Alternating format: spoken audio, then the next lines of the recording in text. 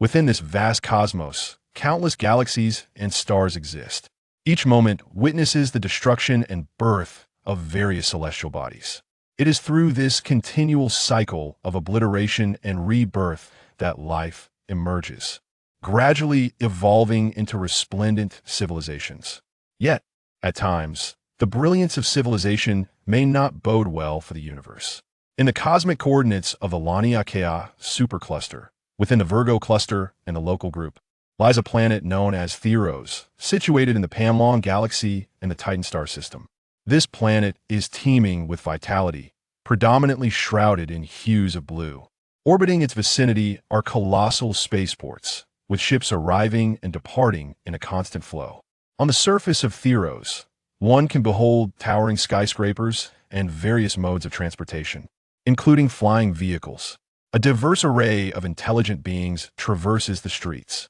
As one's gaze shifts, a monumental edifice stands out, towering above all else. This structure spans an impressive 30 square kilometers, adorned with numerous spires that pierce the heavens. The tallest of these spires reaches a staggering height of over 3,500 meters. This architectural marvel is named the Sanctuary, revered as a sacred site by the Therosians, for it serves as the exclusive palace of Thanos. Within the sanctuary lies a chamber known as the gravity room. At this moment, the instruments within the room indicate that the gravity has reached 1,000 times its normal intensity. Yet, a tall figure of violet hue appears seemingly unaffected by the force of gravity, diligently engaged in exercise. 1003, 1004 as Thanos performs push-ups. He meticulously attunes himself to the strength coursing through his body. This method of training is derived from an anime he once watched in his previous life, yielding remarkable results. Indeed, he is a traveler from another realm. One fateful day, while relaxing at home, watching Avengers Endgame, sipping beer, and munching on peanuts, he felt a pang of sorrow upon witnessing Thanos' decapitation at the hands of Thor. Little did he anticipate that upon expressing his lament, he would awaken to find himself transformed into Thanos, precisely at the moment when Titan had just met its demise. Embracing Thanos ideology, he embarked on a path of authoritarianism, rather, a journey to save the universe. After all, the resources of the cosmos are finite, while life has the potential for infinite proliferation. If this trajectory continues, the universe is doomed. Hence, balance must be maintained, and he is the one to take action. Now, over 500 years have passed in the Marvel Universe, and his achievements are commendable. He governs 237 life-bearing planets, encompassing a total of 43 stars, establishing a formidable presence within the Panlong galaxy. At that moment, the door to the gravity room swung open, revealing a woman with an alluring figure, clad in a form-fitting black and white suit. Her exposed skin revealed a striking blue hue, indicating her non-human origins. She is none other than one of Thanos' Black Order, the Proxima Midnight. As Dark Knight Proxima stepped into the gravity chamber, she was immediately overwhelmed by an immense pressure that forced her to the ground. This left her utterly astonished. As one of the Black Obsidian Five, her strength had been honed through countless trials and tribulations, enabling her to effortlessly obliterate a spacecraft with a single hand. Yet in this moment, she found herself unable to even stand. How many times the force of gravity could this possibly be? Contemplating this, she gazed towards a figure not far away, her eyes brimming with profound admiration. Just as she prepared to summon the dark energy within her, Thanos noticed her entrance and promptly ceased his training. Addressing the void with Deep Blue, deactivate the gravity system. In the next moment, a mechanical, synthesized voice resonated in the air. As you wish, Master. Deep Blue was the artificial intelligence he had created, a name chosen to reminisce about his days on the Blue Planet. As the gravity system deactivated, Dark Knight Proxima gradually rose to her feet. After a brief moment, she approached Thanos, kneeling respectfully 2 meters before him, and stated, "Dark Knight Proxima has come to pay her respects, my lord." Thanos regarded the woman before him, casually inquiring, "Why have you returned so soon? Has Ice Crystal Star already been conquered?" As the sovereign of the universe, it was only fitting for him to engage in the conquest of realms. The Black Obsidian Five as his most capable subordinates, had been dispatched to assault other planets. Recently, he had sent Dark Knight Proxima to attack Ice Crystal Star, located 174 light-years away. So it seemed rather premature for her to return without completion of the task.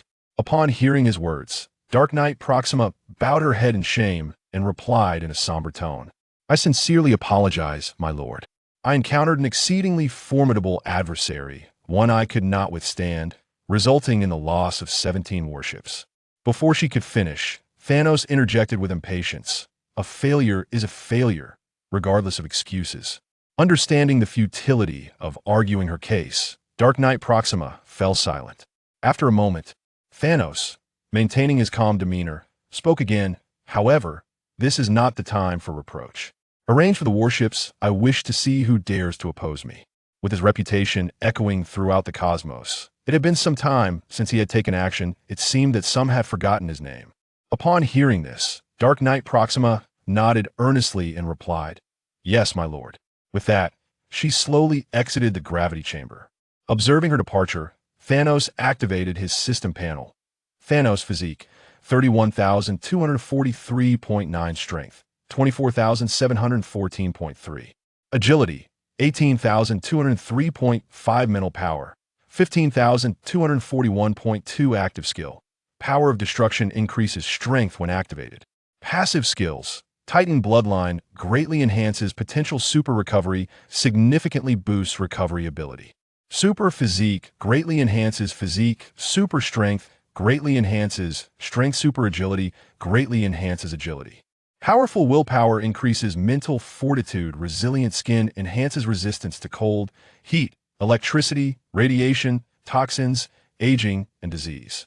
Unique skill, Sovereign, each dominion over a star system significantly amplifies strength and potential equipment. Tyrant's Cleaver, Tyrant's Battle Armor.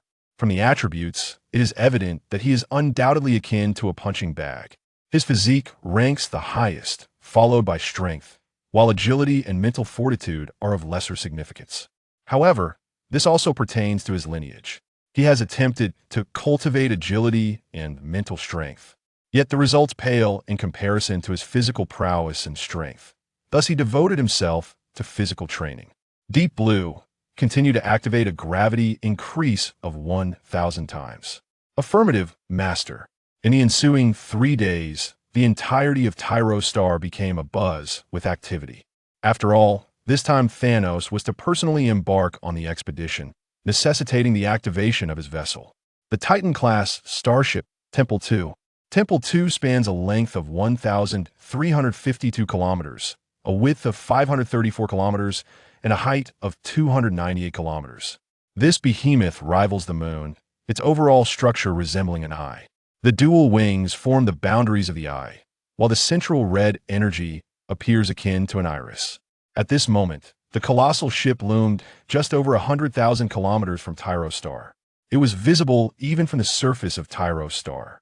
In addition to Temple 2, various escort ships, attack vessels, and supply ships surrounded it, totaling over 100. From this, one can discern that Thanos' influence has significantly surpassed that depicted in the films. Chapter 2 Encountering the Enemy time swiftly passed to the 4th day. On the eve of war, all preparations were meticulously arranged. Dark Knight Proxima once again entered the temple, seeking an audience with Thanos. The gravity chamber, where they met, had now been adjusted to a staggering 1,200 times the normal gravitational force. At this moment, Thanos was lifting a barbell marked at 200 tons, engaging in his weightlifting regimen. Under the immense pressure of 1,200 times gravity, the 200 tons had effectively ballooned to an astonishing 240,000 tons. Yet, in his hands, it appeared as light as a feather, effortlessly lifted. 432. 433. At this juncture, the doors swung open once more.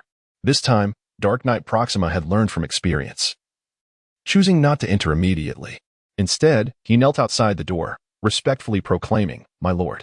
Upon hearing this, Thanos placed the barbell down and, in a deep voice, commanded, "Deep Blue, deactivate the gravity system." "Affirmative, Master," Dark Knight Proxima replied, rising to enter the chamber, where he once again knelt before Thanos, bowing his proud head. Thanos wiped the sweat from his brow and inquired, "Are Temple 2 and the Dark Cult fully prepared?" Dark Knight Proxima lifted his gaze. Admiring the powerful physique and formidable muscles of his lord, his eyes filled with reverence. "Everything is ready, awaiting your command," he stated. Thanos nodded, coldly declaring, "Since preparations are complete, let us depart." Ice Crystal Star is a realm blanketed in white. Due to its considerable distance from the sun, the temperature here remains perpetually below freezing, rendering the surface a canvas of frost and snow. The inhabitants of this world, the Ice Tribe, are a race adorned in white, with limbs and appendages resembling frostbitten forms. Despite their robust physiques and exceptional combat skills, they remain entrenched in a primitive cultural state. At this moment, the chieftain of the Ice Tribe was rallying his people to prepare a sumptuous feast, honoring the hero who had rescued them. She was a golden-haired beauty, a Caucasian woman, known as Carol Danvers, Captain Marvel. While the name may not resonate with all, her moniker is undoubtedly recognized, Captain Marvel. Since her triumph over the Kree fleet on Earth, she had embarked on a mission of justice across the cosmos. Initially, she had roamed within the confines of the Milky Way, but upon hearing whispers of Thanos' infamy, she ventured into the Dragon Spiral Galaxy. Little did she know that shortly after her arrival, she would encounter Thanos' subordinates attacking another planet. Convinced of her role as the righteous defender, she could not stand idly by and valiantly repulsed Thanos' minions. "We are immensely grateful for your salvation," declared the chieftain of the Ice Tribe, towering at nearly 2 meters, his 4 hands clasping 2 goblets, raising them in salute to Captain Marvel, who stood only as high as his chest. This gesture, with 4 hands lifting goblets, represented the highest honor within their tribe. Captain Marvel merely smiled gently, accepting the goblet and drinking deeply. "Do not mention it. It is my duty," she replied. Upon witnessing the scene, the chieftain of the Ice Tribe immediately raised his goblet once more and downed its contents in one swift motion, then proclaimed loudly, "A toast to our hero." The surrounding members of the Ice Tribe promptly followed suit, lifting their cups and echoing, "A toast to our hero." Soon, the celebration commenced in earnest, with the Ice Tribe engaging in song and dance. Many of the self-proclaimed dashing members approached Captain Marvel for a dance, but she graciously declined. Though she perceived herself as a champion of justice, she harbored a deep-seated disdain for these individuals who had yet to attain even the rudimentary aspects of medieval civilization. Naturally, joining them in their revelry was out of the question. Thus, the day was spent in joyous celebration. The following day, while Captain Marvel was still enveloped in a haze of slumber, an anxious member of the Ice Tribe burst into her room. To call it a room was generous. It was merely an ice structure devoid of a door. "Hero, hero, trouble, trouble. The villains have returned." The urgency in his voice jolted her awake. Without uttering a word, she radiated a spectrum of vibrant colors and soared into the air. However, in the next moment, her eyes widened in disbelief. "Oh, my stars!" she exclaimed, beholding an enormous spaceship in the vastness of space, colossal beyond description. It was the first time she had encountered a cosmic warship comparable in size to the moon during her years of wandering the universe. "Where are my weapons? My armor? Hurry! The enemy approaches. All personnel, assemble." At that moment, the Ice Tribe members scurried about in a frenzy, some searching for weapons, others for armor. The festivities of the previous night had left many still groggy and utterly unprepared for the impending crisis. Shortly thereafter, the chieftain of the Ice Tribe arrived, equally flustered. "Hero, what shall we do?" Captain Marvel regained her composure and replied gravely, "Gather the warriors and bring them here. I will ascend first to assess the situation." With that, she once again emanated her dazzling aura and swiftly ascended into the sky. Meanwhile, in the control room of the Starlight II, the figure known as Dark Knight Proxima observed Captain Marvel on the 3-dimensional screen. This time, she appeared far more composed than before. "My lord, it is this individual who annihilated my fleet and slaughtered my soldiers." Thanos, who had been meditating upon his throne, opened his eyes upon hearing Dark Knight Proxima's words. As he beheld the familiar yet strange figure on the screen, he began to ponder the identity of this individual. Having resided in this world for over 5 centuries, he had nearly forgotten the films he once watched. Yet, something about her entrance felt eerily familiar, as if he had encountered it before. As she drew nearer, he finally unearthed the information from the recesses of his memory. Captain Marvel? Indeed, only that proud and ostentatious Captain Marvel would make an entrance in such a flamboyant manner. Upon hearing the name Dark Knight Proxima, the figure nodded knowingly and remarked, Indeed, indeed. When I previously crossed paths with her, she mentioned that her name was Captain Marvel." Thanos, upon hearing this, fell into deep contemplation. Memories from before his traversal began to resurface, slowly and gradually. The emergence of Captain Marvel signified that the narrative of the Marvel Universe had commenced. The Blue Planet, a homeland that felt eerily familiar, remained a mystery in this world. As time passed, Captain Marvel swiftly exited the icy realm, soaring towards Sanctuary 2 at 10 times the speed of sound, now merely 1,000 kilometers away from them. In the vastness of space, such a distance was almost akin to being in close proximity. Observing Thanos lost in thought, Dark Knight Proxima could only whisper, "My lord, what shall we do?" Were it not for the impending arrival of the adversary, she would not dare to disturb his musings. After all, compared to Captain Marvel, her lord was the most formidable entity in the universe.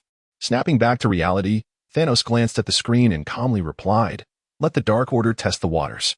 The Dark Order comprised his most steadfast and loyal soldiers. They possessed 6 arms, sharp fangs, and jet-black skin, exhibiting immense strength, fearlessness in the face of death, and unwavering loyalty. Their sole drawback lay in their lack of intelligence.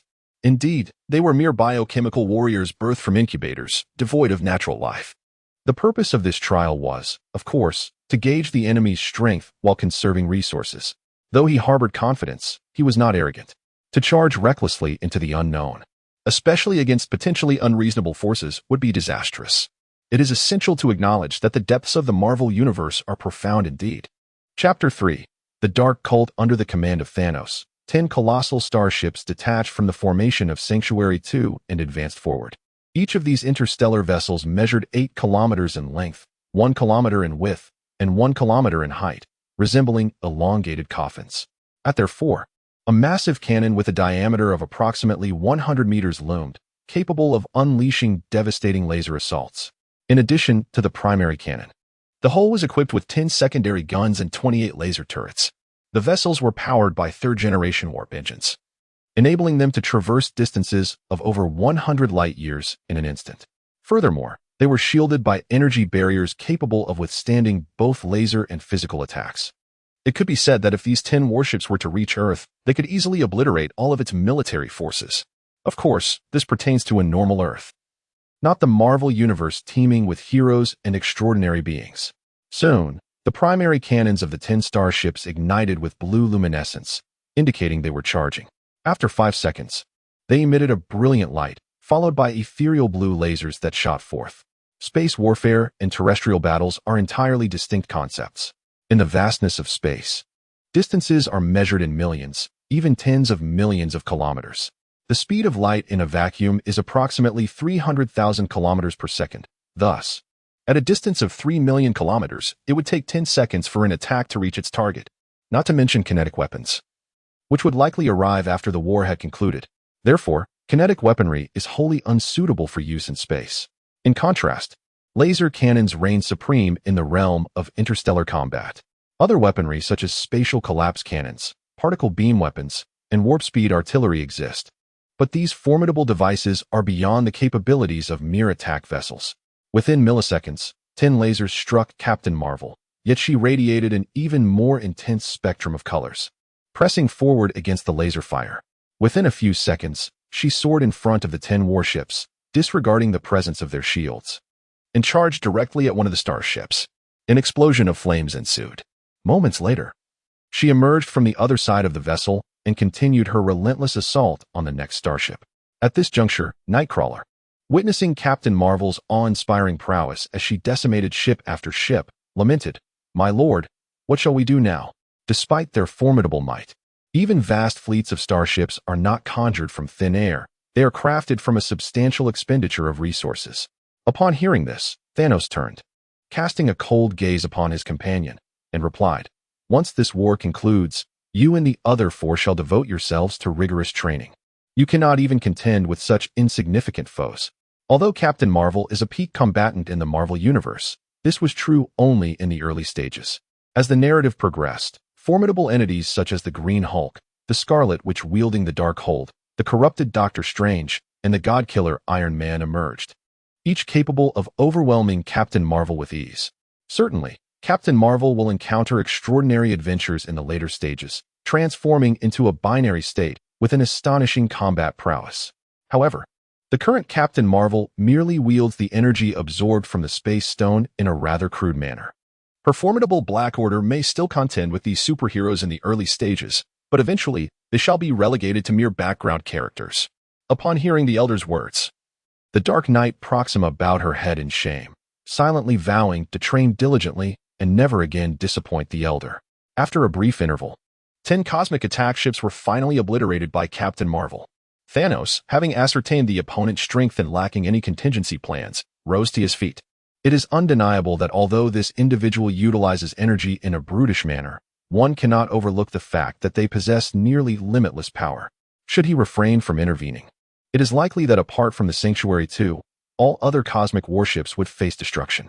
"Do not move," he commanded, before soaring out of the Sanctuary 2 and hurtling towards Captain Marvel at the speed of light.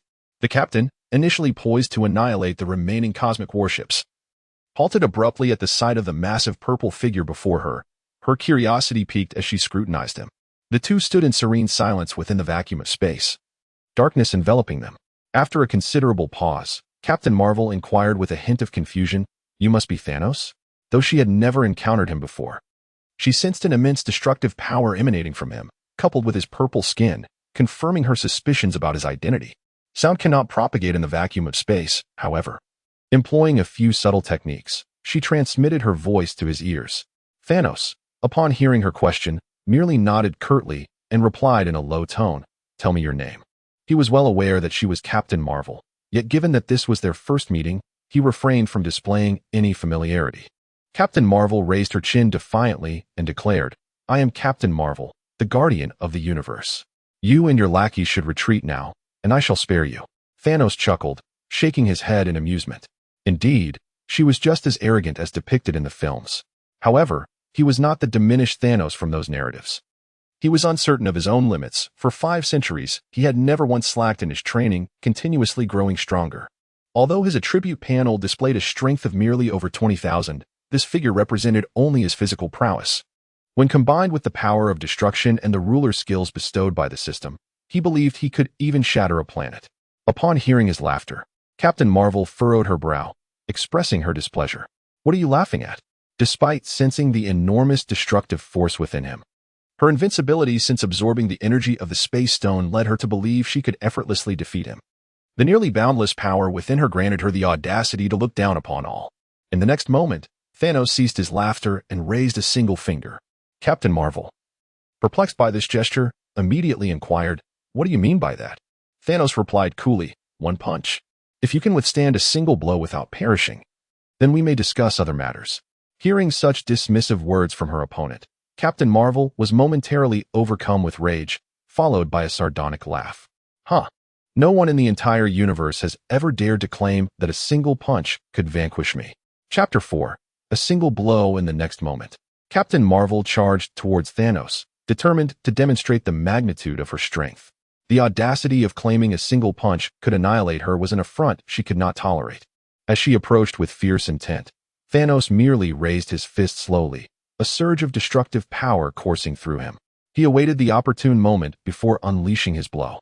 The impact was tremendous, though silence enveloped the vacuum of space. The inhabitants of the Sanctum II and all members of the Dark Order felt the reverberation of that mighty strike. A brilliant light erupted, momentarily overshadowing distant stars. In the heart of this radiance, Captain Marvel sensed an overwhelming force that was insurmountable. Despite her frantic efforts to harness the energy within her, she found herself utterly powerless, akin to a mere speck before a colossal star. Since acquiring the energy of the Space Stone, she had not endured such a feeling of insignificance.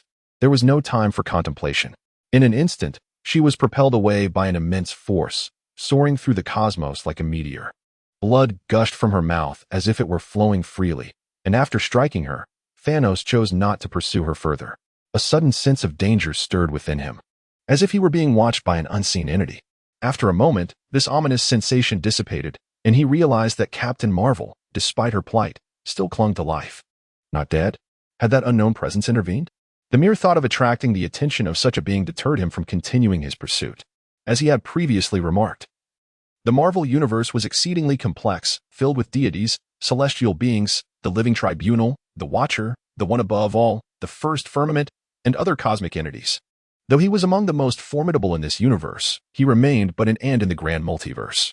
Having concluded his encounter with Captain Marvel, Thanos turned his gaze towards the distant white planet, and with a languid motion of his hand, commanded the Sanctum II and a multitude of warships to advance toward their objective.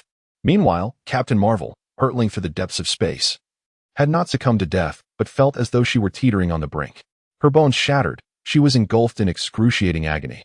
While the chaotic energy within her rendered her immobile, had sound been possible in the vacuum, her anguished cries would have echoed throughout the universe. In addition to her physical torment, her spirit was equally afflicted. The vast fleet sped towards the ice crystal planet, a world she could no longer protect, sealing its fate. Thoughts of the Ice People's future filled her with despair. Though they possessed commendable combat prowess, they stood no chance against Thanos. At last, she comprehended the meaning behind his assertion that if she could withstand a punch without perishing, he would spare her. The disparity in their powers was insurmountable. After a brief moment, Thanos was the first to advance, soaring into the atmosphere of the planet. Suspended in midair, he beheld a formidable assembly of armed Ice Clan warriors, numbering in the hundreds of thousands, poised for battle. Although the Ice Clan's technology was lacking, their strength was not to be underestimated. Due to the harsh environment, the entire ice crystal planet housed barely over 1 million Ice Clan members, yet nearly 1/10 of them possessed the ability to fly. While not all powerful warriors could take to the skies, those who could certainly exhibited remarkable prowess. The leader of the Ice Clan ascended with a grave expression upon spotting Thanos. Dreaded invader, prepare to face the wrath of the Ice God. To him, the situation was abundantly clear. The towering purple figure before him was the enemy intent on their invasion, leaving no room for negotiation. Only confrontation remained.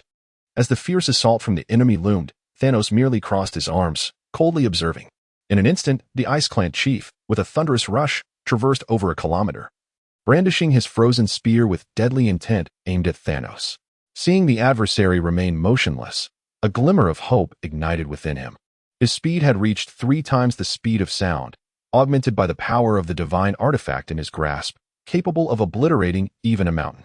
He could hardly believe that the opponent's body would surpass the resilience of such a natural giant.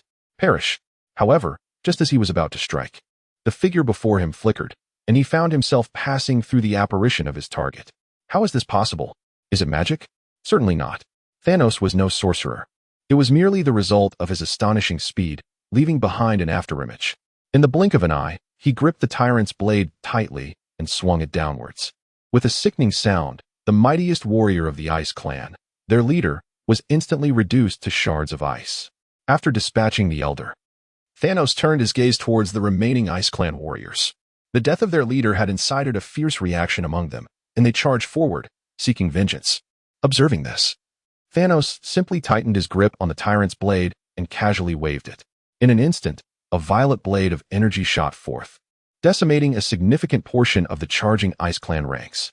Within minutes, the number of slain Ice Clan warriors had reached a staggering majority. The remaining fighters, witnessing the relentless demise of their kin, were stripped of their initial bravado, their spirits shattered. Help! A demon! This is a demon! Run! I do not wish to die. It was unclear who initiated the retreat, but as one Ice Clan warrior fled, the others quickly followed suit, abandoning the battlefield in droves. Thanos, observing the chaos, chose not to pursue. He had grown weary of this one-sided massacre. Glancing at his hands, he suddenly felt compelled to test the extent of destruction he could unleash with his full power. Chapter 5. The Soul Stone. The sound of the wind echoed through this realm, carrying with it the pervasive frost of the world. Here, ordinary beings could scarcely survive 5 seconds without being frozen into solid ice. Thanos gazed down upon the planet beneath his feet, and an audacious thought suddenly blossomed in his mind. While residing on his own planet, he had always restrained the use of his powers, fearful of damaging his palace. Even during his training, he relied solely on his physical form, never unleashing the full extent of his destructive force. Yet he now pondered, how great an annihilation could his might truly unleash? With a swift decision, he unleashed the full torrent of his destructive energy. Tendrils of dense purple smoke erupted from his skin, reminiscent of a dark, demonic presence descending upon the world. At that moment, a voice reached his ears, belonging to the Knight Proxima. My lord, Temple Number 2 and the Dark Cult are prepared for immediate deployment. However, having resolved to test his strength, he chose not to summon his subordinates, wishing to shield them from the impending aftermath. "Stand down and await my command," he ordered. Although the Knight Proxima felt a twinge of confusion at his lord's directive, he promptly nodded in agreement. "Yes, my lord." Meanwhile, the ice crystal planet seemed to sense the impending doom as the atmosphere became turbulent. A fierce, frost-laden gale howled through the air, while ominous clouds began to coalesce, seemingly warning the intruder to reconsider his actions. Yet Thanos paid no heed to the tumultuous weather. After gathering his energy for a moment, he felt the destructive force within his fist reach its zenith, and thus he launched his assault. With a thunderous roar, he unleashed a punch toward the ground. Channeling all his might, the destructive energy burst forth from his fist, transforming into a colossal purple sphere that surged onward, unrestrained by his control. Within it, the annihilation power began to expand rapidly. In no time, the sphere's diameter swelled to 100 meters and continued to grow. On the surface, not all of the ice folk fled. Some, unable to fly or unwilling to abandon their land, remained hidden in the forests, watching the malevolent force above. They sensed an overwhelming presence of destruction, the purple energy radiating an intensity surpassing that of the stars, casting an eerie yet brilliant glow. As this purple sphere plummeted toward the ground, cries of despair erupted from the more powerful ice folk. "No," they shouted, recognizing the cataclysmic power in the dark light. They surged from their hiding places, soaring toward the sphere, hurling their spears and weapons in a desperate attempt to halt its descent. However, their efforts were futile. All spears and blades, upon contact with the destructive energy, were crushed to atomic fragments, vanishing from existence in that realm. The energy of annihilation stands as the most destructive force within the cosmos, embodying the utmost peril. It possesses the capability to obliterate all existence. Witnessing their weapons prove futile, the ice dwellers, undeterred by despair, charged forward. This struggle pertained to the survival of their race, even the fate of their planet. Despite knowing their inevitable demise, they resolutely sacrificed their lives to safeguard this world. The wails of anguish echoed relentlessly. As the ice dwellers encountered the violet sphere, they could only watch helplessly as their skin, flesh, and bones gradually disintegrated. They yearned to flee, yet found themselves utterly powerless. Although their demise was fraught with agony, it was fleeting. The immense force of destruction swiftly descended upon the surface, bringing with it an overwhelming despair. With a resounding roar, the annihilating energy, now expanded to a diameter of 1 kilometer, began its descent toward the planet's core. High above, Thanos surveyed the scene with a satisfied nod. Instructing the cosmic warships to retreat, he sensed that this full-powered strike exceeded his expectations, perhaps capable of obliterating the planet. It would be prudent to distance the hovering warships to avoid the impending fallout. Soon, he observed the planet beginning to tremble. Cracks appeared on the surface, accompanied by minor tremors. Even from afar, some mountain peaks erupted with sparks, showing signs of molten lava. In an instant, the ice crystal planet bore the visage of an impending apocalypse. At that moment, Thanos noted the ice dwellers had ceased their attacks, instead making their way toward a towering peak. How peculiar! In the face of the world's end, they were hastening there. Shouldn't they be cherishing their final moments with loved ones? Was there something there that could offer them salvation? Driven by curiosity, Thanos soared toward the peak. Upon arriving, he discerned the peculiar nature of the summit. Amidst the apocalyptic chaos, while other beasts scattered in panic, this place remained eerily tranquil, as if the creatures were oblivious to the cataclysm. The ice dwellers hastened toward a cavern, entering with urgency, yet showing no signs of exiting. Could it be that an interdimensional rift lay within? Or perhaps a teleportation device? The surrounding ice dwellers, upon noticing Thanos, displayed fear but did not flee. Instead, they quickened their pace into the cave. Observing this, Thanos waved his hand. With a thunderous roar, a surge of destructive energy obliterated the surrounding ice folk, gouging the ground to a depth of 5 meters. Then, he ventured into the cavern. Inside, he discovered a hidden realm. The mountain had been nearly hollowed out, with the entering ice dwellers kneeling beneath a structure reminiscent of a pyramid. Remarkably, they seemed unperturbed by Thanos' presence, remaining steadfast in their reverent kneeling. Above this pyramid-like structure, a gem emanates an eerie yellow glow. Upon seeing the gem, Thanos suddenly breaks into a smile. The Mind Stone, it seems the plot has led us here. This captivating yellow gem, which enthralls all the ice folk, is indeed one of the 6 Infinity Stones of the Marvel Universe, possessing the power to manipulate the mind. To merely label it as a gem is an understatement. It resembles a magical stone. Those endowed with strength may withstand the gem's influence, but the weak are destined to become its nourishment. For instance, the Mind Stone before us continuously siphons the mental energy of the surrounding ice folk. It is no wonder that after tens of thousands of years of development, the ice folk remain subhuman. They have been profoundly affected by the Mind Stone. Chapter 6. The Art of Absorption. After observing for a while, Thanos soared above the pyramid-like structure and extended his right hand towards the Mind Stone. In the next moment, he felt a surge of psychic energy invading his mind. Yet, it seemed as if nothing had transpired, leaving no discernible effect. Grasping the Mind Stone, he departed from the icy planet. In the ensuing years, wielding his formidable power, he annihilated one planet after another, asserting dominion over a multitude of star systems. Eventually, he discovered the Blue Planet, where, accompanied by his minions, he obliterated the Avengers, the Illuminati, Wakanda, Kamartaj, and various other factions. Ultimately, he amassed all 6 Infinity Stones, establishing himself as the supreme entity within the Marvel Universe. However, as the years rolled by, he gradually succumbed to the ravages of age, losing his strength, while the 6 stones proved powerless to halt his decline. In the midst of despair, awaiting death, Thanos sensed an enigmatic tremor, intensifying with each passing moment.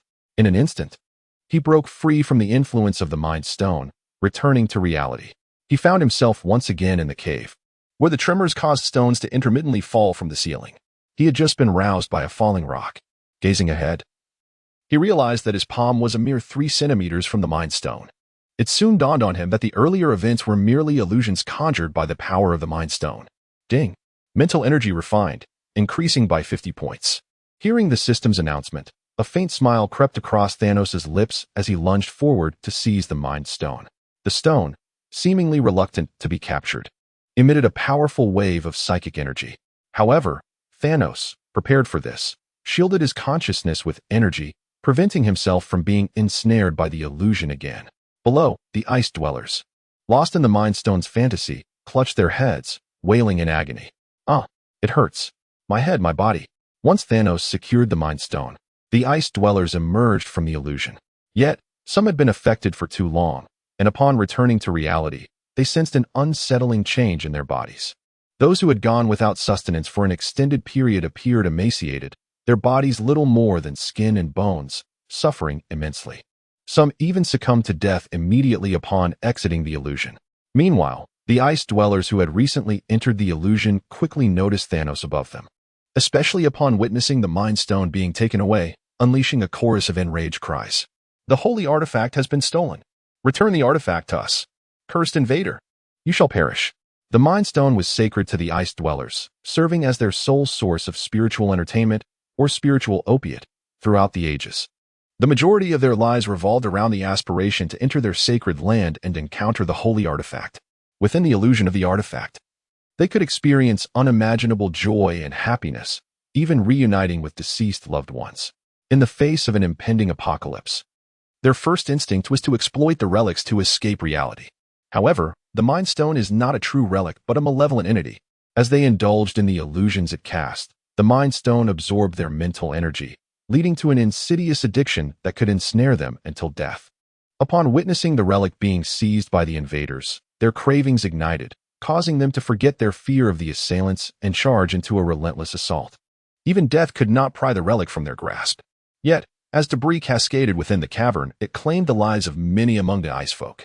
Thanos observed the frenzied attacks of these desperate beings and merely shook his head before soaring out of the cave. These insignificant creatures were hardly worthy of his attention. Upon emerging into the open, he sensed the increasing tremors of the crystalline planet. As more stones tumbled, they soon sealed the cave's entrance, trapping the ice folk within. The rumbling grew louder, as if the crystalline world sensed its impending demise. Dark clouds gathered overhead, and lightning began to strike.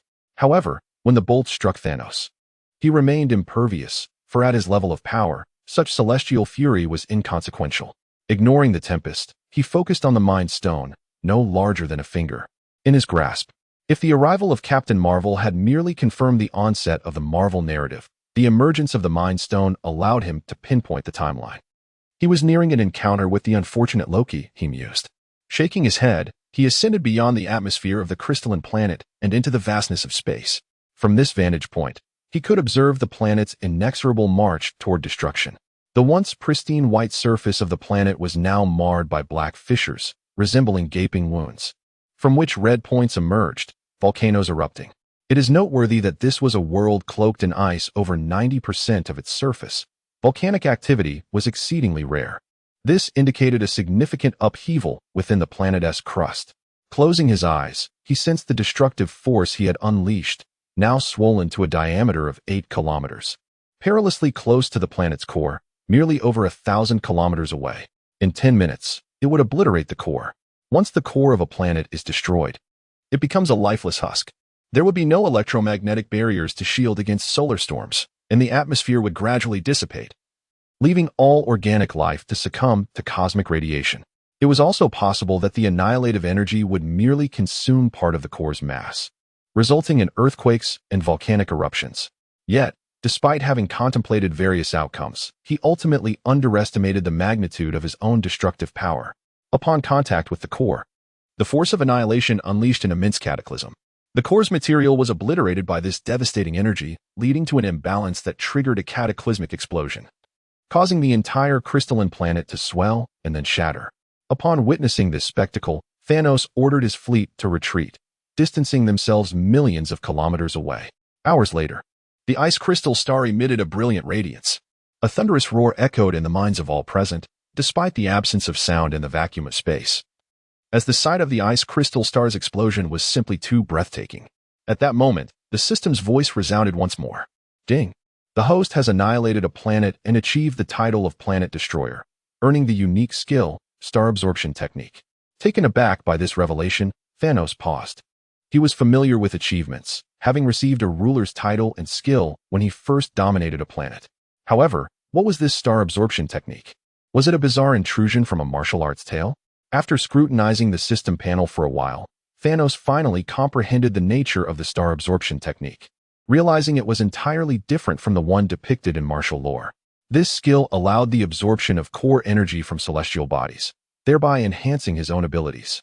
Naturally, the planets from which energy was siphoned would meet their inevitable destruction. It appeared that next time, he could opt for a less brutal method of obliterating a planet, as absorption yielded superior results.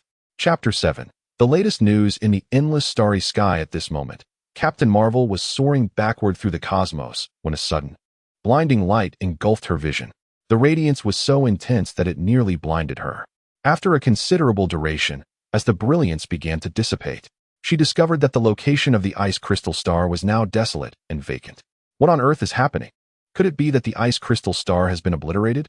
The mere thought of such a possibility left her feelings indescribably complex. Regret for her own powerlessness, resentment at her own inability to effect change, and a deep-seated hatred for Thanos' ruthless nature, coupled with a sense of relief at having escaped with her life. Amidst this turmoil, a thread of fear began to weave through her thoughts. She had initially believed Thanos sought to conquer this planet, only to find he had annihilated it instead. This revelation brought to mind the dreadful tale she had heard about Thanos, stories of him feasting on children, bathing in blood, and taking pleasure in killing for sport. Previously, she had dismissed these as exaggerated rumors, but now she realized that no words could capture even a fraction of Thanos' malevolence. Perhaps he truly was one of the most wicked beings in the universe. If only she could clench her fists and strike that purple visage with all her might, bringing an end to his existence. Surprisingly, the intensity of her hatred began to miraculously awaken the energy within her, gradually mending her damaged form. She was uncertain of the cause, yet it was undoubtedly a fortuitous development. Thus, she hurriedly focused on restoring her body. Time passed swiftly.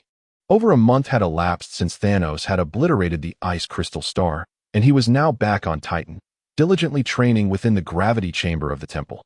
The gravity had been set to an astounding 2,000 times Earth's gravity, having acquired the power of the Soul Stone and the dark arts. His strength had surged to new heights, and he had completely acclimated to the intense gravitational force. Knock, knock. A series of knocks echoed through the chamber. Moments later, the door swung open, revealing the Dark Knight Proxima, clad in her form-fitting leather attire. My lord, General Corvus Glaive has returned and brings with him significant news. As General Glaive was the beloved of Proxima, she conveyed the message on his behalf. Upon hearing this, Thanos immediately set aside the blade he had been wielding. Deep Blue, deactivate the gravity system. At once, my lord. As the gravity system powered down, Proxima stepped inside, kneeling before Thanos. He placed his weapon down and inquired, What news do you bring? Proxima lowered her gaze and respectfully replied, General Glaive has discovered an unclaimed wormhole. And on the other side lies the galaxy that you have sought for 4 centuries. At this, Thanos narrowed his eyes. Indeed, the narrative that belonged to him was beginning to unfold. The galaxy he had searched for over 400 years had suddenly come into reach. He was not one to remain passive. If he could eradicate Blue Planet before it had the chance to flourish, he would not hesitate to do so.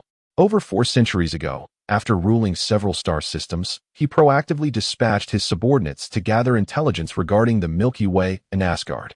Although his minions uncovered numerous rumors about Asgard, they never managed to pinpoint its precise coordinates, nor did they even ascertain the location of the Milky Way.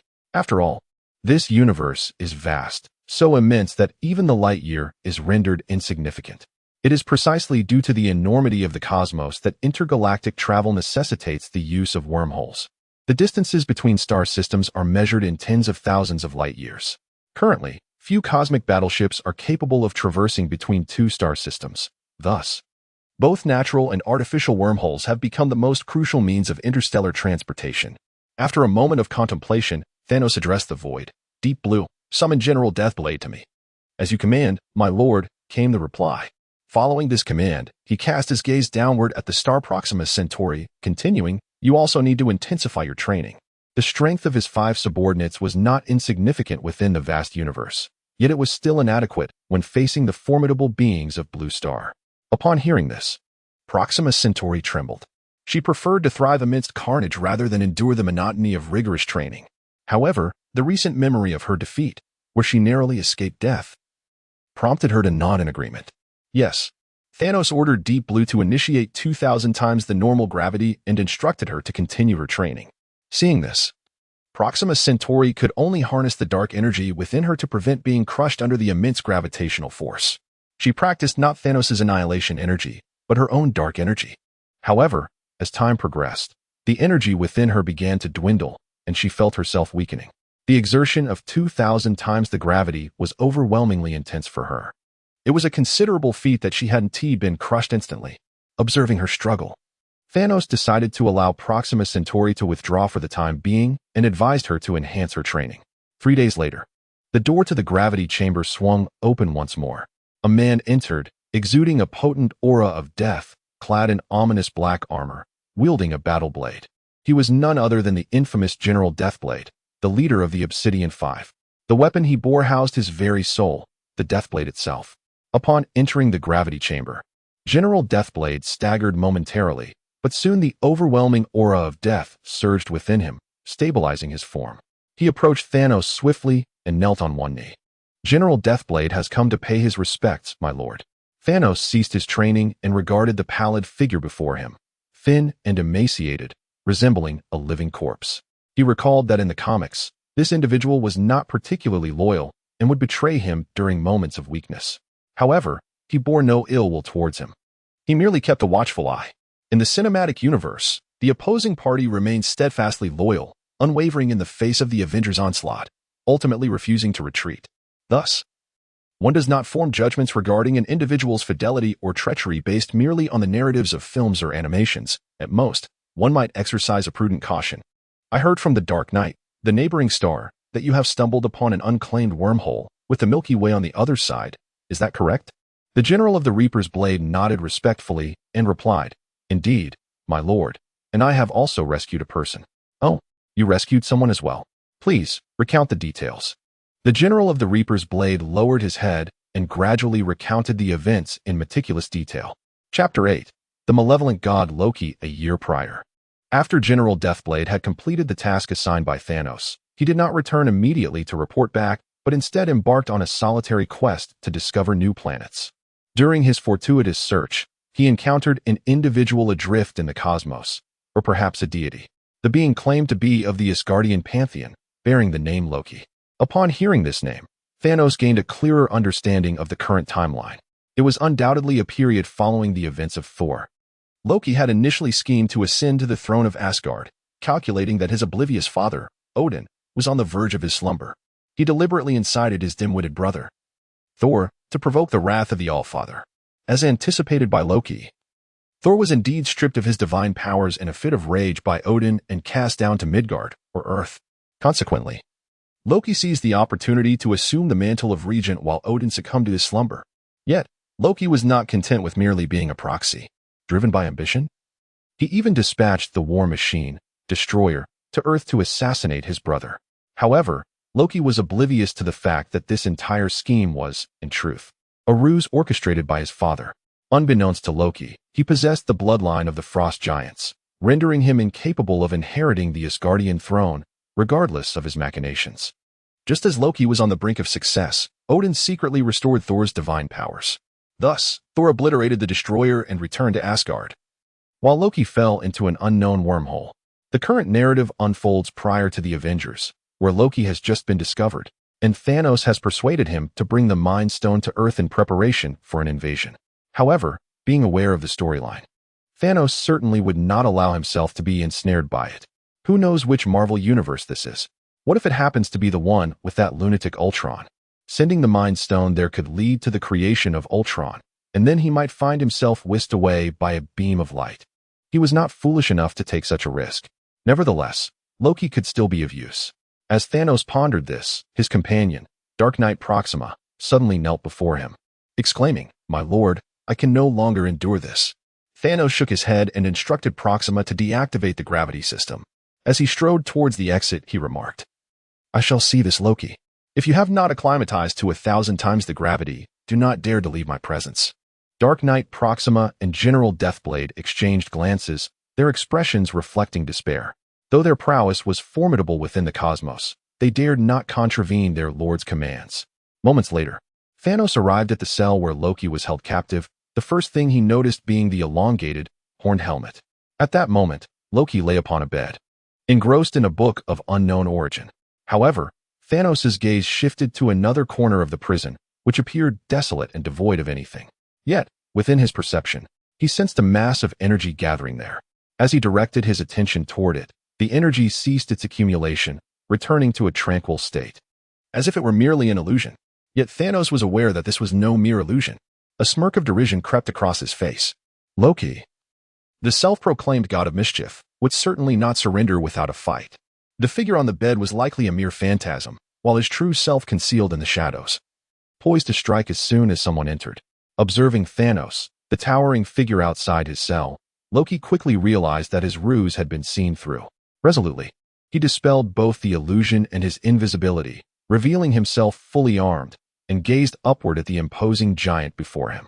Although he stood at a respectable height of 6 feet in Asgardian terms, Thanos' nearly 8-foot stature loomed over him in a manner that felt overwhelmingly formidable. "Who are you?" Thanos inquired, sealing the laser door behind him. Utilizing his height to his advantage, he looked down upon Loki and coolly declared, "You may call me Thanos." Feeling the weight of Thanos' gaze, Loki's heart surged with indignation, yet he lowered his head obediently and replied with feigned reverence, "So you are the illustrious Thanos. It is an honor to finally meet you." Although Asgard adhered to a policy of isolationism, whispers of cosmic events had still managed to infiltrate their realm. Thanos' rise to power was undoubtedly the most significant news throughout the universe. After all, he was the singular entity to implement a population control mandate, stripping individuals of their reproductive freedoms under the guise of a scientifically sound and rational breeding program. Those who defied this edict, either by having too many or too few offspring, faced exorbitant fines or even criminal repercussions. This scheme was Thanos' solution to maintaining the universe's balance, far more sustainable than the previous method of eradicating half of all life. However, in a Marvel universe that prioritized freedom over existence, such measures were viewed as heretical, to be avoided at all costs. Had he not possessed such formidable strength, he would have likely been branded a heretic and eliminated long ago. Disregarding Loki's superficial flattery, Thanos remarked with a hint of amusement, "Loki, the god of mischief, Odin's third son, yet a mere half-breed with the blood of frost giants." Upon hearing the term half-breed, a glint of cold fury flashed in Loki's eyes as he thrust his hands forward. Instantly, a flurry of daggers materialized from the void, hurtling toward Thanos with astonishing speed. The prior compliments had merely served to lull Thanos into complacency. He had been calculating his escape all along.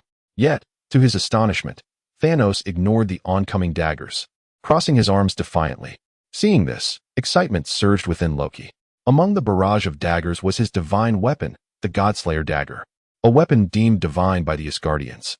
Its power was extraordinary. He had vanquished countless formidable foes with the Godslayer, and surely this purple giant would be no exception. In the next moment, the clash of steel resonated through the air. Clang, clang, clang. Suddenly, a particularly crisp sound echoed, a distinct thud. Loki's face was instantly transformed into a mask of disbelief. The artifact he had invested such hopes in was deflected just like any other dagger.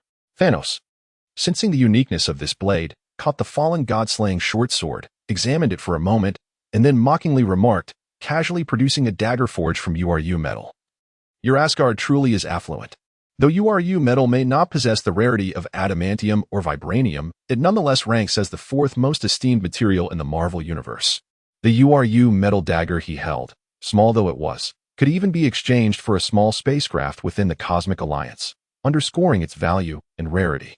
Ignoring Thanos' taunt, Loki, with a grim expression, retorted, "Firstly, I am not a mongrel, and secondly, I am Odin's second son, not the third." Chapter 9. Preparing for departure, the pitiful creature. Upon hearing Loki's words, Thanos ceased his mockery, shaking his head as he felt a mix of pity and sadness for the other. Loki, with unwavering determination, sought Odin's approval, yet from the very beginning, Odin regarded him merely as a pawn to control the frost giants. Furthermore, Odin had granted Loki the illusion of parity, only to ultimately sever his hopes and cast him into the cosmic wormhole. As Odin aged, he appeared to have grown kinder, refraining from waging wars indiscriminately. However, this was merely the wisdom of the All-Father manifesting, cognizant of the existence of the Aesir, compelling him to suppress his latent ambitions and resort to cunning and strategy. In his youth, Odin had even sealed away his own daughter, Hela, fearing her potential to overshadow him, sacrificing all Valkyries without hesitation. It is evident that before Odin, all familial bonds and lives could be sacrificed for the sake of power. Could such a being truly change for the better? The sun rising from the west is more likely. There is a saying that aptly captures this. It is not that the elderly have turned wicked, rather, the wicked simply grow old. To claim that Odin has become benevolent with age is nothing short of a cosmic jest. Observing the pity etched on Thanos' face, Loki was instantly stirred, akin to a cat whose tail had been stepped on. What does that expression mean? Are you pitying me? What is there to pity? I am the future king of Asgard, the future sovereign of the universe. Soon, you shall all kneel at my feet. As Loki erupted with what seemed like neurotic fury, Thanos frowned, responding with displeasure. Enough. Restrain your petty thoughts, god of mischief. How could one labeled as the god of mischief lose his composure over mere words?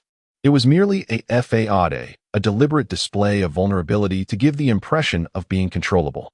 In the 5 centuries of his existence, he had encountered many who fancied themselves clever. Upon hearing Thanos refer to him as the god of mischief, Loki realized that his intentions had been uncovered. His demeanor instantly shifted to one of calm, and he spoke coolly, "Speak, how might you spare me?"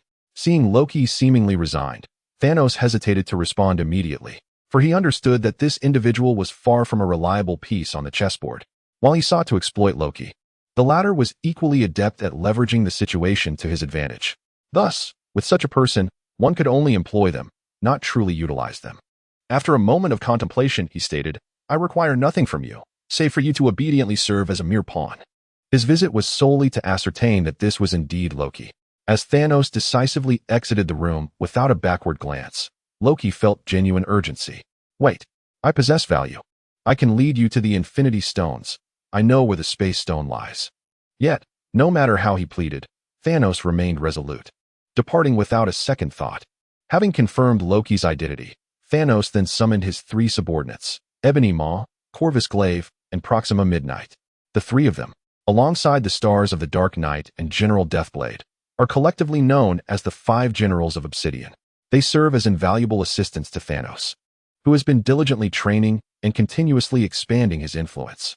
Upon the return of the 5 generals, he initiated a Level 1 war mobilization. This mobilization entails that all civilian activities and resources must yield for the sake of war. To commence, 10 asteroids, each approximately 10,000 kilometers in diameter, were drawn towards the vicinity of the black hole, upon which interstellar fortresses were constructed. These fortresses represent the pinnacle of Thanos' technological advancements. Once activated, The protective shields would likely withstand a formidable assault, possibly requiring 10 strikes to breach, though this remains an estimation due to a lack of practical experimentation. Subsequently, Thanos mandated an increase in the reproductive population of the planets under his dominion, a strategic move in preparation for the impending conflict with the Asgardian pantheon. Unlike the simplistic portrayals in films, the warfare between the two factions would not merely involve a few leaders clashing for supremacy. The reality of such cosmic battles leads to casualties in the hundreds of millions, potentially escalating into the billions or even trillions over prolonged engagements. By increasing the population in advance, the pressure of future warfare can be significantly alleviated. With all preparations completed, the next phase involved the full-scale production of various warships. His ambition was to assemble a fleet of 10,000 starships within a year. Time swiftly passed, and more than a year had elapsed. In the temple, Thanos sat upon the throne at the apex, gazing down at his 5 subordinates. Despite their progress over the past year not fully satisfying him, they had indeed improved significantly. He mused that they were unlikely to be so easily vanquished as portrayed in the films. After a moment, he summoned several subordinates to bring forth his weapons, the Tyrant's Cleaver and the Tyrant's Armor. The Tyrant's Cleaver is a 2-meter-long double-edged sword composed of 2 1-meter-long broad blades, primarily made of adamantium. This explains why, in the films, it could easily damage Captain America's shield, as adamantium is an incredibly resilient metal, even more so than vibranium. The Tyrant's armor is resplendent in golden hues, adorned with black patterns. It boasts formidable physical defenses and impressive magical resistance. In addition to adamantium, it incorporates a measure of URU alloy, which bestows its magical resistance. In the films, although the Scarlet Witch, in her berserk state, was able to overpower Thanos, the presence of the Tyrant's armor prevented her from delivering a fatal blow, allowing him to seize an opportunity and command a no-holds-barred attack from Temple 2.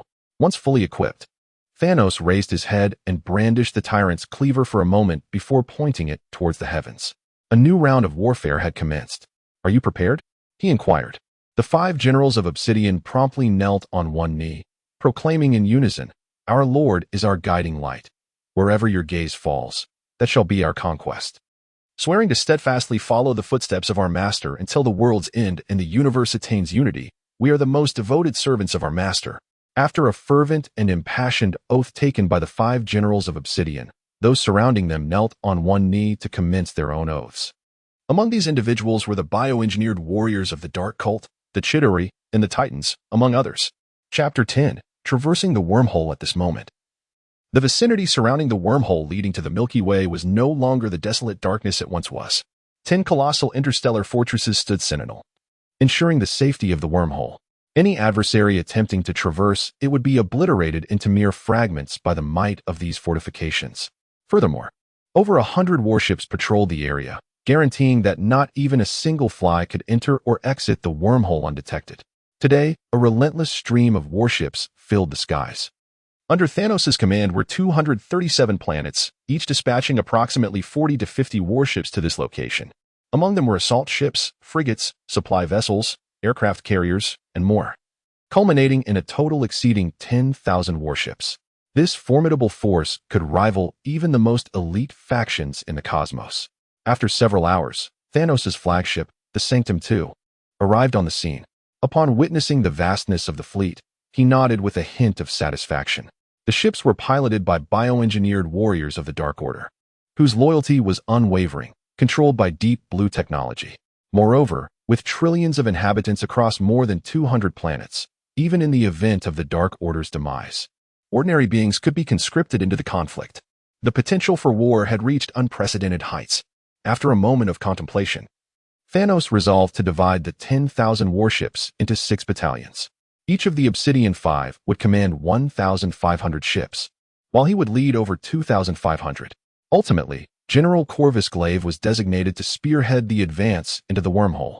After more than an hour, a message of safety emerged from the other side of the wormhole. Thanos then instructed his subordinates to enter in an orderly fashion.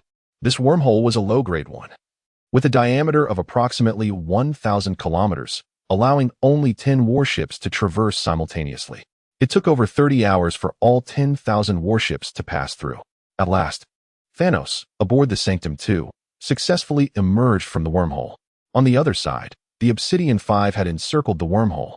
Only upon the arrival of the Sanctum II did they gradually disperse. Although 10,000 warships appeared formidable, they seemed minuscule against the vastness of the universe. Gathered together, they occupied less space than a typical planet. As the formation slowly unfurled, they could merely occupy a fraction of this star system.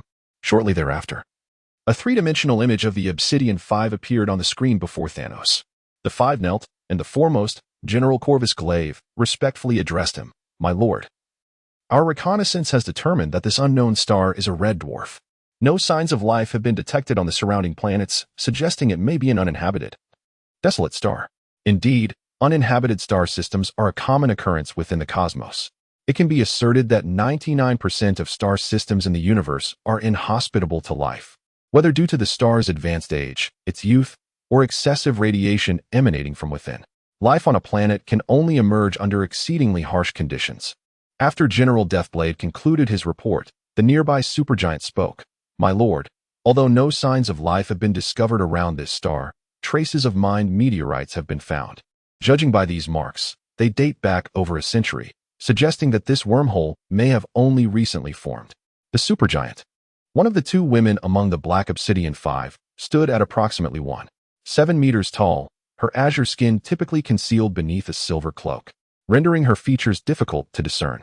While she shared the prowess of mental acuity with Woodthroat, her specialization lay in mental control, telepathy, psychic transmission, and memory extraction, each possessing their own unique strengths. After the supergiant concluded her briefing, the dwarf star commenced his report. Moments later, upon hearing his subordinates, Thanos simply nodded calmly and commanded, "You five shall scout the surrounding stars. Should you encounter any planets harboring life or adversaries, refrain from immediate attack. Report to me first." On the screen, the three-dimensional figures of the Black Obsidian Five nodded in unison. "As you wish, my lord." Following the end of the communication, the Black Obsidian Five promptly led their cosmic battleship to the nearest star. Meanwhile, Thanos continued to direct his subordinates to transport various resources through the wormhole. He intended to establish 10 interstellar fortresses in this region, thereby securing an almost invincible position. He was in no rush to conquer the galaxy. A steady and methodical approach would suffice. After all, time was on his side. Odin had grown old, and even without his intervention, the opposing force would soon meet its demise in a few years. The universe, vast as it may be, can also seem remarkably small. On the third day of the Black Obsidian Five's reconnaissance, Thanos received word from Woodthroat, who reported the discovery of a planet teeming with life. This planet was approximately 2/3 the size of Taro, its surface a breathtaking cerulean hue. Additionally, the degree of greenery was remarkable, with nearly 70% of the land area covered in lush vegetation. Observations by Woodthroat indicated that several hundred Asgardian warriors were currently extracting resources from the indigenous inhabitants. The term indigenous was apt, as there were no signs of advanced technology on this planet. No spaceports adorned its orbital path, skyscrapers were absent from the surface, and there were no automobiles or aircraft in sight. Only 5 Asgardian transport ships lingered in the planet's outer space, their engines dormant, clearly unprepared for any potential threat. After millennia without war, it was little wonder they would not anticipate an invasion. Chapter 11. The Dark Forest, the Laws of Survival in the Universe. Never reveal your coordinates, for what awaits you is not benevolent visitors, but endless slaughter and bloodshed. Lingxi Star is an inconspicuous planet within the Milky Way, governed by Odin. On this planet resides a species known as the Lingxi people, characterized by their human bodies and rhinoceros heads. Towering at around 2 meters, they possess formidable physical strength. Yet their intellect leaves much to be desired. After thousands of years of development, they remain entrenched in a society akin to slavery, firmly rooted in the Bronze Age. In the eyes of the Lingxi people, the Asgardian gods, who soar through the skies, are viewed as divine beings. Today marks the annual tribute to these deities. During this time each year, every city of the Lingxi must present offerings as demanded by the gods. These tributes may consist of ores, certain foods, or other special items. As long as the gods' requirements are met, they can ensure a peaceful year. Failure to comply results in the abduction of a number of individuals, who are never seen again. Even the less astute Lingxi comprehend the ominous implications of this fate. Though the Lingxi have contemplated rebellion, each uprising has only met with more brutal reprisals. Gradually, those with the spirit to resist have perished, leaving behind a populace of cowards. In the city of Tooth Tower, a multitude of Lingxi people kneel upon the ground. Before them stand 6 Asgardians, clad in resplendent armor, wielding spears and shields. The elderly Lingxi, the city's lord, kneels at the forefront, eyes filled with terror as he desperately pleads, "Esteemed gods, I beseech you for a few more days' grace. Your demands have surged unexpectedly, and we are utterly unprepared. The recent inclement weather has severely diminished the yield of the Titamai fruit. If we could just wait a few more days, until the fruits from another field ripen, we shall deliver them to you without delay." The Titamai fruit, sweet and fragrant, is the designated offering for this city. In their pursuit to meet the tribute requirements, they have raised vast tracts of farmland to cultivate Titamai trees, resulting in countless deaths among their kin. Rumors abound in Tooth Tower that beneath each Titamai tree lie the bodies of 10 Lingxi people, though they had prepared a sufficient quantity of Titamai fruits. The gods' sudden demand for double the amount has left them in dire straits. Yet, the Asgardians exhibit palpable impatience in response to the Lingxi's entreaties. The leading Asgardian, with a glint of cold malice in his eyes, harshly declares, "Today is the day of tribute. If you have not prepared the offerings, brace yourselves for the consequences." The former city lord knelt on the ground, fervently pleading, "Oh, revered deity, we had prepared an adequate quantity, but your sudden demand for a doubling has left us in dire straits. I beseech you, grant us just a few more days." A flicker of impatience crossed the eyes of the Asgardian deity, and in a swift motion, his spear lunged forward. With a sickening thud, the weapon pierced the old city lord's body. Raising the lifeless form with one hand, he growled, "I desire no excuses. Prepare the Titamifrid at once, or face annihilation." With that, he cast the corpse to the ground. To the Asgardians, the extermination of these inferior races posed no moral dilemma, like the rodents in the soil. Once one batch was exterminated, another would inevitably emerge. What they sought were mere creatures to fulfill their demands. This epitomizes the harsh reality of the universe, the survival of the fittest, the law of the dark forest. At that moment, the Lingxi people below, witnessing the murder of their beloved city lord, were engulfed in fury. To them, the old lord was a figure of immense respect and admiration, one who had devoted everything to the advancement of Chita City. It was through his efforts that they transitioned from a state of starvation due to the scarcity of Titamifrid trees to a time where every individual could eat their fill. Indeed, every inhabitant of Chita City had benefited from his benevolence. Yet, fear of death loomed large. Despite their simmering anger, they dared not defy the wrathful deity. The Asgardian warriors, observing the scene, were filled with disdain and contempt, their murderous intent simmering beneath the surface. Clearly, these inferior races had not witnessed the fury of the Asgardians in far too long, as they had failed to prepare even the slightest offering. How could he return without an adequate explanation? It was well known that King Odin was preparing for a grand ball, specifically requesting this particular fruit. This was the very reason for the increased demand for tributes. Should he fail to collect the offerings in time, resulting in a delay for Odin's festivities, punishment would surely follow. He contemplated the idea of razing the city. At that moment, a young Lingxi raised his iron blade, shouting in anguish for the old lord's revenge. Overthrow the cruel oppression of the deities. The Asgardian warrior, upon witnessing this, smirked coldly, raising his spear to unleash a blue energy blast. The spear, while appearing to be a mere weapon, was, in fact, an energy armament. In the blink of an eye, a resounding thud echoed as a gaping hole appeared in the chest of the charging Lingxi. Disbelief etched on his face as his vitality waned. Moments later, with a heavy thud, his body collapsed. "Young lord!" The surrounding Lingxi cried out in sorrow and rage, revealing the identity of the fallen, the son of the old city lord. Soon, other voices joined in the clamor. "The deities will not allow us to live. We shall fight for the old lord's revenge. Better to stand and die than to kneel and live." As they observed the rioting beings, the 6 Asgardian deities could not conceal their excitement, their tongues flicking in anticipation. In the blink of an eye, an energy shield enveloped the group, heralding the onset of a conflict, a clash that could more aptly be described as a massacre. The armed beings, wielding primitive weaponry, posed no threat to the Asgardian warriors sheltered behind the energy barrier.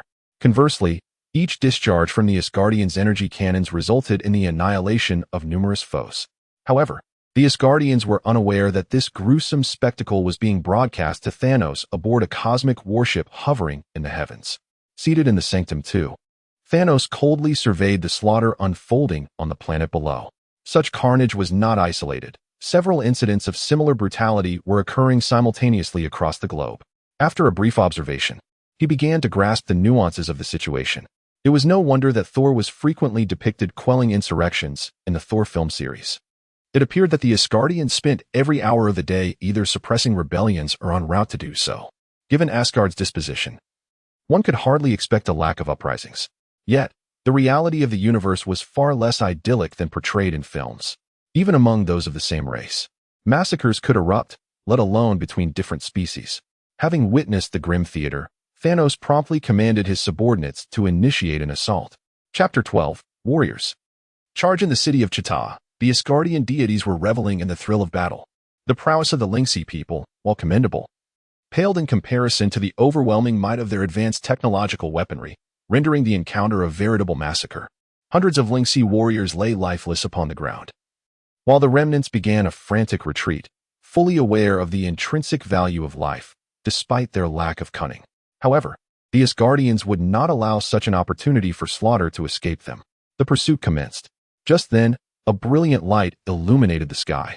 When they looked up, they were taken aback to see a multitude of unidentified cosmic warships emerging from the depths of space, seemingly projecting something towards them. Moments later, fiery streaks illuminated the heavens, akin to a cascade of meteors, with dozens hurtling directly towards them. What was happening? The leader of the Asgardians halted the chase, raising his wrist to activate his communicator, eager to inquire about the situation from the vessels in orbit. Yet, after several attempts, the device merely emitted static. No response was forthcoming. Meanwhile, the other Asgardians, sensing the disturbance above, ceased their pursuit and gathered around their captain. "Captain, our communicators are failing to receive any signals. What is going on?" One asked. "Captain, could our spacecraft have been destroyed? What shall we do?" It seems the newcomers do not come in peace. Hearing the incessant questions from his subordinates, the captain waved his hand in annoyance, commanding, "Silence. Enter a state of heightened alert." At his command, a hush fell upon the group as they began to silently recharge their equipment. Do not presume that their divine status granted them infinite energy. The spears and shields they wielded required power to function. Once all were prepared, they lifted their gazes to the sky. By now, the meteors had drawn close enough for them to discern their true nature. They were rectangular black landing pods, a commonplace sight in the cosmos, typically employed for ground assaults, and in emergencies, could serve as escape pods. Each pod was capable of deploying approximately 1,000 individuals. As they beheld the throng of descending pods, beads of sweat formed on the brows of the Asgardians. Who were these newcomers, friends or foes? After a brief interval, the landing pods finally descended to the earth. With only a slight deceleration, they crashed down, their robust exteriors striking the ground with a resounding thud. The reverberations echoed through the air. Yet the sturdy walls of Chita remained largely unscathed, shielded by distance from the impact. At this juncture, the captain spoke. "Ollie, deploy the unmanned reconnaissance drones to assess the situation." Ollie, an Asgardian, nodded in acknowledgement and retrieved 3 fist-sized, spherical metallic orbs from his waist. After he hurled the iron ball to the ground, he raised his arm and began to operate. Moments later, 3 iron spheres revealed their crimson eyes. And then the anti-gravity system activated, causing them to ascend. Under Ollie's command, the 3 reconnaissance drones soared outward. Before him, the images from the drones materialized. As the drones drew closer to the unfamiliar landing pods, their true nature became evident. These landing pods were entirely black, tapering to sharp points, deeply embedded in the ground. Soon, however, the stabilization system engaged, leveling the pods, and their pointed tops rose like swords, piercing the sky. The ensuing scene plunged the entire Asgardian race into dread. The landing pods opened their doors, unleashing a torrent of black waves. Enlarging the screen revealed that these were not mere waves, but a horde of black monsters. Towering over 2 meters, these creatures possessed robust 6 limbs, ferocious faces, and sharp fangs. Those familiar with cosmic powers would recognize these as Thanos' most formidable legion, the Dark Order. Now, this Dark Order raced towards Tooth Tower City at a staggering speed of over 150 kilometers per hour. The Asgardian captain, witnessing this on the screen, urgently exclaimed, "We must flee. We cannot allow ourselves to be surrounded." The others snapped back to reality. "Yes, we must hurry. But our spacecraft is gone. How can we escape? No matter where we run, we must flee to survive. Indeed, we have delayed our return to Asgard for too long. Those above will surely take notice. We only need to await rescue. Quickly, the six reached a consensus and began to sprint towards the least threatening direction. It must be noted that the Asgardians were truly a race capable of ruling the galaxy. These ordinary warriors moved with remarkable speed, akin to small superheroes, and soon dashed beyond the city limits. Unfortunately, the Dark Order was equally swift. Shortly after they exited the city, ominous black spots emerged in the distance. Damn it. Monsters ahead. The captain shouted. What do we do? I don't want to die. Woe is me. A sense of despair began to permeate the Asgardians. For the enemy they faced was overwhelming, and victory seemed unattainable. However, the captain, gritting his teeth, resolutely declared, Asgardian warriors, Odin above. Charge. Upon hearing this, the other five were invigorated, their expressions reflecting newfound determination. In that moment, they resembled heroes, fully aware of the certainty of their demise yet willing to charge forth for a glimmer of hope. Moments later, the six Asgardians pierced through the dark tide like a golden sword. Yet, despite their formidable strength, they were ultimately overwhelmed by the seemingly endless Dark Order, succumbing after only a brief resistance.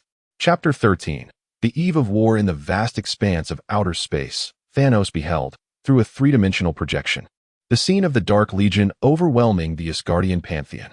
However, rather than displaying delight, his expression turned grave. These were merely ordinary Asgardians, yet their strength astonishingly surpassed that of the Dark Legion warriors by 4 to 5 times. Each individual, facing their demise, managed to take down a score of Dark Legion fighters. It appeared that this war would prove to be arduous. Having disowned the general prowess of the Asgardians, Thanos deactivated the projection and resumed his meditation with the Mind Stone, continuing his cultivation. After more than a year of rigorous training, he had fully withstood the backlash of the Mind Stone and could now wield its powers without any adverse effects. It must be noted that, as a mutated Eternal Titan, the potential of his body was immensely formidable. Apart from a relatively weaker mental fortitude, he possessed no other significant weaknesses. This was evident from the Avengers films. In Avengers: Infinity War, he was momentarily subdued by a female Mantis, and had it not been for Star-Lord's timely intervention, the events of Avengers: Endgame may never have transpired. However, with the Mind Stone now in his possession, his mental strength had grown rapidly, thus eliminating that particular shortcoming. Meanwhile, Ebony Maw, witnessing the formidable strength of the Asgardians, decided to personally descend into the fray and commence the slaughter. His power had notably increased since his portrayal in the films. With a mere flick of his hand, he caused the ground to split open, instantly engulfing several resisting Asgardian warriors. With his involvement, the resistance on this planet was swiftly eradicated. Whether Asgardian or native, any form of defiance was met with merciless retribution. Once the carnage concluded, Ebony Maw began orchestrating the deployment of resource ships to harvest materials such as iron, ore, copper, and silver for sustainable development within the galaxy. It was impractical to transport all resources from his home planet. Sourcing materials on-site significantly reduced both travel distance and consumption. Meanwhile, in the heart of the galaxy, there existed a wondrous continent, not a planet. This was due to the Asgardians' opulence and their desire to showcase their might. They had obliterated a planet and, through a combination of magic and advanced technology, forged a flat continent, known as Asgardian continent, spanning approximately 200 million square kilometers. This land featured not only the grandest celestial palace, but also 8 satellite cities. These satellite cities represented the 8 major races apart from the Asgardians, symbolizing Odin's dominion over the 9 realms. At this moment, Odin was indulging in his daily pleasures within the temple, surrounded by a bevy of exquisite maidens. Some were peeling fruits for him, while others offered him drinks. In front of him, a troupe of dancers donned in alluring attire performed gracefully. Should the mood strike him, Odin would seize the hand of a nearby maiden or dancer and engage in various performances. The onlookers regarded this as entirely natural, with many of the maidens expressing a desire to join in the revelry. After all, to garner Odin's favor is a source of pride for them. Should one happen to conceive, ascending to greatness would not be an exaggeration. However, it is unfortunate that not everyone is capable of bearing Odin's offspring. Even if one were to conceive, survival is a prerequisite for such ascension. After all, Odin's legitimate queen, Frigg, is no ordinary woman. She is a formidable sorceress. At this juncture, Odin finds himself at the pinnacle of his existence. Yet, he possesses reasons to be proud. Although the Asgardian pantheon is the preeminent force in the galaxy, it has not fully dominated it. When he inherited power from his father, Asgard's influence was in decline. Humanity, dwarves, dark elves, and frost giants posed formidable challenges. It was through cunning machinations that he ensnared the dwarves, binding them to forge for him for generations. He subsequently sealed the ancestors of humankind, expelled the dark elves, and conquered the frost giants. Thus, he unified the 9 realms and became the sovereign of the galaxy. While the galaxy boasts over 200 billion stars, only a little over 100 million are conducive to life, and even fewer can give rise to intelligent beings. Odin has never taken the time to tally these figures. However, planets devoid of intelligent life and those of lesser strength are hardly worthy of concern. They are merely resources to be harvested every few years, incapable of resistance. Should a planet show signs of potential development, it is swiftly crushed. This is why rebellions frequently occur. Prior to Odin's reign, only 9 factions within the galaxy had flourished, reaching toward the cosmos. This is also why the notion of ruling the 9 realms exists. Unifying these 9 factions equates to unifying the galaxy. Nonetheless, even at the zenith of his life, Odin is not devoid of troubles. Loki, whom he had treated as a mere pawn, has inexplicably uncovered his lineage and seems to harbor thoughts of treachery. Thus, he resorts to sending Thor to banish Loki into a cosmic wormhole, eliminating future threats. Yet, this has sparked the frost giants, who had enjoyed a long period of stability, to contemplate rebellion. Recently, that Laufey has been quite active. Just as Odin pondered whether to utilize the Rainbow Bridge to obliterate the frost giants, an Asgardian warrior rushed in, urgency etched upon his face. "My liege, we have received intelligence from the resource collection team." Upon hearing this, Odin snapped back to attention. Yet, he remained languidly gazing at his subordinate, casually indulging in fruits offered by a nearby beauty, and inquired, "What is the matter?" Having ruled the galaxy for over a millennium, the prolonged comfort had dulled his vigilance. Thus, upon hearing of a situation arising, his first thought was that some native was rebelling again. However, with Thor at his side, he felt no urgency. Speaking of his son, a wave of helplessness washed over him. Although Thor possesses commendable strength, he regrettably lacks the sharpness of mind, having inherited none of his father's cleverness. The soldier who came to report the situation was, of course, unaware that the divine king before him was lost in a transcendental reverie. Anxiously, he stated, "Just now, Team 37 ventured to the Lynxy planet to gather resources, but we suddenly lost contact." Upon hearing this intelligence from his subordinate, Odin responded with apparent indifference. "It is likely that yet another superpowered individual has emerged among these natives. Send Thor to investigate." To him, as long as the message did not originate from Heimdall, it was merely a trivial matter, not warranting a disruption of his revelries. The soldier, seeing this reaction, nodded helplessly, preparing to withdraw. At that moment, however, a towering figure, 2 meters tall, with feline-like eyes, strode briskly into the room. He was Heimdall, the guardian of the Bifrost, and the most crucial eye of Odin overseeing the galaxy. Chapter 14. Preparing for the final battle. Upon noticing Heimdall's approach, Odin promptly dismissed the women by his side and straightened his posture. He understood that Heimdall would only interrupt his revelry for matters of great significance. As Heimdall knelt before Odin, he spoke with utmost reverence, declaring, "My liege, I have made a momentous discovery." He cast a furtive glance at those around them, wary of revealing such critical information to any unintended ears. As the surrounding dancers and beauties gradually withdrew, a few even cast flirtatious glances at Heimdall, but he paid them no heed. His heart was solely devoted to his loyalty towards Odin, leaving no room for distractions. It was precisely this unwavering fidelity that had drawn Loki's jealousy, prompting him to seek Heimdall's removal. Odin, upon hearing this, merely nodded with a measured expression and gestured for the remaining women to hasten their departure. Once they were alone, he inquired with a serious tone, "What is the matter?" Heimdall's golden eyes flickered momentarily before he spoke gravely. "I have witnessed an unfamiliar fleet of cosmic warships at the edge of the galaxy, numbering at least 10,000. Odin's brow furrowed at the mention of strange warships. 10,000 unfamiliar vessels? Have we not sealed all the wormholes? How did they arrive? Heimdall shook his head. "I do not know. It is possible that a new wormhole has formed, or that they possess advanced interstellar technology or sorcery. My lord, I urge you to make a swift decision. I sense that their intentions are malevolent." Despite his formidable powers, and his golden eyes reputed to survey the 9 realms, he could not extend his vigilance to encompass the entirety of the galaxy, which spans approximately 100,000 light-years. If he possessed such strength, Odin would not retain his dominion as king.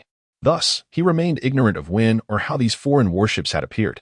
Odin, upon hearing this, lowered his head in contemplation. What transformations might these newly emerged warships herald?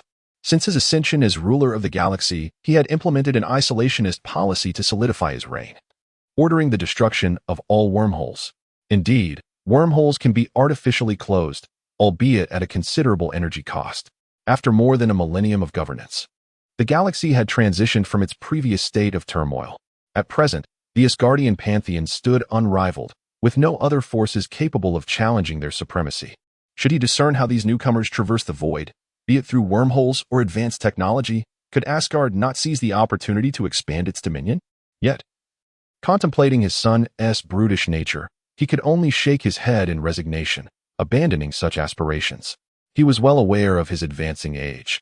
If his successor lacked intellect, the vast empire he had built would surely falter. Initially, he had appointed the Valkyries to assist Thor, but alas, his foolish son was not only dim-witted but also stubborn, disregarding Odin's carefully laid plans. Thus, the paramount concern at present is to ensure a smooth transition of power to Thor. Shortly thereafter, Odin raised his gaze, observing Heimdall still kneeling humbly before him, and felt a surge of comfort within. With the emergence of adversaries, there was no time to waste. He summoned all warriors to expel the external threat and safeguard the 9 realms. Upon uttering these words, he rose solemnly, the eternal spear materializing in his grasp, while his battle robe gradually manifested. In that moment, Odin appeared magnificent and imposing, reminiscent of his youthful grandeur. Of course, it would have been even better had he donned trousers. Nearby, beside a wormhole in the galaxy, over 2,000 spacecraft lay quietly anchored. Distant stars continually radiated their light, striving to illuminate this vast expanse. Thanos sat upon the throne of Sanctuary 2, caressing the Mind Stone in his hand. Beneath the throne, a robust extraterrestrial with crimson skin and twin horns knelt respectfully. The fervor and adoration in the alien's gaze towards Thanos were palpable.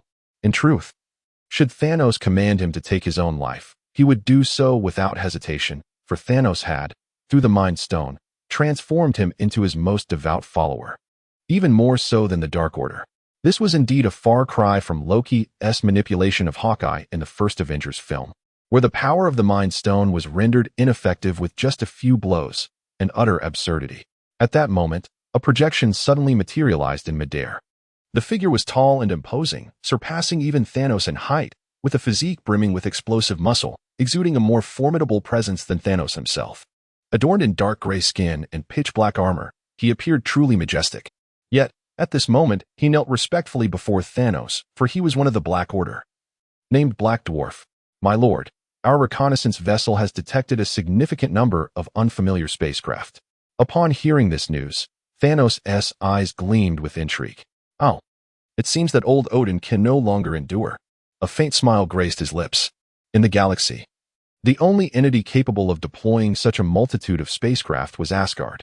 Although the film did not depict the conflict between Thanos and Odin, he could easily surmise the outcome. It was evident that Odin had been thoroughly repelled, prompting Thanos to consider utilizing Loki to invade Earth and acquire other cosmic stones. Even if the mission ultimately failed and the Mind Stone were lost, Thanos would dare not express any dissatisfaction. However, once Odin perished, Thanos would swiftly invade the galaxy, overpowering Thor and invading Earth. Yet, he was not the same Thanos as portrayed in the films, but rather a version endowed with the capabilities of a system-driven traveler. Thus, he harbored no fear of Odin's appearance. Rather, he dreaded the prospect of Odin hiding away. After all, the galaxy was vast, and searching for Asgard among the stars one by one could take an eternity. However, now that Odin had chosen to reveal himself, it was indeed fortuitous. Upon contemplating this, a glimmer of excitement flickered across his face, yet he prudently inquired, "How many spacecraft have the adversary dispatched?" Upon hearing this, the Dark Dwarf immediately turned to his subordinate, and after a brief pause, he responded, "My lord, there are approximately 25,000 vessels, comprised of various sizes. However, we have not detected any Titan-class warships." His intellect was not particularly sharp.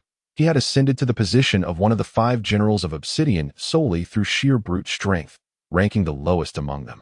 Thus, when questioned, he required prompting from his aide to ascertain the precise figures. Upon receiving this information, Thanos stroked his chin adorned with purple stripes, entering a contemplative state. 25,000 ships, this Odin fellow indeed possesses vast resources across the entire galaxy. However, the absence of Titan-class warships raises a question. Could it be that they have fallen out of sync with the cosmic society for too long, resulting in technological stagnation? After a moment of reflection, he lifted his gaze and solemnly declared, "Everyone, prepare yourselves, a great battle is imminent." Chapter 15. Space Blockade. Upon hearing Thanos announce the commencement of a great war, Black Dwarf felt a surge of excitement within. Among the Black Order, he was undoubtedly the most battle-hungry. The prospect of an unprecedented war stirred his emotions greatly. "My lord, I request to be the vanguard in the battle," he implored. However, Thanos paid him no heed, instead directing his subordinates to connect with all members of the Black Order. Observing the grave expression on his lord's face, Black Dwarf opened his mouth to speak but ultimately suppressed his desire to continue his request. After all, this was not the time for his impetuousness. Moments later, as the screens illuminated with the presence of the 5 formidable generals, Thanos set aside the Mind Stone and rose to his feet. "The great battle is upon us, and I shall now issue new combat orders." Although he possessed a Titan-class warship, affording him a significant firepower advantage in direct confrontations, the enemy's numbers were 5 times greater. Warfare in the cosmos differed vastly from terrestrial ground conflicts. The latter, constrained by limited space, often found numbers becoming a liability once reaching a certain scale. In contrast, cosmic warfare was a true 3-dimensional battleground, with foes potentially lurking above, below, and in every direction. The infinite expanse of space allowed for tens of thousands of warships to maneuver freely. Hence, while Titan-class warships were immensely powerful, they alone were not the decisive factor. At his level of power, tearing apart a Titan-class vessel with a single hand was not beyond the realm of possibility, and he believed Odin could do the same. With his orders given, the Black Order commenced their advance towards the designated target, while he remained stationary with his fleet of 500 warships. On the opposite side of the galaxy, Odin, clad in his battle armor and wielding the Eternal Spear, stood within the control room of a colossal starship. Coldly observing the visuals on the screen, displayed before him was Thanos' Titan-class warship, the Sanctum II. For those witnessing the Sanctum II for the first time, the sight was nothing short of astonishing, and Odin was no exception. He had not anticipated that merely a millennium of galactic isolation would lead to such advanced cosmic technology, capable of constructing such an enormous warship. He pondered the intricacies of its power systems, gravitational mechanisms, and interstellar jumping capabilities. At that moment, Thor, standing behind Odin, wore a fierce expression, brimming with enthusiasm. "Father, is this our enemy? They appear formidable." Despite his growth from the journey to the blue planet, his inherent battle lust remained unchanged. He contemplated how long it would take to destroy such a massive starship with Mjolnir. Odin, however, remained silent, deep in thought. It would be a shame to destroy such a grand vessel. He resolved to devise a way to seize it instead. As Sif stood beside Thor, she observed that King Odin remained silent, prompting her to speak. "Prince Thor, I believe it would be quite delightful if we could seize it for our amusement." With that, she gazed at him with longing. Aware that Thor harbored no romantic feelings for her, she was nonetheless unwilling to relinquish her aspirations. After all, he was destined to be the future king of the galaxy. Even if she could not become the primary consort, being a secondary one would still be advantageous. Upon hearing her words, excitement flickered in Thor's eyes. "Yes, it must not be destroyed. I shall claim it for myself." The 3 valiant warriors of Asgard, who stood behind him, immediately began to echo their agreement.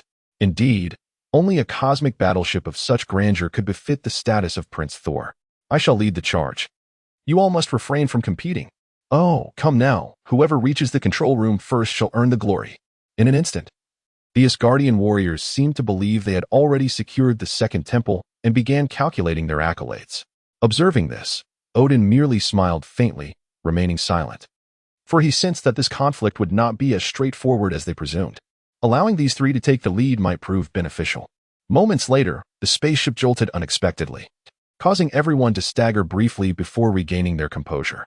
At that moment, a striking female warrior of the Asgardian race approached Odin and respectfully announced, "My king, we have exited the spatial trajectory. We are still 10 light years from our objective. With one more spatial jump, we shall arrive." The spatial trajectory was a device established by every faction within their dominion across the cosmos.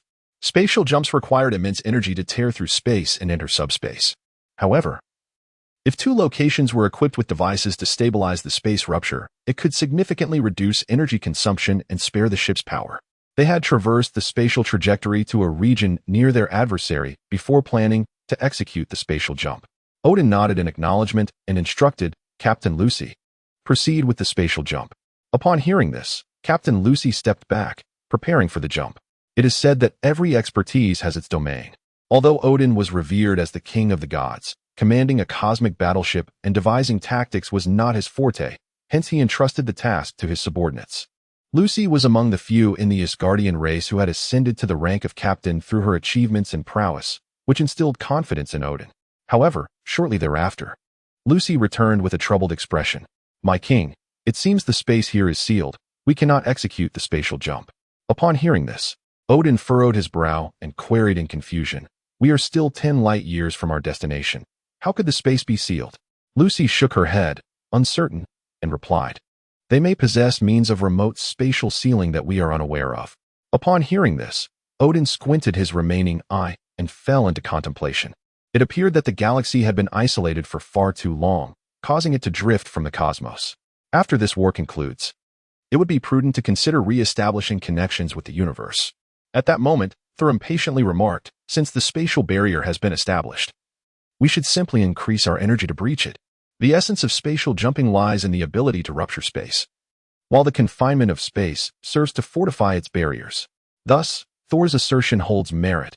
Indeed, amplifying energy could potentially dismantle the spatial blockade." However, as Lucy gazed at Thor, a glimmer of disdain flickered in her eyes. Of course, she concealed it adeptly, ensuring it went unnoticed. "Prince Thor, if we excessively expend our energy now, we may find ourselves unable to restore it upon reaching our destination, leaving us vulnerable to an unexpected attack." In truth, her words were a rather gentle admonition. Should the enemy launch a surprise assault while we lack the energy to activate our protective shields, it would likely lead to our downfall. Chapter 16. The technological gap aboard the Sanctuary 2. Thanos gazed at the screen displaying the cosmic fleet 10 light years away, a cold smile gracing his lips. Though individual prowess within the Marvel Universe knows no bounds, capable of annihilating whole galaxies, the significance of technological might cannot be underestimated. Take, for instance, Kong the Conqueror, a mere scientist devoid of superhuman abilities, yet he wielded technology to manipulate time and govern the multiverse. Of course, his lack of superpowers proved to be his greatest vulnerability, ultimately leading to his demise at the hands of another. This scenario underscores the pivotal role that technology plays in the Marvel realm. Thus, while honing his own powers, Thanos did not cease his technological advancements. Under his reign, scientists occupied the sole privileged class, exempt from population control and mandatory conscription. The rewards for their contributions were substantial, including the likes of super-intelligent AIs, artificial gravity chambers, the Sanctuary 2 itself, interstellar fortresses, quantum entanglement projections, and a spatial cloaking device that currently enforced remote lockdowns. As he pondered the implications of his spatial blockade, Thanos mused on how Odin might respond. Should Odin attempt to breach the spatial barriers forcibly, it would certainly amuse Thanos. After all, spatial jumps leave behind cracks in the fabric of space. Should the adversary dare to leap through space, Thanos could precisely calculate their landing coordinates, setting the stage for a well-executed ambush that could decimate the Asgardian fleet. Conversely, if Odin chose to navigate slowly out of the restricted zone before making a jump, it would be nearly impossible. After all, Thanos commanded remote spatial lockdowns, and his adversaries would not be able to move freely without consequence. Only if they attempted to leap to a distant location could Thanos' blockade falter, yet even then, he had contingencies aplenty. Meanwhile, aboard the Asgardian fleet, the crew fell into a contemplative silence after attentively listening to Lucy's analysis. They had never anticipated that a conflict which once demanded nothing more than brute force would become so convoluted. Even before encountering the enemy, they found themselves in a precarious situation. Thor, increasingly agitated, paced back and forth. Noticing the silence, he finally declared with impatience, "Let us simply traverse the Rainbow Bridge and strike them down. Even without a cosmic battleship, the valor of Asgardian warriors can surely obliterate these lurking foes." The Rainbow Bridge would allow them to bypass the spatial blockade, directly reaching their destination, yet the same could not be said for cosmic vessels. Odin, disregarding his son's outburst, turned to Lucy and inquired, How long will it take us to exit the spatial lockdown? In the realm of cosmic warfare, engaging in close combat without a starship is the most imprudent strategy. Even piloting a vessel devoid of energy would be preferable to relying solely on the Rainbow Bridge. After a moment's contemplation, Lucy replied, regardless of their technological advancements, the area of spatial lockdown cannot be excessively vast, with a maximum of 1 hour at light speed. We should be able to escape. Odin nodded and said, very well, let us attempt the spatial jump again after 1 hour. Lucy acknowledged with a nod and began organizing the fleet. In truth, the speed of light is considered relatively slow within the vast expanse of the universe.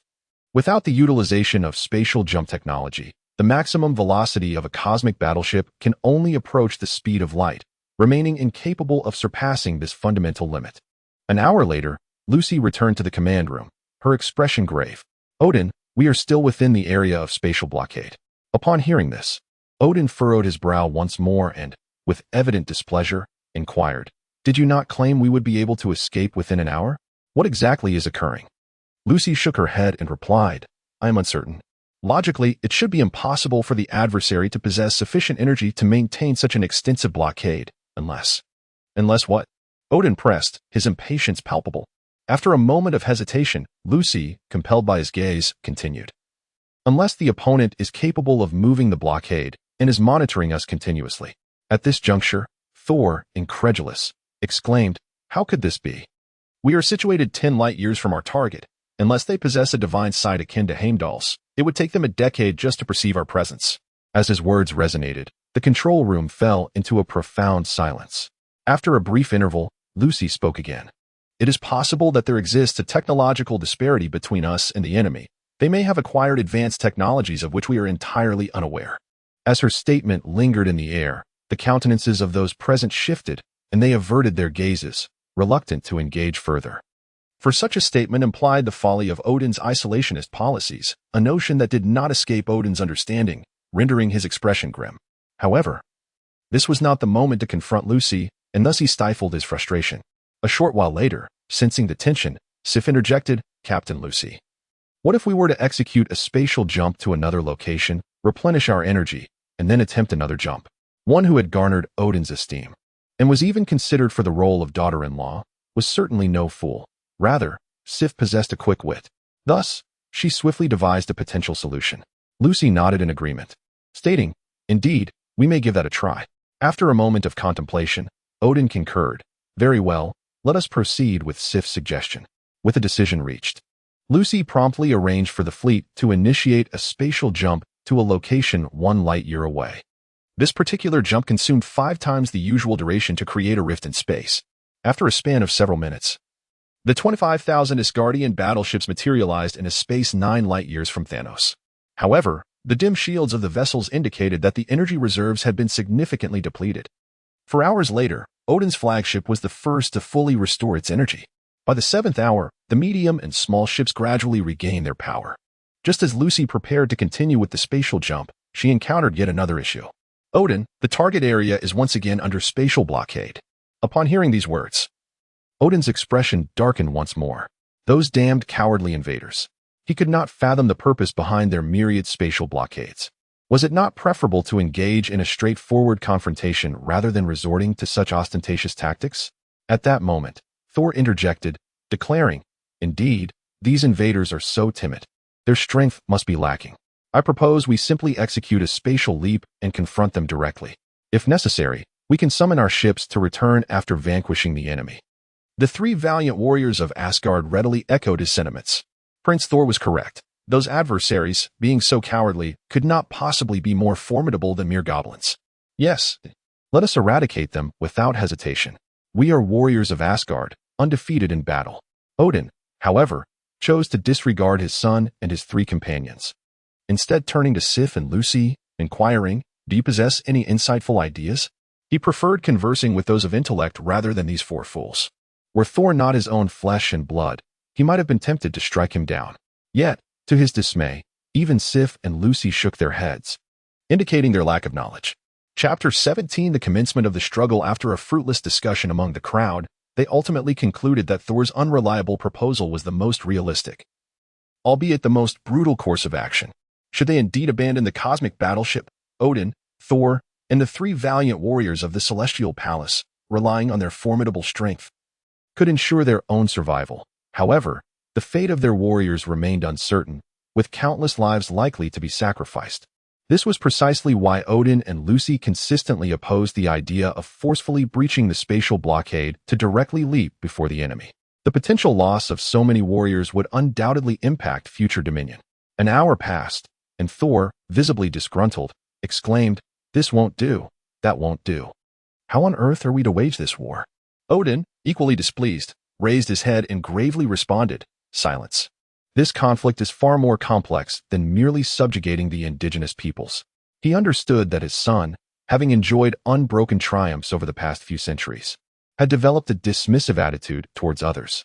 Thor had always suppressed those lacking in technology and strength, and over time, this had fostered a mindset of resolving all matters through brute force. This war served as a harsh lesson for Thor, revealing the brutal reality of cosmic warfare. Upon hearing his father's discontented tone, Thor felt momentarily silenced. In all of Asgard, the only figures he feared more than his mother were Odin himself. The atmosphere quickly descended into silence once again. Shortly thereafter, Odin began to contact Heimdall, who remained in Asgard. Have the enemy's battleships moved? Though they possessed a quantum entanglement communication system that allowed them to converse across vast distances, they lacked a quantum entanglement projection system. Thus, observing the enemy relied solely on Heimdall's capabilities. Guarding the Rainbow Bridge, Heimdall, upon hearing Odin's voice, immediately opened his eyes, rose to his feet, and gazed towards a distant part of the cosmos. After a moment, it appeared as though the pupils in his eyes had vanished. After a lengthy pause, he finally replied, "Esteemed God King, I have only observed over 2,000 cosmic battleships. The whereabouts of the others remain unknown. However, I believe I have seen something peculiar." He hesitated before continuing. He had glimpsed a colossal object that resembled both a meteorite and a battleship, leaving him momentarily at a loss for words. Odin, intrigued, inquired, "What strange object do you speak of?" Heimdall deliberated briefly before responding. "These entities are quite peculiar. They appear as meteorites, yet possess some military installations. I have never encountered anything of this nature before." Upon hearing this, Odin immediately furrowed his brow. Military installations on meteorites? What trickery were these foes up to? Were they not concerned about the gravitational pull of a star drawing the meteorites away? He had once contemplated establishing military facilities on meteorites to create an interstellar platform. However, meteorites were notoriously unstable. Even a slight forceful attack could shatter them. An energy supply posed a significant challenge, leading him to ultimately abandon the idea. Yet, it seemed the technology of these adversaries was remarkably advanced. Perhaps they had overcome such technical obstacles. Upon contemplating this, Odin's countenance darkened significantly. It appeared he had grasped the rationale behind the enemy's spatial blockade and their reluctance to engage in direct combat. It must be to establish these interstellar war platforms. After severing the communication, Odin turned to Lucy and resolutely declared, "I command you, in the capacity of the All-Father, to initiate an immediate forced space jump." He was not a man of indecision. Once he made a determination, he executed it without hesitation. Lucy instinctively wished to dispute him, but upon witnessing the solemn expression on Odin's face, she ultimately knelt on one knee. "As you command." Thor, hearing his father's words, immediately raised Mjolnir in excitement. However, noticing his father's grim demeanor, he refrained from uttering any overly dramatic phrases. Meanwhile, near the black hole, Thanos sat upon his throne, meditating with the Mind Stone in hand. At that moment, a deep blue projection materialized in midair. "Master, spatial fluctuations have been detected near the nearby star, suggesting the opening of a spatial rift." Upon hearing this, Thanos opened his eyes, a faint smile gracing his lips. "Odin, have you finally succumbed?" He then rose, gazing at the three-dimensional projection in midair. From the projection, it became evident that a powerful spatial rift had emerged near his star, resembling a black maw in the universe, devouring all light, revealing only an abyss of darkness where nothing could be discerned. However, due to the spatial blockade, this rift remained minuscule, incapable of permitting any cosmic warships to pass through. Observing this, he furrowed his brow. "No, even if Odin were to engage in battle, he could not possibly jump directly into my presence. That would not be valor, but rather an invitation to demise." As he pondered whether this was a trap, several additional spatial rift fluctuations suddenly appeared in the midair projection. Initially perplexed, he quickly comprehended the adversary's ploy. How intriguing, to simultaneously open multiple spatial rifts, leaving me uncertain of your true intentions. This game of illusion and reality is quite clever. However, you underestimate the power of technology. He commanded the amplification of the spatial blockade's energy and the deployment of spatial bombs within all spatial rifts, as well as the placement of cosmic mines outside these rifts. Spatial bombs function as mines that can be directly placed within a rift. Upon contact, they detonate. However, the explosion of a spatial bomb does not manifest as a physical blast, but rather as a collapse of space itself. It is akin to the spatial grenades employed by the Dark Elves in Thor, the Dark World, albeit with greater potency. Cosmic mines, on the other hand, are merely the cosmic equivalent of landmines, triggered in the same manner, by contact. Their explosive power far exceeds that of conventional chemical explosions. Yes, Master. Soon, the deep blue entity commenced executing the orders. As commands emanated from Temple 2, several nearby cosmic warships began to mobilize. Concurrently, the 5 generals of Obsidian, positioned in surrounding star systems, also began to spring into action. After all, the rift in space opened by Odin extends far beyond a mere stellar range, encompassing other stars in its vicinity. However, the vessels currently mobilized are primarily auxiliary ships, while the assault ships and defensive vessels remain stationary. Despite being classified as auxiliary, these ships boast a diameter of 200 meters and possess a spherical form, adorned with several antenna-like protrusions. In the vacuum of space, considerations of gravity, wind, and resistance are rendered moot. Thus, the design becomes a matter of creative freedom. Yet, the spherical shape is favored due to its simplicity in construction and its capacity to effectively safeguard core equipment. Consequently, auxiliary ships devoid of combat requirements predominantly adopt this spherical form. As these round vessels approach the spatial rift, they first deploy a series of black spheres, each measuring 2.5 meters in diameter, followed by the release of black rings measuring 1 meter in diameter. Chapter 18. The Spatial Slide. Due to the intensified energy of the spatial blockade, Odin's fleet took over an hour to breach the spatial rift. In the blink of an eye, hundreds of drones vanished into the cosmos, evidently entering a spatial jump to scout ahead. Moments later, aboard the flagship, Odin observed the projection in midair, noting how the light points of those drones disappeared during their spatial leap. Even those few fortunate enough to reach their destination were unable to relay any images back before they too vanished. This deepened the scowl upon Odin's face. It was evident that the enemy possessed the capability to obliterate vessels in the midst of spatial jumps, and their defensive measures were remarkably effective. As not a single drone survived, the technology of spatial jumping is a critical milestone for intelligent life venturing into the cosmos. However, it is not as simple as merely opening a rift and allowing everyone to swarm through. Each spacecraft has its own independent spatial channel, which, once opened, would be drawn into the rift. Thus, once a spatial rift is created, a jump must ensue, leaving no room for interruption. Moreover, the rift is unidirectional, devoid of any possibility for a two-way return or for other vessels to enter the cosmic expanse from the opposite end. The enemy's ability to destroy unmanned warships during a spatial jump implied that they possessed advanced technologies unknown to Odin. Lucy, what shall we do now? Dividing the fleet to open spatial jumps and divert the enemy's attention seemed to be Lucy's most prudent strategy. Yet, it was apparent that the enemy had countermeasures in place.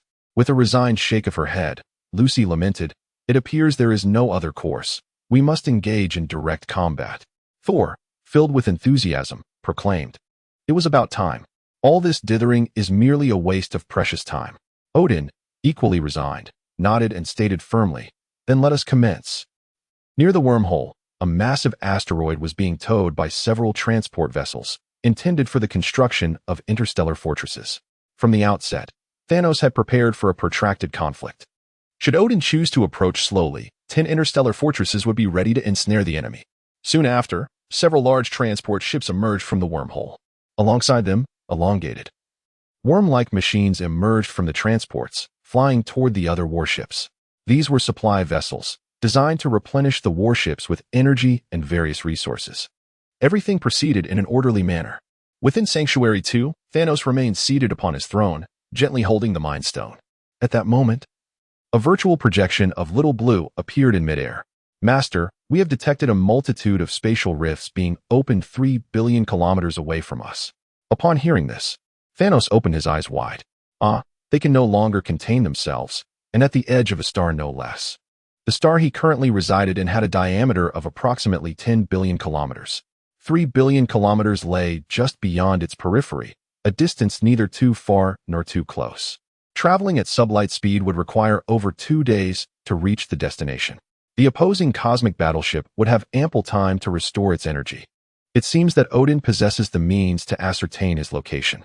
Soon, a name emerged in his mind: Heimdall, the man capable of surveilling the 9 realms. It is likely this individual who has detected him. Otherwise, even with his advanced technology, monitoring events tens of thousands of light years away would be impossible, let alone tracking a few insignificant vessels. All fleets are en route to the target location, with the Black Obsidian 5 standing by for support. While the construction of all interstellar fortresses is halted, the fortresses were initially established under the assumption that Odin would not discover him so swiftly. To his surprise, having only arrived in the galaxy a few days prior, he was already detected. With the impending decisive battle, the significance of the fortresses diminished. If victorious, they would strike directly at the enemy's stronghold. If defeated, the unfinished fortresses would serve little purpose. The reason for not allowing the Black Obsidian 5 to approach is, of course, due to spatial lockdowns, rendering them temporarily unable to arrive. Had he known of Asgard's inadequate technology, incapable of breaching such spatial barriers, he would not have gone to such lengths, dispersing his subordinates to lay ambushes instead. Initiating the black photon beam traction and activating the superluminal engine, the spatial slipway area is opened, preparing for superluminal travel. With each command issued, 2,500 cosmic battleships, under the guidance of Temple 2, begin their journey to the destination at 100 times the speed of light. If wormholes facilitate passage between galaxies and space jumps enable travel between stars, then spatial slipways serve as conduits between planets. The diameter of a star can range from a few billion kilometers to even several trillion kilometers. At such vast distances, traveling merely at the speed of light would take several years. Moreover, the interior of stars is unsuitable for spatial jumps due to excessive energy consumption, making the more efficient spatial slipway the preferred choice. The spatial slipway compresses energy to slightly warp space, creating a shortened region, akin to a magical shrinking of distance. Thus, while the spacecraft still travels at sublight speed, it achieves superluminal effects. However, this technology is highly advanced. Odin likely does not possess it. After more than half an hour, Thanos' fleet arrived at the destination. Here, he beheld an expanse of darkness, devoid of any starlight. This was a spatial rift opening, obscuring even the light of stars. The highly intelligent AI, Little Blue, commenced issuing various tasks without requiring Thanos' command. Upon reaching the destination, the spatial slipway was halted and superluminal travel ceased. The cosmic battleship's shields activated at full power, engines ignited to maximum capacity, and the main and secondary laser cannons began charging. They commenced deploying cosmic floating mines and spatial bombs, while the interstellar behemoth prepared for launch and the Dark Brotherhood readied for action. As commands were issued, this colossal fleet sprang into motion. The escort ships illuminated their shields, while the attack vessels began charging their main and secondary cannons. Auxiliary craft commenced the deployment of cosmic mines and spatial explosives, and the mothership unleashed interstellar leviathans alongside the Dark Cult, as fighter jets revved their engines in unison. The interstellar leviathans resembled the colossal flying creatures one might observe in films, akin to whales in their grandeur. Unlike their roles as mere transporters on planetary surfaces, these leviathans transformed into formidable artillery in the vastness of space, exhibiting agility far removed from the clumsiness depicted in cinema. As the battle preparations reached their zenith, Thanos ceased his training, opting instead to await the arrival of his adversaries in silence. He hoped that this time, he would be afforded the opportunity to unleash his full might. Chapter 19. The beginning of war and hours seemed to stretch interminably. In the midst of the prolonged wait, the rift in space finally opened. The cosmic fleet commanded by Odin vanished instantaneously into the vastness of the universe. However, during the spatial leap, numerous ships were torn apart as they inadvertently collided with spatial bombs. Nonetheless, the bombs possessed limited power, inflicting damage primarily on smaller vessels. Medium and large ships could withstand such assaults unless struck by multiple spatial bombs, suffering merely superficial damage. After a brief interval, Odin's fleet arrived at their destination. A thunderous roar echoed as several warships, unable to activate their shields due to energy depletion, collided with cosmic mines, erupting into fragments. Although sound does not traverse the vacuum of space, the sight of those ships transformed into fiery explosions resonated in the minds of all present. For it was an awe-inspiring spectacle. Hundreds of warships erupted simultaneously into brilliant fireworks, illuminating the sky and momentarily overshadowing distant stars. Odin, aboard the flagship, maintained an impassive facade. Yet within, his heart bled. Each of those small warships harbored at least 100 souls. Before he could voice his anguish, more lights flared in the distance. Thanos' cosmic assault vessels had commenced their onslaught. In an instant, even more ships succumbed to flames, with several medium-sized vessels also detonating. Attack! Attack! Odin could no longer contain himself, unleashing a furious roar as he issued the command for battle. Finally, we can unleash our fury. Thor, having awaited this moment, laughed heartily, brandishing his mighty hammer as he soared from the cosmic warship to charge at the enemy. The warriors three exchanged glances, promptly following in his wake. One notable characteristic of the Asgardians is their ability to engage in combat in the vacuum of space for limited durations, contingent on their strength. The warriors three could sustain themselves in battle for about an hour before necessitating a return. Seeing Thor's impulsiveness, Sif could only shake her head in resignation before pursuing him. Meanwhile, the ordinary Asgardian warriors donned their space combat suits and piloted single-person spacecraft, emerging from the cosmic fleet. The design of Asgardian spacecraft was rather antiquated, resembling carriages of old, albeit without horses to draw them. Instead, engines resembling wings replaced the wheels. At this moment, Odin's cosmic fleet boasted over 24,000 vessels. These warships lacked classifications such as battleships, escorts, or support ships. They adhered to a uniform design, differentiated only by size. Among them were 150 large warships, 3,000 medium vessels, and the remainder, over 21,000, comprised small warships. However, due to the forced spatial leap, the small warships had depleted their energy reserves, rendering them unable to activate their shields or mount an offensive. They were left as mere targets for annihilation. However, under Odin's command, the Asgardian warriors aboard the diminutive starships emerged, piloting their single-pilot fighters into the fray. Among the Asgardian pantheon, there are only warriors who have fallen in battle, never cowards who kneel. The reason for stating that nearly all had taken to the skies rather than all is due to the limited number of single-pilot vessels, leaving some reluctantly aboard the motherships. The medium and large starships, meanwhile, engaged their shields with the remaining energy, while only the larger vessels had enough power to return fire. Within the confines of the Sanctuary too, Thanos observed the relentless swarm of adversaries emerging like a disturbed hornet's nest, a cold smile gracing his lips. These fools truly fear not death. Rising to his feet, he grasped the tyrant's cleaver and bellowed, "Warriors of the Dark Legion, engage at once." In the next moment, over 700 motherships opened their hatches, unleashing a multitude of Dark Legion soldiers. Among them were 600 small motherships, each equipped with 3 deployment bays, releasing over 3,000 Dark Legion warriors. 150 medium motherships followed, each possessing 10 deployment bays, sending forth more than 10,000 Dark Legion soldiers. Finally, 50 large motherships, each with 30 deployment bays, dispatched over 30,000 Dark Legion warriors. The Dark Legion was originally designed as bioengineered soldiers for space warfare, rendering planetary combat a mere waste of their capabilities. In the vacuum of space, they required no additional equipment to soar and charge forth.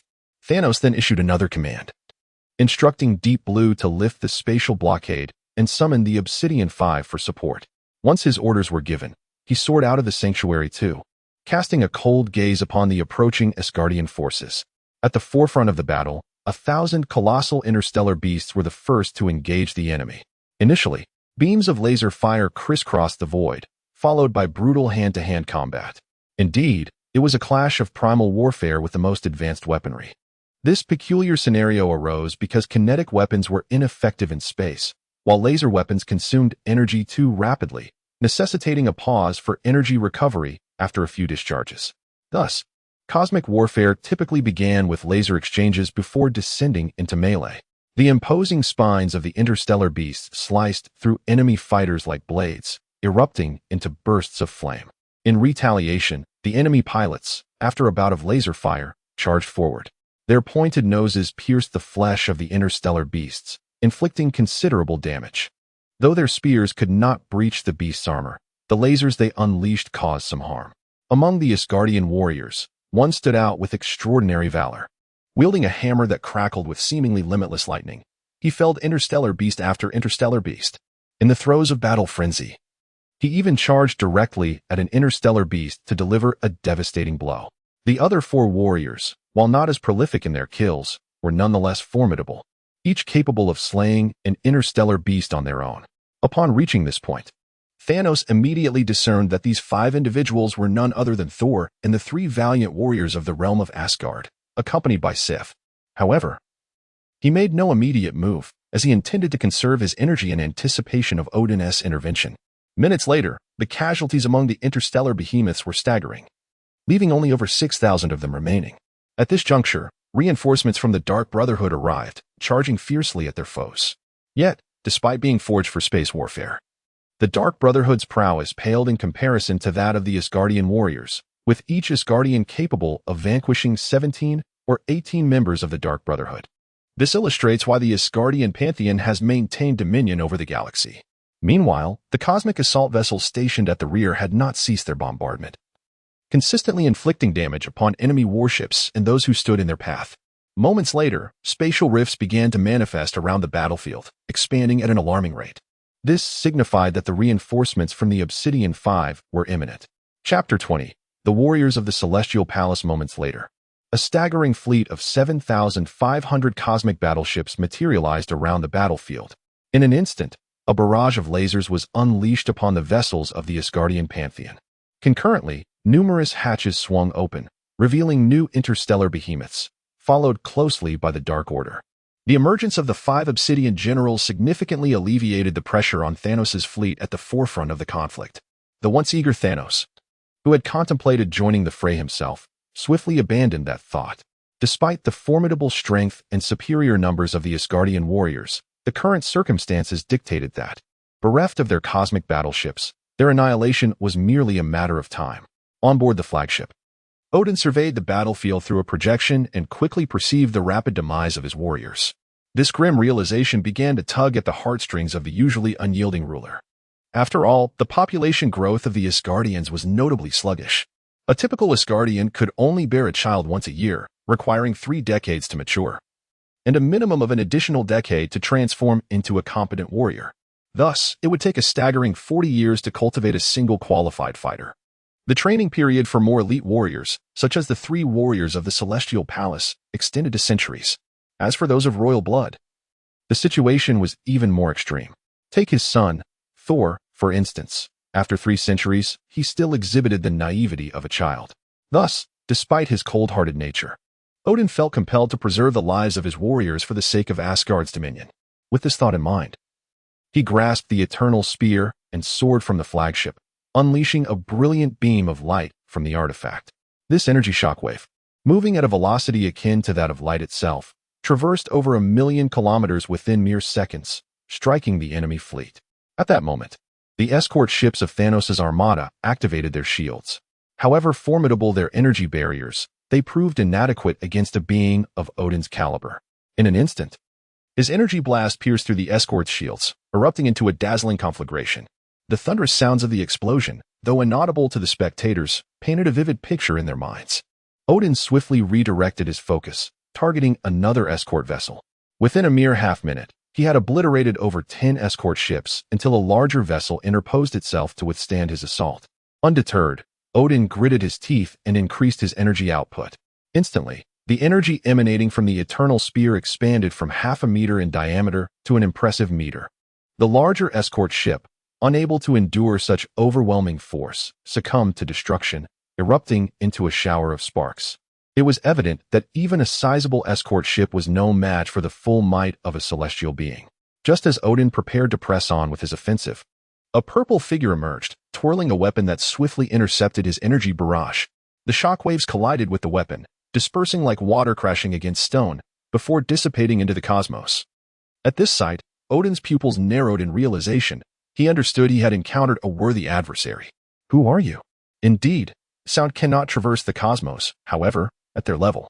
Such rules are rendered inconsequential. As his words fell, he ceased the energy shockwave. Thanos halted the spinning of his tyrant's blade and calmly declared, "I am Thanos." Upon hearing the name, Odin's expression shifted dramatically. Although the galaxy had closed its borders, Odin, as a member of the Pantheon, retained a seat at the Council of Gods, allowing him to glean cosmic news from deities of other factions. Among the revelations, Thanos stood out as the most significant news of the past few centuries. The adversary was ruthless and immensely powerful, particularly with his tyrannical reign that plunged the populace into suffering and stripped them of freedom. He once scoffed at the deities of the Panlong galaxy for their inability to subdue even a single Eternal. Yet here was Thanos, invading his own star system. Thanos, withdraw now, and I shall overlook this transgression and allow your departure. Thanos, upon hearing this, revealed a smirk of derision and replied, Allow me to leave? Do you possess the authority to utter such words? Odin's countenance darkened at this retort. This cursed fiend would soon learn the meaning of divine wrath. However, before he could speak, Thor, who was relishing the battle from a distance, expressed his dissatisfaction. Brandishing his hammer, he indignantly proclaimed, Mortal, how dare you speak to the king of gods in such a manner? You must be weary of life. As the prince of the Asgardian pantheon, he was accustomed to being revered by every race he encountered, treated like a deity to ensure his favor. Over time, this had instilled in him a sense of superiority, viewing other races as mere ants. Now, a mere ant dared to address his father in such a way. This was intolerable. Just as Thor prepared to charge forward, the three warriors of the heavenly palace acted with greater swiftness. Purple Giant, apologize to our king at once, or we shall slay you. Yes, kneel and beg for forgiveness. We might be merciful if it pleases us. You foolish creature, do not test our patience. We are the renowned three warriors of Asgard's heavenly palace. Thanos paid no heed to the trio, instead focusing on Odin. In his eyes, the only worthy opponent was the elderly figure teetering on the brink of death. The others were beneath his notice. Infuriated by being ignored, the three warriors resolved to take matters into their own hands. They swiftly flew toward Thanos, gripping their weapons tightly as they charged. Odin, observing the scene, merely narrowed his eyes, clearly intent on using the warriors to gauge Thanos' strength. The three warriors of the heavenly palace were named Vandal, Hogun, and Volstagg. Vandal, the mightiest among them, was a blonde-haired, blue-eyed warrior wielding a longsword. The next strongest, Volstagg, was a towering figure, over 2 meters tall, brandishing a double-headed giant axe. Although Hogun is the weakest among the trio and not a member of the Asgardian pantheon, he possesses a modicum of arcane magic and wields a mace. The combined strength of the three has ascended to a planetary level, placing them among the second tier of Asgardian beings. It is no wonder they carry such an air of arrogance. Chapter 21. A swift demise suspended in the cosmos. Thanos regarded the three valiant warriors of the Celestial Palace with an icy demeanor as they charged towards him. The warriors of the Dark Cult and the interstellar beasts made futile attempts to impede their advance, but all fell before them. From this perspective, their strength was indeed notable. However, to Thanos, they were merely larger ants. He pondered the purpose of Odin sending these three to their doom, yet if they desired an early demise, he would gladly oblige. With this thought, he even placed the blade of tyranny behind him, crossing his arms in a gesture of indifference. Moments later, the trio of celestial warriors approached him, arrayed in a formation resembling a trident. Leading the charge was the towering Volstagg, flanked by Vandal and Hogun on either side. As Volstagg beheld the colossal figure in the distance, a surge of exhilaration coursed through him. Slaying the enemy leader would effectively conclude the invasion, elevating him to the status of a hero in Asgard, potentially even a council member. With this ambition igniting his spirit, he felt his energy surge, propelling him forward with greater speed. Die, you purple monstrosity, he shouted, brandishing his battle axe and bringing it down with fierce intent. Thanos, rooted in place, couldn't be bothered to spare a glance, merely shaking his head in disdain. Such a tiresome monologue, he muttered. Following this, he raised his palm and brought it crashing down. Seeing Thanos disregard his weapon with such arrogance filled Volstagg with delight. The double-bladed axe he wielded was renowned throughout Asgard, having once shattered a satellite with a diameter of 1,000 kilometers. The audacity of his opponent suggested that perhaps he would fall to a single strike. With this thought, visions of glory and accolades beckoned to him. May you repent in hell, he bellowed, as his cherished weapon finally struck the enemy's palm. However, in the next instant, he felt an overwhelming resistance. What followed left him wide-eyed in disbelief. The double-bladed axe crumbled as easily as tofu. The entire axe reduced to fragments by the force of Thanos' hand. How could this be? This axe was capable of cleaving planets. Was Thanos' body truly more resilient than a celestial sphere? Before he could ponder further, that purple hand was suddenly before him. In an instant, his head met a similar fate as the axe, shattered into countless pieces. The space around them was filled with crimson and ivory. Yet Thanos did not cease his assault, continuing to strike mercilessly. Soon, Volstark's form was reduced to a mass of flesh, scattering into the vastness of the universe. No! Vandal and Hogun cried out in unison, their voices laced with fury. Volstark was the eldest among them, embodying not only fraternal bonds, but also a mentor-like presence. In their trio, Volstark had once been the strongest, but had gradually diminished his own power to guide them. Certainly, while a portion of the reason may be attributed to the advancing age and the physical deterioration of the adversaries, such factors cannot possibly diminish the profound gratitude and teachings imparted by Volstark, nor can they erase the deep-seated camaraderie shared among them. Reflecting on this, both warriors, disregarding the disparity in their respective strengths, summoned every ounce of their energy and struck fiercely with their weapons. Stop! Thor, witnessing the scene from a distance, let out a roar filled with anguish and fury. His outcry encompassed both the rage over Volstark's demise and a plea for Vandal and Hogun to retreat. If Thanos could dispatch Volstark with a mere swat, what chance did they have? Yet, consumed by intense fury, Vandal and Hogun pressed on without hesitation. As foreseen by Thor, the outcome was tragically swift. The two were dispatched by Thanos with the ease of swatting flies. In the vacuum of space, the scene was gruesome, as flesh and blood splattered in all directions, painting a horrific tableau. Odin, however, remained largely unaffected by the demise of the three valiant warriors. The only lamentation he felt was the missed opportunity to gauge Thanos' true power, resulting in their needless sacrifice. Yet, this loss made him increasingly cautious, for he had no certainty of victory against such an adversary. Should he fall, Asgard itself would be doomed. At that moment, Thor, sensing his father-esque in action, felt a flicker of disappointment ignite within him. However, he quickly tightened his grip on Mjolnir and soared towards Thanos. Thanos, prepare to meet your end. The bond he shared with the three warriors was profound. They had fought side by side during numerous campaigns, forging an unbreakable brotherhood. When Loki had sought to betray him, it was the three warriors who had rallied to his defense and traveled to Blue Star to aid him. As these thoughts coursed through him, Thor's body began to shimmer with electricity, and Mjolnir crackled with energy. As he soared forth, every dark cultist and interstellar beast touched by the lightning was reduced to charred remains. Nothing could stand in his path to vengeance. Do not go. Come back. Odin, witnessing his son's reckless charge, could no longer remain idle. Even he, a being of fatherly might, felt uncertain in confronting Thanos. Thus, Thor, with only demigod strength, stood no chance against such a foe. To engage now would be tantamount to sacrificing his life. Observing his son's unwavering resolve, Odin clenched the eternal spear in frustration and pursued him with great haste. He could not allow his son to perish, otherwise, who would inherit his empire and legacy? In the distance, Thanos, observing the approach of both Thor and Odin, finally ceased his bravado. Grasping the tyrant's blade from his back, he prepared for the confrontation. He may have dismissed the so-called warriors of the Celestial Palace, but he could not afford to underestimate Thor, nor could he belittle Odin. As the ruler of the galaxy, Odin's prowess ranked among the elite of fatherly beings. Furthermore, the eternal spear he wielded possessed remarkable accuracy, standing alongside Zeus's weapon, the thunderbolt, as one of the most formidable artifacts among the gods.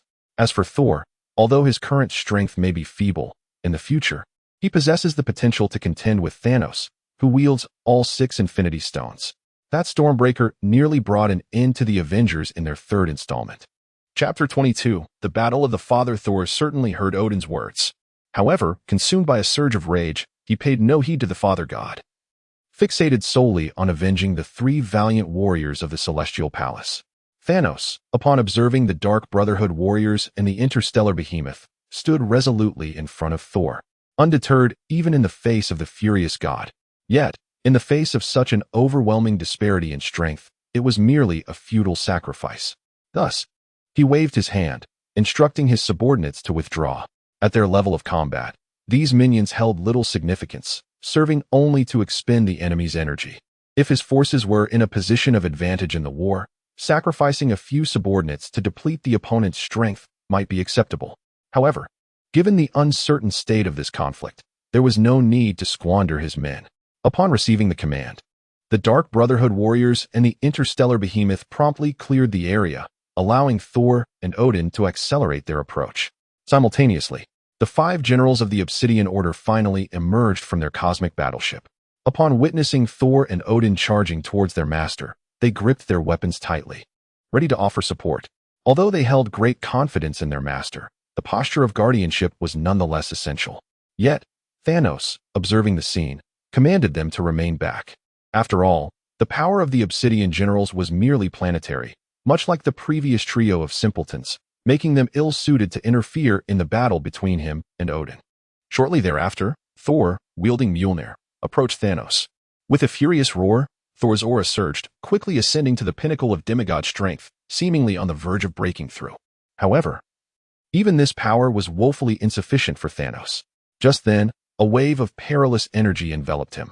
Scanning the vicinity, he noticed Odin not far behind Thor. Brandishing the eternal spear, his remaining eye fixed intently upon Thanos. The source of the ominous energy was evidently emanating from Odin, providing cover for Thor. In response, Thanos felt his energy pulsating, summoning his full strength as he swung the tyrant's cleaver towards Thor. The resulting clash echoed through the tranquil vacuum of space. Resonating in the minds of all present, Thor felt an immense force reverberating through Mjolnir, leaving him momentarily astonished. Yet, gritting his teeth, he channeled every ounce of energy within him. With another furious roar, he unleashed a torrent of lightning that surged in all directions. Nonetheless, no matter how he strained or summoned his internal power, Mjolnir remained immobile, unable to advance even slightly. The disparity in strength was insurmountable. Thanos, with a dismissive tone, remarked, "Is this all the power you possess?" With that, he exerted force with both hands, the purple radiance of the tyrant's cleaver intensifying as he thrust it forward. Thor was instantly repelled by the overwhelming force, hurtling backward. Fortunately, at that moment, Odin arrived swiftly, catching Thor just in time. In times of trouble, one must not act impulsively. Have you forgotten? His voice bore a mix of frustration and tender affection. Regarding this son, he felt utterly helpless. Once Thor steadied himself, he was about to retort, but upon meeting his father's worried gaze, he felt a wave of shame wash over him and lowered his head. "I understand." Although Odin felt a sigh of relief in his heart, he looked at the hammer of the thunder god with a twinge of sorrow, saying, "Return now. Do not hinder me further." A massive crack had appeared on the hammer, nearly splitting it in two, causing him great concern. This hammer was forged from a cooling star, a relic only a tier below the eternal spear, and it was alarming that it had nearly been severed in twain by the adversary's strike. Upon hearing this, Thor shook his head defiantly and declared, "No, I must avenge them." With that, he raised the hammer, ready to continue the battle. However, upon noticing the hammer's dire condition, he froze in shock. How could this artifact, which had been his companion for centuries, be reduced to such a state? "Return to me." Before Odin could offer any comfort to his son, he saw Thanos charging toward them. Thanos, at that moment, was bemused. This father and son duo seemed to treat the war as if it were a mere film, engaged in their own tender exchanges as if he were of no concern at all. He was not like those cinematic villains who would courteously wait for them to finish their dialogue. In the next instant, a resounding clang echoed across the battlefield. The tyrant's blade and the eternal spear, two pinnacle artifacts, collided for the first time in this universe. Both Thanos and Odin felt each other's formidable strength through their weapons. This was an opponent whose power was not inferior to his own, igniting a spark of excitement within Thanos. After so long in this world, he had finally encountered a rival of equal prowess. In stark contrast to Thanos' exhilaration, Odin's mood was profoundly grave, for he understood that the battle could not be concluded swiftly. In the following moment, the weapons in their hands clashed and parried incessantly, the sounds of clanging ringing out like a symphony. Within a mere 3 seconds, they exchanged over 100 blows, moving at such a speed that none but they could perceive. Soon, Odin found an opening to push Thanos back. As his divine power surged rapidly, the eternal spear unleashed a torrent of formidable energy. Observing this, Thanos felt his own destructive energy surge forth, meeting the oncoming force with a decisive strike. Instantly, 2 waves of energy, one white and one purple, collided, producing an immense force that even caused the surrounding space to fracture slightly. Thor, who had initially prepared to leave, noticed the standoff between Thanos and his father and promptly returned. Given the hammer's near destruction, He chose not to wield it this time, but instead clenched his fists, emanating a powerful surge of lightning. Odin swiftly took note of his son's actions and immediately called out in a state of anxious urgency, "Thor, no." He understood that the adversary, much like himself, was not exerting his full strength, and his foolish son could not possibly succeed in a surprise attack. Yet, his warning came too late. Thor had already charged within a meter of Thanos, raising his hands, crackling with lightning, poised to strike. Meanwhile, a faint smile crept across Thanos' lips, and in the next moment, he vanished from sight. Chapter 23. The meteorite zone. Once Odin's energy surged forward, unimpeded by Thanos. It was met by none other than Thor. No. With a furious roar, Odin abruptly ceased his energy output. Yet, Thanos reappeared, unleashing his destructive force, propelling the attack onward. In the next instant, Thor found himself struck by his father's energy, a searing pain coursing through him, as if every inch of his skin had been scorched and his insides torn asunder. A horrendous scream escaped his lips as he was hurled backward by the immense force, soaring into the distant cosmos. Odin, witnessing this, felt a surge of divine power and prepared to retrieve his son. However, in the very next moment, Thanos stood before him. "Now, no one shall interrupt our battle." Odin's lone eye widened, filled with fury and vengeance, for this wretched being had nearly cost him his son.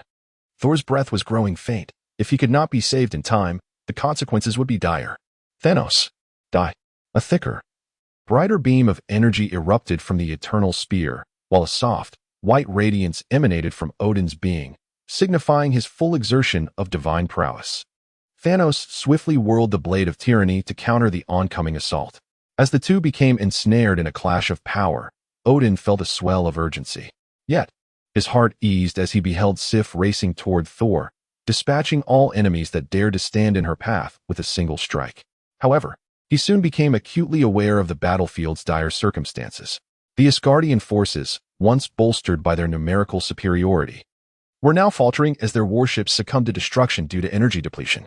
Though the Asgardian warriors fought valiantly, they were steadily overwhelmed by the relentless assault of enemy vessels and the merciless slaughter wrought by the Black Obsidian Five. "This cannot stand. I must swiftly eliminate Thanos and provide support to my comrades." With this resolve, he concluded the energy shockwave, gripping the eternal spear tightly, and surged forward once more. With a thunderous clang, his overwhelming attack, despite being met by Thanos' defenses, continued onward.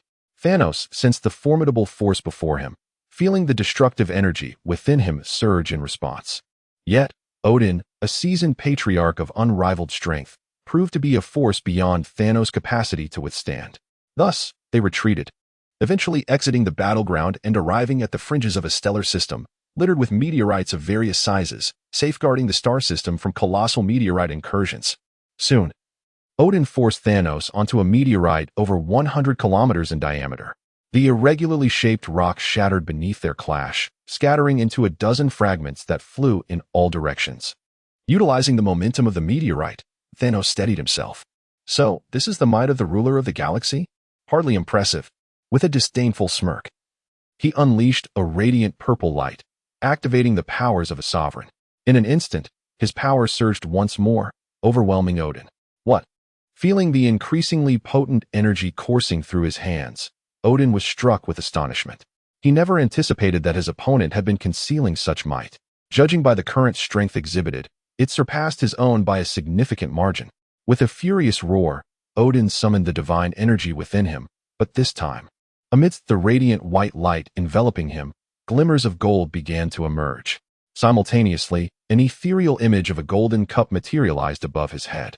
The Dropner Golden Cup. Thanos swiftly retrieved the name of this artifact from his memory. It was a relic of immense power, rivaling that of the Eternal Spear, albeit of a supportive nature. Its capabilities included accelerating healing, replenishing energy, and temporarily augmenting strength. Yet, this was merely the beginning. With the manifestation of the Golden Cup, Odin's armor transformed, radiating a golden glow, and his helmet morphed into an eagle's visage.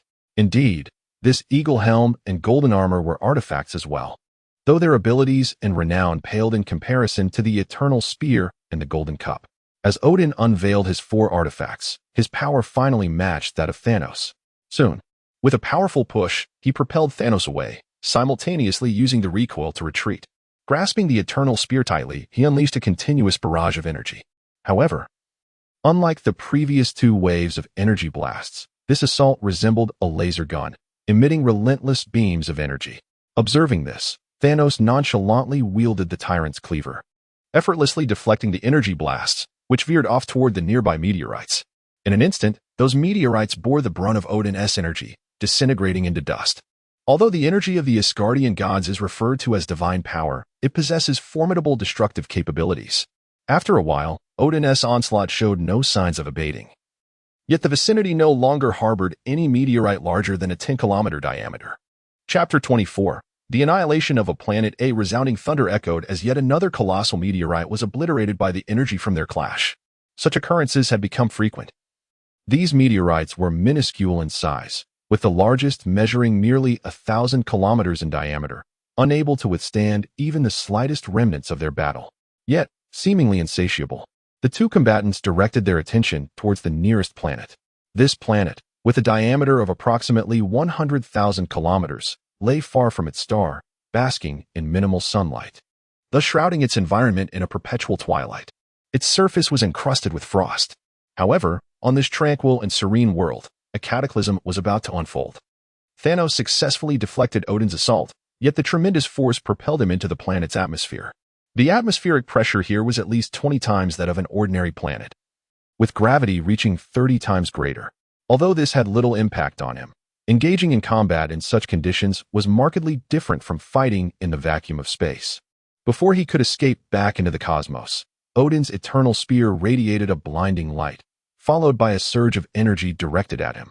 Sensing that the planet's influence had compromised Thanos, Odin resolved to prevent his escape. Despite being restrained by gravity and atmospheric pressure, the opportunities to leverage his surroundings were abundant. He thrust his empty hand forward, unleashing a powerful gust that propelled him backward, narrowly evading Odin's strike. In the next moment, the planet's surface bore the mark of Odin's attack, a deep crater several dozen kilometers in diameter carved into its crust. Odin sought to continue his assault, but Thanos seized the moment to burst through the atmosphere, delivering a decisive strike. Yet, Odin executed a sudden, cunning maneuver to the right, deftly evading the blow. Consequently, Thanos' destructive energy sliced through the air, leaving a 20-kilometer scar upon the planet's surface, the depth unknown. With a swift motion, Thanos retaliated, his tyrant blade arcing back toward Odin. This time, Odin had no choice but to raise his spear in defense. The clash resounded with a thunderous boom, and Odin was instantaneously thrust deep into the planet's atmosphere by the sheer force of the impact. Observing this, Thanos smiled faintly before pursuing him. What followed was an intense battle within the planet's atmosphere. Thanos, having trained in a gravity chamber, adapted seamlessly to the 30-fold gravitational pull, while Odin found himself increasingly hindered, barely managing to parry Thanos' relentless attacks. As their conflict raged on, the planet's atmosphere was rent asunder, leaving trails of disruption in the sky, causing gases to begin escaping. In merely half an hour, the atmospheric pressure plummeted from 20 atmospheres to a standard level. The planet's surface lay in ruins, appearing on the brink of collapse, particularly marked by a gash that nearly cleaved the planet in two. Fortunately, the planet's core had cooled sufficiently to prevent any magma from spilling forth. At that moment, a sharp sound rang out. Odin, with remarkable precision, blocked Thanos' assault with his spear. After taking a few breaths, as Thanos advanced once more, the divine power within Odin surged rapidly, unleashing another wave of energy. Observing this, a faint smile graced Thanos' lips. He had finally discerned his opponent's weakness. Perhaps due to prolonged inactivity, Odin's reactions were somewhat sluggish, compounded by the effects of gravity that slowed his movements. To compensate for this disparity, Odin was compelled to expend even greater energy. Once his energy was depleted, his demise would be imminent. With a swift evasion, he dodged Thanos' attack and raised the tyrant's cleaver to strike. Yet again, this assault was thwarted by Thanos' eternal spear. Just as he prepared to continue his offensive, a sense of unease washed over him from behind. Executing a backward leap to ensure Odin was not pursuing him, he glanced over his shoulder and made a startling discovery. Odin's energy surge had cleverly struck the crack he had created, impacting the planet's core. Now, that core was undergoing a violent explosion. A resounding roar echoed through the void, gradually diminishing before falling silent, not because the explosion had ceased, but due to the absence of an atmosphere to carry sound. Moments later, the planet shattered completely, disintegrating into fragments that scattered in all directions. Realizing this, he understood that Odin had recognized his flaw and had chosen to annihilate the planet. However, even without the planet's interference, could Odin truly withstand him?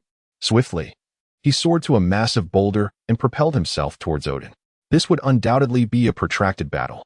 Every ounce of conserved strength would serve as a crucial factor in his future triumph. In the battlefield beyond the stars, the death of the three valiant warriors from the Celestial Palace had rendered Thor incapable of fighting, while Odin remained preoccupied. The tide of war had turned decisively against Asgard. The combat prowess of the Black Obsidian Five was far beyond that of ordinary Asgardian warriors. Each strike they delivered resulted in significant enemy casualties. The temple, too, was equally relentless. A colossal surge of energy erupted from it, striking an enemy warship mere seconds later. In an instant, that vessel erupted in flames. Following the assault, Temple 2 began to recharge, preparing for its next onslaught. Meanwhile, Asgard's forces, comprised of medium and large warships, still possessed energy. But the smaller vessels resembled little more than mobile coffins. The attacks from the medium and large warships were incapable of piercing the shields of the escort vessels. As the conflict raged on, Asgard's casualties mounted, while Thanos' encirclement grew tighter. Within Asgard's flagship, Sif tenderly placed Thor on a hospital bed, beside which lay the nearly severed Mjolnir. At that moment, Thor was pale, devoid of any color, and lay unconscious. Sif's heart ached at the sight. Soon after, a series of beams of light swept across the room, quickly revealing groups of data. Upon seeing this data, she was instantly overwhelmed with panic, unsure of how to proceed. The figures revealed that Thor's condition was exceedingly dire. He had suffered 25 broken bones, with over 50% of his muscles severely contused and 30% of his skin damaged. More critically, a destructive energy coursed through his body, relentlessly eroding his very being. If Thor could not expel this malevolent force immediately, he could succumb at any moment. Yet, in the face of this annihilating energy, she found herself utterly powerless, as her divine power was both insufficient and lacking in purity. The only beings capable of rescuing Thor were Odin, the All-Father, or Heimdall and the goddess. Chapter 25. The Art of Divine Intervention. Confronted with Thor's predicament, Sif found herself in a tumultuous state of indecision. Should she return now, she could likely preserve Thor's life. However, the sudden vanishing of the flagship from the battlefield not only deprived them of crucial support, but also rendered the ongoing conflict considerably more arduous. The mere disappearance of the flagship instigated a profound disquiet among the ranks. On one hand lay the life of her beloved, and on the other, the potential loss of the war. This dilemma left her at a loss for a resolution. At that moment, the flagship shuddered violently. A series of thunderous booms echoed, and the light shifted to a crimson hue. Attention all units, the warship is under attack. Please take protective measures. Upon hearing this, Sif found clarity amidst her turmoil. Given the current circumstances, it seemed the war was already tipping towards inevitable defeat. Rather than remain idle, it would be prudent to rescue Thor first. With this resolve, she sprinted towards the command center. After much persuasion, Lucy, faced with the dwindling energy of the flagship, reluctantly closed her eyes and acquiesced to the retreat plan. Yet, before the flagship departed, she chose to remain behind, prepared to share the fate of the warriors outside. As Sif had anticipated, the flagship's withdrawal dealt a staggering blow to the morale on the battlefield. Some Asgardian warriors erroneously believed Odin had perished, leading them to abandon the enemy before them and flee. However, in the vast emptiness of space, with the nearest planet millions of kilometers away, where could they escape? Ultimately, they could only retreat back to the warship, resulting in chaos and an inability to mount an effective offensive. This triggered a chain reaction, culminating in even greater losses for the Asgardian side. From the current situation, barring unforeseen events, Asgard's defeat appeared inevitable. Within the stellar system, Odin and Thanos engaged in a fierce aerial skirmish, swiftly approaching another planet. Odin had no desire to venture here, but Thanos relentlessly pressed him into combat, forcing him in that direction. The moment he glimpsed the planet, Odin discerned Thanos' intentions to draw him into a battle on the planet's surface, depleting his already waning energy reserves. This realization ignited a sense of urgency within him. With Thor's condition uncertain and the battlefield's status ambiguous, he felt a profound anxiety. The death of his son or the loss of the war were both intolerable to him. After a brief exchange, as he was propelled to the edge of the planet's atmosphere, a resolute glimmer ignited in his eyes. "Thanos, you leave me no choice." With a mighty roar, golden light enveloped Odin's entire being. His muscles swelled with newfound vigor, and his hair transformed into a brilliant gold. In an instant, the once elderly Odin metamorphosed into a robust man in his 30s. A formidable aura surged forth from him, rending the atmosphere beneath him and creating a vast chasm. The powerful gusts of energy continuously buffeted his form, and the planet seemed to sense the impending peril as the clouds gradually darkened and brilliant streaks of lightning erupted forth. Indeed, they shot forth. Due to the disappearance of the atmosphere and the subsequent escape of atmospheric gases, there has been a significant reduction in air pressure. The ensuing chain reaction has lowered the boiling point of water, causing a substantial amount of water to vaporize, thus resulting in the appearance of dark clouds. The evaporation of such a large volume of water has simultaneously led to the separation of numerous positive and negative electrons, giving rise to lightning. The lightning strikes in accordance with the direction of the rainfall. When the rain ascends, it causes the lightning to burst outward. However, at Odin's level, lightning is akin to a mere tickle. Thus he remains entirely unfazed. Upon sensing the formidable aura of his opponent, Thanos' expression shifted to one of grave seriousness. To his astonishment, even at this stage, the old fellow still possesses an undisclosed trump card, showcasing remarkable composure. Soon, the violet radiance surrounding his body surged violently, indicating that the destructive energy within him had reached its zenith. At that moment, Odin's aura also ceased its expansion. A sinister smile crept upon his face as he felt the immense divine power within him. "You are the second individual to compel me to resort to this technique. Consider yourself fortunate even in death. Bring forth the spear." With a thunderous roar, the eternal spear underwent a transformation, extending from a length of 2 meters to an astonishing 3 meters, significantly altering its appearance to become exceedingly menacing and terrifying. Perish. In an instant, Odin traversed over a kilometer, appearing directly before Thanos. This transformative technique is known as divine descent.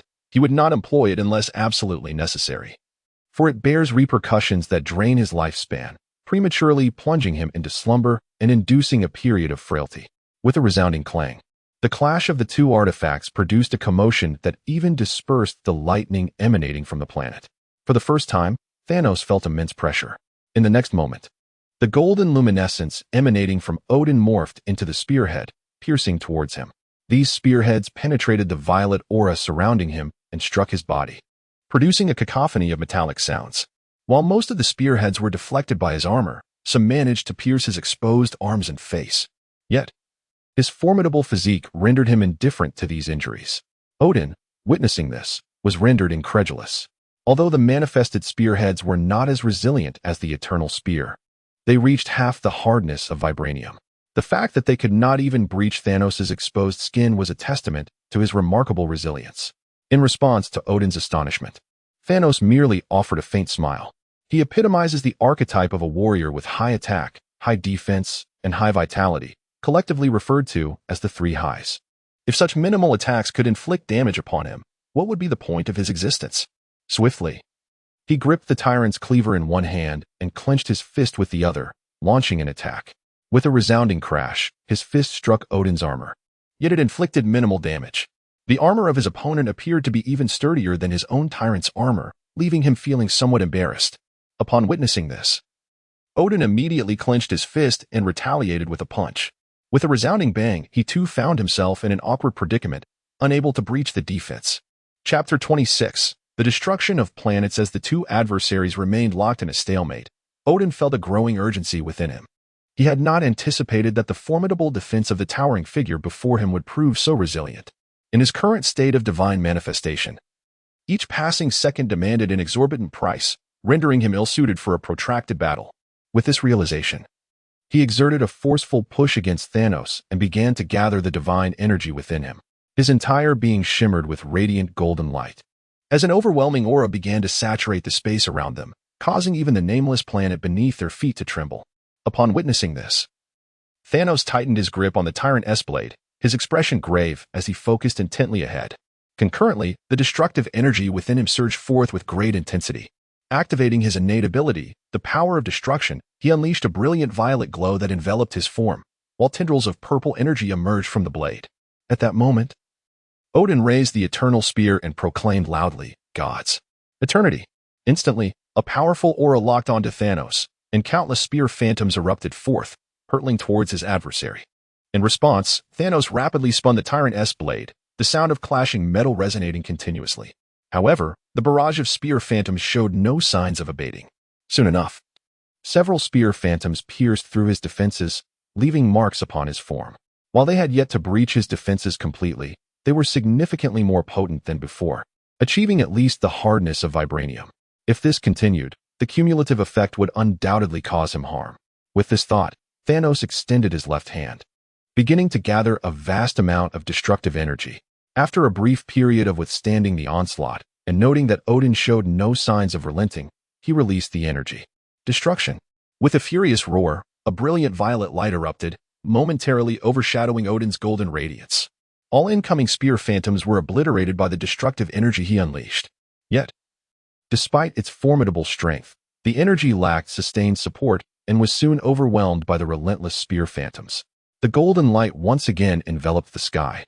Seizing this brief opportunity, Thanos created a doppelganger to divert Odin's attacks while his true self maneuvered out of harm's way, charging towards his foe. Prepare to perish. Upon seeing Thanos advance, Odin immediately ceased his grand attack, raising the eternal spear to strike. The clash resounded with a thunderous impact. Though Odin had augmented his might through divine manifestation, he was still pushed back relentlessly by Thanos, who had activated his dual state. Before long, the two found themselves near the planet's atmosphere. The rumbling sound echoed continuously, as bolts of lightning shot forth from the ruptured atmosphere, only to be deflected by their formidable auras, causing no harm whatsoever. At their level of power, planetary-scale calamities held no sway over them. After a minute had passed, a tremendous roar erupted as Thanos propelled Odin downwards like a meteor, crashing towards the surface. This caused the already trembling crust to experience a tumultuous earthquake, even triggering a volcanic eruption. This planet is not large, reduced to less than half the size of the one that was previously destroyed, with gravity approximately 1/4 times that of normal. As for the atmospheric pressure, it is rapidly diminishing due to the breach in the atmosphere, currently hovering around 0.8 atmospheres. Thanos, undeterred, continued to propel Odin deeper towards the planet's core. Clearly, this planet possessed an active core. Should Odin be thrust into the molten depths, it would deplete a significant amount of his energy. Odin was aware of this as well, and with a furious roar, he unleashed his divine power, halting his descent. Yet, how could Thanos allow such an opportune moment to pass? The destructive energy within him surged once more, and he raised his blade, striking fiercely. The sound of clashing weapons echoed once again. After an hour, the planet could no longer withstand the aftermath of their battle. Its core began to explode, sending fragments of the planet hurtling into the void. This marked the destruction of the second planet by the two. Meanwhile, beyond the stars, the conflict between the Dark Order and Asgard was nearing its conclusion. Asgard's medium to large warships with remaining energy activated their space jumps to escape. The smaller ships that lacked energy were obliterated. In truth, General Deathblade wished to initiate a spatial blockade, ensuring no enemies could escape. However, both the Hypergiant and the Blackwood Throat believe that if they can find their enemies, forcing them into a desperate struggle, even if they achieved ultimate victory, the cost would be exorbitant. Thus, it was deemed wiser to let a few escape while annihilating the majority. The Obsidian Five would assume command of the war in Thanos' absence, contingent upon a collective vote. However, with both the Dark Neighbor Star and the Black Dwarf abstaining, the spatial blockade was ultimately not enacted. Now, they commenced deliberating a second matter, whether to provide support to Lord Thanos. However, this discussion ceased abruptly with the explosion of the second planet. Although they had reached the pinnacle of planetary prowess, on the verge of ascending to the demigod level, they found themselves powerless in the face of such catastrophic devastation. A mere aftershock from the battle could spell their demise. General Deathblade gazed at the screen displaying the shattered planet, his heart racing with trepidation, and inquired, "What do you believe is the true extent of our Lord's power? Even a planet is but a toy in his hands." The Dark Neighbor Star shook his head, a look of reverence upon his face, and replied, "I do not know, but I believe the strongest in the universe cannot be surpassed." Indeed, the magnitude of their Lord's strength likely exceeded their wildest imaginations. The Hypergiant nodded, his expression obscured, yet his tone resonated with admiration. The Blackwood Throat's eyes gleamed with fervor as he fervently declared, "Indeed, we can only follow in our Lord's wake." conquering wherever his gaze falls to demonstrate our loyalty. Among the 5 enigmatic beings of the Obsidian realm, only the somewhat dull-witted black dwarf persistently nodded, utterly at a loss for how to articulate his admiration. In the end, he could only exclaim, "Wow." Chapter 27. A resounding victory. The members of the Black Star 5, who joined Thanos' ranks, did so at different times. Among them, the General of the Reaper was the first to become Thanos' subordinate, followed by Ebony Maw, Corvus Glaive, Proxima Midnight, and ultimately Cull Obsidian. In his ambition to become the leader of the 5, the Reaper General allied himself with Corvus Glaive. Aware of his position as the weakest among the 5, Corvus Glaive agreed to this alliance to secure his standing. Thus, the Black Star 5 was not as harmonious as it appeared at first glance. However, their rivalry had not escalated to the point of outright hostility. After a lengthy discussion, they resumed their assault on the Asgardian pantheon. Although the battle seemed to favor them, with over 1 million Asgardians encircled, consolidating these gains would require time. After all, even slaying over 1 million pigs would take considerable effort, let alone beings with individual power exceeding even that of the Dark Order. In the recently obliterated planet, Odin and Thanos stood, breathless, gazing at one another. Normally, they could engage in combat for days without breaking a sweat. Yet this all-out confrontation had drained them of considerable stamina and energy. Both were now exhausted, having ceased their overexertion and refrained from resuming hostilities immediately. After a brief pause, Odin spoke, panting, "Thanos, if you withdraw now, I shall hold no grudges." Lacking confidence in his ability to defeat Thanos, he contemplated a truce. In his youth, such a thought would have been unthinkable. Even when aware of an impending defeat, he would have fought to the bitter end, driven by passion. But age had brought with it deeper concerns, and he had long passed the age of reckless abandon. Thanos merely chuckled at Odin's words. "Ah, you are still not awake.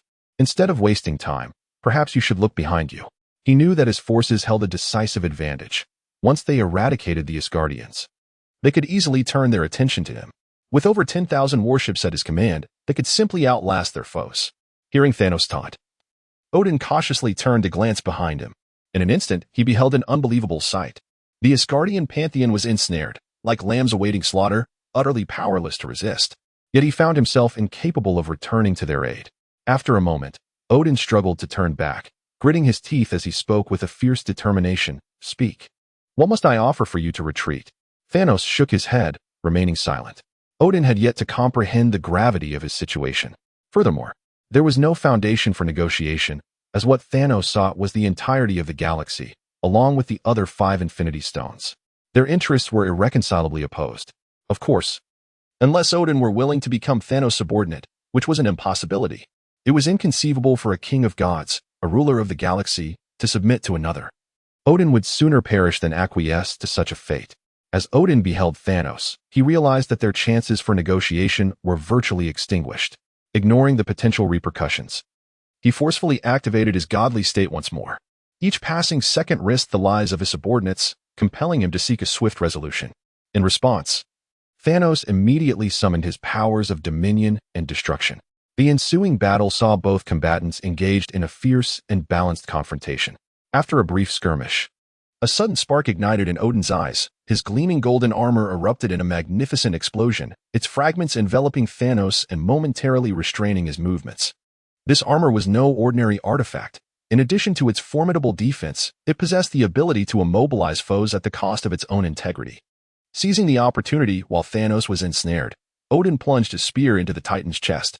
In disbelief, Thanos gazed up at Odin, who wore a triumphant smile as he gradually withdrew the eternal spear. Ultimately, victory is mine. After a triumphant laugh, Odin relinquished his godly state and rushed to assist his troops. Under the assault of the eternal spear, he swiftly vanquished his enemies. Yet, in the midst of his elation, the eagle helmet atop his head flickered ominously. A sudden sense of foreboding washed over him. Everything seemed too seamless, too surreal. This awareness triggered an unsettling wave of nausea.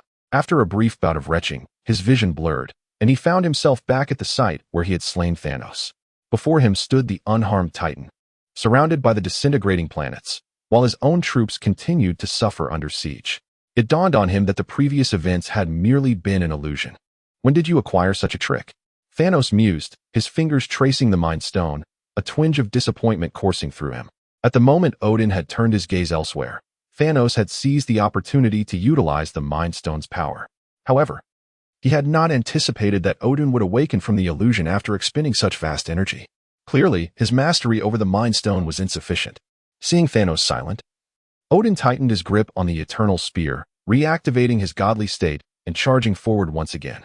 However, now aware of Odin's hidden strength, Thanos approached the battle with heightened caution, wary of being ensnared by the armor once more. As time progressed, Odin recognized that Thanos was once again attempting to suppress him to a nearby planet, sending a chill through his heart. Although he had used his godly state within the illusion, it had genuinely drained his energy and potential. At this moment, he could no longer maintain the divine form for long. Escape was imperative. The adversary before him could only be confronted by uniting with others. Yet, those he had brought along no matter, preserving his life was paramount. With this thought in mind, he began to seek a route of retreat. After successfully repelling Thanos once more, he swiftly maneuvered, abandoning his frontline troops, and soared backward at full speed. Upon witnessing this, Thanos immediately pursued, fearing that his adversary might escape. However, at that moment, a radiant beam of rainbow-colored light suddenly soared from the distance. Upon seeing this luminescence, an ominous premonition surged within him. Yet, before he could fully comprehend the situation, the iridescent light enveloped Odin, and in the next instant, both he and Odin vanished. It turned out that Odin had just instructed Heimdall to activate the Bifrost to facilitate his departure. This was a unique interstellar cannon and portal exclusive to the Asgardian pantheon. Observing this, Thanos' expression turned grim. Nevertheless, he found himself powerless against it. After all, such advanced technology as the Bifrost was beyond his means to thwart. Chapter 28. Regrouping 3 hours later, Thanos gazed coldly at the mountain of corpses and the sea of blood before him, gradually retracting the blade of tyranny. Surrounding him were numerous bodies and dismembered limbs, so densely packed that they were nearly incalculable. During these 3 hours, he and his subordinates had hunted down over 1 million Asgardians. Though he had contemplated capturing a few prisoners, the Asgardians proved to be formidable warriors, refusing to surrender and instead fighting to the last breath. At that moment, the Black Order soared nearby and knelt before him in midair. The leading general of the Black Order lowered his head respectfully and spoke, "My lord." Having witnessed the battle between Thanos and Odin, they were now utterly devoted. The cataclysmic power displayed was beyond their reach. Even with centuries of training, it was the power that belonged to deities. Thanos merely cast a fleeting glance at his subordinates before inquiring, "Where is Thor's body?" Although Odin had fled, vanquishing Thor was still a significant achievement. As his words fell, the heads of the Black Order lowered even further. Noticing this, Thanos furrowed his brow, displeased, and asked, "Do not tell me he escaped?" Seeing the silence among his comrades, the general of the Black Order steeled himself to respond, "My lord, we did not see Thor before he could finish." Thanos' eyes widened in anger. In the next instant, the general felt an immense pressure enveloping him, making even the act of breathing a challenge. How could they allow even a half-dead foe to escape? The Midnight Star, bowing his head, hurriedly interjected, "My lord. It is as follows. Hyperion and Ebony Maw feared that the enemy would fight desperately if cornered, leading to our significant losses. Hence, they chose not to seal the space, allowing the enemy to flee. They were unaware that Sif had long since taken Thor away, mistakenly attributing the escape to their failure to block the space." Hyperion and Ebony Maw, witnessing Midnight Star diverting blame, grew anxious. "My lord, we acted out of strategic consideration, fearing excessive losses to the Dark Order. Indeed, we are not acquainted with this Thor." Before they could finish, Thanos' oppressive aura immediately descended upon them, subjecting the Black Order to tremendous pressure. Soon, cold sweat began to beat on their foreheads. After a moment, observing his subordinates trembling on the ground, Thanos retracted his oppressive force and stated calmly, "Do not speak to me of strategy. My strategy is to eliminate as many enemies as possible. Otherwise, Odin will wield the resources of an entire galaxy against us, and we would find it arduous to withstand." While Hyperion and Ebony Maw might possess military insight, their strategic vision on a galactic scale was still lacking. Upon hearing this, the Black Order immediately recognized their missteps, regret flooding their hearts. Particularly, Hyperion and Ebony Maw wished they could slap themselves for their errors. However, Thanos disregarded the concerns of his subordinates and instead turned his gaze toward the distant cosmos, continuing, "All fleets, prepare yourselves. We shall hasten in pursuit of the traces left by our enemies." Spacecrafts, when executing spatial jumps, inevitably leave behind certain cosmic remnants. Thanos possessed the technology necessary to track these remnants. Thus, he refrained from reprimanding his subordinates for their failures. The Black Order nodded in agreement and promptly returned to their ship. Meanwhile, within the halls of Asgard, the atmosphere was tense. Odin's complexion was pale, and he struggled to catch his breath. "Damn that purple potato," he gasped. At that moment, Heimdall approached, his footsteps echoing with a rhythmic clatter. Concern etched across his face. "My king, are you unwell?" Heimdall had been observing the battle between Odin and Thanos from the shadows. Witnessing Odin being overpowered filled him with anxiety. Had it not been for Odin's command, he would have rushed to assist. Odin shook his head, his voice trembling with trepidation as he recounted, "In past gatherings of the gods, I had heard whispers of a formidable being named Thanos from the neighboring Dragon Star system. I once mocked them for their inability to subdue even a Titan, but now I realize I underestimated him."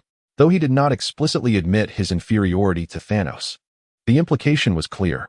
He retained some hidden strategies, yet he had already unleashed his most potent abilities, leaving his remaining tactics unlikely to alter the tide of battle. Furthermore, he was uncertain whether Thanos had any hidden reserves. The shadow of the Mind Stone loomed heavily in his thoughts. Fortunately, it was merely a projection of the Infinity Stones, not the real gems. Reflecting on this, he recalled a glove crafted for the Infinity Stones that lay in his treasury. In his youth, he had contemplated gathering the Infinity Stones to conquer the universe, but ultimately abandoned the idea due to the lack of leads for their collection. The only stone he knew of was in the possession of that bald figure, which he had no means to acquire. Shaking his head, he dismissed such thoughts. At that moment, Heimdall suddenly raised his gaze to the heavens, his pupils contracting sharply. Moments later, he spoke with urgency. "My king, it appears the enemy possesses a method to track our cosmic vessels, and they are now advancing toward our fleet." Upon hearing this, Odin sprang to his feet in alarm and made his way outside. "What? They possess such capability?" Heimdall watched Odin depart, shaking his head in resignation, and resumed monitoring the enemy's fleet. Shortly thereafter, Odin arrived at the temple and issued a call to convene the council. The power structure of Asgard was intriguing. Aside from the king, there existed a senate comprising 100 members, each of whom was required to possess at least planetary-level strength, on par with the Warriors 3. In addition to the requisite strength, one must possess a dominion within the galaxy, be it a star or a planet. Given the vastness of the Milky Way, it could easily accommodate millions of representatives. However, it is unfortunate that Odin's overwhelming desire for control has rendered him unable to perceive the galaxy as anything other than his personal possession. Aside from initially distributing planets among his warriors who fought alongside him, he has not allocated any further territories since. Otherwise, he would not find himself utterly powerless against the singular Thanos. With billions of starships at his command, even Thanos would be worn down to exhaustion. Chapter 29. The death of Sif. Several hours later, a multitude of legislators traversed the Rainbow Bridge, arriving at the realm of Asgard and entering the Grand Temple. At this moment, Odin's visage had returned to its former state, bearing no trace of his previous injuries. As the deities took their seats, Odin rose, grasping the eternal spear. "Esteemed legislators," he began, "we face an unprecedented calamity. The adversaries from the Dragon Spiral Galaxy have invaded through a newly formed wormhole. I implore you to dispatch all available fleets for our aid." Upon hearing Odin's proclamation, the assembly of gods erupted into fervent discussion. "Isn't the Dragon Spiral Galaxy in close proximity to the Milky Way?" one queried. "Indeed, how did they manage to arrive here? Were not all wormholes sealed?" Another pondered. "What manner of foe is capable of compelling the All-Father to seek our assistance? Could it be that the chief deity of the Dragon Spiral Galaxy has perished? Otherwise, why would they encroach upon us? This seems implausible. We have received no word of any such events." As the commotion among the deities escalated, Odin could no longer contain himself.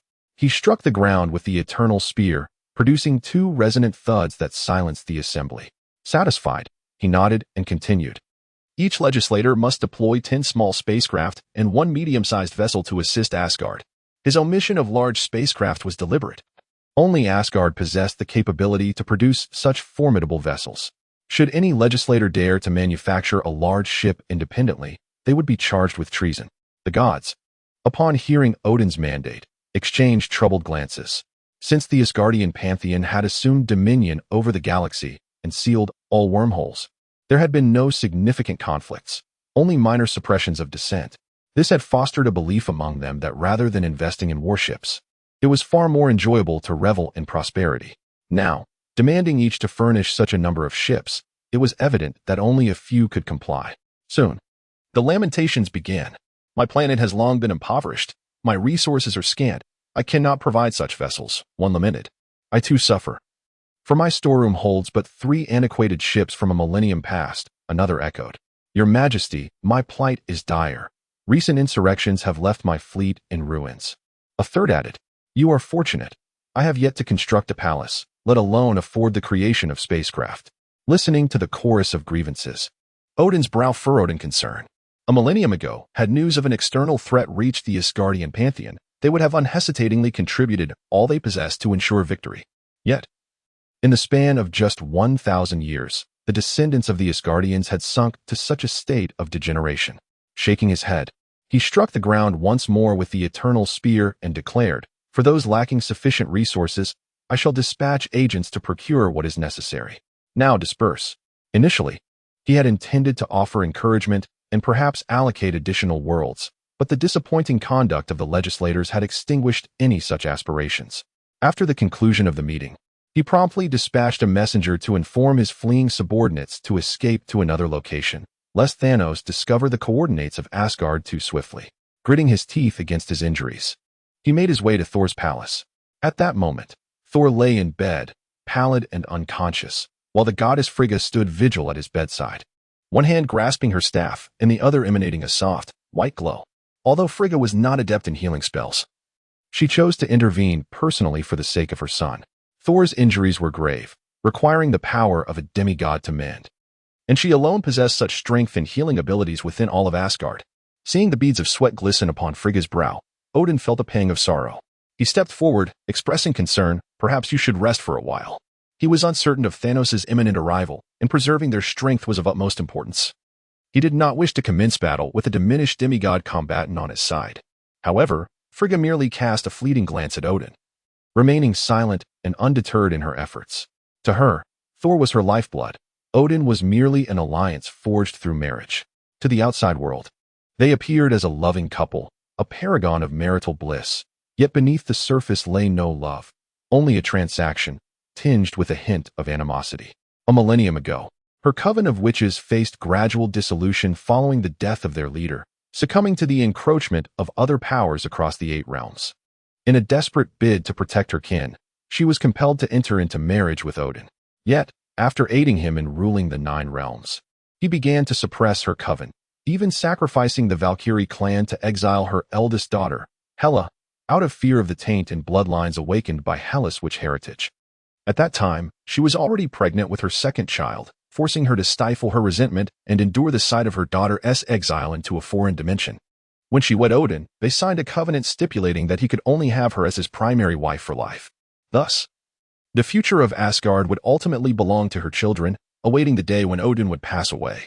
Until then, she would have to endure all his transgressions. This was why she chose to overlook his nightly escapades with other women. It was not ignorance, but a strategic choice to avoid providing Odin with any leverage to breach their contract. As she regarded Frigga with her icy gaze, a surge of anger ignited within Odin. Yet he swiftly tempered it.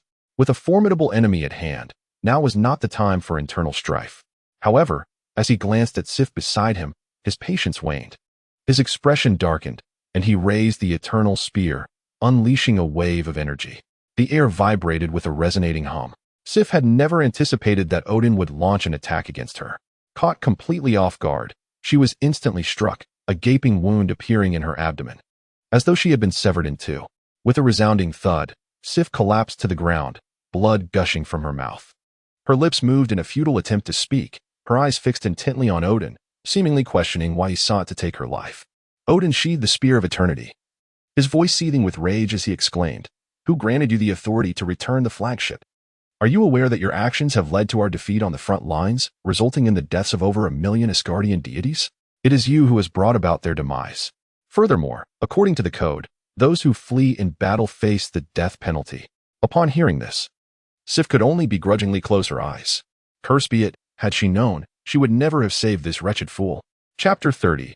The absorption of planets on the far side of the Milky Way. The Black Order was fervently pursuing the cosmic vessels left behind by the Asgardian pantheon.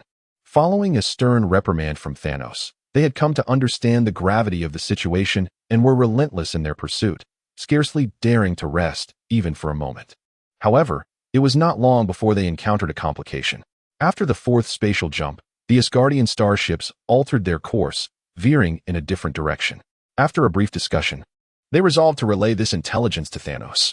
Upon receiving the news, Thanos quickly deduced that Odin had discovered their pursuit, prompting him to abandon his vessels to safeguard his own. He could not help but admire Odin's coldness and decisiveness. It was worth noting that these starships were of medium to large size, capable of carrying tens of thousands of souls, many of whom had once fought valiantly for Odin, engaging in life and death struggles against the Dark Cult. To think they could be so easily forsaken was a bitter pill to swallow. Lacking a viable alternative, he commanded his subordinates to continue their pursuit of the Asgardian ships, instructing them to capture any survivors if possible. With these defeated warriors unlikely to return, he could only hope to extract the coordinates of Asgard from the starships. Otherwise, locating this singular place amidst the vast expanse of the cosmos would be akin to searching for a needle in a haystack. Thanos refrained from pursuing personally, for he had more pressing matters at hand.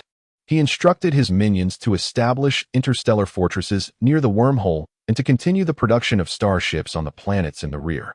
Meanwhile, he embarked on a quest to locate planets and hone his skills. Thus, time slipped away unnoticed, and 2 months passed in the blink of an eye.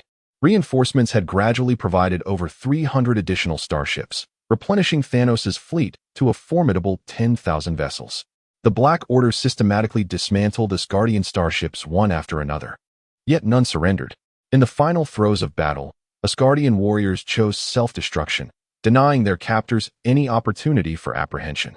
Thanos, disheartened, resolved to focus on subjugating star systems one by one. At this juncture, he found himself on a desolate planet, emanating a purple glow as he absorbed energy. After his initial obliteration of a planet, he had acquired a technique for siphoning energy from celestial bodies. However, in his quest to master the power of the Mind Stone, he had refrained from utilizing this skill. Following his confrontation with Odin, he discovered this barren planet beneath him and began to employ his energy absorption technique. He soon realized the limitation of this ability. It could only draw energy from planets with a burning core. Those with extinguished cores were utterly devoid of energy. After 2 months of absorption, the core of the planet beneath him began to cool, and its atmosphere gradually dissipated. This revelation clarified that the so-called technique for absorbing stars was, in essence, a means of draining a planet's core, leading to its demise. At that moment, a buzzing sound filled the air. Without needing to look up, he knew his subordinates had come to seek him. As he embarked on his inaugural attempt to wield the star-absorbing technique, uncertainty loomed over him regarding the duration it would take to deplete the planet beneath his feet and the subsequent consequences of such an act. Thus, for the sake of prudence, he commanded his spacecraft to remain stationed at a distance of 100,000 kilometers in the vastness of outer space. Shortly thereafter, a sleek, silver-hued vessel, embodying a distinctly futuristic aesthetic, came to a halt nearby. In the blink of an eye, the hatch opened, and a figure clad in a gray robe, their visage obscured, descended from the craft. Upon approaching Thanos, who stood 10 meters away, the stranger respectfully knelt on one knee. "Esteemed Lord Thanos, it appears we have uncovered the whereabouts of the Asgardian continent." At these words, Thanos raised his gaze toward the newcomer. This individual was an executive of the Dark Order, also a bioengineered being, albeit of the intellectual variety rather than the physically robust. "How did you come by this information?" Thanos inquired. The Dark Executive responded with calm assurance. "Based on our deductions, a being as proud as King Odin would undoubtedly establish the Asgardian continent at the very heart of the galaxy, as a testament to his might and achievements. Thus, we focused our reconnaissance on the central region of the Milky Way, and to our astonishment, we have indeed located a site that aligns with our expectations." Thanos nodded appreciatively, remarking, "Well done. You may return now. I shall follow shortly." "At once, my lord." The Dark Executive promptly returned to the ship and departed the crumbling planet. Observing this, Thanos intensified his gravitational pull. A torrent of energy surged into his being. The ensuing cacophony of thunderous sounds erupted as the earth quaked, fissures tore through the ground, and volcanoes erupted, painting a scene reminiscent of an apocalyptic finale. However, devoid of life, the notion of an apocalypse held little significance for this planet. After half an hour, sensing the waning of energy within his grasp, he ceased his absorption and ascended into the sky. The relentless detonations continued to resonate from the planet, which, when viewed from outer space, exhibited unmistakable signs of its impending demise. Vast chunks of land, liberated from the planet's gravitational embrace by the explosions, hurtled into the void. Shortly after Thanos' departure, the planet succumbed to total collapse, culminating in a cataclysmic explosion. Countless fragments of the celestial body were propelled into the cosmos, leaving behind merely a shattered core, approximately 1,000 kilometers in diameter, as the sole remnant of what once was. In the expanse of outer space, Thanos activated his personal attributes panel. Physique, for 2942. For strength, 35,121. 8 agility, 29578. 0 mental power, 30448. 7 active skills, power of destruction passive skills, Titan bloodline, super recovery, super physique, super strength, super agility. Potent mental power, resilient skin unique skills, ruler, star-absorbing technique equipment, Tyrant's cleaver, Tyrant's armor, Mind Stone. Upon reviewing his attributes, Thanos nodded in satisfaction. This endeavor of absorbing a planet had augmented his four-dimensional attributes by over 1,000 to more than 3,000 points, with the most significant enhancement occurring in his physique. After a year of mastering the Mind Gem, his mental prowess has escalated to over 30,000. If absorbing a single planet augments his attributes by such a significant margin, then by consuming 100 planets, he could potentially ascend to the late stages of the Father level. Although the system panel does not display levels, his extensive years of research have led him to differentiate attributes and levels. The classifications include ordinary, strong, superhuman, planetary, subfather, father, single universe, and multiverse levels. The average attributes for an ordinary individual are minimal. The strong level averages between 2 to 10 points, while the superhuman level ranges from 10 to 100 points. The planetary level boasts an average of 100 to 1,000 points. The subfather level spans from 1,000 to 10,000 points, and the father level averages between 10,000 to 100,000 points. Of course, this classification is merely a personal and factional establishment. Other regions undoubtedly possess their own terminologies. Chapter 31. The arrival of Thanos. After a brief interval, Thanos returned to Sanctuary 2. Through the projection from the void, he observed the Dark Executor locating a landmass believed to be Asgard. This was a continent suspended in the vacuum of space, not a planet. Such a marvel could not have formed naturally in the cosmos. It was undoubtedly a product of artificial construction. It is no surprise that the Dark Executor concluded this was indeed the continent of Asgard.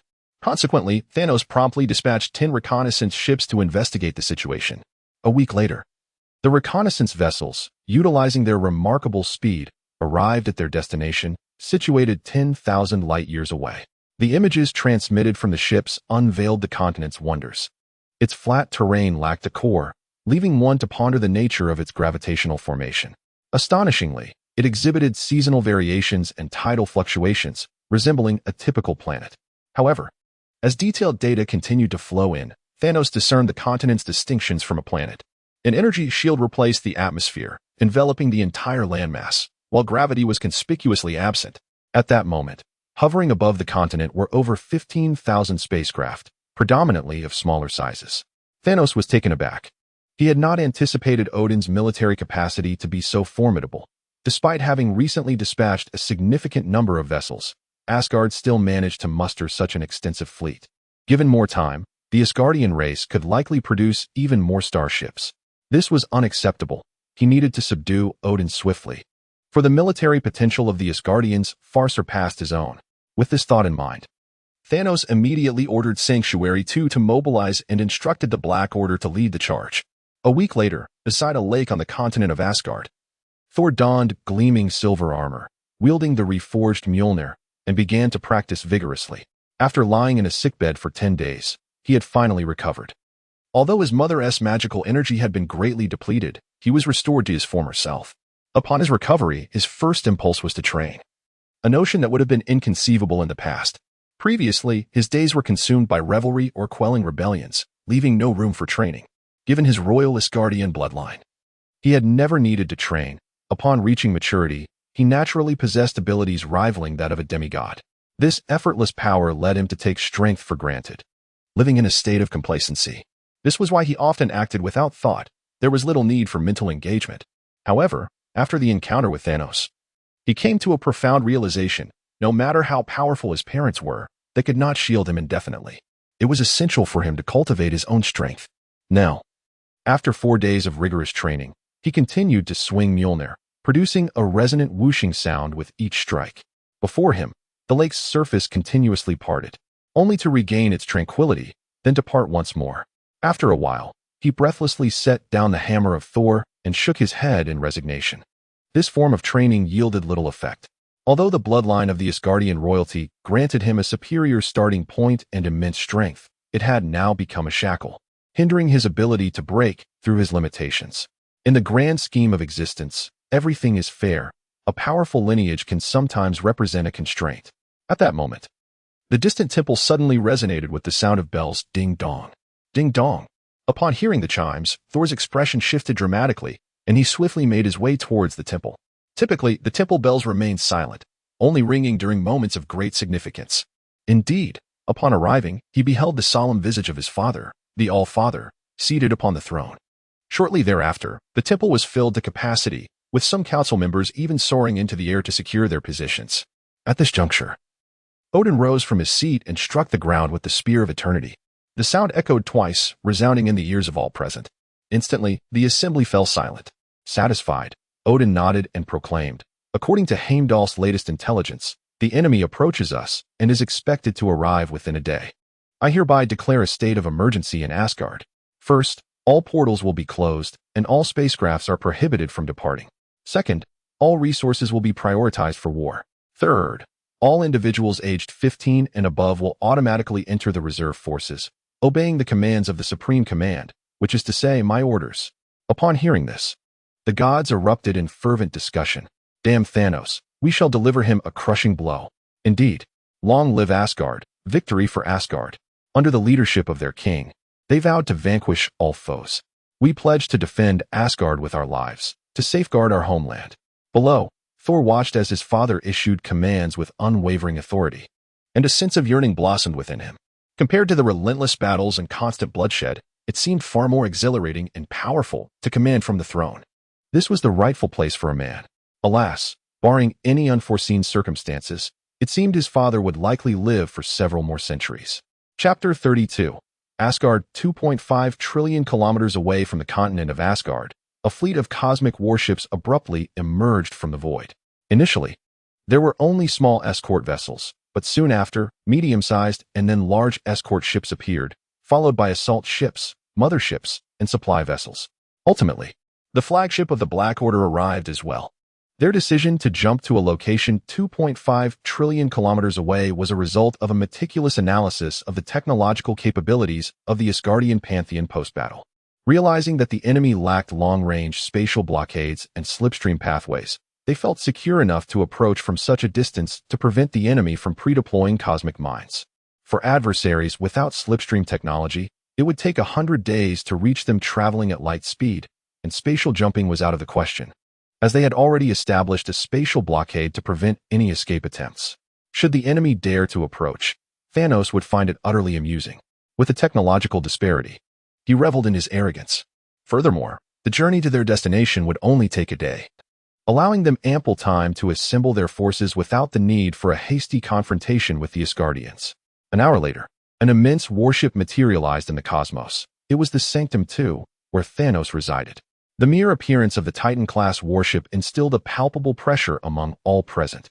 Even large cosmic warships appeared diminutive in comparison, akin to mere children in its presence. In the control room of the Sanctum II, Thanos sat upon his throne, coldly gripping the Mind Stone, ever attuned to its power. The Mind Stone compensated for his deficiencies in mental prowess, necessitating constant cultivation. Soon after, the projections of the Black Order manifested in the air, respectfully kneeling on one knee. "My lord," the General of Deathblade began, lifting his head to speak first. "According to our reconnaissance, we have detected over 14,000 small cosmic warships, more than 700 medium-sized ones, and 11 large warships gathered by the enemy. It is evident that they are severely lacking in medium and large cosmic vessels, and their firepower is gravely insufficient. Moreover, based on our earlier analysis of their technology, they have no distinction between escort ships, assault vessels, or supply ships. Their tactics seem to be stuck in the past 5 centuries. We can undoubtedly employ a strategy of encirclement." Thanos nodded thoughtfully and inquired, "Do the others have any alternative strategies?" The members of the Black Order, Nightstar, Supergiant, Black Dwarf, and Ebony Maw, shook their heads in unison, indicating their agreement. Seeing this, Thanos declared, "Very well. Proceed to the destination and commence the war." With that, he closed his eyes. While the Black Order may have been somewhat lacking in strategic depth, their tactical arrangements were undoubtedly sound. After a millennium of warfare, even a pig could have learned the art of combat. After a decisive conclusion was reached, the spatial slideway was swiftly activated under the guidance of Temple 2, propelling them towards their destination at a velocity 100 times that of light. Although this speed seemed astonishing, it was, in the vast expanse of the universe, rather slow. Meanwhile, in Asgard, with Odin initiating the war mobilization, a fleet of miniature spacecraft ascended into the heavens. This war, which bore the weight of their very existence, compelled all to participate, despite the knowledge that these diminutive vessels would likely serve merely as cannon fodder. The honor of the Asgardian pantheon could not be tarnished. Among them, only the warriors who perished in battle were deemed true Asgardians. There existed no notion of retreat. This stood in stark contrast to those who had spent their lives away from Asgard, never returning to the mainland. Over 1,000 Asgardian senators had grown accustomed to their reigns on distant planets, living as local monarchs, and thus lacked the fervor of true warriors. It was perhaps this realization that fueled Odin's disdain for the fracturing of the Asgardian lineage. At this moment, Odin sat quietly aboard a colossal warship, awaiting the arrival of the enemy, flanked by Thor and Heimdall.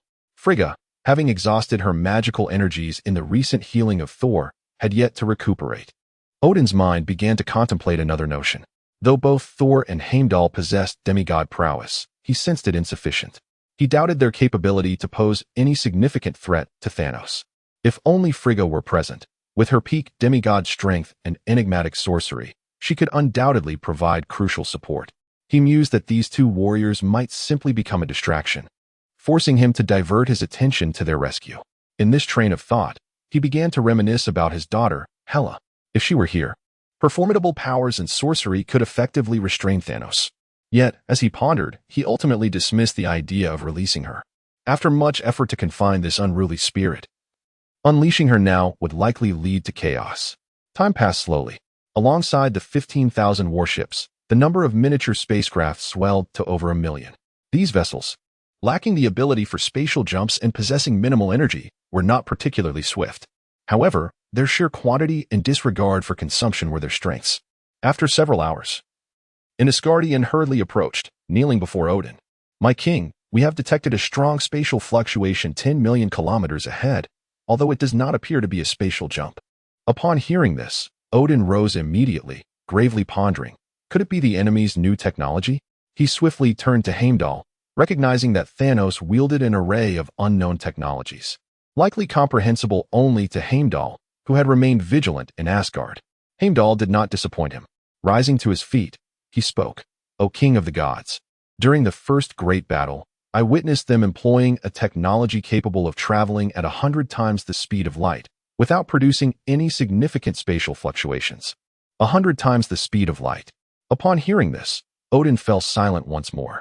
The reason he knew that the enemy would arrive within a day was also Heimdall's conjecture. He pondered the basis for their arrival, realizing that such technology existed.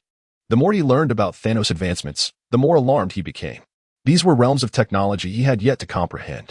Although the Marvel Universe prioritized strength, it did not diminish the significance of technology.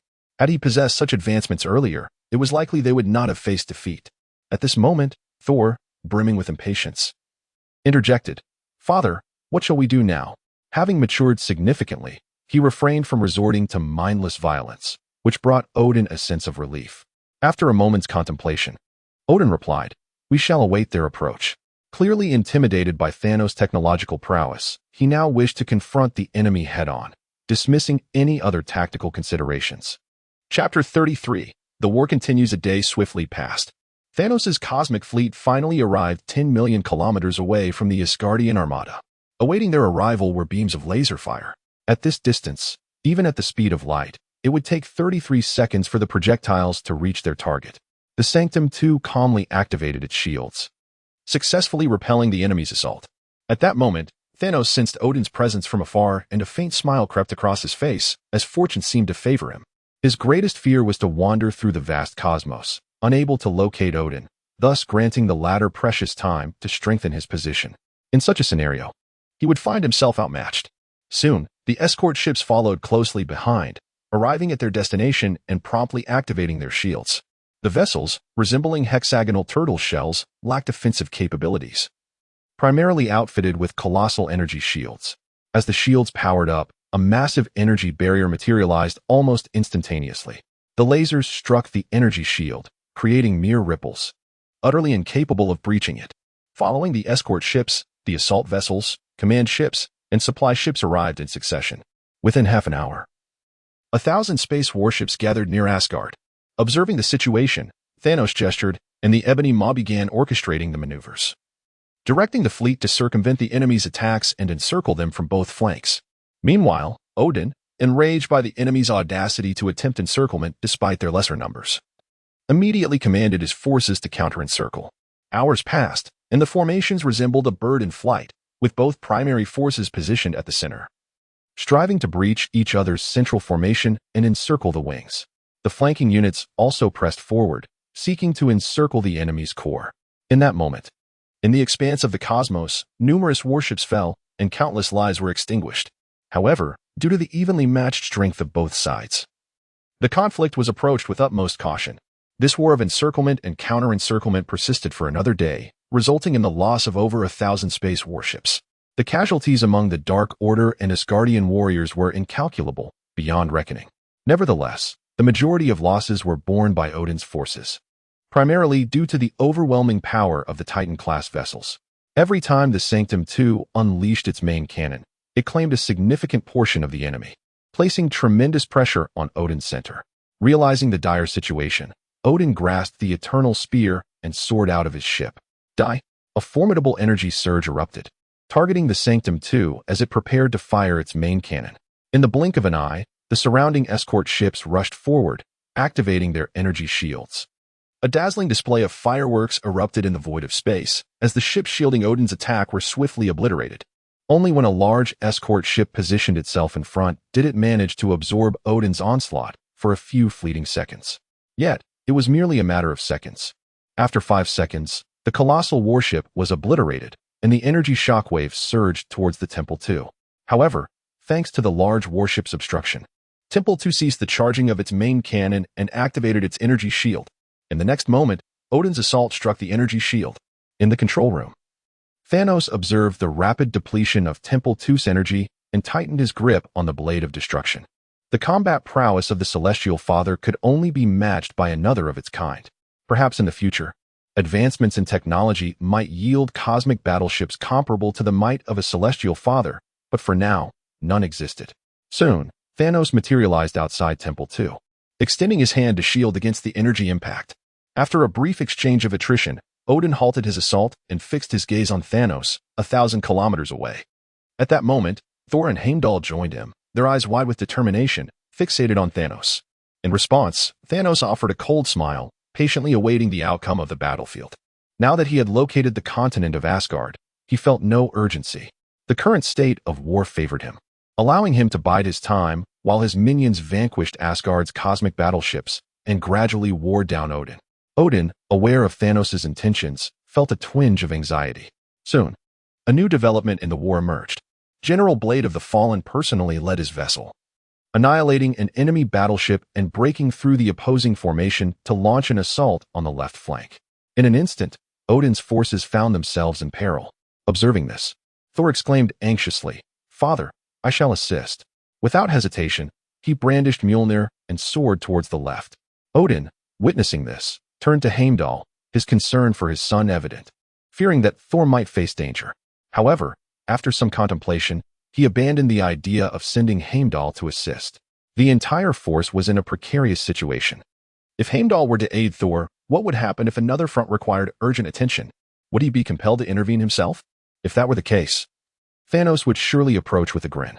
Meanwhile, Thor swiftly arrived at the left flank, spotting General Blade of the Fallen, who was ruthlessly slaughtering Asgardian warriors in the distance. He charged forward without hesitation. His instincts told him that this foe was merely at the pinnacle of planetary rank, posing no real challenge. The general, Sensing the threat emanating from Thor, tightened his grip on the blade of the fallen. Moments later, Mjolnir was hurled from Thor's hand, hurtling towards his adversary. Throwing the hammer was his forte. With a tremendous crash, although General Blade managed to deflect the attack with his blade, he was forced to retreat. He quickly realized he was no match for Thor. At that moment, the Dark Knight Proxima, sensing the peril faced by her beloved, swiftly flew over after destroying an enemy battleship. In a 2-to-1 scenario, although they were still being relentlessly pressed by Thor, they managed to hold their ground with considerable effort. After all, numerous allied starships surrounded them, occasionally launching attacks to provide assistance. After a span of several minutes, the right flank of the Odin forces was breached by the combined might of Black Dwarf, Hyperion, and Ebony Maw.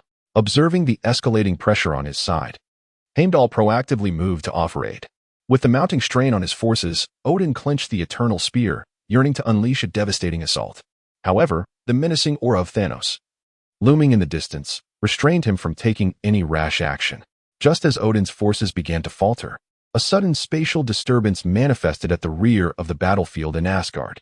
Moments later, over 1,000 starships, encased in ice, emerged through a spatial leap. Chapter 34. The frost giant Odin felt a surge of joy upon witnessing the emergence of the cosmic warships behind him. Just 2 days prior, upon learning of the impending arrival of his foes, he had sought the assistance of the frost giants as a precautionary measure. He had promised to return Loki to Laufey after the conflict. However, believing Loki to be deceased, he had not considered fulfilling that pledge. Once Thanos was vanquished, he would have the frost giants at his command. Moments later, Laufey's projection materialized before Odin. "I hope you honor your word," Laufey stated, his sincerity evident. In truth, he had no desire to be present, but with his son held captive by Odin, he was compelled to tread carefully. After all, he had but one son and wished for him to inherit the Frost Kingdom. Odin merely smiled, his confidence radiating as he replied, "Rest assured. Loki is safe within my palace, well protected. Assist me in repelling our enemies, and I shall return him to you." Laufey nodded in agreement. "Very well. Soon." Over 1,000 frost-laden vessels encircled, launching an assault on the right flank of the enemy fleet. This strategic choice was due to the presence of Heimdall in that sector, providing a more favorable position than the left. If they could collaborate with Heimdall to decimate the enemy, they might encircle them from the right, securing victory in the conflict. With his nascent divine prowess, Laufey swiftly obliterated several enemy warships, forcing the Colossal Titan, the Black Dwarf, and the Ebony Throat to retreat. Indeed, Laufey possessed the strength of a deity, albeit in its early stages, allowing him to dominate all present. Had he wished to inflict mortal harm, the 5 generals would have been reduced to a mere 2. It was worth noting that 1,000 years prior, equipped with the Frost Giant's artifact, the Box of Ice, Laufey had held his own against Odin in a near-equal contest. It was Laufey who had even blinded one of Odin's eyes. Odin, wary of Laufey's capabilities, had spared his life after their confrontation, seizing the Box of Ice to diminish Laufey's power and abducting his son as leverage. Meanwhile, Thanos, positioned before the Temple II, squinted in surprise at the unexpected reinforcement Odin had summoned. This development posed a significant dilemma. Much like Odin was cautious of Thanos, Thanos too was wary of Odin launching an assault on Temple II following his departure. Should this Titan-class vessel fall, their offensive would wane, and Odin might well seize the opportunity to turn the tide. Yet, neglecting to provide support would leave the right flank vulnerable, destabilizing the center as well. As he observed Laufey wreaking havoc from a distance, an idea sparked within Thanos' mind. He immediately instructed his subordinate, Little Blue, to establish a connection with the large warship on the front lines. Subsequently, he projected his image before Laufey, who had paused his assault on a frigate's shield, curiosity illuminating his countenance upon encountering the imposing purple figure. He certainly did not recognize Thanos. However, he had merely come to assist for the sake of his son and did not genuinely harbor intentions of risking his life for Odin. "Who are you?" Thanos inquired, shaking his head and responding coolly. "Who I am is of little significance. What truly matters is your identity." Upon hearing this, Laufey narrowed his eyes and coldly declared, "I am Laufey, the leader of the Frost Giants." He was displeased with the condescending tone of his interlocutor, as if he were a subordinate. Thanos nodded and remarked, "Laufey, is it? I believe I captured a little fellow named Loki last year. He must be your son, as you bear a striking resemblance." Given that they were still amidst a war, he delved directly into the crux of the matter. "Your son is in my possession, if you wish for him to live. You shall comply." Laufey's expression transformed into one of disbelief. What? Loki is in your hands. How is that possible? Thanos deduced that Laufey was likely unaware of Odin's act of casting Loki into a wormhole. Thus, he explained, a year ago, my subordinates discovered Loki emerging from a suddenly opened wormhole, which is how I arrived in this galaxy. At this revelation, Laufey recoiled, muttering incessantly, how dare he? How dare he treat my son this way? Observing Laufey's distress, Thanos coldly stated, if you withdraw now, I shall allow you to reunite with your son in a day. Laufey raised his head, fixing Thanos with a steely gaze, and responded icily, I shall verify your claims immediately. Should you deceive me, do not blame me for my ruthlessness. With that, he soared back to his flagship, gathering over 1,000 starships to depart from the battlefield. Thanos merely shook his head in disdain. Were it not for Odin's constraint, he would have already reduced Laufey to a mere shadow of his former self. Meanwhile, upon retreating with his fleet, Laufey was confronted by Odin's projection, which promptly appeared before him, demanding answers. What is the situation? Why have you retreated? As he beheld Odin, a boundless fury surged within Laufey. Their planet, Jotunheim, was a desolate world, enveloped in ice and snow, utterly inhospitable for the flourishing of life. Consequently, he led his people to escape Jotunheim, seeking sustenance and survival on other planets. Everything had progressed smoothly until one fateful day when Odin, accompanied by his guardian warriors, invaded. They seized his artifact, the Frost Box, and abducted his son. Thus, they were once again relegated to the desolation of Jotunheim, struggling for mere existence. Had it not been for Odin, Laufey believed he would have already become the sovereign of the galaxy. However, despite his simmering rage, he regained his composure within moments and spoke, the adversary claims my son. Loki is in his possession. At this, Odin felt a surge of panic within him, yet he maintained a facade of cold indifference, saying, are you a fool? Do you believe everything the enemy says? Return to battle immediately. I shall pretend as if nothing has occurred. Laufey, realizing that Odin still refused to reveal Loki to him, found himself swayed by a semblance of belief in Thanos. I demand to see whether Loki remains in your possession. The moment you grant me this sight, I shall proceed to the front lines. Upon hearing this, a fleeting shadow of gloom crossed Odin's eyes. Nevertheless, he acquiesced, saying, very well. I shall now connect to the temple and show you. Once you have beheld him, you must immediately join the front lines. Otherwise, I shall take his life. Chapter 35. The betrayal of Laufey. As Laufey impatiently awaited, a three-dimensional projection soon manifested, revealing the figure of Loki. He appeared within a resplendent temple, adorned in a robe of deep green and gold. Loki, how are you? Are you all right? Upon seeing Loki, a wave of relief washed over him, mingled with a surge of anger directed at that towering purple figure. That infernal wretch dared to deceive him. Initially, he had intended to remain uninvolved, but now he had changed his mind. He was determined to confront the other. Upon hearing Laufey's words, Loki's eyes momentarily flickered with panic. Yet he managed to respond with a semblance of composure. Father, I am well, do not worry. At Loki's address, Laufey squinted, responding coolly, that is good. Your mother misses you dearly. When will you return? Although Loki was indeed his son, he had been taken from him by Odin in his infancy, leaving Loki unaware of his true parentage until their reunion last year. However, despite their newfound bond, it was peculiar for Loki to suddenly refer to him as father today. Loki, visibly flustered, shook his head slightly, saying, my mother? I do not know her. I am truly curious about what she is like. By the way, the All-Father mentioned that once you complete your task, I may return. I hope you can fulfill the All-Father's instructions. Upon hearing this, Laufey staggered back a few steps, his voice icy as he retorted, my son's mother perished in childbirth. You answered that question correctly. However, Loki would never address Odin as the All-Father, but rather as the Father God. At this revelation, Loki's visage turned pale, his mouth agape, at a loss for words. Moments later, his form blurred, transforming into a woman clad in a robe. Seeing this, Laufey's expression darkened considerably as he demanded, which? Speak. Where is my son? The transformation of Loki into a witch incited his fury. As the ruse was unveiled, the projection shifted once more, revealing Odin's visage. Laufey, this time you aided me in repelling the enemy. I promise to return your icebox, and I will no longer restrict your freedom. Odin, realizing he had lost his leverage, sought to placate Laufey. Yet, Laufey's heart was already brimming with resentment and fury. There was no way he would heed Odin's words. Moreover, Should Odin fall, he could undoubtedly reclaim the icebox, and the frost giants would be liberated from any constraints. Thus, he promptly severed the communication, showing no inclination to continue their dialogue. Odin's countenance turned a shade of deep anger. Damn, Laufey, I should have killed you when I had the chance. He had spared Laufey, recognizing the difficulty of achieving Laufey's level of divine power, initially contemplating how to utilize him. Little did he know that Laufey would betray him. Yet now, the chaos of war left him no opportunity to deal with Laufey. As he observed the right flank of his forces beginning to falter, a sense of urgency welled up within him.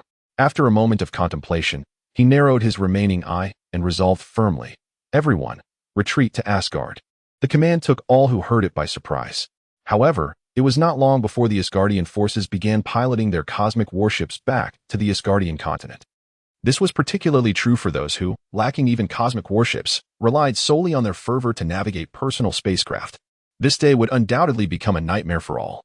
In the cosmic conflict, these spacecraft played merely the role of cannon fodder. Their diminutive vessels were incapable of striking distant foes, while enemy attacks could shatter them with a single shot, even a mere graze. In such a situation, where they could only endure the onslaught and not retaliate, retreat was not an option. King Odin had not permitted their withdrawal. To flee would brand them as deserters, subject to immediate execution. Having endured the exchange of fire and drawn closer, they were now met with an overwhelming tide of the dark cult and cosmic behemoths. Though the Asgardian warriors were valiant and indomitable, they had long forgotten the brutality and bloodshed of war after more than a millennium of peace. Thus, upon hearing Odin's order to retreat, they hastened to return to the Asgardian mainland. However, Thor and Heimdall, engaged in fierce combat on the front lines, did not cease their battle upon receiving the withdrawal command. They understood that retreating in disarray would constitute a rout, not a tactical withdrawal. Someone had to hold the line to ensure the safe retreat of others, and they were the most suitable candidates.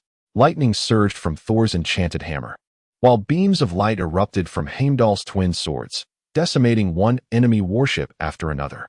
Yet, Odin's anxiety grew as he observed the unfolding chaos. Regardless of the strength of the All-Father's lieutenant, he was not a true All-Father. Without reinforcements, facing thousands of enemy warships alone would be utterly exhausting. The loss of others was one thing, but losing Thor, his own son, and Heimdall, his most capable ally, would surely delight Thanos. Moments later, Odin commanded that all warships and spacecraft on the left and right flanks remain behind, allowing Thor and Heimdall to return first. Heimdall, upon hearing the order, immediately complied without hesitation. However, Thor, caught up in the fervor of battle and seeking to dispel the shadows cast by Thanos' earlier assault, paid no heed to his father's command. Thus, Odin, feeling helpless, sent Heimdall once more to retrieve Thor. Finally, witnessing the near collapse of the left and right lines, Odin gritted his teeth and ordered the smaller spacecraft to remain as a rear guard, while all other warships retreated to Asgard. At that moment, Asgard was slowly raising its protective shield, a barrier that encompassed the entire realm, fortified by resources Odin had meticulously gathered from across the galaxy over the years. Thus, as long as they remained within Asgard's embrace, even granting Thanos 100 years, he could never breach their defenses. Thanos, of course, noticed Odin's movements. Yet he merely observed, refraining from intervening. Time was on his side. As long as he could confine Odin and Asgard, he would gradually dominate this galaxy, and his chances of victory would only grow. After several hours had passed, Odin, having lost millions of Asgardian warriors, ultimately retreated to Asgard with the remaining cosmic battleships. Simultaneously, Asgard's protective shield was completely deactivated. Gazing at Thanos, whose mocking smile was visible beyond the shield, Odin tightened his grip on the eternal spear. "Thanos, just you wait." During the retreat, he had already formulated his plan. He intended to unleash Hela, and together with her and two others, confront Thanos. Hela possessed power akin to that of a celestial father, and with the support of Asgard, her strength was only slightly inferior to his. It would then be the moment for their final showdown with Thanos. Chapter 36. The Goddess of Death. A day later, over 100 starships glided towards the continent of Asgard. These vessels were the latest models produced under the command of Thanos, sent to support the front lines. Aboard a massive mothership, Loki found himself languishing in boredom, perusing the pages of a book. Since Thanos' last visit, he seemed to have been forgotten, with no one coming to see him, were it not for the occasional delivery of sustenance by robots. he would have doubted whether he had fallen into a cosmic wormhole once more. Just as he resigned himself to the notion of withering away in this prison, he was abruptly taken aboard another spacecraft. An unsettling anxiety regarding his fate enveloped him. He was uncertain how Thanos intended to deal with him. Simultaneously, he despised the feeling of his destiny being beyond his control. It was utterly dreadful. At that moment, the door to his chamber swung open, and two armored figures approached. Upon hearing their command, Loki's book vanished in an instant, and he obediently followed behind them. These metallic beings were robots, equipped with infrared sensors, thermal detection, ultraviolet surveillance, and more, truly the bane of his illusions. Shortly thereafter, he found himself outside the spacecraft, where he beheld the towering figure of Thanos. However, an unexpected silhouette soon caught his eye. Standing over 3 meters tall and clad in pale blue, it was none other than his estranged father, Laufey, the king of the frost giants. Loki was taken aback, instinctively wanting to retreat. After all, he had nearly obliterated the frost giants' planet, Jotunheim, with the Bifrost Bridge. Surely, Laufey had come to settle the score. Yet, a stern voice compelled him to halt. "Where do you think you're going?" In an instant, a beam of blue light shot forth, encasing his body in ice. Laufey approached and seized Loki, addressing Thanos with utmost reverence. "Thank you, Lord Thanos. From this moment forth, the Frost Giant clan shall heed your command." In truth, Laufey had no desire to serve Thanos. Nevertheless, he recognized the boundless destruction and devastation in Thanos' gaze, along with the overwhelming energy of annihilation that radiated from him. It was clear to him that this was a true tyrant, far surpassing the false virtues of Odin. Should he defy Thanos, both he and his race would undoubtedly face obliteration. Especially in his current state, devoid of any divine artifact, he was incapable of resistance. Thus, after a lengthy discourse, he chose to submit. Moreover, Thanos had spared his only bloodline, alleviating the burden of his allegiance. Seeing Laufey's submission, Thanos nodded in satisfaction and remarked, "We have a comprehensive system of rewards and punishments. As long as you prove your worth, ruling an entire star system will be within your grasp." Promising grand visions was indeed an art. If the promise lacked substance, it would garner no attention. Yet, Thanos' words were not mere rhetoric. With sufficient contributions, it was indeed possible to govern a star system, provided that one conquered 10 systems to amass the necessary merit for such an exchange. Laufey is far from naive. Throughout his millennium-long existence, he has encountered a myriad of individuals and heard countless words. Regarding Thanos' promise, he merely nodded lightly before departing with his son. Although Loki had once nearly brought about the destruction of Jotunheim, he was, after all, his only son, making any severe repercussions implausible. However, while death may be averted, punishment is inevitable. Observing Laufey's menacing gaze, Loki cried out in desperation, "No! Help me!" In the temple of Asgard, Odin dismissed Thor and Heimdall, then made his way alone to the Rainbow Bridge. With a flash of light, he vanished from the spot. In the next moment, he found himself in the realm of the deceased, the underworld. The sky here was shrouded in darkness. Even the sun appeared black, and the air was thick with the essence of death, while bones littered the ground. Upon Odin's arrival, the bones began to levitate, assembling into skeletal forms. Soon, flames of souls ignited within the eye sockets of these skeletons, which then lunged menacingly toward Odin. In the underworld, any living being is met with hostility and aggression. Odin's expression darkened at the sight, and he gripped the eternal spear, releasing a surge of energy. With a thunderous roar, all the skeletons were reduced to dust, and a fissure over 100 meters wide and several kilometers long appeared in the ground. This disturbance was due to the underworld's denser spatial fabric compared to the realm of the living. Following this attack, no further skeletons emerged, as if even the dead feared the might of the living. Before long, a massive, indistinct shadow materialized in the void. "Odin, what brings you to my realm?" Though phrased as a question, it bore an accusatory tone, revealing the shadow's disdain for Odin. Aware of their mutual discord, Odin replied impatiently, "I have come to retrieve my daughter." Upon finishing his statement, he sensed Hellas' location and, with a swift movement, vanished from sight. When he reappeared, he stood before a grand tomb, towering over 10 meters and spanning over 1,000 square meters. Without the visible gravestone at the front, one might not even recognize it as a grave. Kneeling before the tomb was a woman adorned in black, with long dark hair and a form-fitting garment, emanating an aura of death. She was none other than Hela, the goddess of death. Seeing his daughter in such a state stirred deep emotions within Odin. Had he been too harsh with her? In the days before the Nine Realms were subdued, Hela had been his most formidable general, fighting valiantly and vanquishing countless foes, conquering numerous planets. Yet, upon awakening the bloodline of a witch, he had sealed her within the underworld for over 1,000 years. However, he quickly shook his head. The royal bloodline of Asgard must remain untainted. Only one of Asgardian lineage could ascend to the throne and succeed him.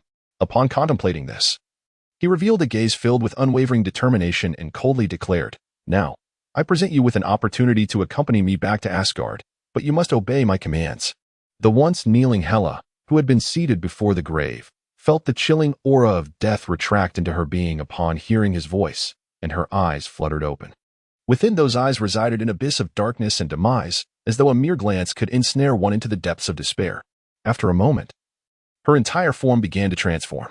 A suit of armor, interwoven with shades of black and green, materialized upon her, accompanied by a flowing cape, culminating in the emergence of a helmet resembling arachnid claws atop her head.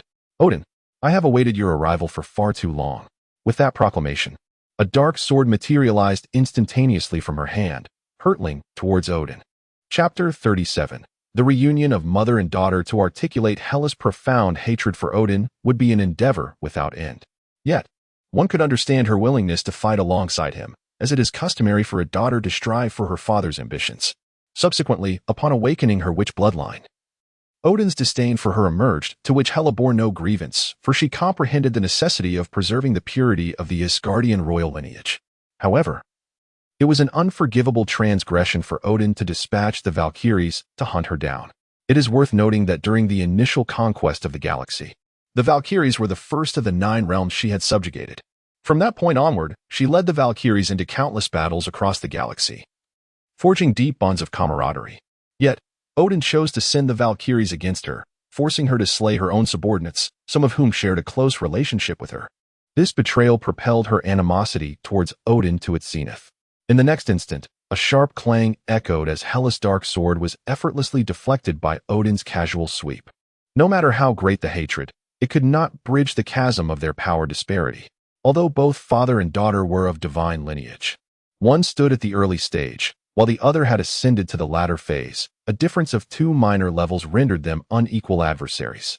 Odin's expression darkened as he gazed upon his daughter, coldly demanding, "What are you attempting to do?" The audacity of his own daughter to raise her hand against him was a rebellion unfathomable. The decision to spare her life, a concession made out of respect for Frigga, weighed heavily upon him. Hela remained silent, conjuring 2 longswords with her hands, charging forth with fierce determination. In the following moments, the clashing of metal rang incessantly, and the ground beneath them bore the scars of their unleashed energies.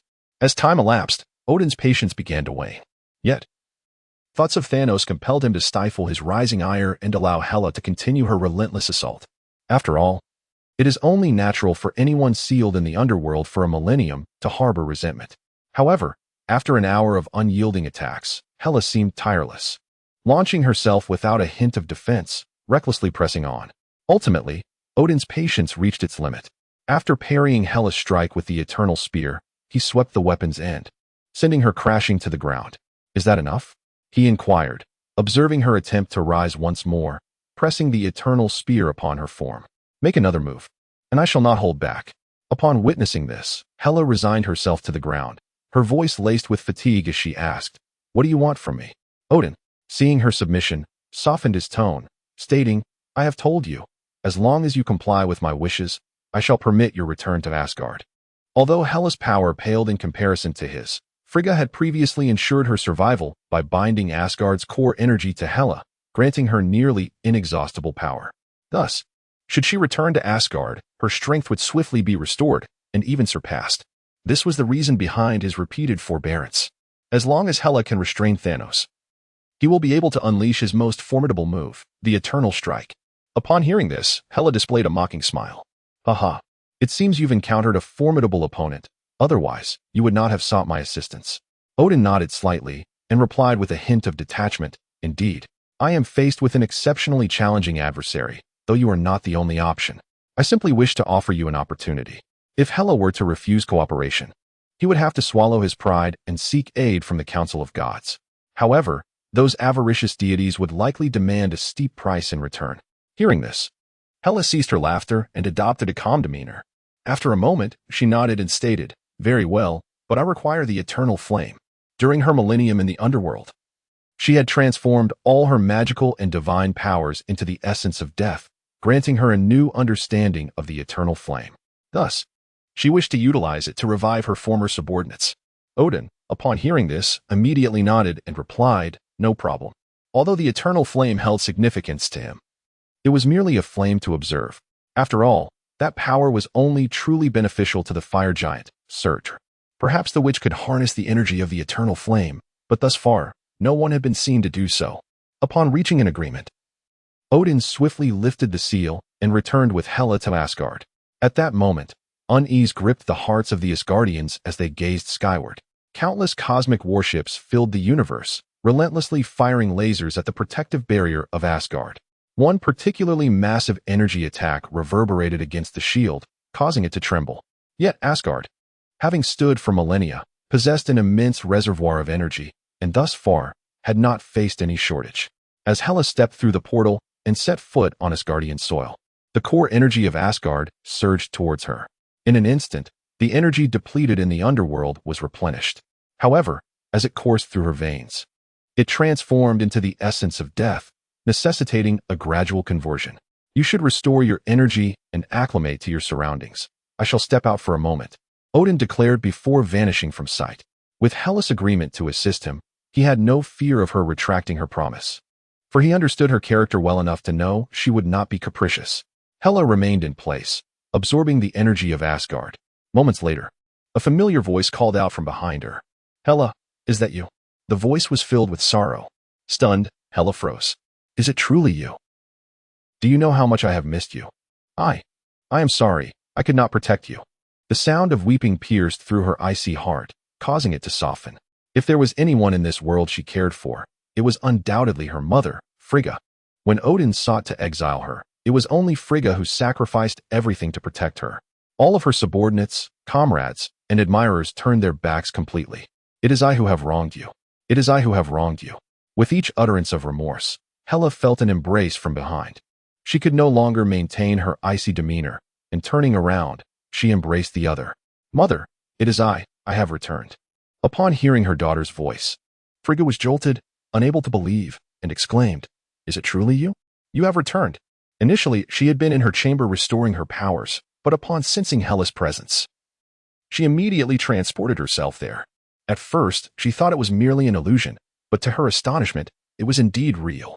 Soon, the two embraced tightly, sharing their longings and affection for one another.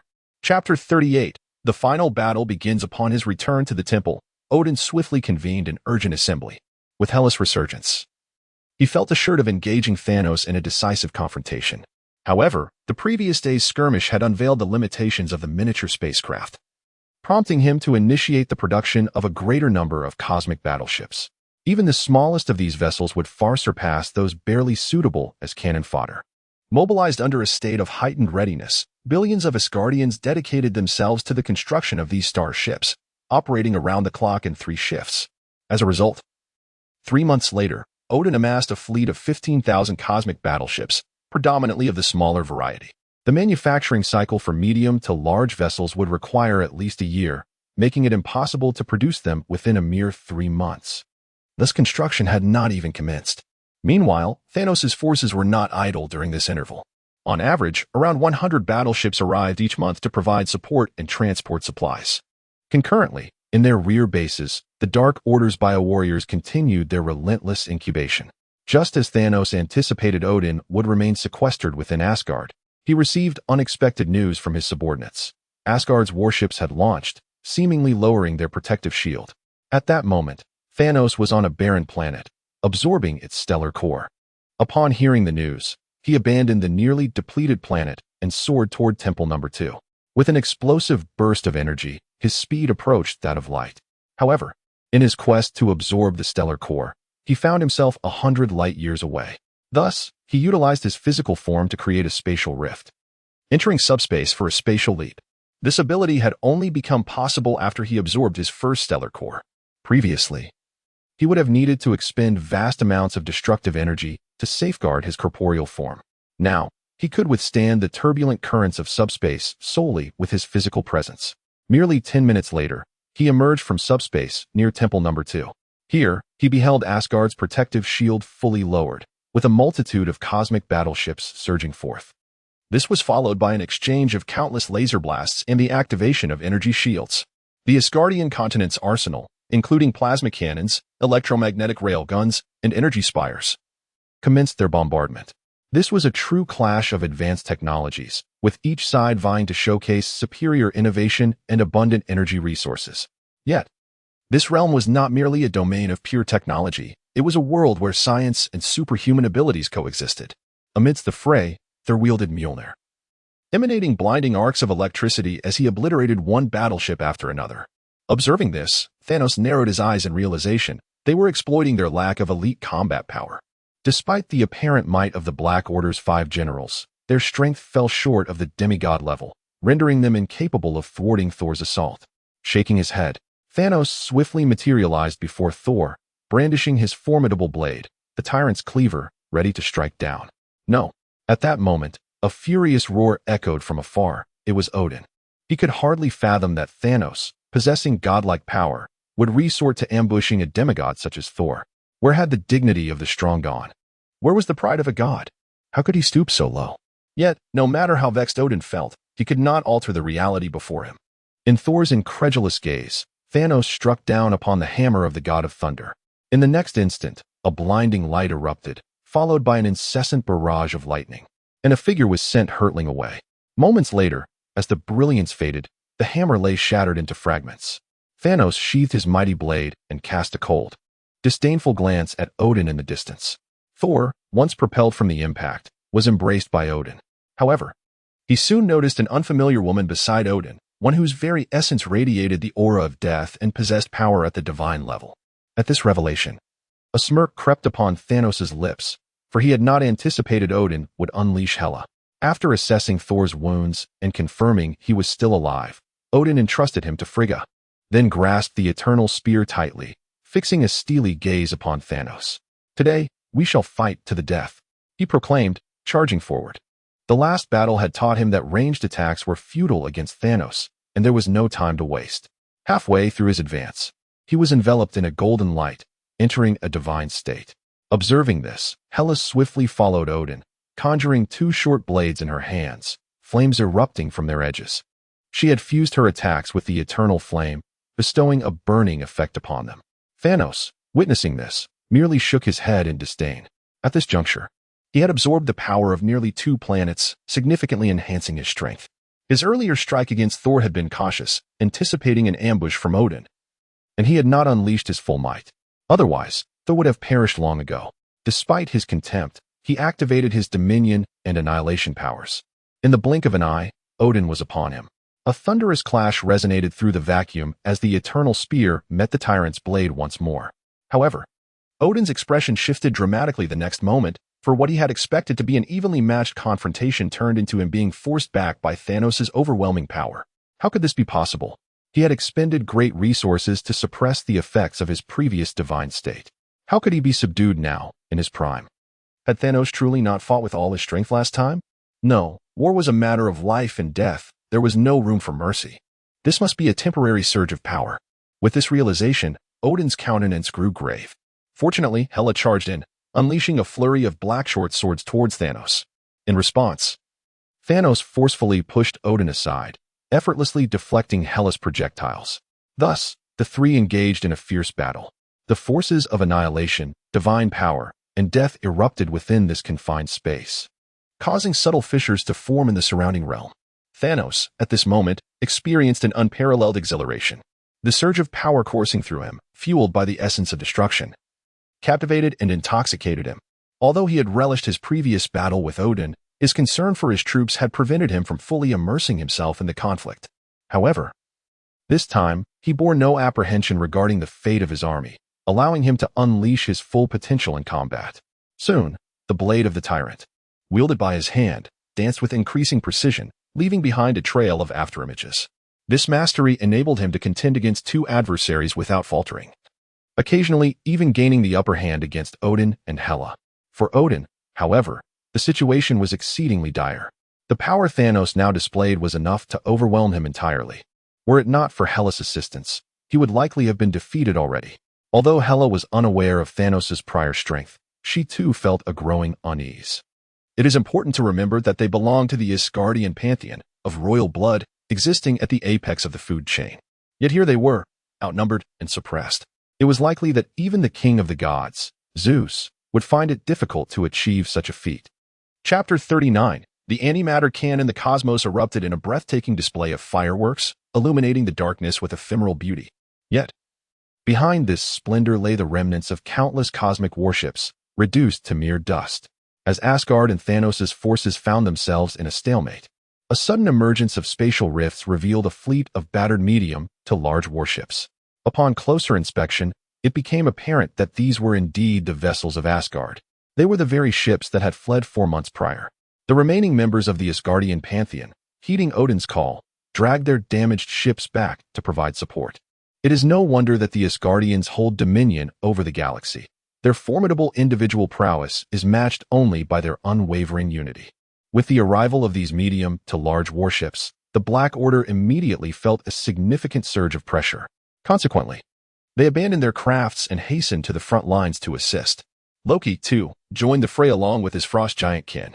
Although Thanos had painted an enticing picture of power, he was an astute old fox, not easily lured by mere promises. However, having already betrayed Odin, he recognized that a defeat for Thanos would spell doom for the frost giants as well. Thus, witnessing Thanos' forces in dire straits, he chose to engage in battle. Meanwhile, aboard the Temple 2, the artificial intelligence Deep Blue projected itself into the control room's air. Upon detecting the arrival of enemy reinforcements, it displayed a remarkably human expression, furrowing its brow in deep contemplation. Realizing they were at a disadvantage, even with the Black Order and Loki mobilized, it began to formulate a new strategy. Activate the main cannon. Utilize antimatter fusion energy. Target the Asgardian mainland.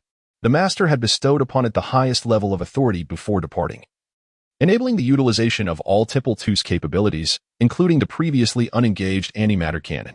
As Deep Blue's orders were issued, Temple 2 promptly ceased all offensive and defensive maneuvers and began to retreat.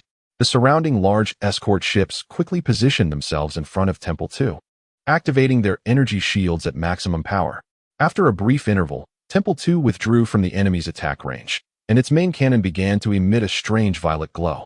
The activation of the antimatter cannon demanded immense energy, necessitating the withdrawal from combat, rendering even the shields inoperable.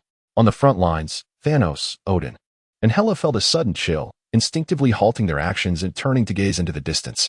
Odin, his expression grave, remarked, "What is that? Why do I feel such dread?" Hela nodded in agreement, stating, "I feel it too, but regardless of what it is, we must stop it." Before the father and daughter could deliberate further, Thanos revealed a sly smile and charged forward with his blade. The antimatter fusion cannon was the most potent weapon aboard Temple 2, capable of obliterating even a large planet with a single shot. One cannot allow these two individuals to wreak havoc. Upon witnessing Thanos charging forth, Odin initially contemplated having Hela confront him while he sought to thwart the enemy. However, he soon hesitated, fearing that Hela might not withstand Thanos alone.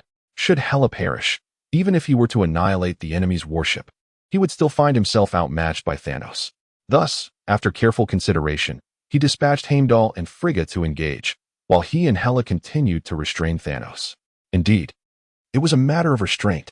Following the recent skirmish, Odin's expectations transformed from outright victory to mere containment of the adversary. Yet, the unfolding events often took Odin by surprise. Shortly after Heimdall and Frigga ascended from the realm of Asgard, a dark luminescence ignited in the distance. The denizens of Asgard had never imagined that light could manifest in black. After all, black absorbs light. It is generally inconceivable for black light to exist. Yet, at that moment, they undeniably beheld a black glow, eerily strange and profoundly unsettling. In the next instant, an antimatter cannon discharged with ferocious speed. At that moment, the sacred vessel 2 was situated over 1,000,000 kilometers from Asgard, and even at the speed of light, it would take approximately 3 seconds to traverse that distance. However, this dark light transcended the speed of light, crossing over 1,000,000 kilometers in less than 1/10 of a second, appearing directly before Odin. All the cosmic warships that stood in the path of the antimatter cannon, be they large or small, were obliterated in less than a tenth of a second. By now, Thanos had already evaded the cannon's range. The initial caliber of the antimatter cannon was 1 kilometer, though it would gradually expand. It was still quite evadable if one were aware of its trajectory in advance. Yet, Odin and Hela had no means of escape. As the ominous glow loomed before him, Odin sensed the peril of death encroaching. No, he could not afford to perish. How could the legacy of Asgard, spanning millennia, be extinguished in his hands? What would he owe to his grandfather in the afterlife? What could he say to the billions of Asgardians on their homeland? With these thoughts racing through his mind, a glint of resolve flickered in his eyes as he seized Hela beside him, positioning her in front of himself. At that moment, Hela could scarcely believe that her father would take such an action. Yet, there was no time for her to react. The antimatter cannon had already struck her. In the next heartbeat, the cannon impacted the land of Asgard with a thunderous roar, reverberating across the realm. 5 seconds later, the cannon ceased its onslaught. A gaping chasm, 100 kilometers in diameter, now marred the land of Asgard, penetrating through to the cosmos beyond. All who had stood in its way, the Asgardian gods and the cosmic warships, vanished without a trace, not even a speck of dust remaining. Moments later, Asgard began to experience a chain reaction. The earth cracked and crumbled, hinting at an impending fracture. Indeed, had Odin not activated the protective shield, the antimatter cannon would not have unleashed such catastrophic power. Regrettably, Odin overestimated his own prowess while underestimating Thanos. At this juncture, Odin could hardly afford to concern himself with Asgard. Though he stood resolutely in front of Hela, he had sustained grievous injuries.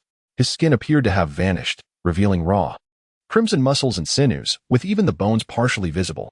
Hela, positioned before him, fared even worse. Her flesh had entirely dissipated, leaving merely a skeletal frame. Soon, Odin's blood and tissues began to writhe, and skin gradually reformed, followed by clothing, though merely ordinary attire. The divine artifacts he once bore, save for the eternal spear in his grasp, had all but vanished. After all, the collision between antimatter and the matter of the physical universe results in annihilation. Had Odin not entered a state of divine intervention, his condition would likely mirror that of Hela. Nevertheless, even as he regained his form, the pallor of his complexion and the absence of his radiant golden aura clearly indicated that he was in a dire state.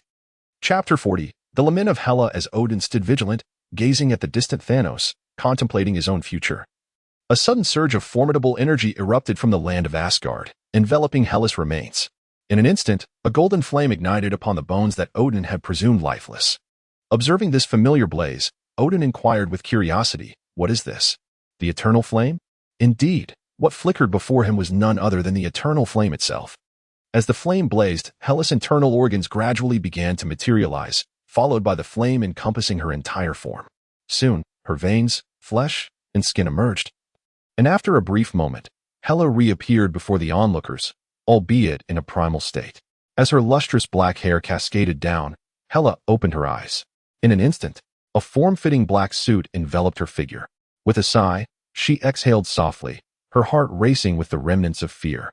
Had she not been near the land of Asgard, and had she not spent a millennium in the underworld mastering the secrets of the eternal flame, she would have undoubtedly succumbed to death.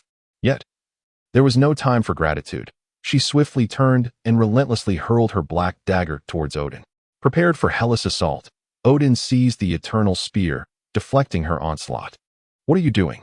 This is not the time for infighting," he exclaimed. Unperturbed by his words, Hela pressed her attack, fueled by the near-fatal encounter with her own father, a source of deep-seated animosity.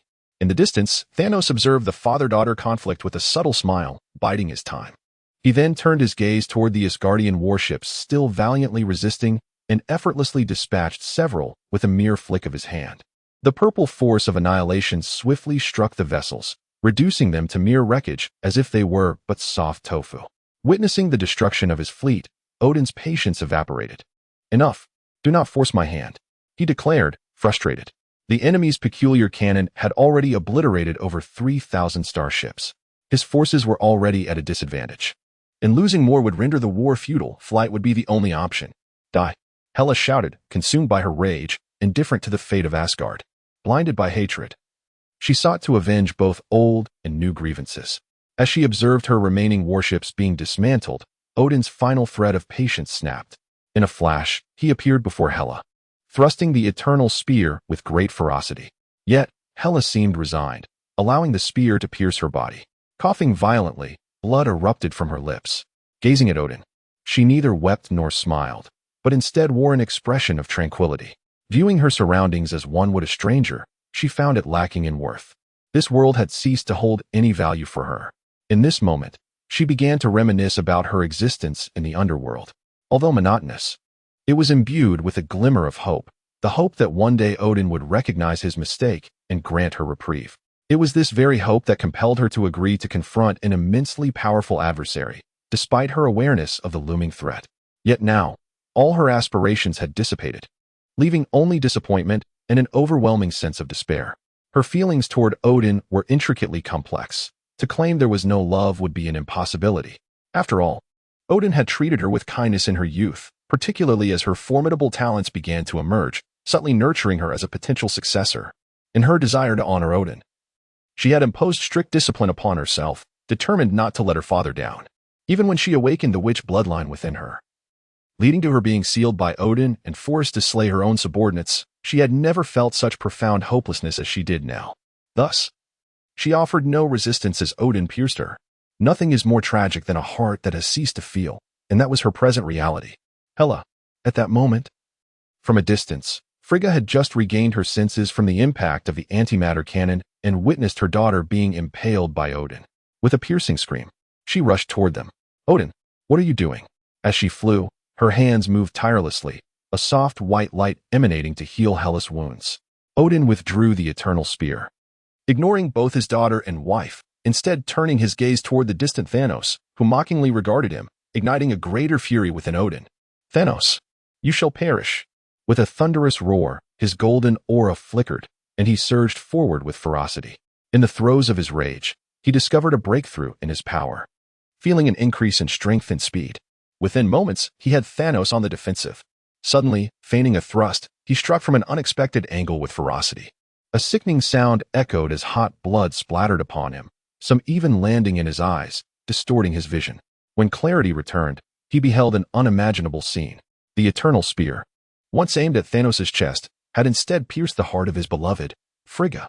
Gazing into her eyes, filled with disbelief and gradually fading light, his heart seemed to halt. Despite the years that had rendered her aged and weary, his love for Frigga remained unwavering.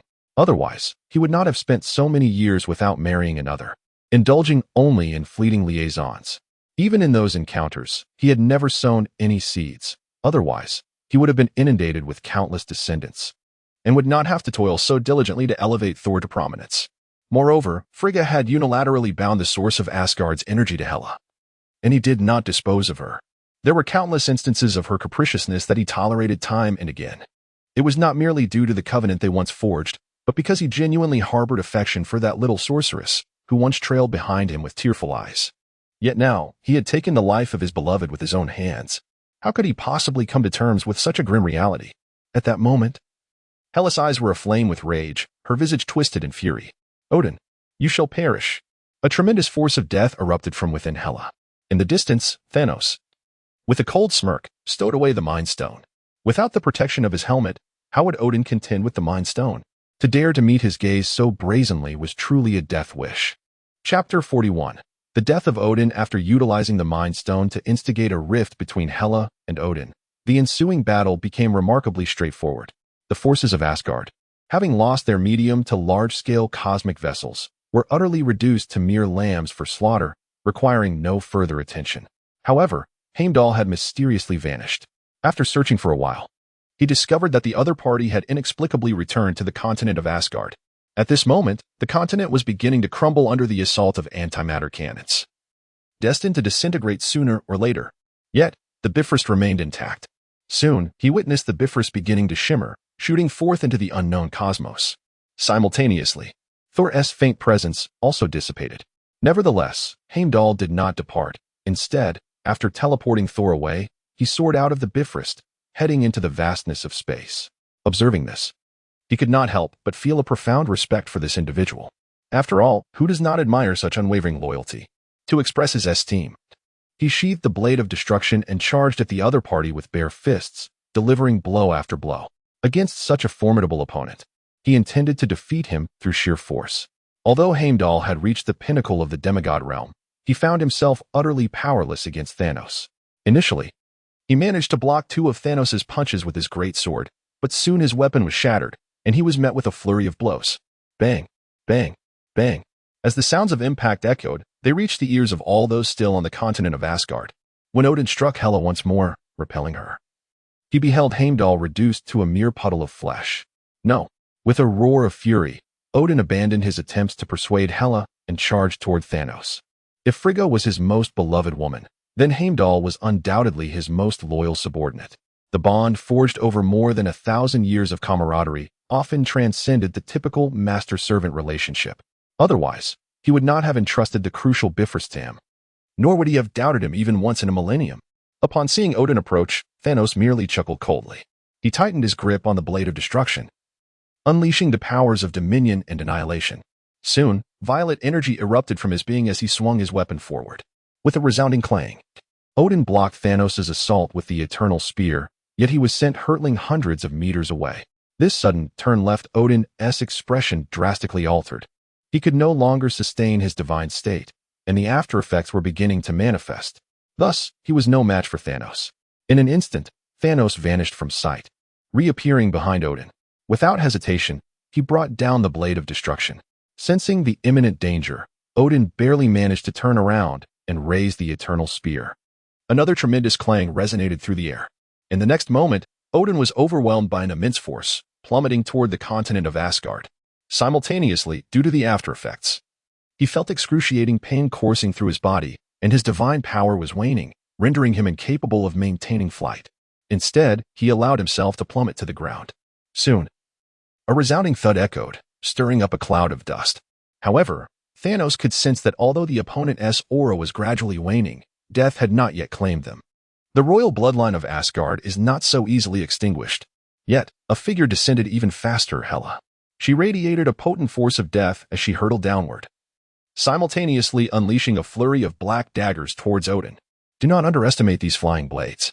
Though both Thanos and Odin dismissed them with ease, they were indeed manifestations of concentrated death energy. Once struck, the target would swiftly find themselves consumed by this force, leading to accelerated depletion of their vitality, potentially culminating in the decay of their very flesh. Observing this, Thanos halted his descent and coldly regarded the scene of father and daughter locked in conflict. Hela, akin to a multitude of swords converging, summoned countless daggers that rained down upon Odin. In an instant, a cacophony of thunderous impacts resonated, enveloping the area in a shroud of dust. Yet, Thanos could discern that while Odin's essence continued to diminish, the rate of decline remained unchanged. Clearly, Hela's assault was not inflicting significant harm upon him. Unable to restrain himself, Thanos remarked, "This approach is ineffective, while your frequency of attack is high. The individual strikes lack potency and fail to breach Odin's defenses." Hela, upon hearing this, turned her gaze toward Thanos. After a moment's contemplation, she coalesced a 10-meter-long black sword and thrust it downward with great force. A tremendous crash resonated through the air. Thanos, however, merely shook his head, continuing, "This technique, though seemingly formidable, lacks sufficient energy concentration." Upon hearing these words, a contemplative expression crossed Hela's face. Moments later, she summoned a 1-meter-long black dagger, which emanated a chilling aura, as if it could pierce through anything in its path. With a swift motion, the dagger shot forth at supersonic speed. A sharp clang rang out as Odin rose to his feet, blood streaming from his forehead and waist, and his left hand appearing dislocated. Yet, his right hand, still functioning, grasped the eternal spear, deflecting Hela's onslaught.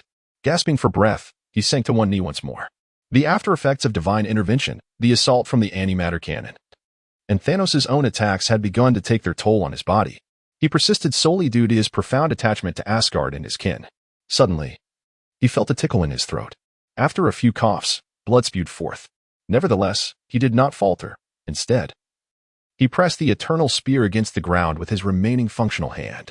"I cannot perish. If I do, Asgard will cease to exist." Fueled by fierce unwillingness and longing, he maintained his stance. Yet, Hela was wholly consumed by hatred. Seeing Odin still holding on, she swooped down. "Odin, go to hell and repent." A thunderous roar echoed through the heavens. Ultimately, Odin succumbed to Hell's hands, filled with intense resentment and guilt, gazing at the dark sword embedded in his chest. And then at Hel, whose eyes brimmed with hatred, he finally found his release. At that moment, he relinquished his identity as the king of Asgard and looked upon his daughter with a father's gaze. "I am sorry, my child. It was I who subjected you to torment and suffering." Gradually, the light faded from his eyes, and he cast a final, reluctant glance at Asgard. He did not seek Hel's forgiveness, for he understood that he was unworthy of it. For the sake of Asgard, he had sacrificed far too much. Meanwhile, the eternal spear in Odin's grasp, deprived of divine power, began to shatter, eventually disintegrating into dust. Chapter 42, Master of the Ancient One in the Midst of the Air. Thanos gazed upon Hela as she completed her patricidal act, retracting his dominion and destructive powers. He then ascended above Hela, brandishing his tyrant's blade, and coldly proclaimed, "Submit or perish." He would not allow Hela's patricide to grant her any reprieve. In his eyes, the universe was divided into two types of beings, subordinates and adversaries. All who defied him were destined for annihilation. Hela, lifting her gaze to the formidable Thanos above, conjured a black sword in her hand. Although they had exchanged a few words moments before, it did not imply that she was a woman reliant on others. "I am Odin's daughter, the goddess of death." With a furious roar, she charged forward. However, Thanos merely pressed down forcefully, instantly pinning Hela to the ground. The disparity in their powers was far too great to be bridged by mere hatred. "One last time, will you submit or die?" he demanded, impatience flickering in his eyes. Should she continue to refuse, he would have no choice but to eradicate her completely. Hela, yearning to resist, felt an overwhelming force from above that rendered her utterly immovable. She was, after all, not a being of brute strength, but rather an agile sorceress. Ultimately, she relinquished her defiance, dissipating the black sword in her grasp. She knelt upon one knee, lowering her proud head and respectfully uttering, "I am willing to submit." If she were unafraid of death, she would not have been sealed away by her father for a millennium instead of choosing to end her own life. If she were unafraid of death, she would not have endured 1,000 years of torment in the underworld without succumbing to mortality. Fear of death is a natural inclination, even among the divine. Upon hearing her words, Thanos sheathed his tyrant's blade, nodding in agreement. "Very well, lead me to Odin's treasury." At that moment, although war still raged across the cosmos, Asgard's might had diminished significantly, rendering his involvement unnecessary. As long as the Black Order and Laufey did not make any grievous errors, all would be well. Hela nodded, responding, "All right, follow me." Soon, the two ascended into the distance. Before long, they arrived above a magnificent temple. The Asgardian warriors stationed nearby, spotting Thanos, immediately began to shout, "Enemies have appeared. Prepare for battle." Soon, a volley of enchanted arrows rained down upon him. Yet, there was no need for Thanos to intervene. Hela manifested her black sword, deflecting all attacks, before redirecting the arrows towards the enemies below. "Ah, help! I have been struck by an arrow." With the sound of anguish cries, the contingent of over 100 guards was swiftly and utterly dispatched. Hela ceased her assault, turned to Thanos, and respectfully stated, "My lord, please follow me." Shortly thereafter, the two entered the temple, making their way towards the treasury. Meanwhile, on Blue Star, in California, USA, it was August, the peak of summer. Marked by the highest temperatures and the most intense sun, the streets lay desolate, with few souls to be seen, as the sweltering heat compelled everyone to remain indoors. If one must venture outside, it is preferable to do so in a car with the air conditioning running. While the populace incessantly laments the weather, the sky suddenly darkens, and a few flashes of lightning pierce through the gloom. Ah, could it be that this wretched weather is finally going to bring rain? At last, the heavens might open. For if it does not, we shall surely turn to dust. The long-awaited rain has arrived. Let us hasten outdoors to revel in it for a while. However, disappointment soon washed over the crowd.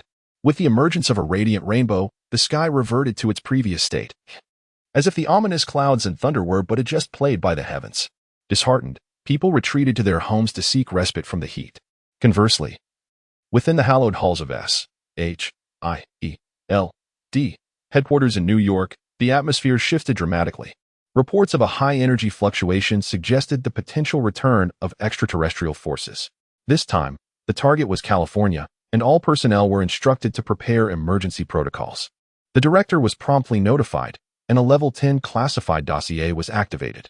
The previous chaos wrought by Thor and the Destroyer had cost SHIELD dearly. Although a man claiming to be the god of thunder ultimately vanquished the destroyer, Shield, had meticulously recorded the energy signatures of the Bifrost. Now, detecting its presence once more, they sprang into action. Within a minute, a knock echoed at Nick's office door, and the situation was reported.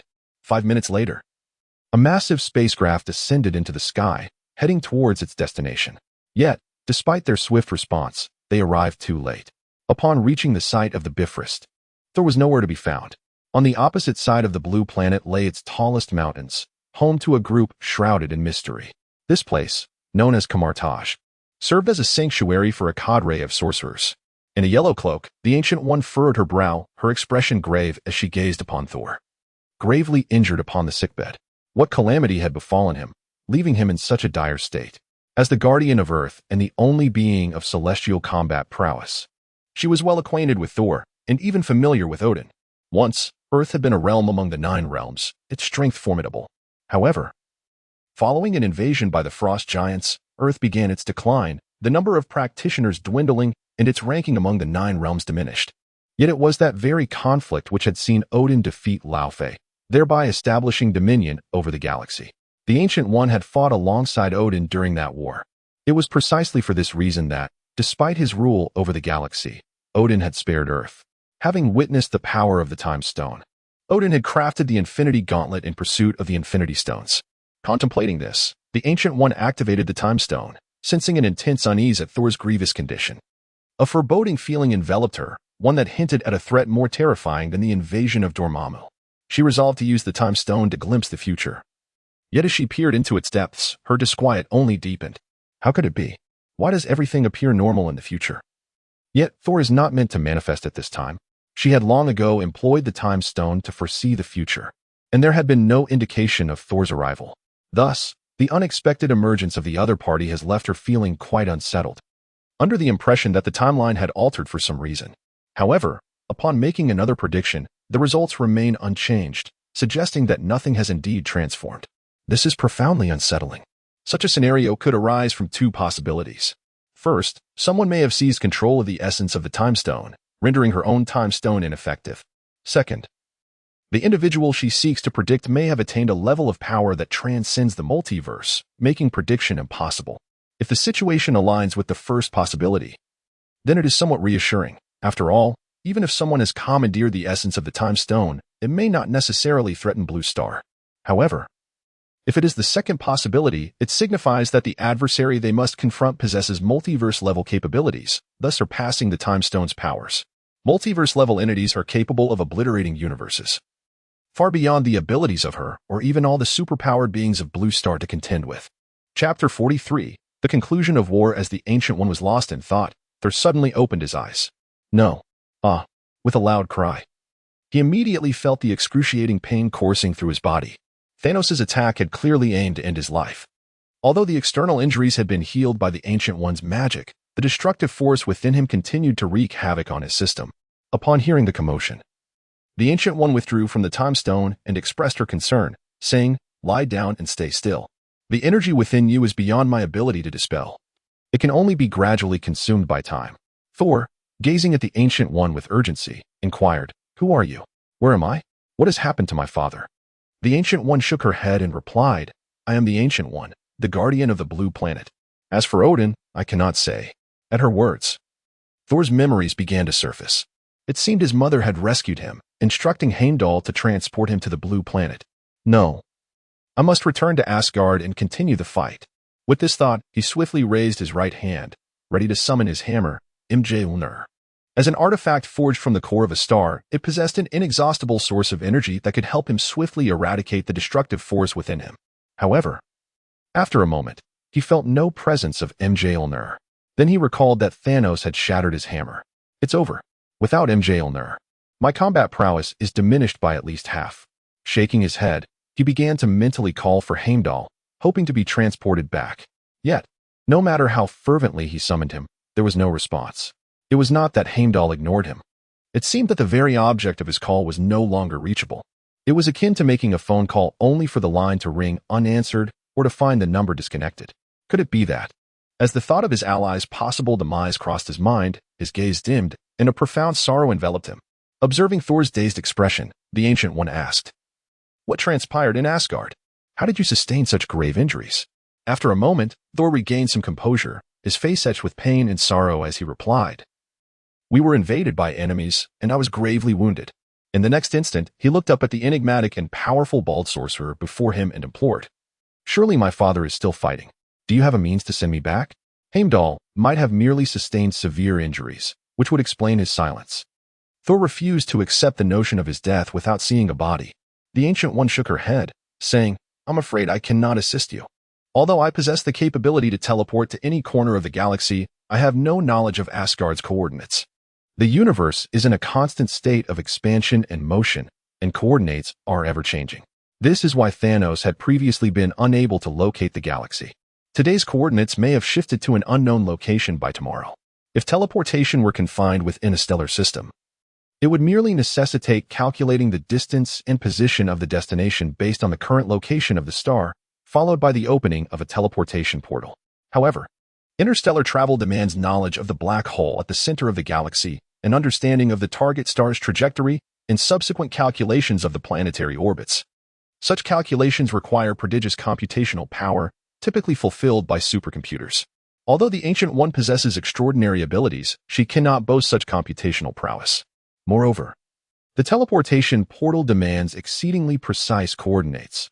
Otherwise, while arriving in the vacuum of space may be manageable, materializing within the core of a star would be disastrous. Upon hearing this, Thor's face fell, and he reclined back onto the bed, feeling the destructive energy within him incessantly consuming his essence. Engulfed by a wave of despair and helplessness, he was uncertain of Asgard's fate and the well-being of his father. Observing his sorrow, the Ancient One refrained from pressing him further.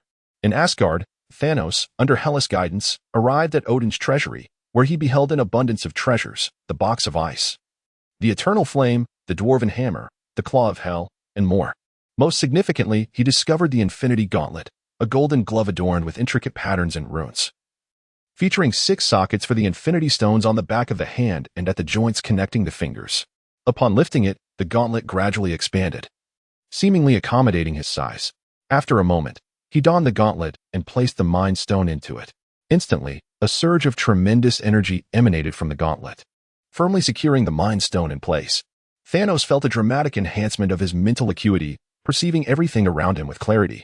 The ants scurrying on the ground, the dust dancing in the air, the blood coursing through his veins. His mental prowess even reached the cellular level. If focused on a single point, he could sense cellular division and functions. However, he recognized this was not his inherent mental prowess, but rather a level attained through the Infinity Gauntlet and the Mind Stone. And thus he did not succumb to its allure. After casting a glance at the remaining treasures, he departed the treasury without hesitation. Regrettably, the narrative of Thor, Ragnarok had yet to unfold. Otherwise, he would not even need to seek the Space Stone, which still resided with S.H.I.E.L.D. on Blue Planet. Meanwhile, the cosmic conflict was nearing its conclusion. No matter how valiant the warriors of Asgard, they could not compensate for the technological and power disparities between the factions. With each cosmic warship being obliterated and countless Asgardian warriors perishing, even the ordinary members of the Asgardian pantheon came to realize their defeat. A blaze erupted, accompanied by resounding booms, as the last warship emblazoned with the Asgardian insignia was annihilated. Following this, Thanos' army commenced their invasion of the Asgardian mainland, with countless landing pods plummeting from the sky, crashing into the city. Amidst a conflagration and a sea of corpses, countless dark cultists surged forth from their landing vessels, ruthlessly advancing upon the remaining foes. On this day, innumerable members of the Asgardian pantheon met their demise, transforming the lakes and rivers of the continent into a crimson hue. Even the artificial sun that hung in the sky was extinguished, plunging the world into an abyss of eternal darkness. However, it was Laufey and his minions who executed the most merciless slaughter. The frost giants, having borne the brunt of Odin's wrath, harbored a deep-seated animosity towards the Asgardians. It was this very enmity that compelled Laufey to align himself without hesitation with Thanos. For anyone facing an unfamiliar power would typically elicit a modicum of caution, fearing that the annihilation of Asgard might lead to their own downfall. Yet, the generations of animosity had dulled Laufey's prudence. Following Loki's return, he swiftly pledged his entire clan to Thanos. 3 days swiftly elapsed. After this relentless massacre, the once thriving Asgardian population of over 100 billion had dwindled to a mere 10,000. This remnant consisted entirely of newborn infants, spared by Thanos out of consideration for Hela. After all, having just subjugated Hela, to immediately eradicate her entire lineage before her eyes would likely weigh heavily upon his conscience. Furthermore, another motive lingered. Thanos recognized the formidable genetics of the Asgardians and sought to retain a contingent of infants, curious to ascertain if they could be of use in the future. Should fragments of Asgardian lineage be integrated into the dark cult, thereby augmenting their power, it would indeed yield substantial benefits. Chapter 44. On merit and reward. In the Grand Throne Room of Sanctuary 2, Thanos reclined upon his seat, his gaze fixated upon the infinity gauntlet adorning his left hand. Below him stood a cadre of his subordinates. To his left were the Black Order, while to his right stood the newly acquired Loki and Hela. At this moment, General Corvus Glaive regarded the two newcomers with utmost vigilance. Although they now shared a common allegiance, the disparity in their strengths rendered Corvus acutely aware of his own precarious position. Yet, he felt powerless to alter the circumstances.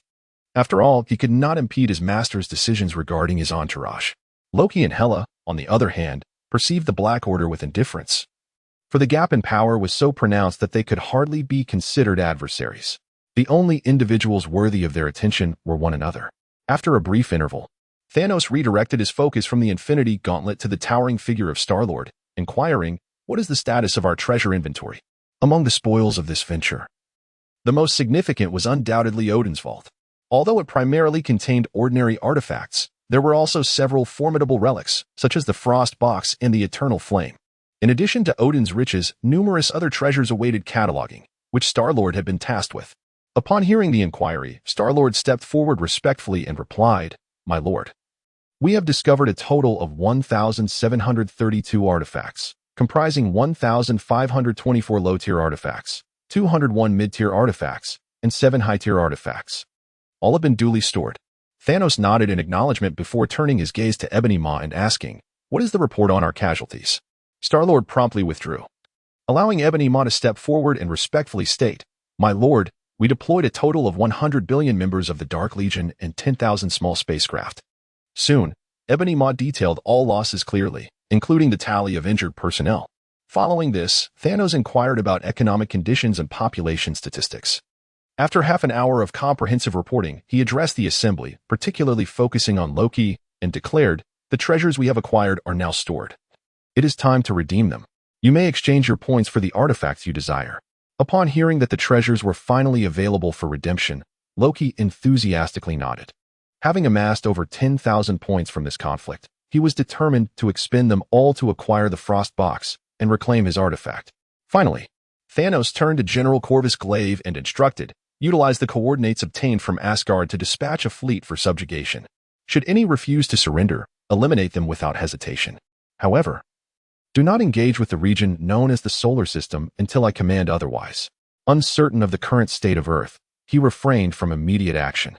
He had no desire to become a mere courier in this Marvel universe, especially not in an ephemeral capacity.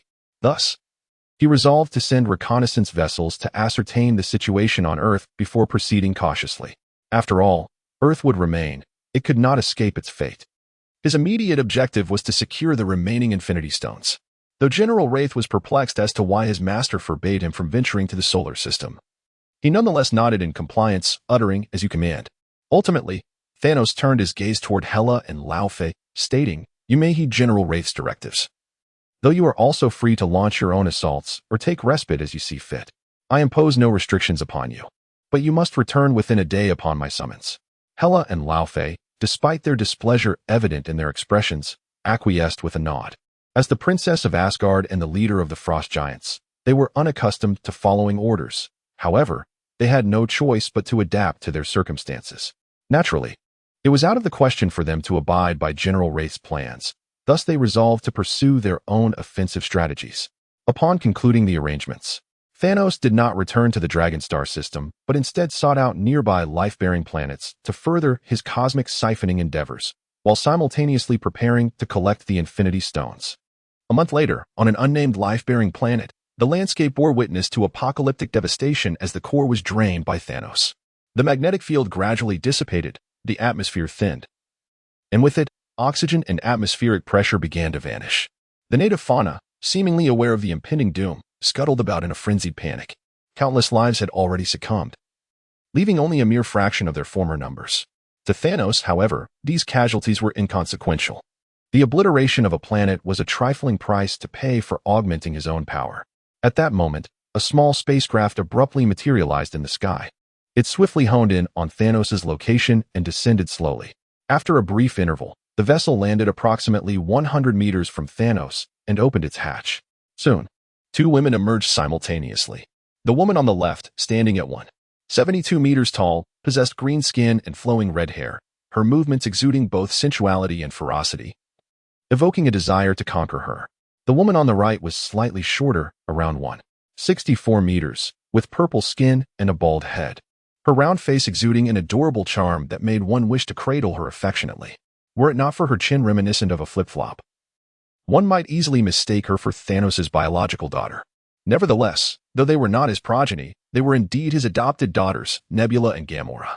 The two approached Thanos, halting 5 meters away, gazing at him with unbounded admiration. At that moment, Gamora spoke first, declaring, "Father, we have returned." Thanos continued his actions unperturbed, turning to his daughters with a nod and inquiring, "Did you locate the stones?" This time, Gamora and Nebula had not participated in the war against Odin, as they had been dispatched to gather intelligence on the Infinity Stones. In truth, Thanos had previously grappled with the dilemma of whether to follow the narrative and adopt these two daughters. Ultimately, both daughters in the film chose to betray him. However, after considerable contemplation, he resolved to adhere to the narrative. Beyond his reluctance to disrupt the storyline, which might attract undue attention, he possessed the confidence that he could nurture them effectively. This is evident from the fact that Nebula's body had not been replaced with machinery. He adopted a different approach from his predecessor. In addition to regular indoctrination, he implemented a policy of gentleness, bestowing upon them the paternal affection they deserved. Just as Gamora was about to respond, Nebula interjected, stating, "Father, I have discovered a lead on the Power Stone. It is said to be located on a planet within the Bay of Space, in the vicinity of the Purple Star." Although Thanos treated them both with equal regard and showered them with paternal love, Nebula, much like in the film's plot, consistently sought to showcase her worthiness and garner more of his affection. Chapter 45, The Accuser Ronan. Upon hearing the news of the Power Stone, Thanos immediately broke into a smile, expressing his admiration. "Indeed, my daughter excels. And what of Gamora?" After speaking, he turned to glance at his other daughter. Although he treated both daughters equally, he harbored greater expectations for Gamora. After all, in the narrative, it was she who discovered the most enigmatic Soul Stone. Without Gamora, it would have been impossible for him to amass the Infinity Stones. Gamora did not disappoint him. "Father, I have found a lead on the Soul Stone. It is said to be located in a wandering star known as the Wilderness. I am still in search of the exact coordinates." The concept of a wandering star is a rare phenomenon in the cosmos, though the universe is boundless. Nearly all celestial bodies orbit around the black holes at the centers of galaxies. However, some stars have escaped the gravitational pull of black holes for various reasons, drifting between the galaxies. Such stars are the most elusive and mysterious, as their trajectories are nearly impossible to calculate, rendering their coordinates unknown. Thanos nodded and stated, "I grant you the highest authority. Mobilize all forces to locate the Wilderness Star." As for how to obtain the Soul Stone once the star was found, he already had a plan. After all, it only required one person to sacrifice their dearest. He believed that even if he brought forth 10,000 couples, at least one pair would secure the Soul Stone. If 10,000 were insufficient, then 100,000. He was confident that he could fill the valley with corpses and still acquire the Soul Stone. At this moment, Nebula, upon hearing this, felt a pang of jealousy and remarked, "What about me, father?" Thanos merely smiled faintly and replied, "I shall accompany you." Is that not sufficient? He was reluctant to encounter any unforeseen events, reminiscent of the narrative where the Power Stone was seized by his daughter, particularly the man known as Star-Lord, who had killed his biological father, then his adoptive father, and eventually his father-in-law. It seemed to suggest that no one could assume the role of his father, filling the passive traits of paternal rejection to the brim.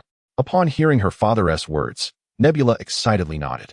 Yes, the prospect of embarking on a journey with her father filled her with satisfaction. Typically, Thanos was either training or engaged in his quest for supremacy, leaving them with few opportunities to spend time together. Hence, she was delighted at the chance to join him in this venture. Soon, they departed from the planet that was on the brink of annihilation. However, Thanos failed to notice Gamera's expression as she gazed at the dying creatures. A look of compassion crossing her face. 10 days later, amidst a violent tremor, the planet was irrevocably transformed into a desolate wasteland. Yet, it did not explode or fracture. Due to its immense mass, akin to a star losing its core, it remained steadfastly held by gravity. However, the life forms on the planet were entirely extinguished. With the loss of electromagnetic fields, the planet could no longer shield itself from cosmic radiation, nor could it retain its atmosphere. Aside from a few resilient cells, it is nearly impossible for any life to endure.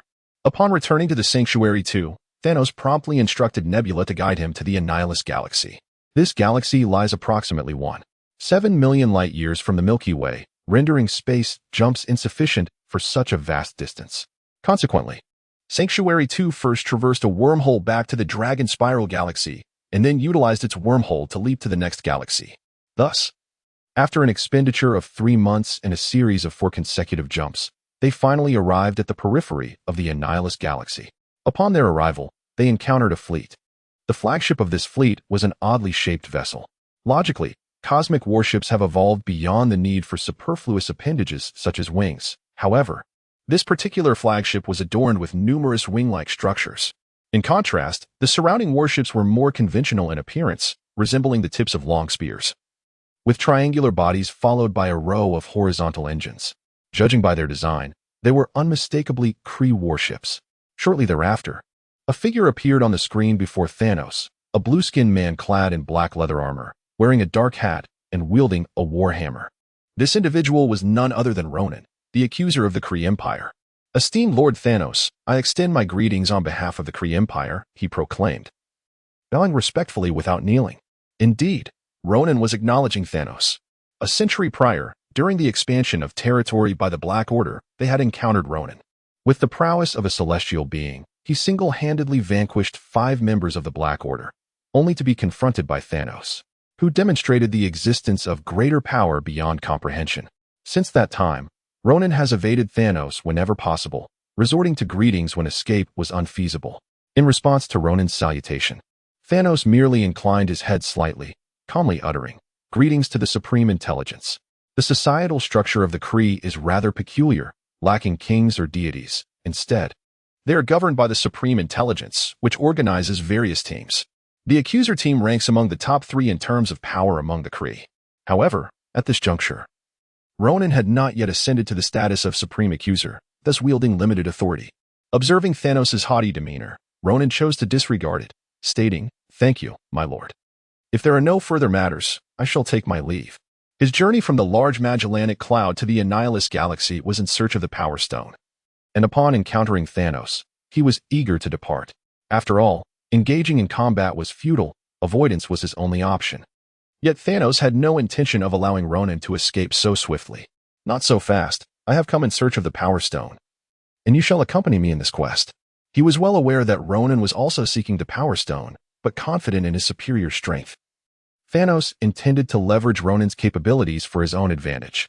Upon hearing this, Ronan was momentarily taken aback. After a brief pause, he finally spoke, saying, "Actually, I have a mission at hand." However, Thanos interrupted him with a wave of his hand, declaring, "I am aware that you are also in search of the Power Stone. Let us make a deal. If you assist me in locating the Power Stone, I shall aid you in your quest for vengeance by obliterating Xander." Ronan's father and grandfather, along with his entire kin, had been mercilessly slain by the Xandarians. Thus his deepest animosity was directed towards their annihilation, seeking retribution for his family. Indeed, this pursuit of the Power Stone was also a means to acquire the strength necessary to destroy Xander. Upon hearing Thanos' offer of assistance in his revenge, he nodded resolutely and replied, "I am at your service." "Very well, let us embark," Thanos responded. With Ronan's alliance, they swiftly assembled a formidable fleet of over 300 starships, setting forth on their grand voyage towards the Pulsar Star. Chapter 46, The Cosmic Spirits Fear the Violet-Hued Star. Known as the Purple Silk Star, boasts a diameter exceeding 3 million kilometers, its surface radiating an orange glow. This celestial body is orbited by 5 planets. Considering the age of the star, the Purple Silk Star has reached a venerable stage, teetering on the brink of decline. Perhaps it is this very decline that has led to the sole planet teeming with life, known as Aeon Star, now standing on the precipice of collapse. Here, seismic tremors and volcanic eruptions are a near-daily occurrence, gradually extinguishing the flames of life. A week later, Aeon Star welcomed its first visitors after the apocalypse. A diminutive spacecraft pierced through the dense cloud cover and the molten torrents unleashed by the surface's fiery eruptions, eventually alighting upon a relatively tranquil hillside. With a hissing sound signaling the cessation of the engines, the hatch swiftly opened, and a figure emerged, a man from the blue planet. Indeed, he was a blue planet Aeon, with short brown hair, striking eyes, and fair skin, clad in the garb of a raider. This was none other than the illustrious Peter Jason Quill, famously known as Star-Lord. In short order, Star-Lord removed his helmet and unfurled a map, setting forth towards his destination. After traversing a winding path for several minutes, he arrived at the mouth of a rocky cavern and stepped inside. Unbeknownst to him, a colossal shadow loomed ominously in the sky behind him. Once inside the cave, his excitement prompted him to remove his helmet and unleash music, prancing about in a rather comical manner. Within the cavern, remnants of bones and skeletons lay strewn about, indicating that the life forms on this planet had perished not long ago.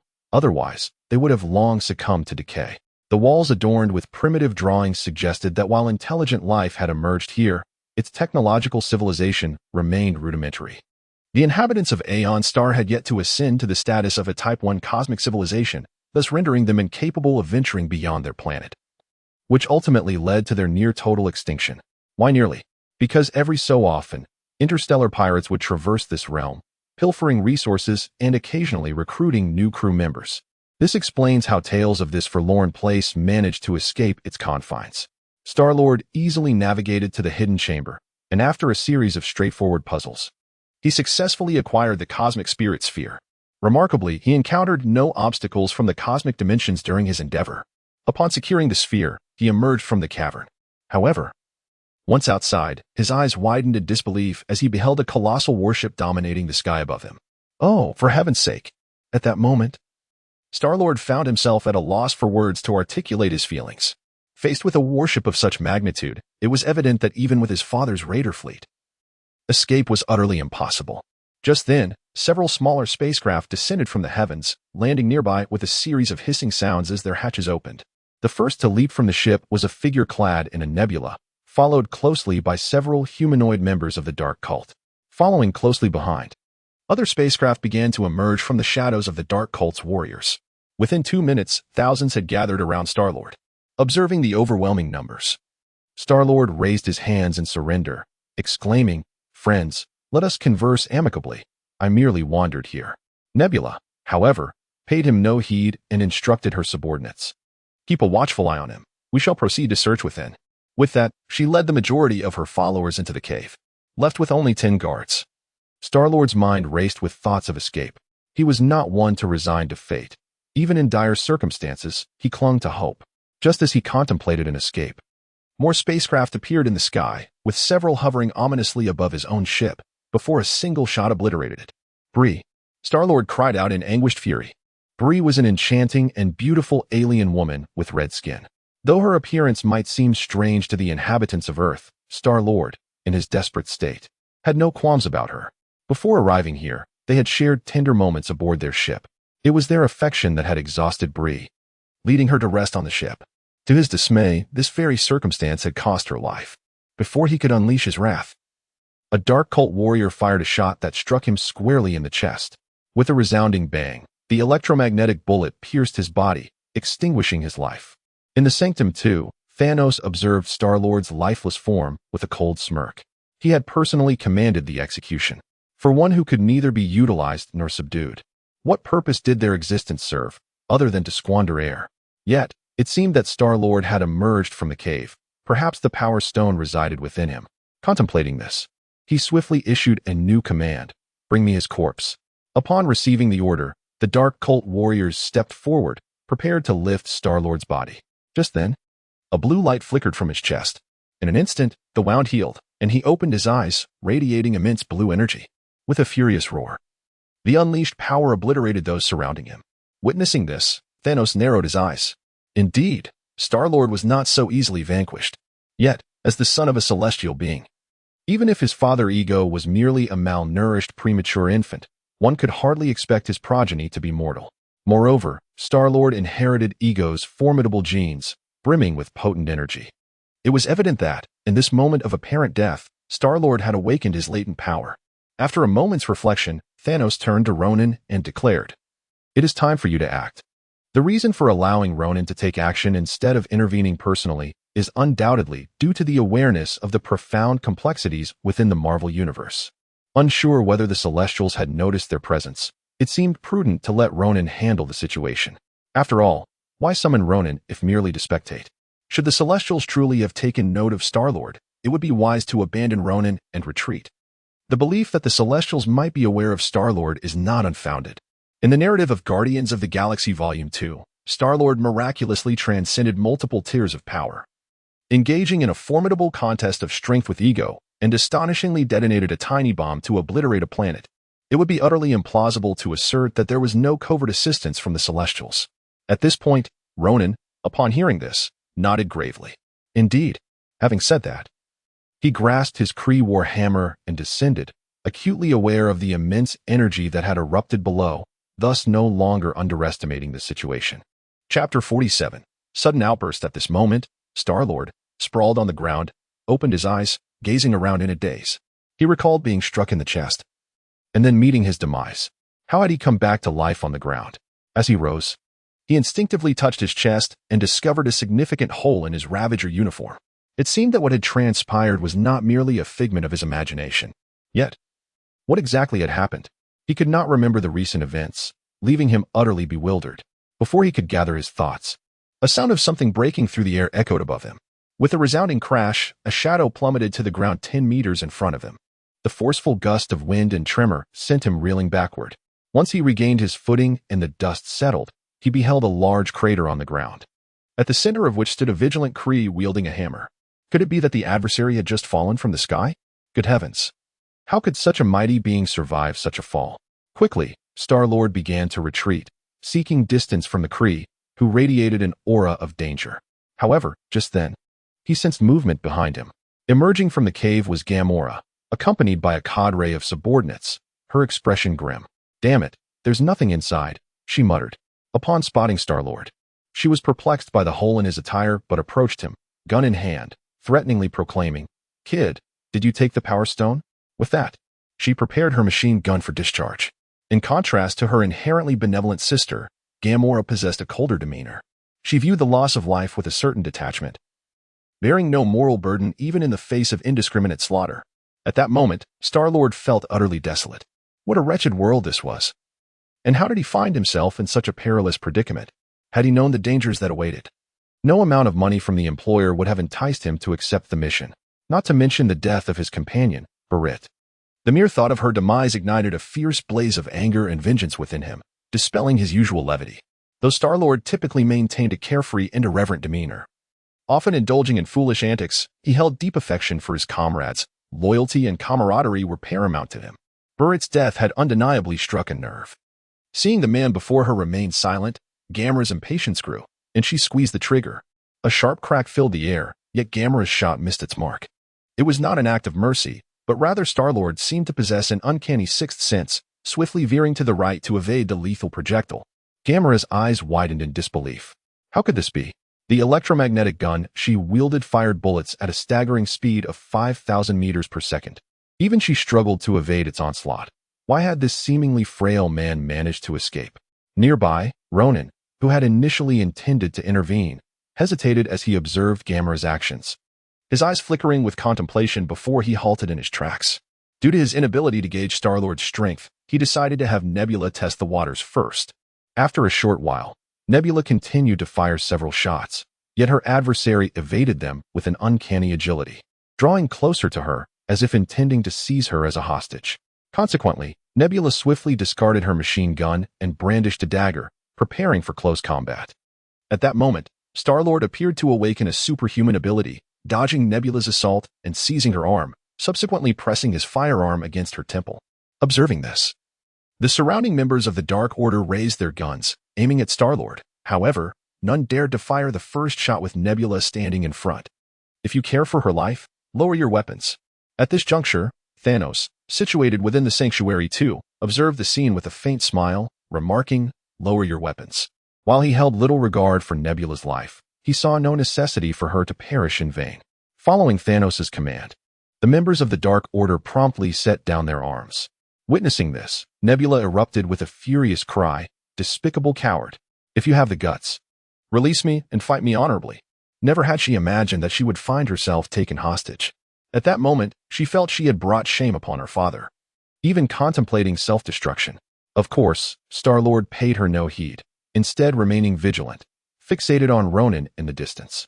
Although he was perplexed as to how he had suddenly become so formidable, he sensed that the collective threat posed by everyone present paled in comparison to that individual. Meanwhile, Ronan, unable to remain passive, had anticipated Nebula testing their opponent's strength, only to find it unnecessary. However, he realized that with Nebula's mere superhuman capability, far from planetary level, any insights gained would be futile.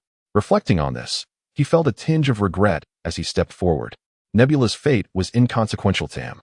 Yet he was aware that her father was watching from above. Allowing Nebula to perish would undoubtedly incur Thanos' wrath. This was a gamble he was unwilling to take. "Release her, and I shall grant you a fair opportunity to fight."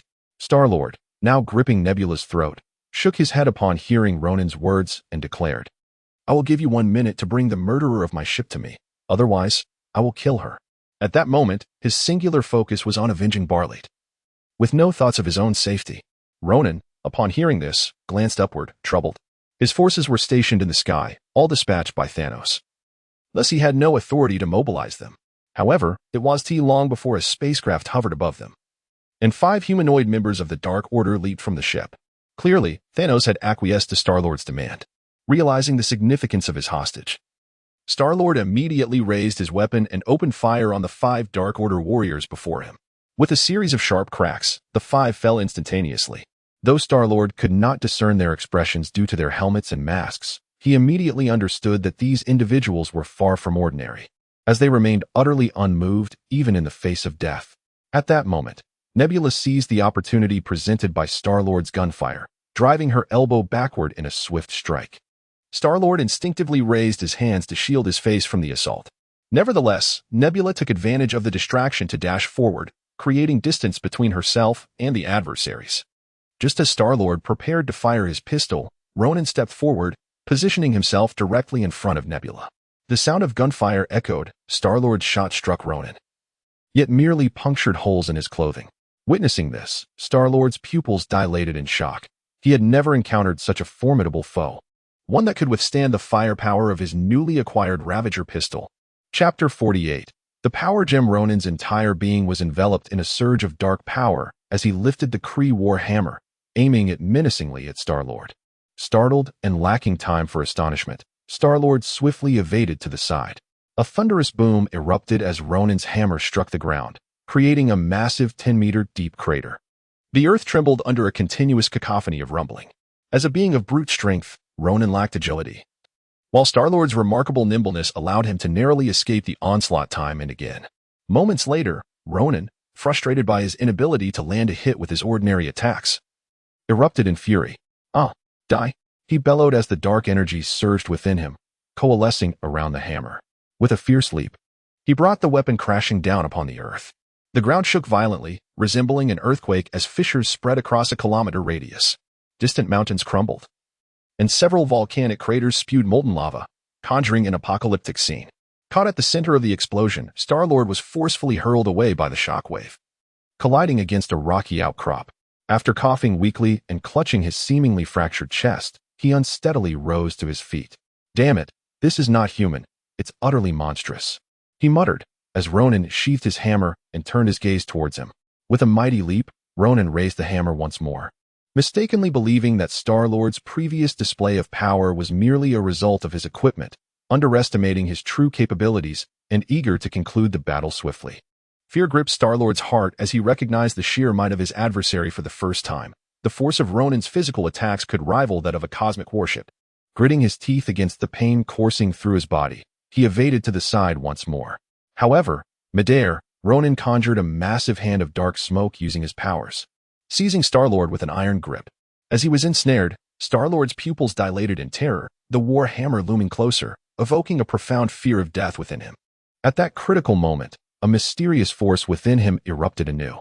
A brilliant blue light surged forth, dispelling the dark hand that confined him, enabling him to lunge forward and narrowly escape Ronan's strike.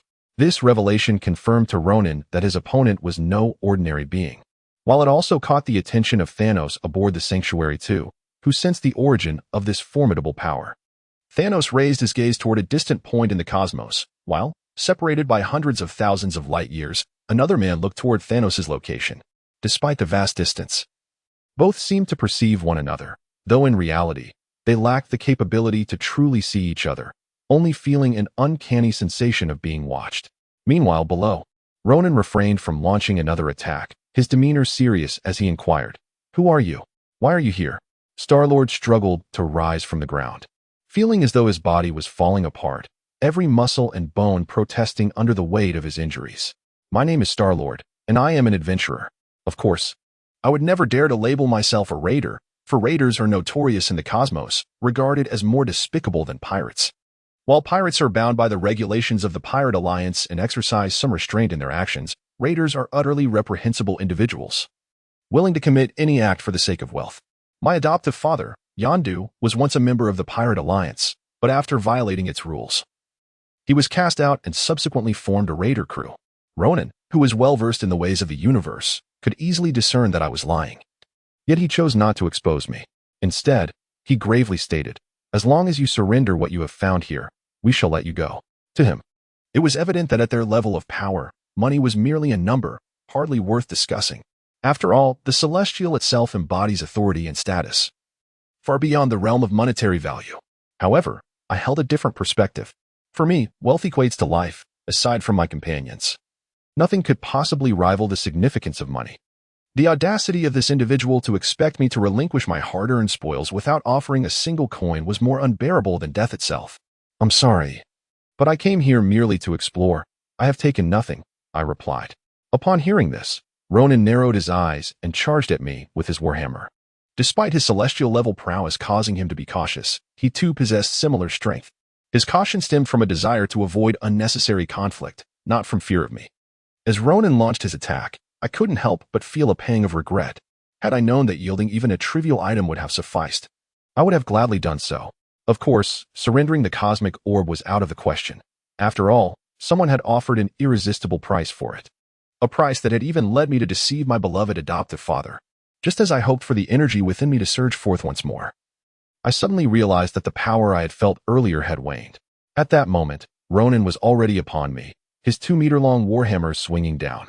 I remained utterly unresponsive. The next instant, a deafening crash echoed through the air as I was reduced to mere pulp. Witnessing this spectacle, Thanos aboard the Sanctuary too felt a peculiar sensation. Had he been mistaken in his assumption that there was no one, or rather no deity, watching over Star-Lord? As Ronan's devastating attack shattered the cosmic orb on my body, it unveiled the purple glow within, indeed, the Power Stone. Upon seeing it, a glint of greed flickered in Ronan's eyes. With this gem, could he not defeat Thanos? However, before he could extend his hand, a surge of potent blue energy erupted from my lifeless form. This energy swiftly tore through the fabric of space, whisking away my body along with the Power Stone. Just as Ronan stood bewildered, a commanding voice resonated with immense authority, declaring, "You dare." In the next moment, the imposing figure of Thanos appeared before Ronan, reaching into the rift in space to seize the Power Stone. As he did so, the rift began to close, rapidly contracting around Thanos' wrist. However, contrary to expectations, the rift did not sever Thanos' wrist. Instead, as his hand extended, the space shattered once more. With his formidable strength, he could easily traverse the subspace, rendering him impervious to the slicing effects of the rift. Soon, his hand emerged unscathed from the rift, clutching the Power Stone. Upon sensing a living being grasping it, the Power Stone erupted with godlike energy, sweeping through everything in its vicinity. Anyone or anything unable to withstand this power would be torn apart, reduced to dust, vanishing from existence. Yet, once one mastered the energy of the Power Stone, their own strength would be immensely amplified when wielding its power, potentially reaching the pinnacle of godlike might. However, it must be noted that even at this peak, it remained limited, as a single Power Stone could not transcend the singular universe level. Chapter 49. The planet Xander. Thanos gazed upon the Power Stone in his hand, radiating formidable energy, and slowly clenched his fist. A surge of black energy enveloped his entire being, penetrating through every pore and orifice. In the next moment, he felt the destructive force within him surging with unprecedented intensity. The energy of the Power Stone bore no inherent attributes. It was a pure essence that could be transformed into any desired property. Once this energy entered his body, it swiftly morphed into a force of annihilation, significantly amplifying his physical prowess. With a deep, resonant roar, a shockwave erupted around him. The overwhelming presence compelled all members of the Dark Order to kneel involuntarily. Even Ronan found himself bending his knees slightly, though he resisted the urge to succumb entirely, propped up by the cosmic hammer. He was profoundly astonished. The magnitude of this aura was so immense that it instilled within him a sense of insignificance akin to that of an ant. It felt as though remaining upright would result in his immediate obliteration. Yet, as the accuser of the Kree, he bore the weight of not only his own dignity, but also that of his people, compelling him to grit his teeth and maintain his stance. After a brief interval, the Power Stone appeared to acknowledge Thanos, and its energy began to settle. Thanos then opened his eyes. Gripping the Power Stone with his right hand and placing it upon the Infinity Gauntlet on his left, he observed the two Infinity Stones embedded in the gauntlet, a satisfied smile crossing his lips. He was now closer to his ultimate goal. He pondered the potential heights of his power upon uniting all 6 stones. His gaze shifted toward the spot where Star-Lord had vanished, a contemplative expression forming on his face. Who was this enigmatic being? Was he truly the biological father of Star-Lord? Ego? Or perhaps another Celestial? After a moment of reflection, he set these thoughts aside, knowing that once he possessed all 6 Infinity Stones, even the entirety of the Celestials would pose no threat to him. Time swiftly passed, and 10 days later, over 100 warships materialized 1,000,000 kilometers from Xandar. Leading the charge was Ronan's flagship, accompanied by his fleet, followed closely by the Sanctum II and Thanos' armada. At this moment, Ronan gazed excitedly at the three-dimensional projection of Xandar, envisioning the destruction of this beautiful planet to avenge his father, grandfather, and kin. Just then, a communication request appeared on the projection. It was none other than the supreme accuser of the Kree Empire, his superior. Upon seeing this, Ronan's expression darkened. He understood that the Kree Empire had reached a peace treaty with Xandar to focus all efforts against the Skrulls, rendering any act of sabotage against this peace unacceptable. Yet, he was unwilling to accept this fate. He could not bear the thought of his father and Kin perishing in vain. Thus he resolved to lead his fleet in pursuit of vengeance. After a moment's hesitation, he connected the video call, intending to notify the Kree Empire to prepare for the impending conflict. In the next moment, a woman with blue skin and brown hair appeared on the projection, her expression grim. "Ronan, where are you? Why is the government of Xandar protesting against us, claiming you have invaded their star domain?" Ronan shook his head and replied, "Supreme Accuser, do you recall how my father met his demise?" Without waiting for a response, he continued, "Those despicable Xandarians circumvented our defenses and unleashed annihilation bombs upon our planet. That day, 99% of the global population perished, including my father, my grandfather, and all my kin." Upon hearing this, the Supreme Accuser could not help but interject, "I acknowledge that this ambush was indeed the wrongdoing of the Xandarians. Yet we are currently embroiled in an all-out war with the Skrulls and lack the capacity to open a second front. You must understand the Empire's predicament." At this, Ronan narrowed his eyes but refrained from responding to the Supreme Accuser's words. Instead, he continued, "Do you know how I survived? It was my father, mother, grandfather, and my kin, 137 individuals, who desperately clung to my shelter, preventing the cataclysmic flames from consuming me. Otherwise, I would have perished long ago. How could I not seek vengeance for such a profound hatred?" After declaring this, he disregarded the Supreme Accuser's outcry and abruptly severed the communication. In films and comics, Ronan's hatred is often glossed over, leaving many unaware of his harrowing past. Yet, one cannot advise others to be virtuous without having suffered themselves. In this world, it is likely that no one can fathom the trials he endured, nor can anyone comprehend his emotions. For him, this hatred is irreconcilable. Only the downfall of the opposing party will bring closure. At that moment, a new call request appeared in the projection, Thanos. Without hesitation, he accepted the connection. In the next instant, Thanos' imposing purple visage filled the projection. "Ronan, you seek vengeance against Xandar. The Kree Empire is unaware, correct?" Due to the passage of time, Thanos had forgotten many Marvel narratives. Initially, he was oblivious to the fact that the Kree Empire was not informed of Ronan's vengeful intentions. Had it not been for the message he received moments ago, he would still be in the dark. Ronan nodded resolutely and said, "Indeed, my Lord Thanos. Do you wish to retract your promise?" At this moment, he had made up his mind. If Thanos did not assist him, he would venture to Xandar alone. He was prepared to pay any price for vengeance, even at the cost of his own life. Thanos, however, simply shook his head and replied, "This is a commitment I made to you, not to the Kree Empire. Thus, it bears no relation to them." Ronan, filled with excitement, exclaimed, "Thank you, Lord Thanos." After terminating the communication, Thanos sat upon his throne, his expression contemplative. They resided within a galactic cluster known as the Virgo supercluster, spanning approximately 1 billion light-years in diameter, containing over 2,000 galaxies, governed by 3 major empires and 10 alliances. The 3 great empires are the Skolra Empire, the Klee Empire, and the Hia Empire. From this, one can discern the immense power of the Klee Empire, where Ronan resides. The 10 alliances are as follows: the Merchant Alliance, the Pirate Alliance, the Mercenary Alliance, the Wanderers Alliance, the Extraordinary Alliance, the Gods Alliance, the Peace Alliance, the Raiders Alliance, the Adventurers Alliance, and the Blade Alliance. The very name suggests that these alliances comprise various factions. In a universe governed by the survival of the fittest, it is imperative to possess strength and learn to band together for mutual support. The Shinar Star is a faction within the Peace Alliance. If he could incite the Peace Alliance and the Skolru Empire to jointly assault the Klee Empire, he might find an opportunity to benefit amidst the chaos. After all, only when turmoil reigns in this universe can he hope to annex the territories of others. Otherwise, no matter how formidable his power, he must consider the possibility of others uniting against him.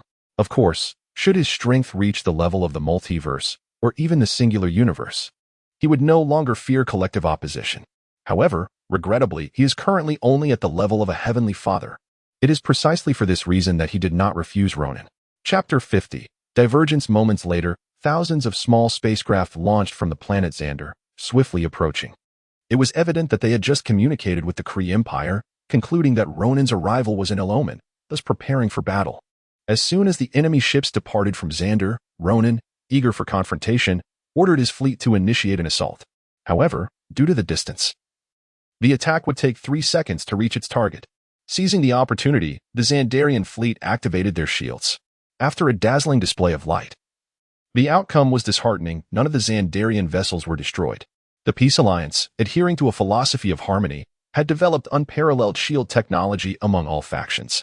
While the offensive power of the 1,000 spacecraft was modest, their defensive capabilities were exceptional. Anticipating this, Ronan had prepared himself mentally and promptly contacted Thanos, requesting his intervention. Thanos, of course, consented eagerly and commanded the Sanctuary 2 to charge its dark matter fission cannon. Moments later, a beam of black light traversed over 1,000,000 kilometers, striking the enemy fleet. In disbelief, the Xandarians witnessed a significant portion of their fleet vanish in an instant. Over 200 spacecraft disappeared without a trace. Moreover, even the planet Xandar itself bore the brunt, suffering a colossal crater with a diameter of 100 kilometers. Countless lives, numbering in the billions, were extinguished by that singular shot. Upon witnessing this, the Xandarians frantically piloted their spacecraft toward the Sanctuary 2. In response, Ronan displayed a triumphant smile. Gripping his Kree war hammer and charging forward, Thanos, too, wielded his blade, ready to assist. Several hours later, amidst a series of fiery explosions, the remaining adversaries were obliterated, and the fleet continued its advance towards Xandar. As they approached within 1,000 kilometers of their destination, Xandar had entered a state of heightened alert, with various anti-aircraft artillery and defenses poised like a hedgehog bristling with spikes. To this, Thanos merely smirked coldly and initiated communication with Ronan. "Do not engage. I shall handle this." Without waiting for a response, he vanished from the Sanctuary 2. In the next moment, Thanos materialized on Xandar, standing atop the gaping chasm created by the dark matter cannon. He then extended his right hand, activating his energy absorption technique. A formidable surge of power erupted from the planet's core, flooding into his being. This energy was so potent, surpassing that of any planet he had previously absorbed, that it nearly overwhelmed him. Clearly, this was a vibrant planet with a robust core, which likely contributed to the flourishing civilization of Xandar. Minutes later, as the core's energy was siphoned away, the planet began to convulse with earthquakes, tsunamis, and fierce winds. natural disasters that the inhabitants of Xander could not comprehend, naively attributing the chaos to mere acts of nature. An hour later, the planet's magnetic field began to dissipate, and the atmosphere started to fade. It was then that humanity realized, even before the enemy's arrival, the apocalypse had already commenced. Yet, even with this knowledge, they found themselves powerless to resist. Ultimately, the vast majority succumbed to suffocation in an endless abyss of despair and suffering as the air vanished. Those who sought refuge in shelters were forever entombed beneath the earth due to earthquakes and tsunamis. In just a single day, this vibrant, azure planet transformed into a desolate wasteland. After absorbing the energy, Thanos returned to Sanctuary 2. Upon connecting with Ronan, he simply remarked, "I have fulfilled my promise. Our alliance has come to an end." He had contemplated the possibility of subjugating Ronan, but ultimately decided against it, recognizing the overt implications of such an action. At that moment, Ronan gazed at Thanos with fervor and adoration, clasping his hands together in the highest Kree salute. "Thank you. You shall forever be my friend." He did not ponder deeply, as the long-standing vendetta had finally been avenged, and he genuinely felt gratitude towards Thanos. After exchanging pleasantries, the two parted ways. 2 months later, Thanos returned to the galaxy, to a planet he named Titan, for its striking resemblance to the world he had just traversed in terms of size, atmospheric pressure, and oceanic coverage. The day after his return to Sanctuary, the Black Order, Corvus Glaive, Proxima Midnight, Ebony Maw, and Cull Obsidian arrived in succession to report on the situation over the past 4 months. The Black Order had successfully conquered 104 habitable planets, with the majority being little more than a formality. After all, for these indigenous people, who lacked even modern civilization, the cosmic warships represented an insurmountable force. Unless some possessed extraordinary individual strength, resistance was futile, and thus, the indigenous population swiftly surrendered to the cosmic armada. Naturally, there were also numerous local insurgents. As Thanos' intent was to rule rather than merely conquer, conquest, akin to Asgard's approach, involved extracting resources without interfering in local affairs, a situation that, while uncomfortable for the indigenous ruling class, was tolerable. Thanos' rule, however, entailed an absolute takeover of local administrative power, coupled with policies of population control and equitable resource distribution, which was a devastating blow to the indigenous elite. Unsurprisingly, the local rulers resisted. For such individuals, Thanos' subordinates had a standard protocol to enact a policy of extermination and facilitate the resettlement of their own people. After the Black Order completed their reports, it was time for Corvus Glaive to present his findings. He had only conquered 7 planets, all of which were subjected to extermination policies, as he needed to ensure space for his frost giants to thrive. In response, Thanos refrained from voicing his thoughts, yet he mentally branded Luffy as someone unworthy of his trust. How could one so singularly devoted to their own race possibly exhibit the unwavering loyalty akin to that of the Black Order? Ultimately, it was Hela who arrived to report. Thus far, she had conquered merely 1 planet, and that was the realm of witches. Clearly, she had not heeded Thanos' words. Instead, she returned to her mother's home planet, where she indiscriminately slaughtered half the population before complacently resigning to a life of idleness. Thanos remained silent on the matter, opting to retain both Luffy and Hela for further instructions. After the report concluded, Thanos activated the system to assess his attributes: Constitution, 58341. 7 Strength, 42315. 3 Agility, 36834. For mental power, for 1294.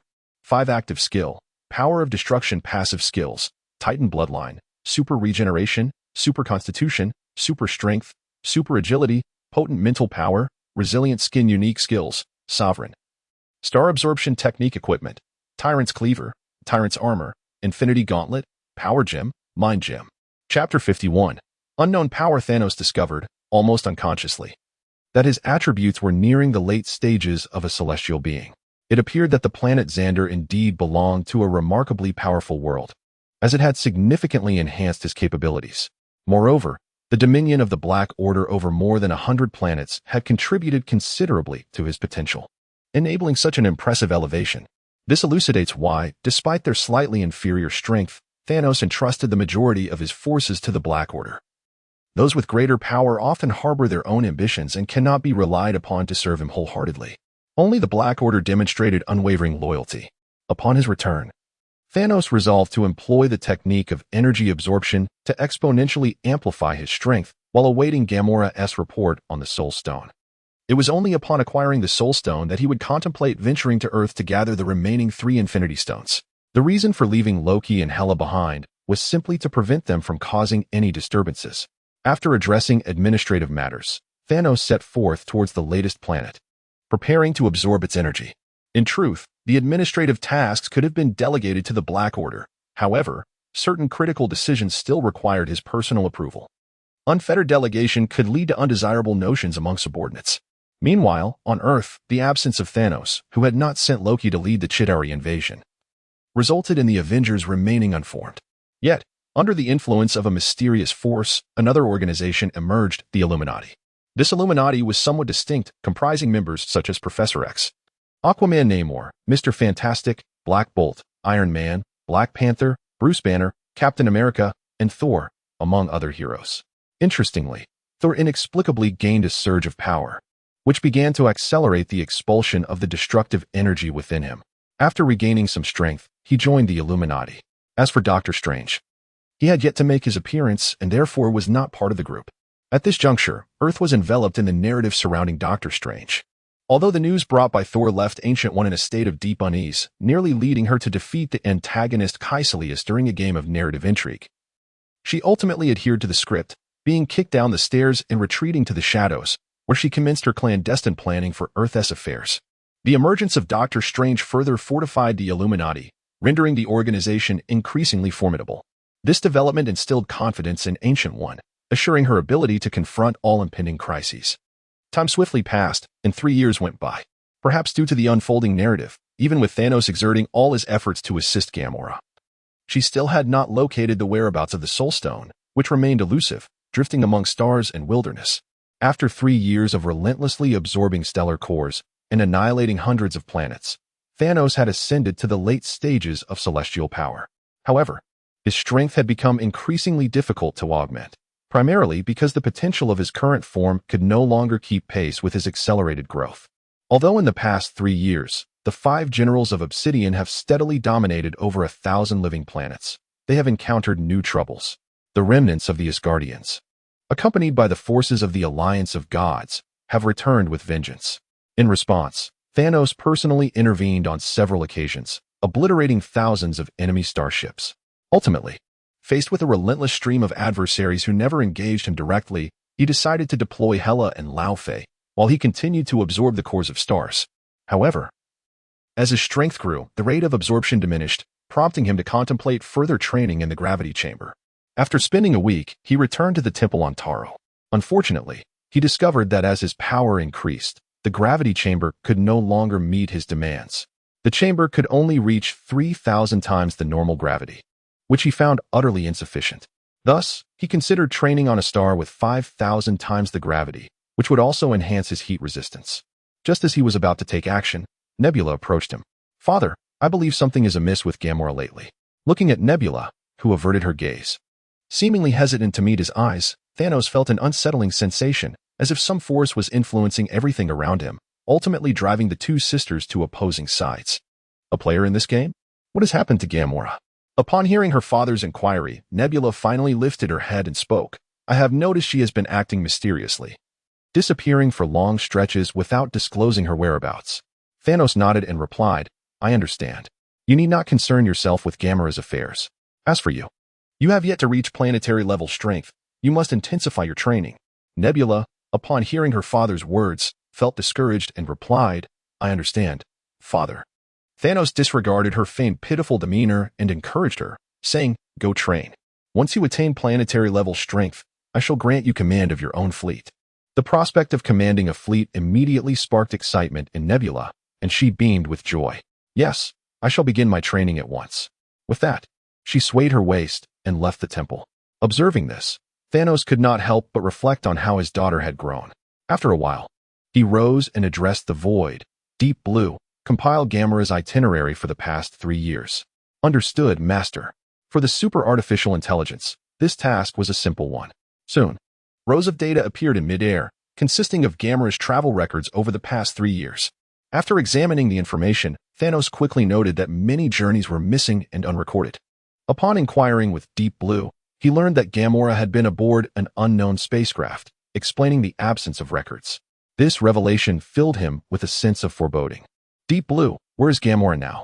According to the latest data, Miss Gamora is currently located within the Large Magellanic Cloud, though her precise whereabouts remain uncertain. As she has not utilized our spacecraft, we are unable to establish a data connection. Please summon her back. I have matters to discuss. Understood. I am dispatching the message. Due to the vast distance and signal interference, there may be a slight delay. Although the advancement of technology has rendered interstellar communication less daunting, reaching Gamora, who is situated hundreds of thousands of light years away, still presents significant challenges. Thanos nodded, a hint of nostalgia in his voice as he remarked, "It's fortuitous. I can finally ascertain the progress of the Talos star, as it has been several years since my last visit." Chapter 52. The Soul's Inquiry in the principal city of Taros Star. Dusk had descended, casting a serene glow over the streets teeming with individuals returning from their daily labors. Accompanied by children and the elderly meandering leisurely. Not a single vehicle was in sight. Under the dominion of Thanos, society operated under a housing allocation system, whereby individuals were assigned residences in proximity to their workplaces, thereby alleviating the burdens of commuting.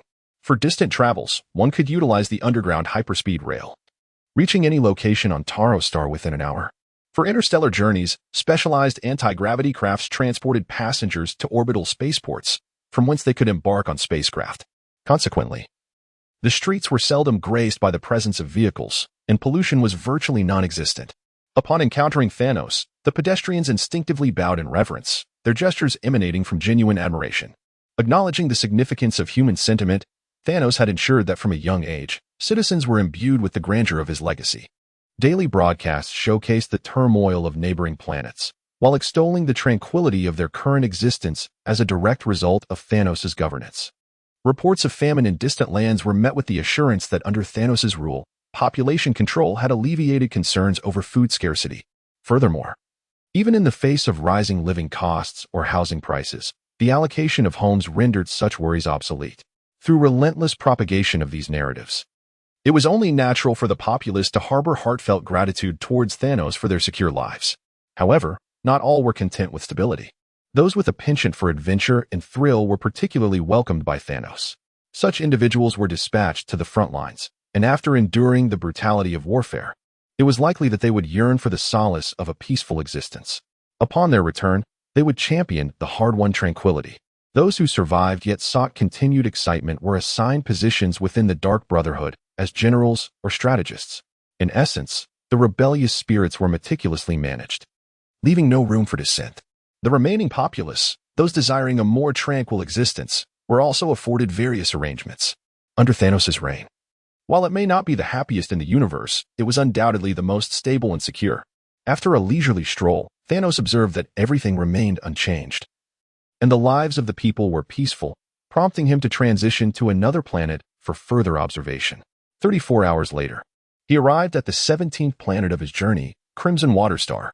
This planet derived its name from a unique mineral in its oceans, rendering the waters a striking crimson hue.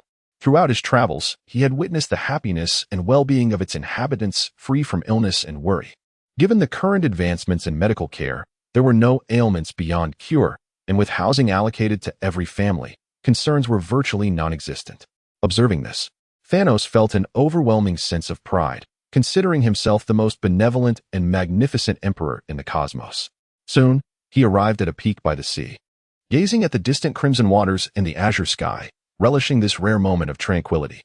It was the first time in over 5 centuries since he had entered the Marvel universe that he could quietly admire a landscape. Typically, he was either engaged in battle or immersed in training, leaving him no moment to spare. After a while, he seated himself upon a rock, quietly observing as the sun descended towards the horizon.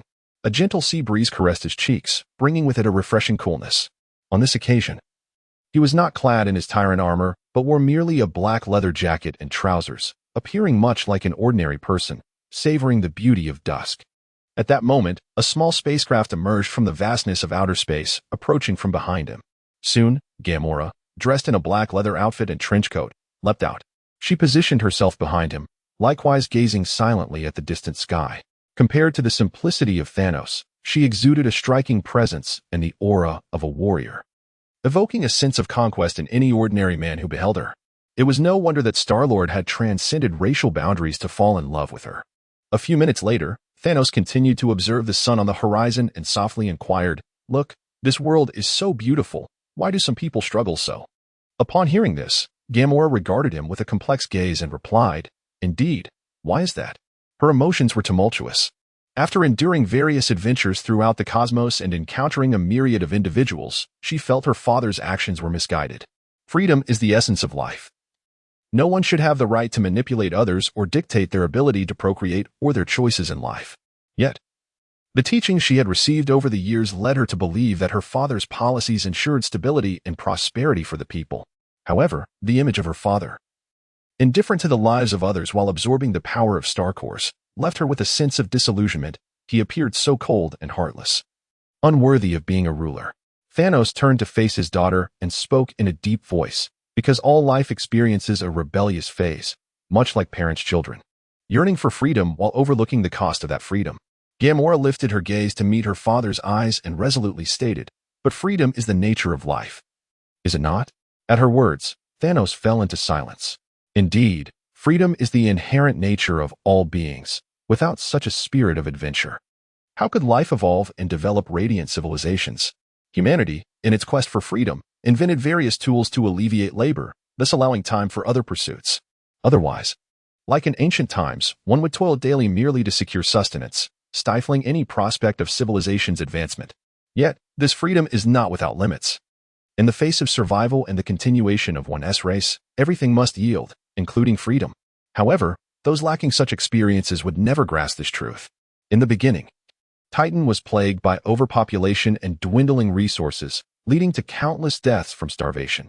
Some even resorted to taking the lives of entire families for a mere loaf of bread. Amidst such a dire environment, the emerging faction instigated a coup, engaging in a brutal struggle against the conservatives. This ultimately culminated in the devastation of Titan. Unable to withstand the ravages of war, he could only watch helplessly as these events unfolded, powerless to effect any change, for he could not conjure food, energy, or living space from thin air. Now, however, he possessed the ability to alter everything and would not allow anyone to obliterate it all. Contemplating this, he lost interest in continuing the conversation with Gamora. He turned away, gazing at the moon rising in the distance, and asked in a somber tone, "Is there any news regarding the Soul Stone?" Upon hearing the question, Gamora bowed her head, hesitating for a moment before responding, "Not at this time." Chapter 53, Spatial Transmission. Thanos did not turn back. Instead, he continued to inquire, how much longer? At this moment, he had set aside all sentiments and affections, leaving only an insatiable ambition for the Infinity Stones and dominion over the universe. He sensed that the number of life forms in this universe had reached a critical limit.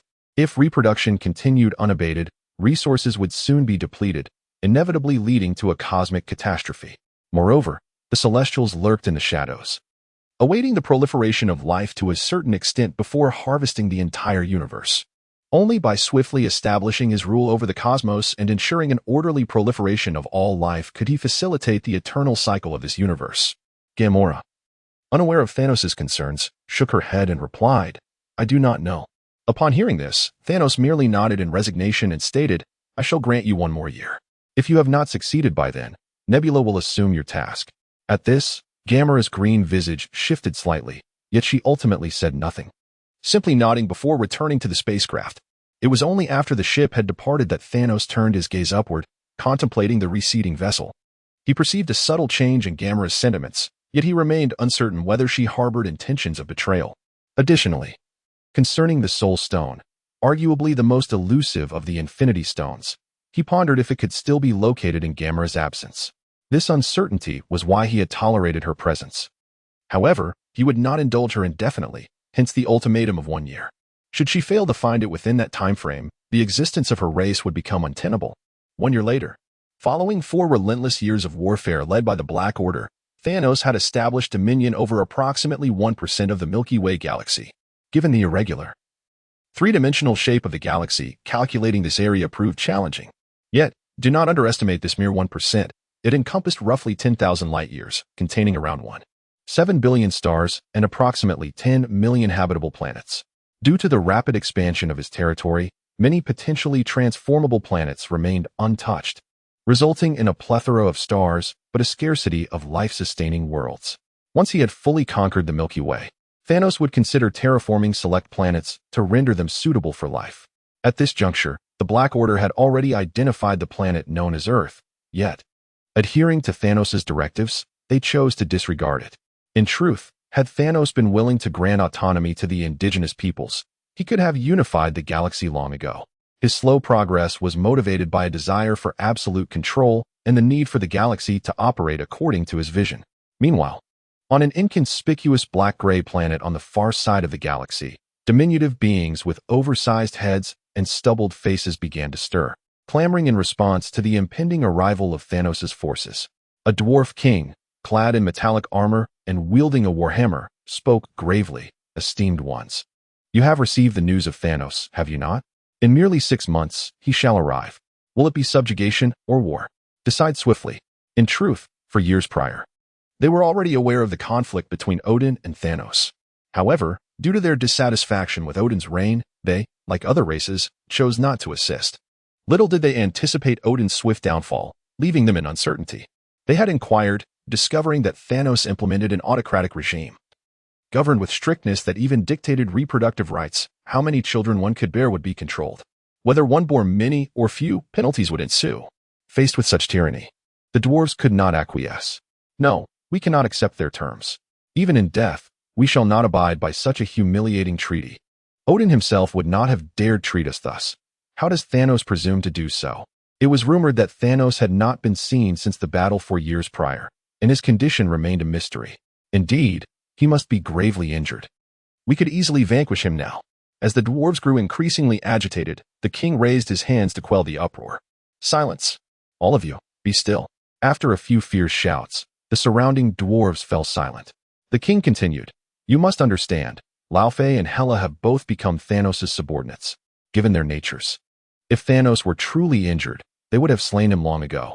Moreover, even if he is wounded, should either Laufey or Hela be dispatched, we would be powerless against them." Upon hearing this, the dwarves regained a semblance of reason. Indeed, the strongest among them was their king. Yet he was merely of demigod caliber, utterly incapable of contending with Laufey and Hela, let alone the mightier Thanos. However, the dwarves, accustomed to freedom, would not submit even to the likes of Odin, much less to Thanos' rule. "Even if it means death, I refuse to yield to their dominion. There are only dwarves who stand to die, none who kneel to live. Defending our homeland is a duty for all, until the last dwarf falls. We shall never be enslaved." Witnessing the fervor of his kin, the dwarf king felt a surge of desperation. Just as he prepared to speak further, a flash of lightning split the sky. With a thunderous roar, a powerful aura suddenly enveloped them. What is happening? Such a formidable presence. Could it be Thanos? The enraged dwarves prepared for battle, shouting, "We dwarves shall never be enslaved." They raised their warhammers, ready to fight to the death against their foes. Yet, the king soon sensed something amiss. He raised his hand once more and declared loudly, "This is not right. It should not be Thanos." Upon hearing this, the dwarves fell into a hushed silence, sensing that something was amiss. If it were truly Thanos, a colossal warship would have arrived, not merely a spatial portal. Soon, a figure descended before the dwarf king, arms outstretched, joyfully exclaiming, "Eitri, my dear friend." Eitri, the dwarf, was among the taller of his kin. Standing at least 6 feet tall, albeit with a disproportionate physique, his head accounted for nearly 1/3 of his height, while his body was notably slender, resembling a character from a children's tale. Upon recognizing the visitor, Eitri's face broke into a smile as he opened his arms for an embrace. "My dear Thor, it is truly wonderful to see you alive." The newcomer was none other than Thor, the Prince of Asgard. Chapter 54. The Power of Odin, Second Update. As a pivotal member of the Alliance of Gods, Asgard has withstood the test of time in the cosmos, a testament to its rich heritage. The power of Odin is a unique legacy exclusive to the royal lineage of Asgard. Each generation of the God King is bestowed with this extraordinary strength, enabling the heir to transcend their abilities and ascend to the level of the All-Father, accompanied by a teleportation ability akin to the Bifrost Bridge. This is why Odin, upon discovering Hela's awakening of her witch blood, callously abandoned her. The power of Odin can only be inherited by those of pure Asgardian blood. Although Thor did not undergo the formal abdication ceremony, Odin discreetly transferred this power to him upon his death. However, due to the vast distances involved, Thor received the power of Odin only recently, now referred to as the power of Thor. Upon acquiring the strength and dispelling the destructive force within him, he chose to open the portal to the myriad dwarven stars. After embracing Eitri for a moment, Thor, with a pained expression, said, "Eitri, my friend, I require your assistance." Eitri, upon hearing this, promptly thumped his chest and declared with exuberance, "I shall undoubtedly assist you. Speak, what is it that you need?" In truth, their camaraderie was not as profound as it appeared. Their soul bond stemmed from Thor's previous aid in quelling a rebellion on the dwarven resource planets. Yet, at this moment, Eitri sought Thor's help against Thanos, thus feigning an intimate rapport. Thor, moved by Eitri's immediate willingness to assist without inquiry, expressed his urgent need. "My Mjolnir has been destroyed by Thanos. I require your help to forge a new hammer." Mjolnir, the name of Thor's hammer, is his most vital weapon, without question. Despite inheriting the power of Odin, Thor found his prowess severely limited without a weapon. Thus, he was compelled to open the portal to the Dwarven Star immediately upon receiving Odin's power, for the dwarves are renowned throughout the galaxy as the finest weaponsmiths. Historically, 80% of Asgard's weapons were crafted by the dwarves. Eitri, contemplating the task of forging a weapon, perceived Thor as a mere innocent compared to the cunning Odin, which reassured him to create the most formidable weapon without fear of betrayal. After a moment of reflection, he declared, "Very well. I shall forge for you our dwarven mightiest artifact, the Stormbreaker." With his decision made, he swiftly began enlisting his subordinates to commence the work. At this juncture, the Dwarven Star had yet to fall victim to Thanos' massacre, allowing the crafting of the Stormbreaker to proceed smoothly, devoid of the tumultuous trials depicted in the films. A day later, when Thor seized the Stormbreaker, an exhilarating surge of energy coursed through him, his aura escalating dramatically. Without uttering a word, he raised the axe aloft and teleported away, eager to test the might of his new weapon. However, upon seeing this, Eitri was instantly filled with anxiety. Thor, where have you gone? Come back to me. Damn the Asgardians, all of them are treacherous and ungrateful." He had initially planned to confront Thanos alongside Thor once the weapon was forged, yet he never anticipated that Thor would abandon them in such a manner, which understandably infuriated him.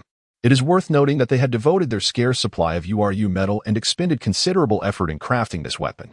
The thought of their labor resulting in naught but futility was enough to incite his wrath. After a short while, a dwarf rushed in, panting, "Your Majesty, it is terrible. Thanos' worship is approaching." Meanwhile, on Blue Planet, Thor remained oblivious to the dire predicament his abandonment had thrust the dwarves into.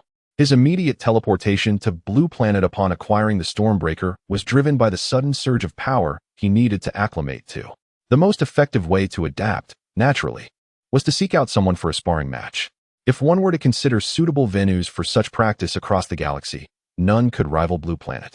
He found this planet to be quite extraordinary, teeming with exceptional life forms in numbers beyond imagination, each possessing varying degrees of strength, ranging from superhuman to celestial. Shortly thereafter, Thor arrived at Stark Tower, eager to test his new weapon with Tony. However, Tony was preoccupied with crafting an anti-Thor armor and could not attend to him. Thus, Thor sought out Banner. Yet, Banner, having only just returned to a semblance of normalcy, was reluctant to provoke the emergence of the Hulk once more. With no other options, Thor turned to Doctor Strange, who was engrossed in research to counter Dormammu's invasion. He offered Thor merely a spatial mirror and then dismissed him. Ultimately, in his desperation, Thor had no choice but to seek the assistance of other members of the Illuminati. It was the challenges he faced that caused him to forget the plight of the dwarfs. The diameter of the galaxy spans approximately 200,000 light-years, containing around 300 billion stars. As for the number of planets, it is virtually incalculable. Since planets do not emit light, they are exceedingly difficult to detect. At this moment, near the central region of the galaxy, a massive cosmic warship, the Sanctum II, lingered. Despite its size being comparable to half a moon, it appeared minuscule against the backdrop of the star, akin to a grain of sand in the vast ocean, nearly imperceptible. The Sanctum II was stationed here due to Thanos residing within the star. Since the inception of his ambition to train at the star a year ago, he had swiftly set his plans into motion. Now, he had reached the one-year mark of his endeavor. The results of his training were quite promising. His previously stagnated attributes had begun to gradually increase once more. Although the pace could not rival that of the stellar absorption technique, it presented no bottlenecks, steadily propelling him towards the pinnacle of celestial power. Furthermore, he had a sense that once his body had assimilated the energy from the absorption technique, he would be able to utilize it again. As a skill of the system, it certainly would not be a one-time use. The reason he is temporarily unable to augment his attributes is that this corporeal vessel has reached its limit in energy absorption, necessitating a gradual digestion of the energy. At this moment, over 1,000 kilometers beneath the surface of the star, Thanos sits cross-legged, bracing against the immense pressure surrounding him. At this depth, the pressure has escalated to approximately 10,000 times that of normal gravity, with temperatures soaring to an astounding 20,000 degrees. Even with his prowess at the pinnacle of celestial power, he feels the overwhelming strain, compelled to resist with all his might. However, reflecting on a year prior, when he could only descend to a depth of about 100 meters, the ability to venture 1,000 meters now signifies monumental progress. After a while, Thanos sensed the time was ripe. He opened his eyes and soared towards the star's surface. With a thunderous roar, a shock wave erupted from the star's surface, and then a violet figure burst forth. Chapter 55. The Infinite Gems. Upon emerging from the star, Thanos meticulously rid himself of the hydrogen and helium clinging to him, then set his course for the Sanctuary 2. The reason stars can sustain their fiery existence for billions of years lies in the immense gravitational force generated by their colossal mass, which creates unimaginable pressure within. This prodigious pressure facilitates nuclear fusion between the hydrogen and helium at the core, resulting in a controlled reaction. The energy released during this fusion ignites the surrounding hydrogen and helium. However, due to the constraints of gravity, the fusion process remains confined within the star, forming a closed system of controlled nuclear fusion. Had Thanos not expelled the hydrogen and helium undergoing fusion, it is likely that upon entering the Sanctuary 2, the Dark Order within would have met their demise. Upon witnessing Thanos' return, the members of the Dark Order immediately knelt, demonstrating their respect. After a brief moment, Thanos took his seat upon the throne and inquired, "Has there been any news of Gamora?" In the next instant, a mechanical voice resonated through the void. Deep Blue responded, "Master, I lost track of Gamora 6 months ago." At this revelation, Thanos furrowed his brow, realizing that she had ultimately chosen treachery. In that case, let it be known that a bounty is placed on Gamora throughout the universe. Furthermore, if she does not return within 3 months, her homeland shall bear the consequences. Over a century ago, during his conquest across the cosmos, he had arrived at a planet known as Hosebeli. At that time, Hosebeli was ravaged by famine and conflict due to its lack of resources and technological advancement. It was he who decimated a significant portion of the population to restore ecological balance and subsequently bestowed advanced technology upon the planet to foster its development. During this massacre, he encountered the extraordinarily indifferent Gamora, who remained emotionless even as her parents were slain before her eyes. Moved by her apathy, he took her in as his adopted daughter. However, it now seemed he had misjudged her character. "Yes, Master," Deep Blue affirmed, devoid of any semblance of emotion, as an artificial intelligence. Perhaps, in its conception, the annihilation of a planet was no different from the eradication of an ant colony. After a moment of contemplation, Thanos commanded, "Summon Nebula to meet me at Titan." After issuing the order, he directed Sanctuary 2 back to Titan. 2 hours later, the verdant planet of Titan loomed into view.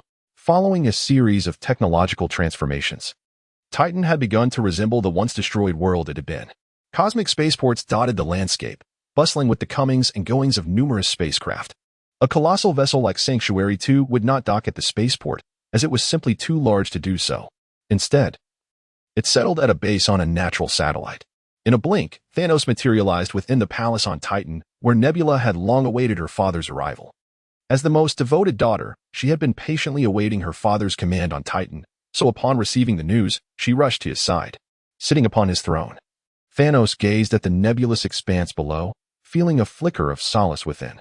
At the very least, he could take comfort in the fact that he was not a completely failure as a father. He had a dutiful daughter. "Gamora, how much do you know about your sister?" Thanos inquired. Star-Lord's sister, upon hearing his words, bowed her head in contemplation before responding. "I am not entirely certain what has transpired with her, but I have heard her mention that she seems to have found her destination. However, I do not know why she has failed to report back. By the way, It is said that she has joined a mercenary group called the Guardians of the Galaxy and has been engaged in missions almost daily. At the mention of the Guardians of the Galaxy, Thanos narrowed his eyes. He had not anticipated the narrative's potency. Star-Lord had already been vanquished. The Power Stone had been seized, and Xander had been obliterated. The storyline had evolved so dramatically, yet Star-Lord still managed to associate with Gamora. Shaking his head, Thanos remarked with displeasure, "Those who dare to disregard my orders shall not return." "Star-Lord," he called, prompting her to stand at attention. "I now place my trust solely in you. The mission to locate the Soul Stone is entrusted to you, and you may command all fleets." "Yes." Star-Lord nodded fervently, her heart brimming with excitement as she turned to exit the sanctum. Clearly, she was eager to prove herself worthy, to earn her father's affection over her sister's. Observing her departure, Thanos allowed a faint smile to grace his lips. Yet, a thought began to form in his mind. Perhaps it would be prudent to first collect the other 3 stones on Earth before seeking the Soul Stone. After all, the Space Stone could transport him anywhere, making his quest significantly more convenient. The 6 Infinity Stones each possess their unique attributes: space, time, reality, power, mind, and soul. The Space Stone granted the ability to teleport anywhere in the universe at will, allowing manipulation of space itself, whether by separation, cutting, distorting, reordering, or even creating new spatial dimensions. The Time Stone enabled its bearer to traverse through time, reaching any point along the timeline of the universe, whether in the distant past or the far future. The Reality Stone allowed its possessor to manifest their desires, akin to the power of wish fulfillment, though such creations were transient, reverting to their original state upon the user's departure. The Power Stone bestowed immense strength upon its wielder, provided they could withstand its might, and notably, it was the only stone capable of supporting and enhancing the others. The Mind Stone augmented mental prowess, granting abilities such as illusion creation and mind control. As for the Soul Stone, it possessed the capability to steal, manipulate, or alter souls. If he were to acquire the Space Stone, the pursuit of the Soul Stone would become significantly more straightforward. However, in the next moment, Thanos furrowed his brow. He sensed the presence of an unknown entity influencing his mind. In his original plan, he intended to collect the Soul Stone first, followed by the remaining 3 stones on Earth, thereby avoiding interference from certain beings and the awkwardness of possessing only 5 Infinity Stones.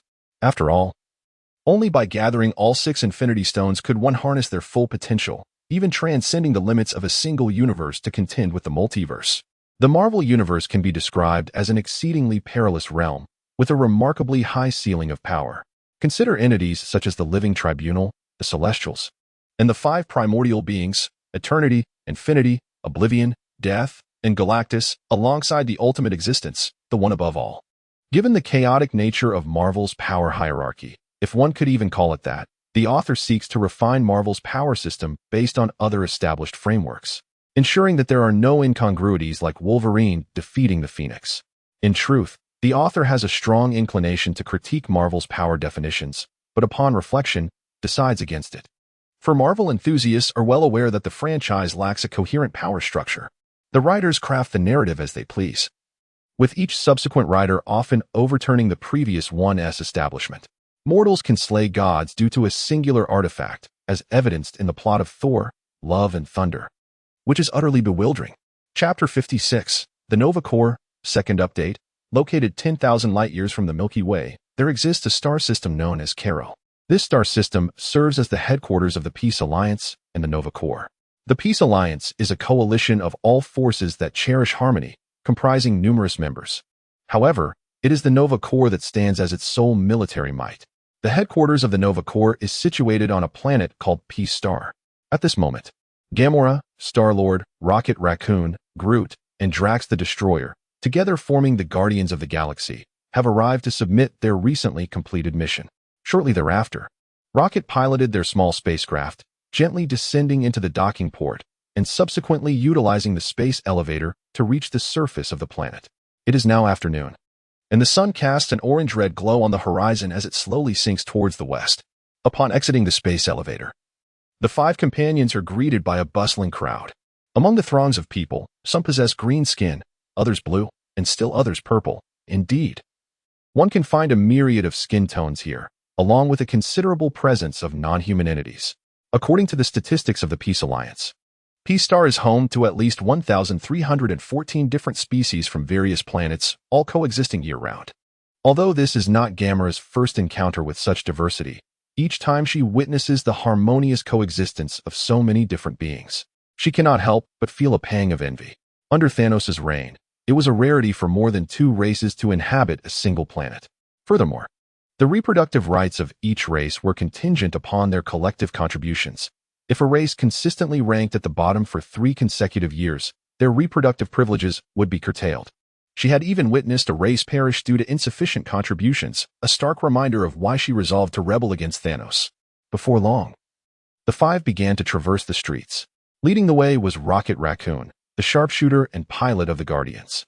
Standing at approximately 1 meter tall, he resembled an upright walking yellow raccoon, perpetually equipped with a weapon of equal height and a rocket launcher. He possessed abilities far surpassing that of an ordinary raccoon, including super speed, agility, enhanced vision, acute hearing, heightened sense of touch, and remarkably sharp claws. Additionally, he was a skilled pilot and marksman, well-versed in the use of a variety of weapons, though his insatiable greed often left him drooling at the sight of valuables. Beside Rocket stood Groot, towering over 2 meters tall. As a member of the Flora Colossi, he possessed immense wisdom and the unique biological traits of tree folk, including extraordinary regenerative capabilities. As long as a portion of Groot's branches remained intact, he could be revitalized through watering and fertilization. Moreover, Groot possessed superhuman strength and defensive prowess, capable of growing into a giant and stretching his tree-like limbs with the elasticity of rubber, allowing him to extend his body freely to strike at foes. Simultaneously, he possesses the ability to disseminate spores to control other flora and heal others. Typically, the species of flower gods are characterized by a conquering and belligerent disposition. However, Groot stands as an anomaly, harboring a heart of peace and a rather stolid demeanor, content to follow Rocket Raccoon. In the midst of the group walk Gamora and Star-Lord. Gamora remains as she always has, with her emerald-hued skin, burgundy locks cascading down her back, and clad in a form-fitting black leather suit, 2 daggers sheathed at her thighs. As she struts along, her alluring presence invariably captivates many eyes. Yet, those who underestimate her due to this allure will inevitably find themselves at a disadvantage, for she wields exceptional combat skills and possesses superhuman strength. Her most notable feat includes the assassination of formidable beings of planetary caliber, rendering her a renowned figure throughout the cosmos. Well, it could be said that Thanos' subordinates are quite infamous across the universe. Given their status as a burgeoning force, violence and warfare are unavoidable in their ascent. Star-Lord, ever the same, displays his characteristic nonchalance, his gaze frequently wandering towards the more scantily clad beauties, as if he has entirely forgotten the demise of his previous companion. At this moment, he has traded his raider attire for a brown leather armor jacket. For this is P-Star, the headquarters of the Nova Corps, and were he to don his raider garb, he would likely be unable to disembark from the ship. Bringing up the rear is Drax the Destroyer, towering at nearly 2 meters with gray skin adorned with crimson markings, presenting a fearsome visage. Striding boldly with his bare torso, he resembles a crab, exuding an air of superiority, convinced that he is the foremost among them. Indeed, with his near-planetary might, he stands as the strongest in the group, provided Star-Lord is not utilizing his enhancements. Moments later, the 5 arrive at the entrance of the Mission Center's Grand Hall. At that moment, Gamora suddenly halts, struck by a revelation. The screens within the Mission Center are broadcasting a new bounty. Her bounty, with a staggering price of 50 million universal credits. While the cosmos is rife with powers, including 3 major empires and 10 alliances, the universal credits issued by the Commercial Alliance are regarded as the most stable currency in existence. This is due to their unwavering commitment to credibility. The value of universal credits cannot depreciate. After all, the Commercial Alliance thrives on trade, and should the currency lack reliability, who would engage in commerce with them? 50 million universal credits can be exchanged for approximately 130 million peace coins, a value that causes envy among all. It is important to note that their small spacecraft is valued at merely 70 million universal credits. Star-Lord, quick to react, turns to Gamora with a visibly distressed expression, demanding, "Are you the daughter of Thanos?" Rocket Raccoon, his eyes gleaming with newfound ambition, gazes at Gamora, his greed awakening thoughts that ought not to arise. Within their party, only Groot and Drax remain unaffected by the bounty. Groot, lacking any concept of currency, remains entirely indifferent. Drax, however, was utterly oblivious to the words on the bounty, and thus had no inkling as to why Star-Lord was so agitated. Were it another woman, confronted by the inquiries of her companions and the bounty placed by her father, she would likely have succumbed to panic. Yet Gamora merely replied with a hint of indifference. "What? Do you intend to trade me for the bounty?" Before Star-Lord could respond, Rocket Raccoon eagerly interjected, "I've heard your father destroyed Xander, and the bounty is a staggering 1 billion. Should we not seize this opportunity?" Clearly, he had already regarded Gamora as a comrade, dismissing any notion of handing her over. At that moment, Star-Lord also came to a realization and promptly shook his head. "No, I'm simply astonished. How could such an ugly brute have such a beautiful daughter?" Like Rocket, after their extensive battles fought side by side, he too had come to see Gamora as a partner, thus suppressing any lingering thoughts he might have harbored. Moreover, even if he did entertain such notions, they would be futile, for he could never hope to best Gamora in combat. Chapter 57. The Peace Ambassador. Gamora observed that neither Star-Lord nor Rocket Raccoon had any intention of surrendering, and she felt a wave of relief wash over her. Although she did not voice it, she had come to regard them as her comrades and had no desire to turn against them. At that moment, Drax seemed to sense the awkward atmosphere among his teammates and approached with curiosity, inquiring, "What is the matter? What do you mean by surrendering?" Groot also ambled over and uttered, "Groot." Both Star-Lord and Rocket Raccoon shook their heads and replied in unison, "It's nothing." However, glancing around at the unfriendly gazes, Star-Lord suggested, "Gamora, perhaps you should head back. I fear." Before he could finish, Gamora shook her head and asserted, "No need. These individuals wouldn't dare act here." Indeed, while they were in the Mercenary Guild's mission hall, they were on the territory of the Peace Alliance. Anyone who dared to strike would be disrespecting the Peace Alliance, and the security forces would swiftly respond, leaving no one unscathed. With that, Gamora stepped confidently into the mission hall, followed closely by the remaining 4. Soon, they submitted their current mission and received 25 cosmic credits. Just as they were about to exit, Gamora's attention was suddenly captured by the latest bounty notice. If she did not return within 3 months, Thanos would annihilate the planet of Hozebeli. Upon reading this, Gamora's body trembled involuntarily. She was not a cold-hearted monster like Thanos. She held deep affection and attachment for her home planet. "I must return." With that thought, she made her way to the entrance of the mission hall. However, she found herself surrounded by a crowd. Although they had not yet resorted to violence, their expressions were filled with malicious intent. The bounty of 50 million had evidently stirred their greed, and had it not been for the stipulation of capturing her alive and the necessity of a spaceport to escape, some might have dared to disregard the Peace Alliance's regulations and act outright. Seeing this, Gamora's expression darkened. At that moment, Star-Lord and the other 3 joined her, their faces grave as they asked, "What do we do now?" Rocket Raccoon, brandishing his energy pistol, wore a devil-may-care grin as he exclaimed, "It seems a grand performance is about to unfold." With a click, he disengaged the safety. Observing this, the surrounding individuals immediately brandished their weapons. From ordinary blades to energy machine guns and cannons, a plethora of armaments was on display. In response, Gamora swiftly drew the dagger from her thigh. Star-Lord gripped his energy pistol tightly, Drax unsheathed his short sword, and Groot bore a serious expression. In that tense atmosphere, filled with the scent of gunpowder, a sudden wailing of sirens pierced the air. Soon, dozens of ships from the Nova Corps descended from above, issuing a warning. In the territory of the Peace Alliance, any act of violence is prohibited. Violators will be shot on sight.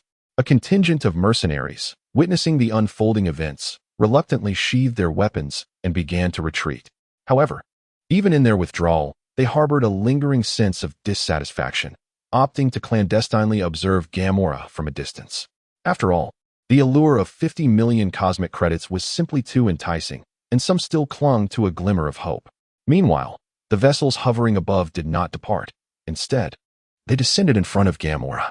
These ships, 3 meters in height, 10 meters in length, and 4 meters in width, resembled large birds with inverted wings. They were the Peacekeepers, Model 7 of the Peace Alliance, characterized by their pristine white exterior, utilizing a gravity-defying magnetic suspension system.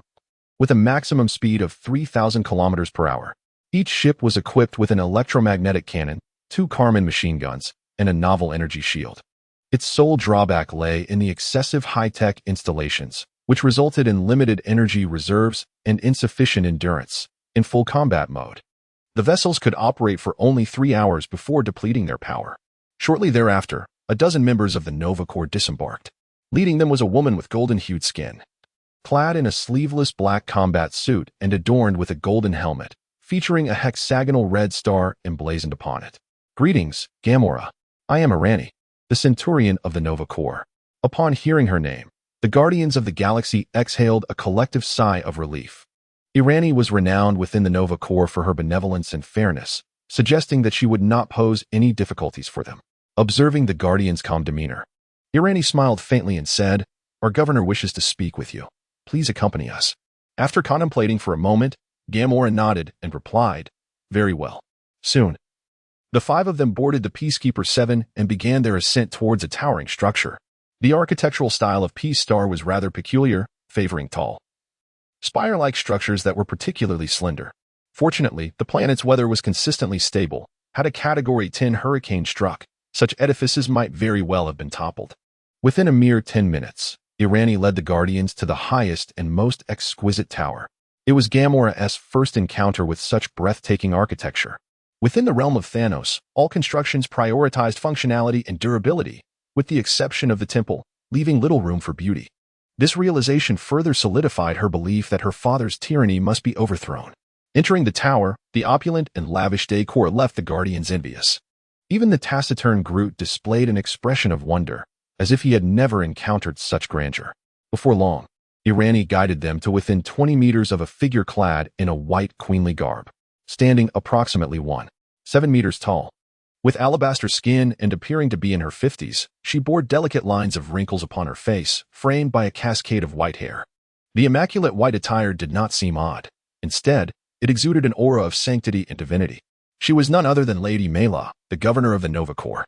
Irani, with arms crossed and in a show of utmost respect, performed the highest form of salutation, stating, "Centurion Irani presents Gamora to pay her respects to Lady Mela." Mela nodded faintly, regarding Gamora with a measured gaze. "You are Gamora, are you not?" she inquired. Gamora nodded cautiously, replying, "Greetings, Lady Mela. I am indeed Gamora." Suddenly, Mela's demeanor shifted dramatically, emanating a formidable aura. "Daughter of Thanos, your father has wrought destruction upon our sacred land. Xandar is the cradle of the Nova Corps and a pivotal member of the Peace Alliance. It is no wonder that the Kree Empire was so distraught upon learning of Ronin's intent to annihilate Xandar, even going so far as to confront Thanos directly, imploring him to refrain from intervening. The other members of the Guardians of the Galaxy, save for Gamora, found themselves bending their knees under the weight of Mela's overwhelming presence. Gamora, having long been accustomed to the celestial aura of Thanos, was no stranger to such power. Indeed, Mela was a being of near-divine strength. One of the 3 esteemed leaders of the Nova Corps. Chapter 58. The Might of Thanos. Second update. Concerning the destruction of Xandar, Ronin, upon his return, chose to keep the matter to himself, intending to shoulder the blame alone. However, the Kree Empire, in an effort to avoid a two-front war, deliberately announced that it was Thanos who obliterated Xandar, ostensibly to placate the members of the Peace Alliance. Ironically, they were unwittingly correct in their assertion. The Peace Alliance, not wishing to engage in conflict with the Kree Empire, tacitly accepted this narrative. Civilizations capable of surviving in the cosmos are inherently cautious. They would not readily provoke war over a singular event when faced with 2 equally formidable powers. Nonetheless, the relations between the Peace Alliance and the Kree Empire had undeniably soured. Should the Kree Empire falter in its war against the Skrull Empire, retribution would be swift and unrelenting. Mera, believing herself privy to the truth, had no intention of complicating matters for Gamora. While the members of the Guardians of the Galaxy silently lamented their predicament, Mera suddenly retracted her aura, transforming back into the guise of an ordinary woman. "However, considering your father is also working for Ronin, I shall not make things difficult for you." Shaking her head, Mera continued, "The reason I summoned you is to request your assistance in a certain endeavor. Rest assured, I shall compensate you generously 10 billion peace coins. The Nova Corps, of course, utilized peace coins, completely eschewing the currency of the Commercial Alliance." Upon hearing the sum of 10 billion, Star-Lord and Rocket Raccoon's eyes sparkled with eagerness, saliva nearly dripping from their mouths. "What do you need us to do? We promise to assist you. Indeed, I swear by the name of the Guardians of the Galaxy that we shall fulfill this task." Mera, however, disregarded Star-Lord and Rocket Raccoon, turning her gaze towards Gamora, awaiting her response. Gamora, not driven by avarice, gravely inquired, "What exactly is it that you require?" Mera smiled faintly and replied, "I seek an Infinity Stone from Thanos. If you procure one for me, I shall reward you with 10 billion. If you provide two, I shall grant you 20 billion. The legend of the Infinity Stones was known to all those in positions of power throughout the universe. For instance, Ronan was aware of the Power Stone. It was inconceivable that he, as the ruler of the Nova Corps, would be oblivious to such knowledge. Mera's desire for an Infinity Stone was undoubtedly fueled by the power it possessed. Those who thrive in the cosmos, expanding their influence, are rarely Na'vi. They naturally aspire to acquire greater strength to bolster their dominion. Upon hearing the mention of the Infinity Stones and Thanos, Star-Lord was instantly beset by a headache.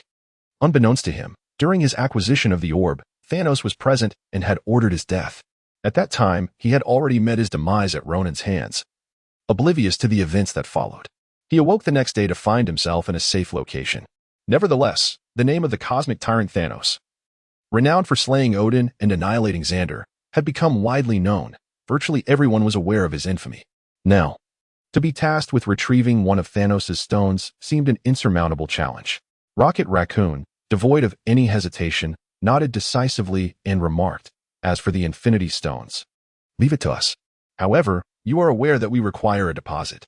With that, he extended his right hand, rubbing his thumb and index finger together in a universally understood gesture. Mera glanced slightly at Gamora before stating, "I will provide you with 100 million piece coins as a deposit."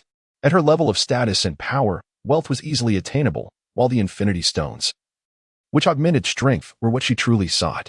Upon hearing the figure of 100 million, albeit in piece coins, all doubts dissipated, and they promptly nodded in agreement, exclaiming, "All right, we accept. Let us go at once." Rocket Raccoon echoed in eagerness, "Yes, yes, let's depart now." Mera remained silent, her gaze fixed on Gamora. Clearly, she deemed Star-Lord and Rocket Raccoon insufficient. Her focus was solely on Gamora. With both her companions having acquiesced and recalling her father's threats, Gamora nodded in return, saying, "All right, but I cannot guarantee that I will obtain the Infinity Stones." Upon hearing this, Mera immediately broke into a smile and turned to walk away. "No matter. As long as you give it your all. One stone is worth 1 billion. A month later, on an unnamed planet within the galaxy, Thanos donned his golden armor and extended his right hand toward the ground. A torrent of immense red energy surged from the planet's core into his grasp. After 3 years of cultivation within a star, he had digested the energy within him, allowing him to resume his star-absorbing technique. At an average rate of absorbing one planet every 10 days, this marked the 3rd planet he had consumed. Just then, a voice echoed in his ear, "Master, Miss Gamora has returned." Thanos paused in surprise. He had anticipated that given Gamora's nature, she would not return for at least 3 months. However, he dismissed the thought and accelerated his absorption speed. After draining the planet, he soared into the vastness of space towards Sanctuary 2. A day later, he returned to the Sanctuary. It was night on Titan, yet due to light pollution, the starry sky was nearly obscured. Only a solitary purple moon hung in the heavens. As Thanos' feet touched the ground, he immediately sensed the presence of 4 unfamiliar auras alongside Gamora. However, these energies were faint, so he paid little mind. The sanctuary on Titan was modeled after the one on Taro, comprised of towering structures. Yet, its exterior appeared simply whitewashed, rendering it starkly modest compared to the resplendent towers of the Nova Corps. As Thanos walked through the sanctuary, the sound of his footsteps echoed with a rhythmic thud. After a moment, he pushed open the grand doors to reveal a brightly lit hall and proceeded toward the throne.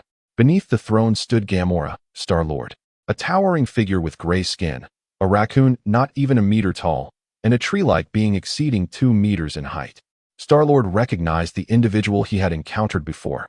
Yet upon witnessing this assembly, he swiftly deduced the identities of the other 3.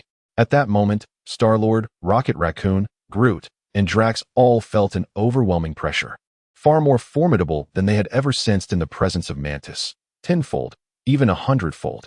The sound of footsteps echoed ominously, thudding against their hearts, rendering their breaths shallow and labored. Cold sweat trickled down their brows, and their legs trembled uncontrollably. Only Gamora maintained a stoic demeanor, her head bowed, obscuring her expression. Fortunately, Thanos did not unleash his full might nor direct his wrath towards them. Otherwise, standing would have posed a significant challenge. Moments later, Thanos settled onto the throne, his gaze icy as he regarded his daughter, and spoke with a chilling tone. "So, you have finally returned. Did you bring the information I sought?" Chapter 59. The Wild Star. Upon hearing the question, a flicker of inner turmoil crossed Gamora's eyes. Under the imposing presence of Thanos, she was on the verge of divulging the coordinates. Yet, the memories of the thriving landscapes and majestic edifices she had witnessed on Peace Star quelled that impulse. Thus, she shook her head and spoke. "Father, I have gathered some information regarding the Wild Star, but upon encountering your bounty, I felt compelled to return immediately." "You are mistaken. I have not defected but rather accidentally shattered my communicator while seeking clues. As I have not yet procured any news, I found myself too ashamed to face you." Throughout the past month, she had meticulously crafted an excuse for her return journey. However, the thought of confronting her father directly to express her true sentiments had never crossed her mind. After years of interaction, she had come to understand that her father's convictions were unyielding, impervious to the influence of others. If one were to liken unwavering determination to steel, then her father possessed a will akin to an alloy, akin to adamantium. Thanos, upon hearing her words, exhibited a fleeting glimmer of disappointment. Having consumed more salt than his counterpart had rice, he naturally found it difficult to believe her alibi. Nevertheless, he feigned a semblance of relief, stating, "Ah, is that so? However, due to your disappearance, I have entrusted the task of locating the Wild Star to Nebula. Please share any clues you possess. I shall ensure Nebula takes fewer detours." Even though he was aware of her deceit, he opted not to expose her, seeking to extract some semblance of information. At this, Gamora's heart raced with unease. Strangely, the formidable woman she presented to the world faltered before her father, feeling an involuntary sense of guilt. She was indeed cognizant of the clues regarding the Wild Star, even possessing the coordinates, yet she dared not speak. She understood her father's ambitions to gather the 6 Infinity Stones, dominate the universe, and impose a regime devoid of freedom and democracy upon it. Having glimpsed the vibrant world beyond, she could not bear the thought of her father ruling the cosmos, for it would obliterate countless beautiful things and strip people of their liberty. Yet, she found herself at a loss for how to refuse. After all, it was implausible that she had gathered no information over the years spent searching for the Wild Star. But what if her revelations led Nebula to the truth? To fabricate a lie? That would be quickly unmasked. As Gamora wrestled with her dilemma, Thanos, lacking patience, rose abruptly, exuding an overwhelming aura. The 5 individuals below could no longer withstand the pressure and immediately crouched down. "My patience is finite. If Gamora is unwilling to divulge even the slightest clue, then I shall not hold back." With that proclamation, he waved his hand, and in an instant, a colossal hand composed of purple destructive energy materialized beside Star-Lord, seizing him with a vice-like grip. "Ah!" Star-Lord cried out in anguish, enveloped by the destructive force. The purple force of destruction relentlessly ravaged his body and spirit, rendering him utterly incapable of enduring the torment. Thanos gazed at his daughter and bellowed, "Reveal everything you know." At that moment, Rocket Raccoon, Groot, and Drax, witnessing Star-Lord's agonized expression, yearned to assist him. Yet, they found themselves unable to rise even to their feet. Thus, they could only cast hopeful glances toward Gamora. Their initial plan had been to return to clear the misunderstanding and subsequently linger near Thanos to seize an opportunity to pilfer the gems. Little did they anticipate that their scheme would falter at the very outset. Thanos was not adhering to the expected patterns. The verbal tactics that had previously proven infallible provided them no chance to employ them now. Furthermore, the ever-reliable intelligence-diminishing aura had vanished as well. It is worth noting that last year, their success in vanquishing the celestial ego was largely attributed to these two strategies, witty banter coupled with mental manipulation, allowing them to orchestrate a narrative demise for their adversary. Now, devoid of these formidable tactics, the members of the Guardians of the Galaxy were reduced to mere mortals. Gamora, her expression laden with concern for the suffering Star-Lord, felt an immense weight of anguish within her. It is essential to recognize that she and Star-Lord had been together for over 3 years. Given his nature, it was inconceivable that they would not have shared something profound. They were intimately familiar with each other, having delved deeply into one another's lives. Yet, under Thanos' influence, her rationality had consistently prevailed. However, emotions ultimately gained the upper hand. Between the Laniakea supercluster and the Hydra supercluster lies a shattered galaxy, from which the wild star had escaped. Upon hearing this, Thanos retracted his hand of destruction and strode towards the temple's exit. "Keep a close watch on them," he commanded, and at his words, the surrounding Dark Order immediately brandished their weapons and encircled them. Gasping for breath after his fall, Star-Lord struggled to regain his composure, even choking on the air. He had felt as though he were on the brink of death, engulfed in discomfort and agony, as if every cell in his body were perishing. After a brief moment, he caught his breath and surveyed the Dark Order warriors surrounding him, instantly realizing that their fate was sealed. Thanos, indeed, was as formidable as Gamora had described. He was not someone they could outwit with mere words.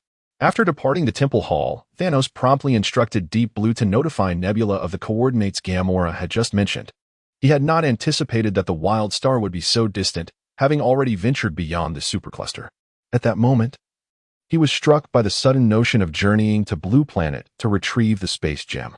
However, fully aware of the circumstances, he promptly shook his head. It appeared that the unknown entity was still attempting to exert influence over him. Shaking his head, he returned to his quarters. The room, merely 300 square feet, were no opulent decorations. It was simply furnished with a large bed, a meditation area, and a restroom. For one of his stature, this chamber was certainly unbefitting. Many of his subordinates had suggested enhancing its grandeur, but all such proposals had been met with his refusal.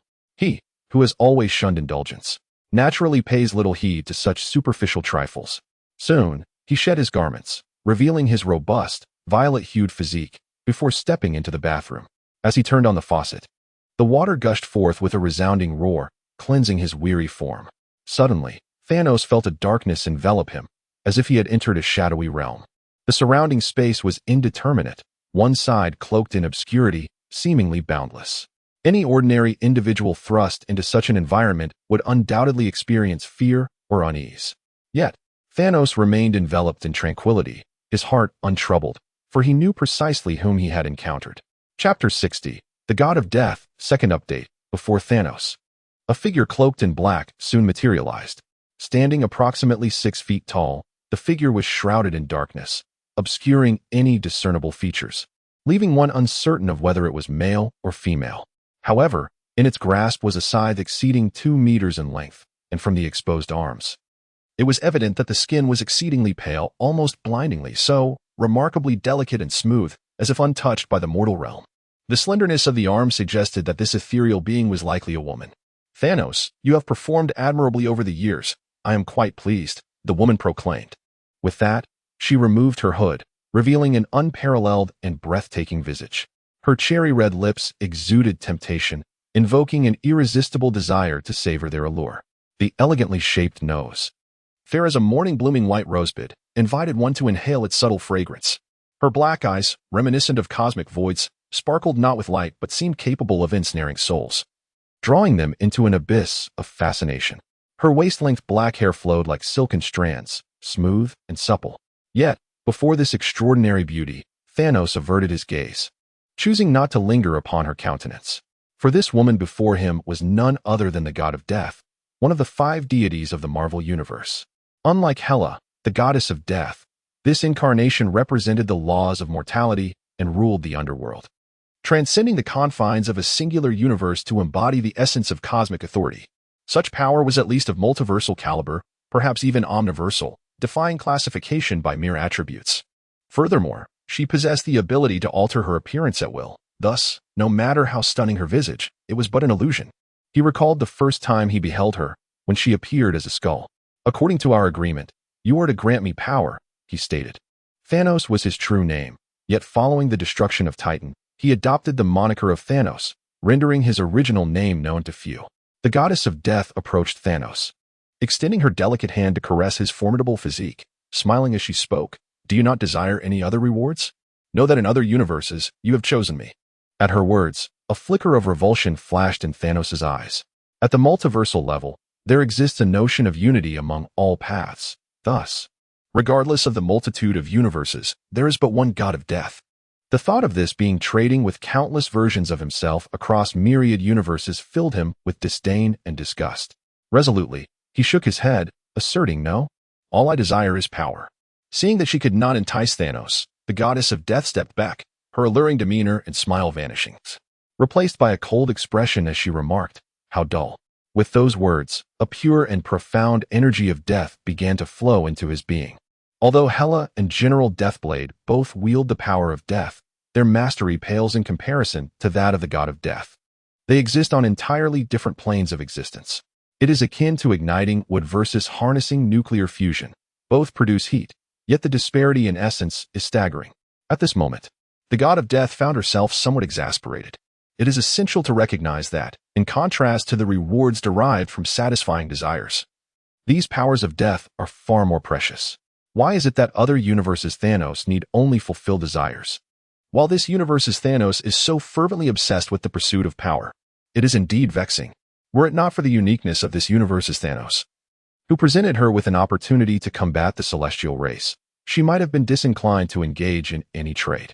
After a while, the transfer of death energy was completed. Suddenly, Thanos spoke. By the way, I have been plagued by a persistent thought urging me to seize the Infinity Stones from Blue Star. Yet I am aware that this is not my own desire. Upon hearing this, the god of death narrowed her eyes, and a wave of deathly energy enveloped him. After a moment, she swung her scythe as if severing something. Yet it seemed merely a casual gesture, leaving everything unchanged. The celestial group is truly relentless, having quickly discerned your uniqueness. Rest assured, no one will disturb you now.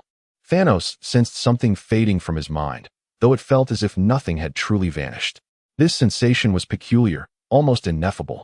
However, he understood that with his current strength, the forces of the multiverse were beyond his comprehension, so he merely nodded. He discerned an underlying implication in her words. No one will disturb you now. Suggests uncertainty for the future.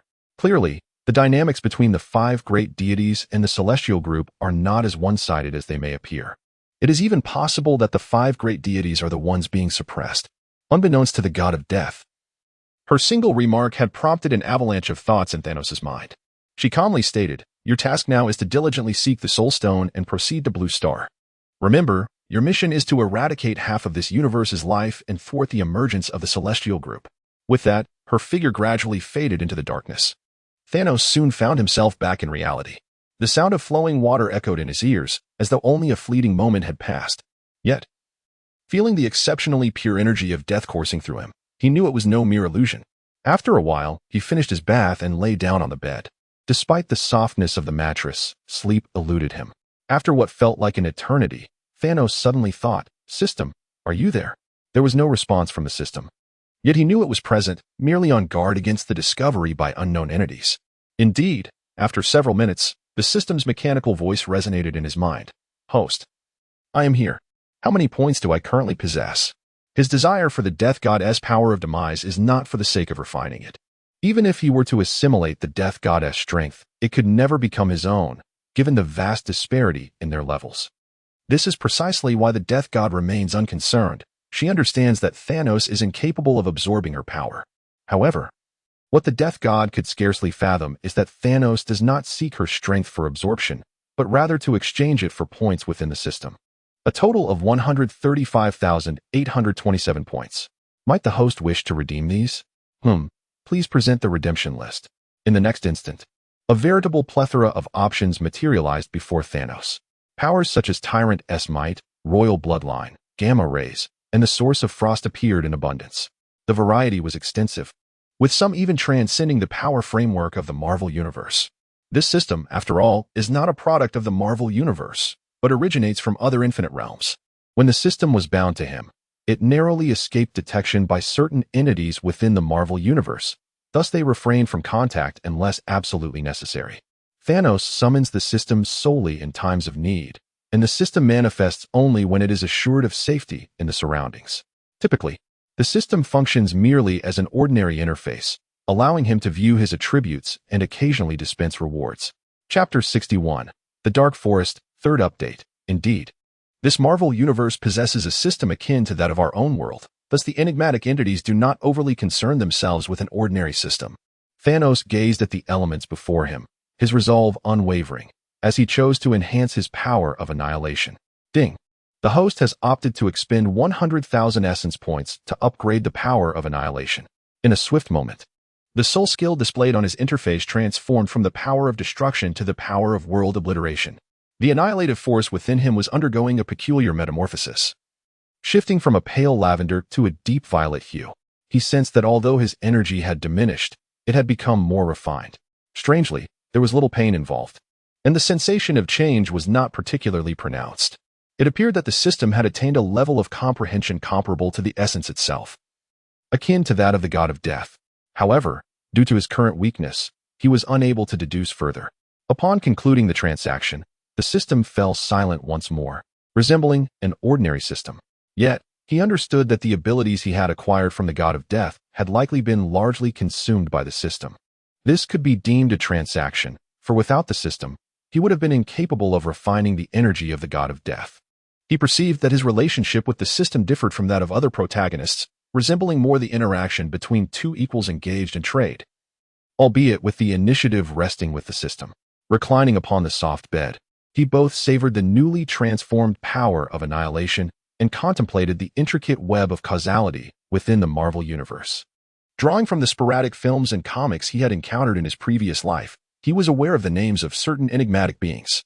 At the apex existed the one above all, the first celestial, the pinnacle of the Marvel cosmos. Just beneath them were the molecule man, the three ancient godly powers, the living tribunal, and other entities like the Beyonders and the OBA, which existed in a manner akin to cosmic laws. A step further down lay the five great deities, the celestials, the dimensional demons, and other divine beings. Even the original form of the Infinity Stones and the goddess of revenge were shrouded in uncertainty. He could not ascertain whether she was truly dead, had merely shed her former self, or was entangled in some nefarious scheme.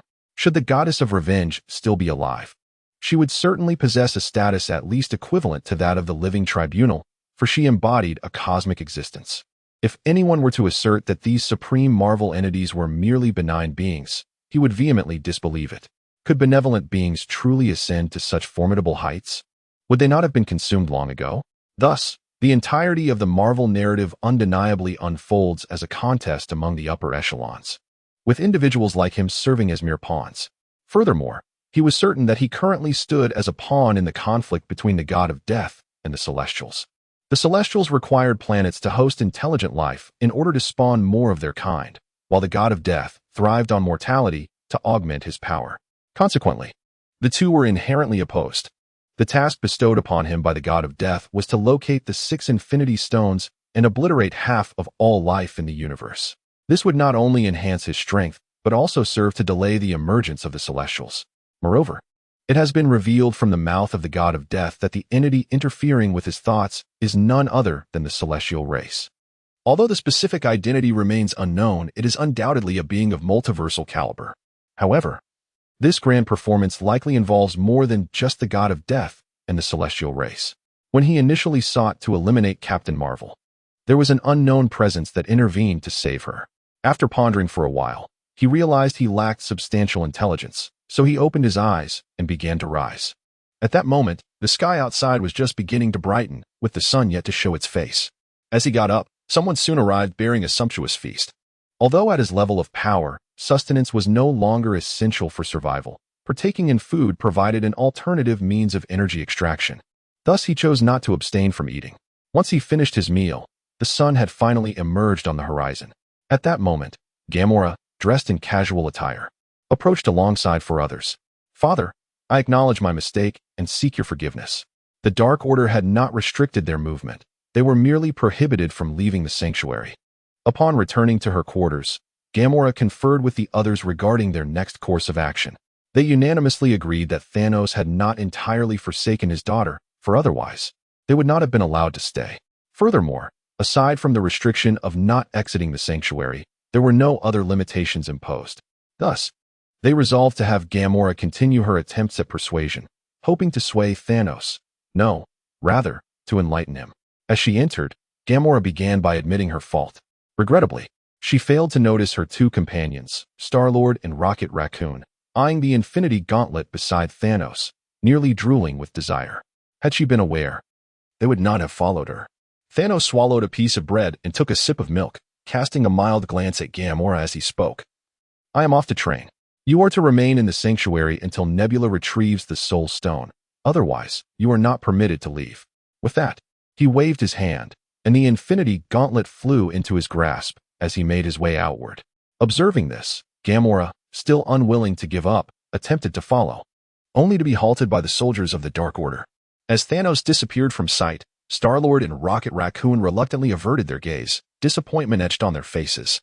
Damn it, how's this guy so different from the ones we've encountered before? Indeed, he pays us no mind. Groot and Drax looked on in confusion, unable to comprehend the unfolding events. Within the Guardians of the Galaxy, Star-Lord and Rocket Raccoon were the strategists, while Gamora was the decision-maker.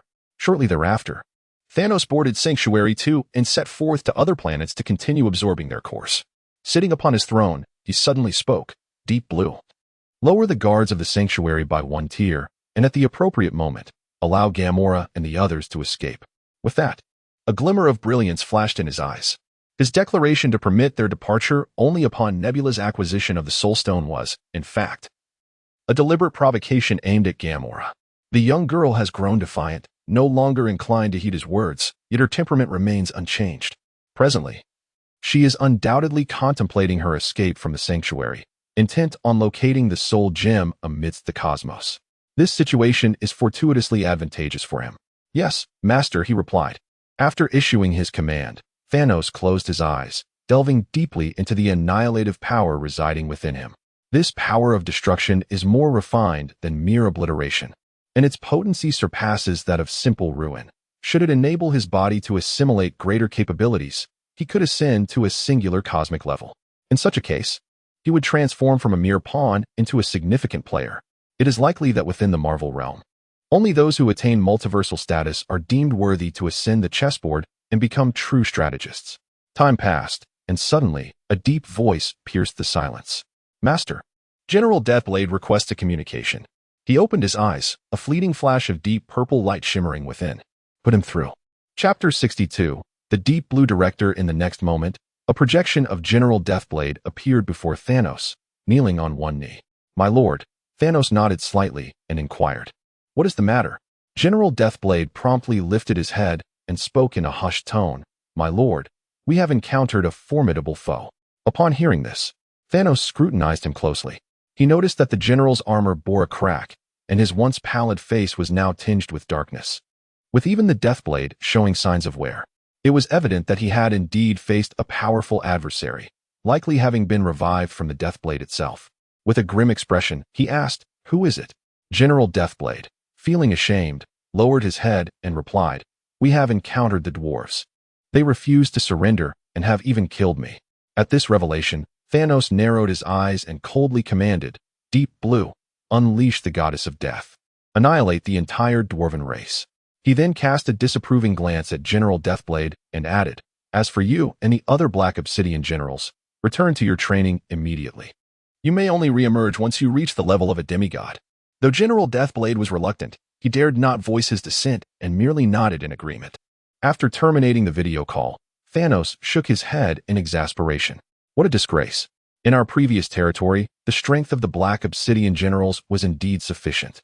However, as my dominion expands, particularly after seizing control of the galaxy, planetary-level power is no longer adequate. He was in dire need of demigod-level subordinates to safeguard his territory and expand his influence. Yet, individuals of such caliber are treasures coveted by the major factions. They are not easily acquired. Previously, Ronan had been a promising candidate, but alas, the Kree Empire would surely not allow it.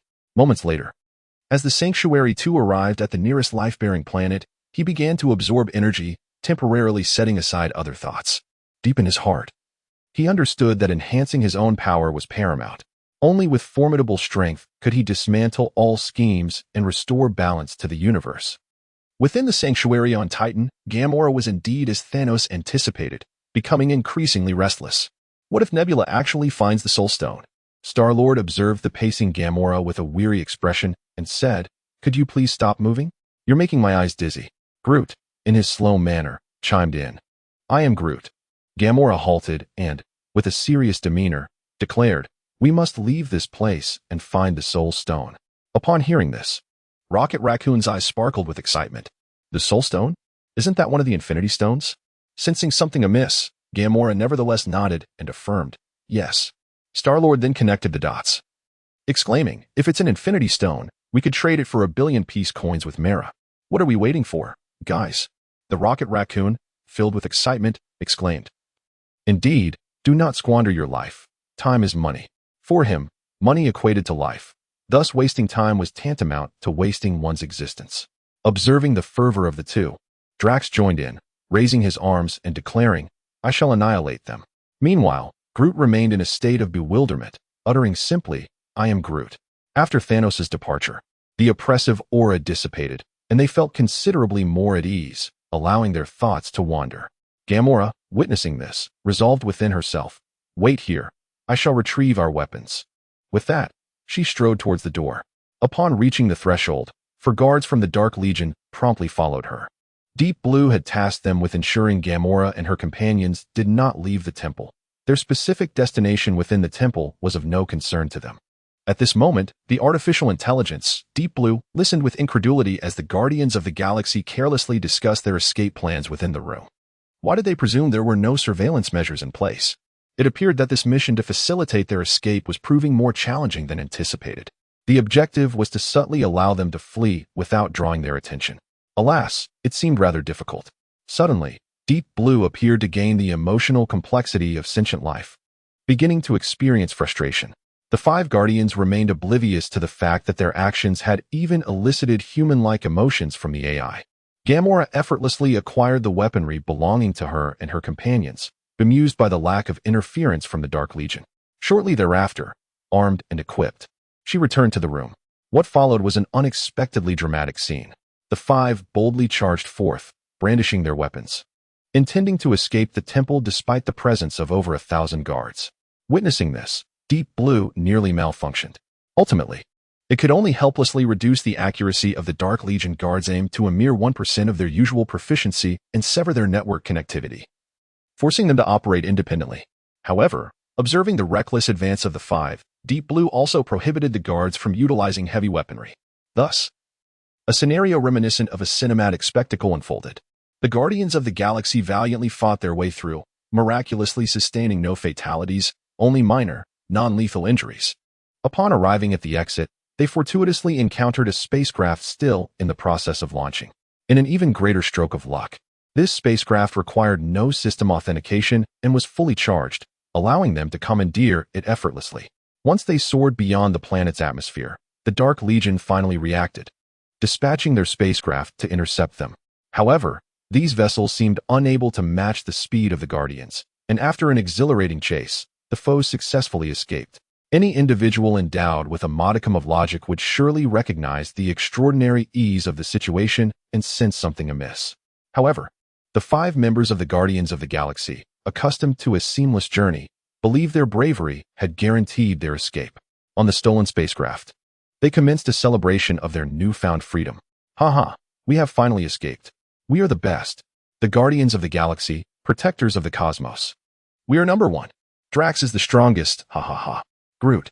Yet, only Gamora smiled faintly, not sharing in the exuberance of the others. In her heart, she harbored a persistent worry about the Soul Stone, fearing it might be discovered by Nebula. Among the 5 of them, none noticed that the spacecraft was discreetly transmitting signals to the outside world. For context, one may refer to how the Guardians managed to escape in the first film. After watching this movie, my mind is abuzz. With a mere rating of 6.3, I find myself at a loss for words. The humble author earnestly requests that the readers still engaged with this narrative offer a nudge for an update, as this is my only means of survival. Should there be any free gifts, I would be immensely grateful. Chapter 63, The Confrontation of Sisters, Part 2, 2 months later. After absorbing a colossal planet, Thanos lifted his gaze toward the distant stars that shimmered with brilliance, and a sudden thought flickered through his mind. If the purpose of absorbing a planet was to harness its core energy, then surely the energy of a star would be even more formidable. Moreover, his body should now be capable of enduring the energy of a star. In no time, he activated his personal attributes panel. Physique, 71642. For strength, 59,413. 1 agility, 51438. 5 mental power, 54215. 4 active skills. Power of Annihilation passive skills. Titan Bloodline, Super Regeneration, Super Physique, Super Strength, Super Agility, Potent Mental Power, Resilient Skin active skills. Ruler. Star Absorption Technique equipment. Tyrant's Cleaver, Tyrant's Armor, Infinity Gauntlet, Power Stone, Mind Stone, through diligent training during this period, his power had undergone a qualitative leap. If he were to confront Odin once more, he felt confident that he could vanquish him with a single stroke. After all, the various skill enhancements he possessed could not be encapsulated merely by his attributes panel. Just as he prepared to approach the star before him to attempt the star absorption technique, he suddenly received a message from Deep Blue. Master, it appears that Miss Gamora has reached the outskirts of the Lania Chaos Supercluster. Upon reading this, he found himself compelled to suppress his previous intentions. An instinct nagged at him, suggesting that this endeavor to procure the Soul Stone might attract interference, necessitating his presence to secure it successfully. In the next moment, he shook his head. Which powerful entity was meddling with his plans? Or perhaps offering guidance? Although his mental power had surpassed 50,000, he possessed no prophetic or precognitive abilities. It was implausible that such an enigmatic sensation could arise. Yet, was the warning from this unknown presence benevolent or malevolent? After pondering for a while, Thanos resolved to investigate. After all, if he wished to fulfill Death's mission, he needed to possess all 6 Infinity Stones. The next instant, he found himself within Sanctuary 2. Deep Blue. Let us proceed. Yes, Master. By the way, let us first visit the nearby asteroid belt to gather 10,000. No, 100,000 couples. They will be grateful to me. As you command, Master. 300 million light-years away from the Milky Way. At that moment, Rocket Raccoon piloted the spacecraft toward a solitary star. Generally, celestial bodies in the universe tend to congregate. For instance, 2 stars may be separated by a maximum distance of about 100 light-years, mutually attracting each other as they orbit a galactic black hole. Some stars may even be a mere few light-years apart. However, the star before him drifted alone in the vast cosmos, surrounded by darkness. With no other star within thousands of light-years, it did not orbit a galactic black hole, but instead traversed the universe in solitude. Due to the considerable distance, Rocket Raccoon, who had already traveled for half a year, could not help but inquire, Gamora, are you certain that this place before us harbors the Infinity Stones? Gamora, who had been exercising in the rear cabin, set down her dumbbells and rubbed her green forehead, replying with uncertainty, based on the clues I have gathered over the decades. They should be located in the wilderness of the nearby star. Meanwhile, Star-Lord, seated nearby, enjoying music and the splendid view, remarked, do not cease. Continue your workout. It must be said that if one were to overlook her verdant skin, Gamora's beauty surpassed that of most inhabitants of Earth. Her curvaceous figure and distinct abdominal muscles were striking, the sweat from her exercise clinging tightly to her form, accentuated by her skin-tight attire, which made it seem as if she were scarcely clothed. Her exquisite visage, complemented by her burgundy locks, further captivated Star-Lord. Although they had shared intimate moments on several occasions, each encounter left him yearning for more. Gamora disregarded Star-Lord's comments and his lecherous gaze, wiping the sweat from her brow as she descended below deck. Star-Lord's eyes gleamed with mischief, and he promptly followed suit. After 2 months in the confines of the spacecraft, the monotony of life required a sprinkle of excitement. However, merely a minute later, Rocket Raccoon suddenly shouted, prepare for battle. A strange spaceship has been detected 1,000 kilometers away. Almost instantly, Gamora and Star-Lord rushed up, their faces flushed, fully attired. Drax, also bare-chested, hastily grabbed 2 short swords, while Groot remained leisurely and unmoved. At that moment, Gamora stepped forward to the co-pilot's seat and gazed at the display screen. After a brief moment, her expression soured as she said, this is Nebula's ship. I can't believe she has arrived so swiftly. Among the people she least desired to encounter, aside from her father, Nebula was at the top of the list. Their decades-long sisterhood weighed heavily on her. Despite her resolve to betray her father, she found it impossible to harm her sister. Rocket Raccoon, brimming with excitement, asked, what shall we do now? Approach to greet her or attack? With 10 small targets in sight, his enthusiasm was palpable. For him to back down would be more painful than death itself. Thus, there was no alternative but to advance. Before Gamora could contemplate further, Star-Lord declared, let us charge in. We only need to destroy the engine, no need to kill. This was Star-Lord's most compassionate strategy, considering the circumstances. After all, Nebula was Gamora's sister, and taking her life would deeply wound Gamora's heart. Gamora nodded, tacitly agreeing to the plan. As for what to do in this desolate area should the engine be destroyed, that was not her concern. However, alas, they harbored no ill intentions, yet others bore malice toward them. Before they could approach Nebula's ship, a laser cannon fired upon them. Had they been ordinary individuals, they would have activated their shields by now. However, Rocket Raccoon is no ordinary individual. With deft control, he accelerated the spacecraft to its maximum speed, executing a sharp left turn to narrowly evade the enemy's assault before launching a counterattack. Although the Guardians of the Galaxy may possess peculiar beliefs, their strength is undeniably formidable. In no time, after several intense exchanges of fire, Nebula's spacecraft was struck in the engine, rendering it powerless. Shortly thereafter, Gamora noticed an incoming communication on the ship. Once connected, Nebula's blue visage appeared on the projection, bearing an exceptionally displeased expression. "I knew it was you, Gamora. Are you betraying our father?" Gamora, with gravity in her voice, replied, "Sister, do you believe father is in the right? Under his rule, people are devoid of freedom and happiness. Cannot you see that?" At this moment, she still hoped to persuade her sister to join her cause. Upon hearing this, Nebula responded with a mocking smile. "Freedom and happiness? In this universe, merely surviving is a challenge. Why pursue so much more?"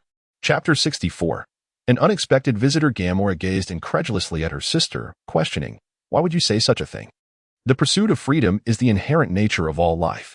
Under our father's reign, you were unable to freely seek love. Once you reach adulthood, there are no wives to be had for marriage, or to pursue a career, as there are no jobs assigned to you, only enforced allocations. You cannot choose your own gender, nor can you decide whether to bear children, as family planning dictates your reproductive choices. Even the prices of housing are not subject to the whims of the market, as all properties are state-owned and allocated based on proximity to employment. Such oppressive rule. Are you truly content?" Nebula looked at her sister, who seemed so foreign to her now, and shook her head in disbelief. How could she have ever thought her sister's words held any merit? It felt as if she were under some spell. Yet, out of loyalty to their father, she quickly regained her composure. Gamora's assertions were utterly absurd. How vast is this universe? It could rightly be described as boundless. It is large enough to harbor billions of civilizations. Yet, why are only the 3 great empires and the 10 major alliances renowned? It is simply due to the dark forest theory. Civilizations lacking strength, once discovered, do not encounter technological advancement or harmonious coexistence. Instead, they face plunder. Resources, land, population, and even entire planets are at stake. Indigenous peoples, if strong enough, may be enslaved for mining, while the attractive among them could be sold to merchant alliances, and the delectable would be domesticated. As for those deemed useless, they would serve only to fertilize the land. Forget about wars between planets or different races. Even within the same race, conflicts among different civilizations arise. Nebula had once witnessed an indigenous planet, where a civilization with slightly fairer skin began to enslave others and seize their resources due to their marginally higher level of civilization. It is essential to recognize that these were all factions of the same planet. Thus, it is evident that mere survival is a strenuous endeavor. Happiness is a luxury that can only be aspired to once one ascends to dominance in the cosmos. As Nebula prepared to persuade her sister, she abruptly realized that her words would fall on deaf ears. Convincing Gamora was futile. With a resigned shake of her head, she abandoned her attempt at persuasion and sent out a distress signal to the outside world. Ultimately, the sisters parted ways on a sour note, with Gamora continuing her journey aboard her spacecraft towards the Wild Star. Hours later, they entered the Wild Star system. Scanning the area revealed 5 planets within the system. Their orbits chaotic, as if they were on the verge of collision, lacking the orderly patterns typical of celestial bodies. This disarray was likely the result of gravitational turmoil when a star departs from its galaxy. Just as they were preparing to land on the first planet, the spacecraft detected another unfamiliar vessel. This ship, entirely gray and white, measured approximately 1,000 meters in length and 150 meters in width, resembling the design of a commercial alliance spacecraft. The commercial alliance, primarily focused on trade, had fashioned their ships in such a manner unsuitable for warfare to facilitate docking at planetary orbital ports for loading and unloading cargo. Typically, cosmic battleships exhibit a rounded, robust design. At this moment, a commercial spacecraft was approaching them with unwavering intent, seemingly targeting them directly. Upon realizing this, tension immediately enveloped the crew. Despite being a vessel not intended for warfare, the disparity in size was overwhelmingly evident. Their own spacecraft, measuring merely 30 meters in length, stood no chance against such a formidable opponent. Shortly thereafter, they received an unfamiliar communication request. Star-Lord, Gamora, and Rocket Raccoon exchanged glances and nodded in agreement. Given the evident disparity, why not engage in dialogue first? In the next instant, a three-dimensional projection materialized before them. The figure was a humanoid being with pink skin and a mane of white hair, standing approximately 1.8 meters tall, adorned in a tight red bodysuit and trousers, complemented by a blue overcoat. The musculature was notably developed, yet signs of age were unmistakable. Upon recognizing the entity, the Guardians of the Galaxy collectively exhaled in relief. They were acquainted with him, having interacted on several occasions. He was the Cosmic Collector, Tanelier Tyvan. Tyvan smiled and greeted them. Greetings, esteemed Guardians of the Galaxy. Star-Lord nodded in return, a smile gracing his lips. Hello, Collector. May I inquire what brings you here this time? Do you require assistance? The Guardians had collaborated with him previously, earning a considerable sum in the process. However, their knowledge of the Collector was limited. They knew him to be an ancient being of immense wealth, perhaps even rivaling nations in his riches. His interests were well known, centered around the acquisition of an eclectic array of rare and peculiar items. Notably, he had once paid a handsome price for the orb.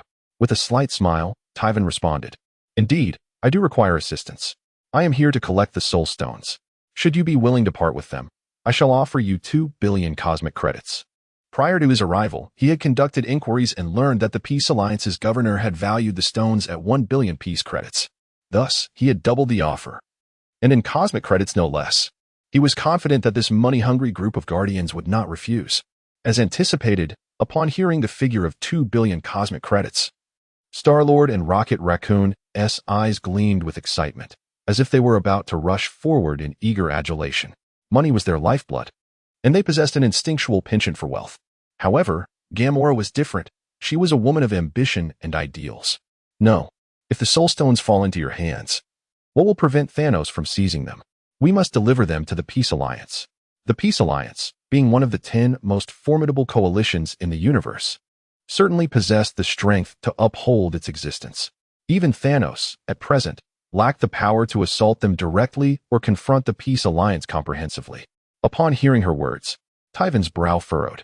It was not out of indignation or humiliation that he felt discomfort. After a lifetime of experiences, he had long since mastered his temper.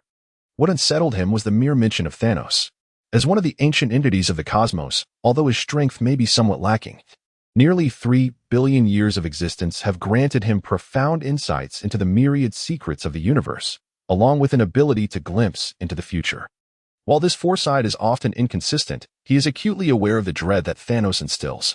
The thought of being pursued by Thanos due to the Soul Stone seems rather unworthy. However, the realization that by gathering all 6 Infinity Stones, he would be free from fear of Thanos swiftly alleviates his concerns. Rest assured, even if Thanos were to approach, he would never be able to seize the Infinity Stones from my grasp. Just as these words left his lips, an alert suddenly resonated within the spacecraft. An unknown spatial leap had been detected, and based on the size of the spatial rift, it was preliminarily assessed that the entity was a Titan-class spacecraft. Shortly thereafter, the Guardians of the Galaxy's vessel issued the same warning. The rating has reached 7. I am immensely grateful for everyone's support, deeply touched. The humble author, unable to reciprocate in any other way, can only express gratitude through additional updates. Today, I shall write with fervor, ensuring quality remains paramount. Chapter 65. My Struggles, Second Update. Upon hearing of the emergence of a spatial rift, a wave of unease washed over Gamora. An instinctive foreboding whispered to her that the visitor was none other than her father. She knew she had to swiftly retrieve the Soul Stone and escape. With this thought in mind, she urged, Hurry, we have little time left. Let us seek the Soul Stone. As for whom we shall give it to, we will decide that later. Talia nodded in agreement, replying, Indeed, let us secure the Soul Stone first. My ship has detected signs of life on the 3rd planet of the stellar system. I shall investigate. He too was gripped by a profound anxiety, unwilling to linger any longer, and commanded his crew to propel the ship forward. As the 2 vessels activated their spatial glide engines, within mere minutes, they traversed billions of kilometers, arriving within 10,000 kilometers of their target planet. Just then, a colossal and menacing warship emerged from the wilds of space, a Titan-class vessel. The Sanctum II, belonging to Thanos. Upon witnessing the appearance of the Sanctum II, Talia was seized by a sudden jolt of fear and exclaimed, I just remembered that I may have left the gas on at home. Could you kindly retrieve the Soul Stone for me? I shall double your reward. Gamora, taken aback, retorted, Didn't you claim to be unafraid of Thanos? Where are you now? Before she could finish, she realized the communication had been abruptly cut off, leaving her rolling her eyes in exasperation. Meanwhile, Talia, having severed the call, immediately ordered his crew to initiate a spatial jump to distance themselves from the area. However, after a short while, his crew regretfully informed him that the nearby space was sealed, and opening a spatial passage would take some time. Talia's complexion paled, and he shouted, "Then accelerate the process. Even if it means straining the engines, it matters not." His fear of death was palpable. He was, in fact, terrified of it. Years prior, he and his wife had incurred the wrath of the god of death, leading to a curse that forbade them from entering the afterlife. Initially, they were elated, believing they had attained immortality and boundless longevity. Yet, mere millions of years later, his wife could no longer bear the ceaseless existence and chose to end her life. Talia, gripped by his fear of death, remained behind, enduring solitude in this vast universe. Now, 3 billion years had elapsed. To avoid untimely demise, he frequently employed his prophetic abilities to avert unforeseen calamities. It could be said that he had perfected the art of survival. Yet, inexplicably, he had recently experienced a moment of reckless abandon, opting to confront the situation personally. Now, witnessing Thanos' arrival, reason regained its hold, prompting him to follow his instincts. Upon hearing his command, his subordinates commenced the full activation of the spatial jump. However, before the passage could open, a purple figure materialized before the ship. In an instant, a blade was swung down. The next moment, the 1,000-meter-long spacecraft was cleaved in twain. Immediately, a flash of fire erupted, followed by an explosion. Thanos, wielding the blade of destruction, gazed coldly at the obliterated spaceship, yet remained vigilant. He sensed that there were still survivors within. In the distance, the 5 members of the Guardians of the Galaxy, upon seeing Thanos, attempted to flee in their vessel. However, for reasons unknown, the ship suddenly malfunctioned and would not start. Moments later, as the smoke and debris from the explosion dissipated, the figure of Tantalus emerged. His muscles were taut, and he regarded Thanos with a grimace. "Thanos, we have no quarrel. Let me go, shall we?" Though the curse of the god of death had granted him immortality, it had also stunted his growth and power. After 3 billion years, even a pig would have attained multiversal prowess. Yet he remained stagnant at a level just below that of a celestial, with no sign of advancement. It was this disparity in strength that compelled him to utter such sincere words. Thanos shook his head, responding coldly, "Not a chance. Since you have engaged in the contest for the Infinity Stones, you must be prepared to face the consequences. There are no free lunches in this world. One cannot aspire to seize the Infinity Stones and then seek to escape unscathed." Moreover, he seemed to grasp the origins of the thoughts swirling in his mind. If he were not mistaken, it was indeed the god of death seeking to use his hand to eliminate Tantalus. Though he was unsure why the god of death had not simply dispatched Tantalus directly, it was evident that the initial plan had faltered. Tantalus had not suffered under the burden of eternal life. Rather, he thrived, which likely provoked the ire of the god of death. However, given Tantalus's 3 billion years of life, he must possess considerable secrets. This was why Thanos refrained from attacking immediately. He sought to extract information. Upon hearing Thanos' words, Tantalus' demeanor shifted to one of caution as he gravely spoke. "Are you certain you wish to engage in mutual destruction? Though I may not match your strength, I—" Before he could finish, the overwhelming force of Thanos' annihilation energy surged forth. A deep, rich violet aura enveloped him, and the surrounding space and light seemed to bend under the weight of this immense pressure. Even the Guardians of the Galaxy, thousands of kilometers away, fell silent, too intimidated to make a sound. Soon, beads of cold sweat began to form on Tantalus' brow, and his body instinctively began to retreat. This formidable presence had far exceeded his capacity to confront. "Damn it, weren't you said to have only recently ascended to celestial level? What is this?" Though he had lived for 3 billion years and acquired countless esoteric techniques and skills, all were rendered futile in the face of absolute power. You mustn't come closer. What must I do to earn my freedom?" While longevity does not equate to strength, experience and intellect certainly do not falter. Observing that Thanos had yet to strike, he realized there might still be a glimmer of hope for survival. Thanos smiled faintly, retracting the entirety of his destructive energy.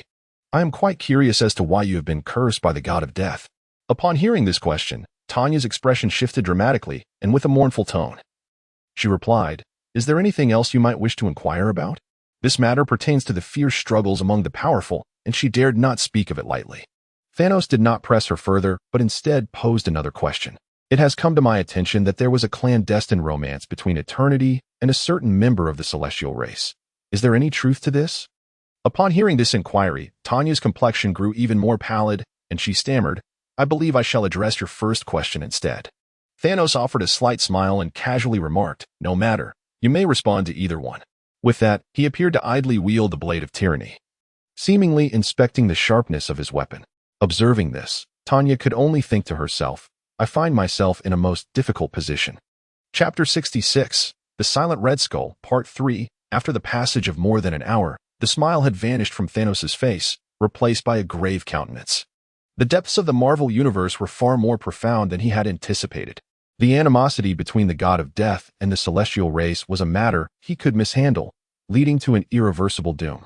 Talia, observing the solemn expression on Thanos' face, cautiously ventured, May I take my leave now?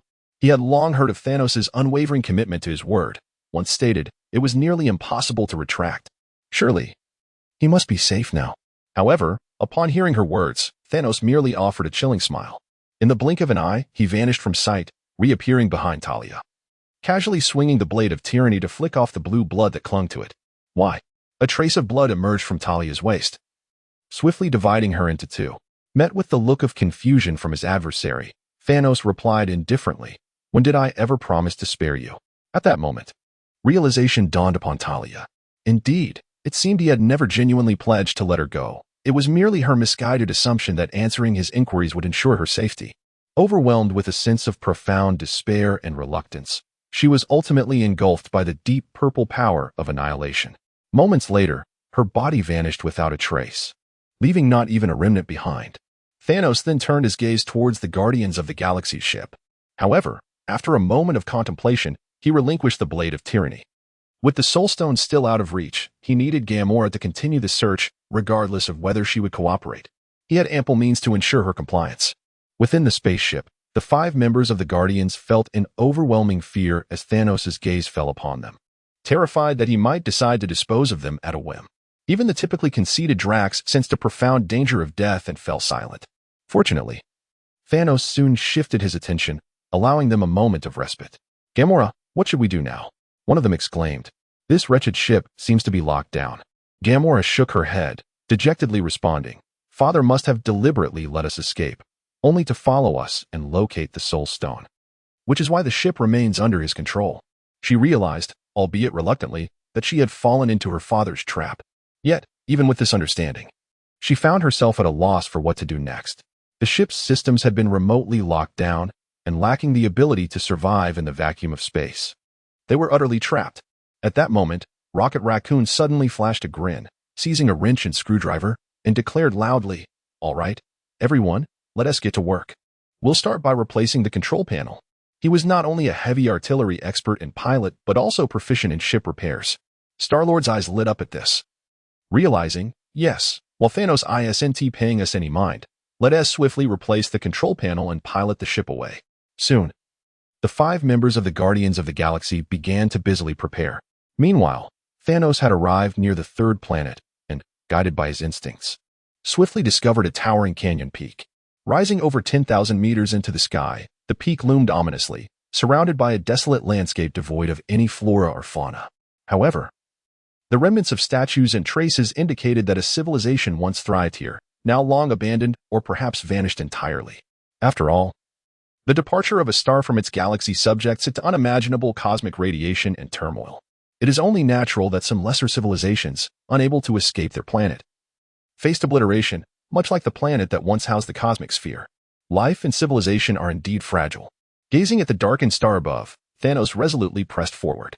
Before long, he arrived at a place reminiscent of an altar, encircled by towering stone statues. It was then that he beheld a black figure suspended in midair. Welcome, Thanos, son of Valors.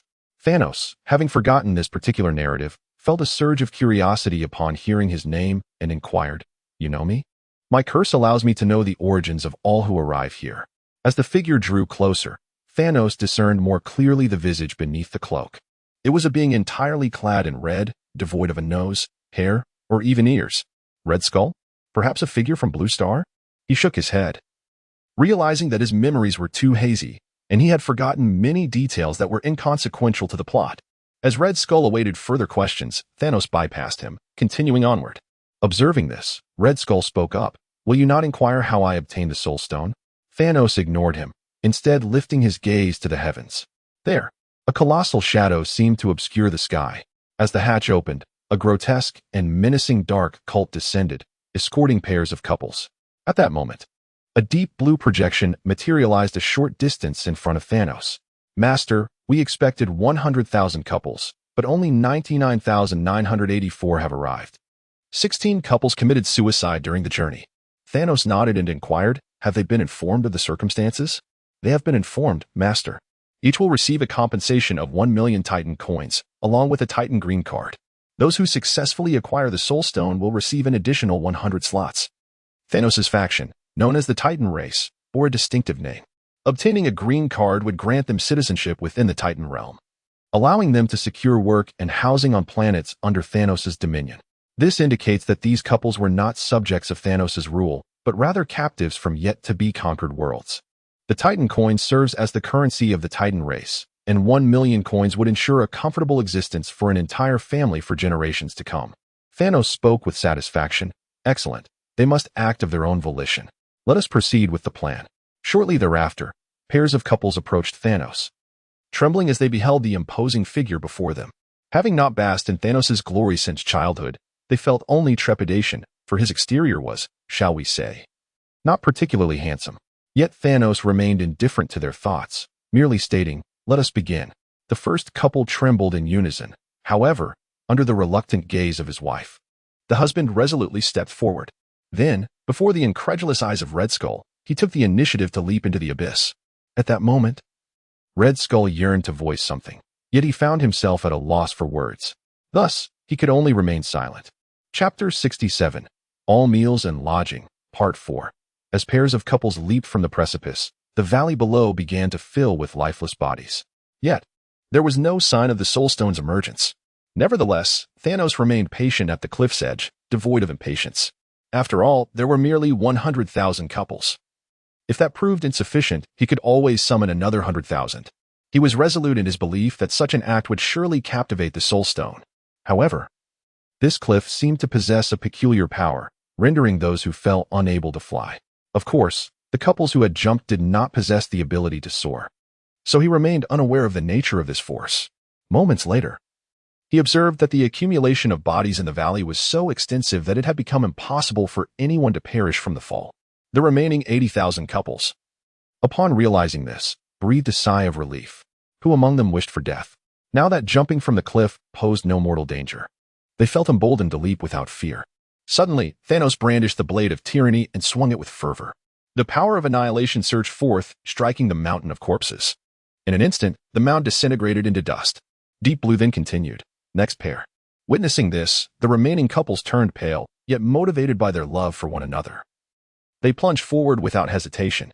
Shortly thereafter, it seemed that a cosmic force could no longer tolerate the spectacle. Dark clouds gathered ominously in the sky, accompanied by flashes of lightning.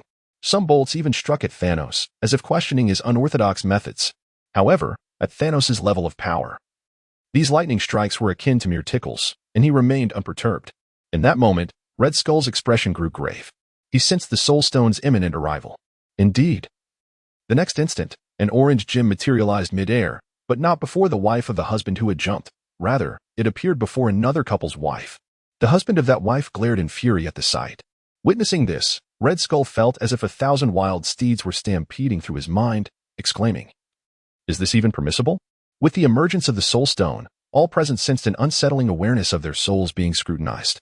Yet, in the following moment, Thanos seized the Soul Stone in his grasp and placed it upon the Infinity Gauntlet. With a resounding chime, he felt an immense power surge from the gauntlet, enveloping him entirely. This sensation was unprecedented. However, as he gathered 3 stones, the power of the Infinity Stones became increasingly palpable. With a cry of realization, he steadied himself against this newfound strength. Gazing at the Infinity Gauntlet upon his left hand, he felt an exhilarating notion. If he were to wield the gauntlet's power, he could unleash the force of an entire universe. Deep Blue, We shall return. The next step. Prepare to attack Blue Star. Yes, master. On Blue Star, it was still night in Asia, and most of the populace had succumbed to slumber. Within the palace of Kamar Taj, the sorcerers, having practiced diligently throughout the day, also drifted into sleep. In the grandest chamber of all, Dr. Strange abruptly awoke, beads of sweat dotting his brow. He gasped for breath, wiping the perspiration from his forehead. Moments ago, he had been ensnared in a nightmarish vision, an extraordinarily vivid nightmare. In this dark reverie, extraterrestrial forces invaded the blue planet, resulting in the demise of all heroes. The ground was strewn with the lifeless bodies of Iron Man, Black Panther, Captain America, Professor X, and many others. Surrounding them were ordinary individuals wielding firearms. Ultimately, he remained the sole survivor within the sanctum of Kamartash, steadfastly resisting alongside his fellow sorcerers. However, with the emergence of a formidable adversary, he too was obliterated along with the palace. The foe wielded unfathomable power, capable of annihilating worlds with a mere gesture. Even the earth and sky trembled in their presence. This was not the strength of an ordinary being but that of a deity. Realizing this, Dr. Strange could no longer remain seated. He swiftly removed the time stone from around his neck and began to harness its powers to peer into the threads of time. In an instant, a verdant glow enveloped him, and the energy of the time stone encircled his being, lifting him slowly into the air. However, as he gazed into the future, his complexion grew even more ashen. The visions he beheld mirrored the horrors of his dream. Yet, a profound sense of bewilderment gripped him. He had previously glimpsed the future without encountering such a grim tableau. This indicated a shift in the timeline. With this thought, he again invoked the time stone to scrutinize the timeline. Though the details differed in this second examination, the outcome remained unchanged. All heroes valiantly resisted the alien invaders, only to face utter annihilation, culminating in the destruction of Kamartash. Reluctant to relent, he persisted in wielding the time stone, determined to uncover a future where triumph was attainable. After more than an hour of relentless searching, he was compelled to cease, his visage pale and breath coming in labored gasps. His mental fortitude had reached its limits, forcing him to pause. Why was this so? Was the destruction of their future an inescapable fate? Across the myriad timelines he had explored, not once did he find a glimmer of victory. Each scenario concluded in abject failure. In the most absurd of visions, he recalled, the aliens arrived on the blue planet, proclaiming a few demands, which led to a mass betrayal among humanity. He remembered the first demand: we work only 5 days a week. A significant portion of the populace surrendered immediately. The second: we work just 8 hours a day. More ordinary citizens began to defect. The third: we enjoy at least 30 days of vacation each year. At this, the majority turned against their own, some even aiding the invaders. The fourth demand was: we provide food and housing and even arrange marriages. Except for the affluent and those in power, virtually all ordinary individuals betrayed their own, including some of the lower-tier superheroes. Tuition-free education, complimentary healthcare, free pensions, and unrestricted internet access. Even he felt a stir of temptation upon hearing such offers. Damn it, this must be an alien trick. And he resolved not to succumb to the allure. Shaking his head, Dr. Strange took a moment to rest before continuing to employ the time stone to glimpse the future. Time passed unnoticed. The sky outside began to brighten gradually. Suddenly, a crowing rooster echoed from outside. Dr. Strange fell from his reverie and sat up in bed. Though his complexion had grown even paler, a smile graced his lips. Amidst countless potential futures, he had finally discerned a method to vanquish his foes. Disregarding his mental fatigue, he promptly donned his clothes and ventured outside. A month later, Thanos returned to Titan. Nebula immediately brought the 5 members of the Guardians of the Galaxy into the dungeons. In the temple, Thanos beheld the rejuvenated Black Order, along with Lao Fei and Hela. "Welcome back, my lord," they proclaimed. Proxima Midnight, Corvus Glaive, Ebony Maw, Black Dwarf, and Supergiant knelt before him in unison. The term rejuvenated was apt, for Thanos sensed that they had transcended planetary power, reaching a sub-godly tier. Though they had only recently entered this level, they were already capable of overpowering their former selves. Lao Fei and Hela inclined slightly, but did not kneel, adhering to their customs. Thanos said nothing regarding this. After all, both had once held significant power, and it would be unbecoming to compel them to bow. Chapter 68. Journey to Blue Star. Seeing that the Black Obsidian 5 had finally ascended to the sub-universal father level, Thanos nodded with satisfaction. In the battles to come, they would at least prove their worth. They should no longer suffer the fate of being easily vanquished, as portrayed in the films. He recalled the severely weakened Black Obsidian 5. No, it should be the Black Obsidian 4, since the supergiant was entirely absent. A sense of disbelief washed over him. The plot of Avengers: Infinity War was clearly a contrived narrative orchestrated by the director. The demise of Ebony Maw was particularly ludicrous. A single breach in the spacecraft resulted in only him being affected, while the others remained unscathed. Furthermore, a starfaring ship had merely a single layer of hull and lacked any defensive measures. This implied that if such a vessel were to suffer a single puncture, all aboard would be doomed. It is worth noting that even ordinary cargo ships at sea possess multiple layers of insulation. Should one layer be breached, the subsequent barriers would still provide protection. Aliens, it seems, are capricious, insisting on a single-hulled spacecraft. How else could they market new ships without a means of ensuring safety? Then there was Black Dwarf. This behemoth, larger than Thanos himself, was ensnared by Hulk after having his left arm severed by the anti-Hulk armor, ultimately meeting his demise against Wakanda's protective shield. Setting aside Black Dwarf's formidable physique, which should have rendered him impervious to such friction. If a mere arm possessed that much kinetic energy, a single punch would have sufficed to vanquish his opponent. Why complicate matters? Moreover, where would such immense energy emanate from in a disarmed arm?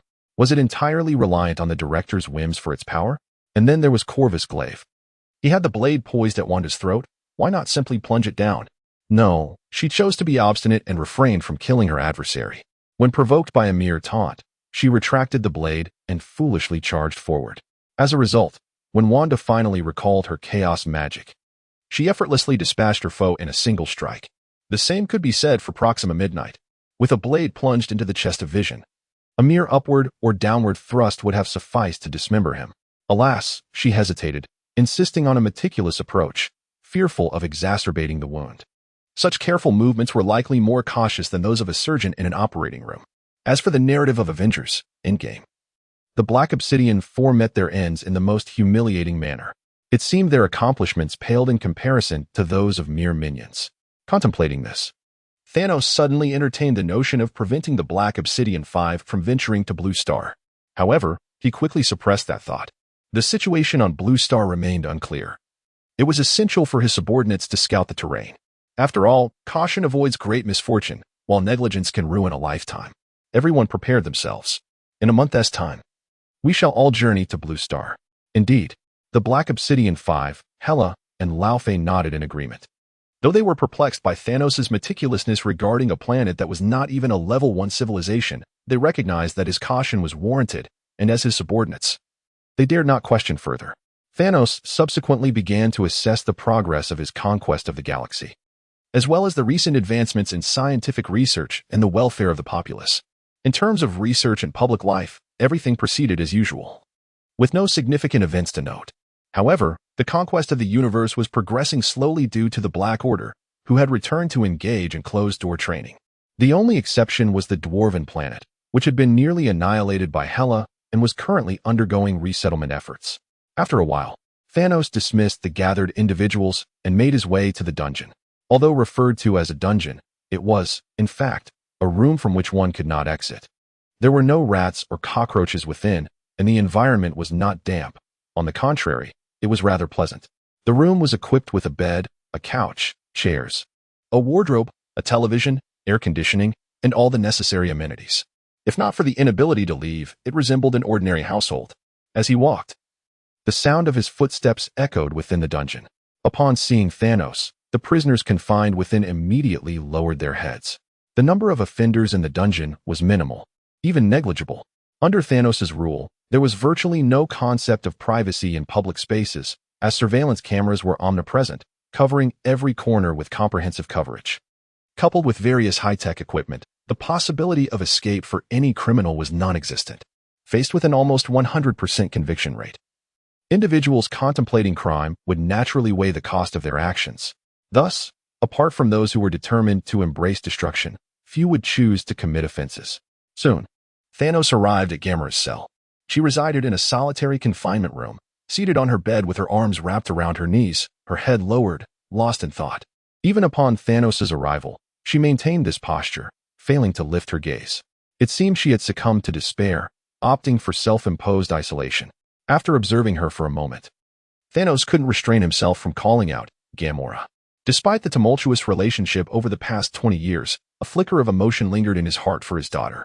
He yearned for her to reconsider, to become the obedient daughter he once knew, to fight alongside him and contribute to the life of the entire universe. He reminisced about the times when Gamora was young and compliant, hanging on his every word, never questioning him nor exhibiting excessive curiosity. He never anticipated their relationship would devolve to the point of estrangement. After a moment of silence, Thanos noted that Gamora offered no response. Ultimately, he shook his head, determination flashing in his eyes, before resolutely turning away. He had given her one final opportunity. If she sought death, then he would not bear the blame. In a deep voice, he declared, "Summon the highest court to pass judgment on the Guardians of the Galaxy, death sentence." In the ensuing time, the Black Order began to mobilize the cosmic fleet. The first order of business was relocating the 10 interstellar fortresses originally established around the wormhole to the outskirts of the solar system. One by one, the warships began to assemble beyond the solar system, with their numbers being limitless. Aside from the troops stationed to defend the borders, Thanos had summoned nearly all available forces at his disposal. In a mere span of 10 days, the number surged to approximately 100,000. This rapid accumulation can be attributed to the brevity of the conquest of the Milky Way, as many planets remained unconquered. Otherwise, a century hence, the emergence of 100 million interstellar battleships would not be an unattainable prospect. Meanwhile, the inhabitants of Blue Star appeared utterly oblivious to the impending threat. Life continued unabated, with individuals indulging in their daily sustenance and libations. It was only after a fortnight that NASA, while observing an exoplanet, detected an anomaly when an interstellar fortress obstructed the light from a distant star, prompting a flicker of concern. As the citizens of Blue Star began to take note, they discovered an increasing number of ominous dark spots. Consequently, the higher echelons of the American government became alert.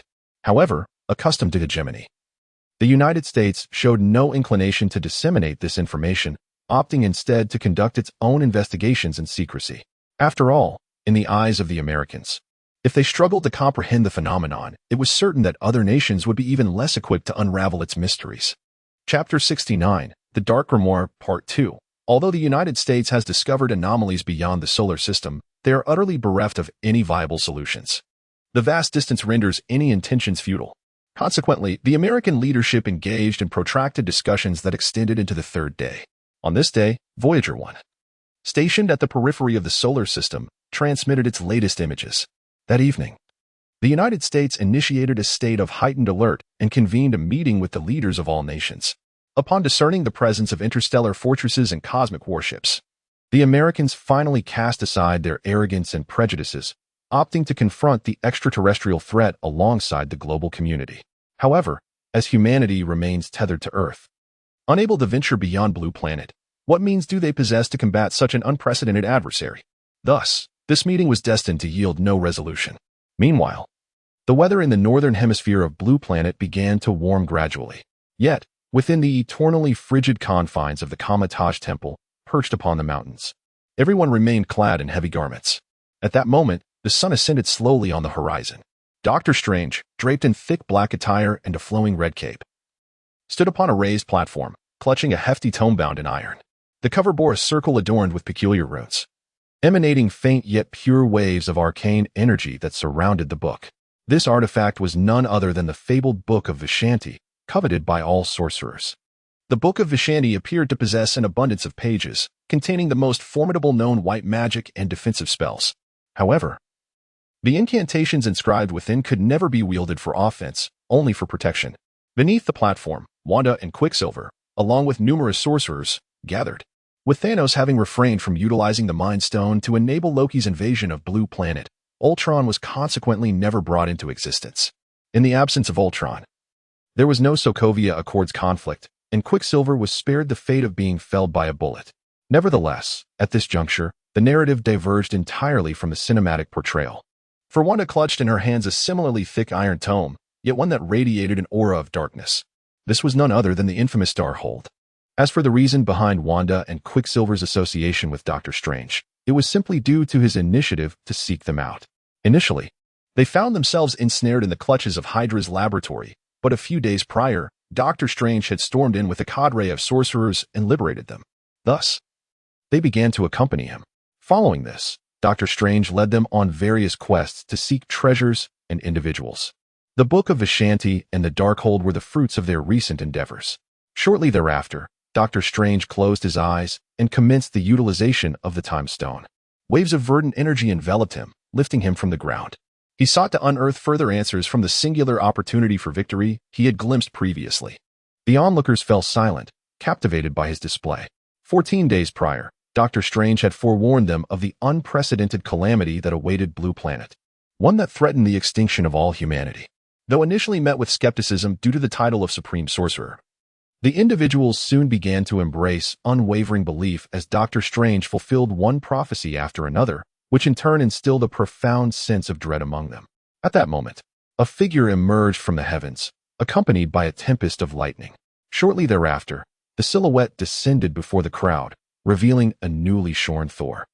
Clad in dragon-scale armor and wielding the Stormbreaker axe, he radiated a formidable aura, exuding an undeniable charisma that eclipsed his former, more carefree demeanor. With the power of Odin coursing through him, he had grown increasingly stronger each day. Although his ascent had somewhat slowed upon reaching godlike strength, it had not ceased. Yet, his eyes burned with fury and regret, for he had just returned from the Dwarven realm, only to discover that he had arrived too late. This revelation filled him with remorse and self-reproach. Had it not been for his own failings, the dwarves might not have faced extinction. He pondered whether an earlier arrival could have saved them. At that moment, an overwhelming urge for destruction surged within him, demanding an outlet. However, since Odin's death, he had matured significantly, thus managing to suppress this impulse. After a moment, he noticed Doctor Strange manipulating the Time Stone, prompting him to restrain his aura, rendering himself indistinguishable from an ordinary mortal. It must be noted that the loss of his parents and the obliteration of his homeland had indeed catalyzed his rapid maturation. Just then, Wanda approached Thor, softly inquiring, "What troubles you?" "I sense darkness within you. Thanks to the suppression of the Darkhold by the Book of Vishanti." The malevolent tome had not unduly affected her. Furthermore, having not experienced the death of her brother, nor having fallen for the robotic vision, her heart remained largely untainted, harboring only a singular, vengeful thought of annihilating America to avenge her parents. Faced with Wanda's innocent concern, the Darkhold could not corrupt her so easily. In response to her inquiry, Thor simply smiled, refraining from voicing his own tribulations and pain, unwilling to burden this naive and kind-hearted girl with his suffering. At that moment, a rotund figure clad in a yellow sorcerer's robe, bearing a joyful countenance, approached. "Mr. Thor, please follow me," he beckoned. Thor, glancing back at the still-occupied Doctor Strange, nodded and followed the rotund man towards the palace. After a brief passage, the man unlocked a series of intricate mechanisms, leading Thor deep into the heart of the palace. Upon reaching a grand door adorned with arcane runes, he halted and stated, "The master awaits you inside." With that, he departed without looking back. As the senior disciple of Kamartaj and the foremost authority beneath Doctor Strange, he could not linger for long. Thor took a few steps forward, before he could knock. The runes on the door glowed and slowly parted. Moments later, a bald woman, the Ancient One, emerged from within. Unlike her usual yellow robe, she wore a black cloak, infused with dark energy. Upon closer inspection, one could discern the peculiar red mark adorning the luminous forehead of the Ancient One, radiating an eerie allure. This mark instills a profound sense of darkness and malevolence, capable of ensnaring the feeble-minded, potentially transforming them into unwitting disciples of Dormammu. It is evident that the dark energy she has absorbed has reached a critical juncture, and it is only a matter of time before she succumbs to the shadows. As Thor stepped into the chamber, an immediate sense of discomfort enveloped him, an unsettling sensation coursing through his being. With a resounding thud, the door was shut. "You've arrived." With that, the Ancient One revealed a disconcerting smile. Chapter 70, A Desperate Gamble, Third Update. Ancient One had lived for over a millennium. As a true inhabitant of Blue Star, her lifespan would typically reach its zenith at a little over a century. Her extraordinary longevity was solely attributed to the powers she had absorbed from the dark dimension, that of Dormammu. This act was a grave violation of the rules established by Kamartaj, which were intended to defend against the incursions of Dormammu from the dark dimension. Yet, during that perilous time, when Blue Star faced dire straits and the Nine Realms were in chaos, Ancient One found herself with no alternative but to take such drastic measures. 1,000 years later, as Blue Star flourished and the crises faded, Ancient One grew weary. The absorption of dark dimension power, an act shrouded in secrecy, compelled her to maintain a cold demeanor, presenting an impenetrable facade to the outside world.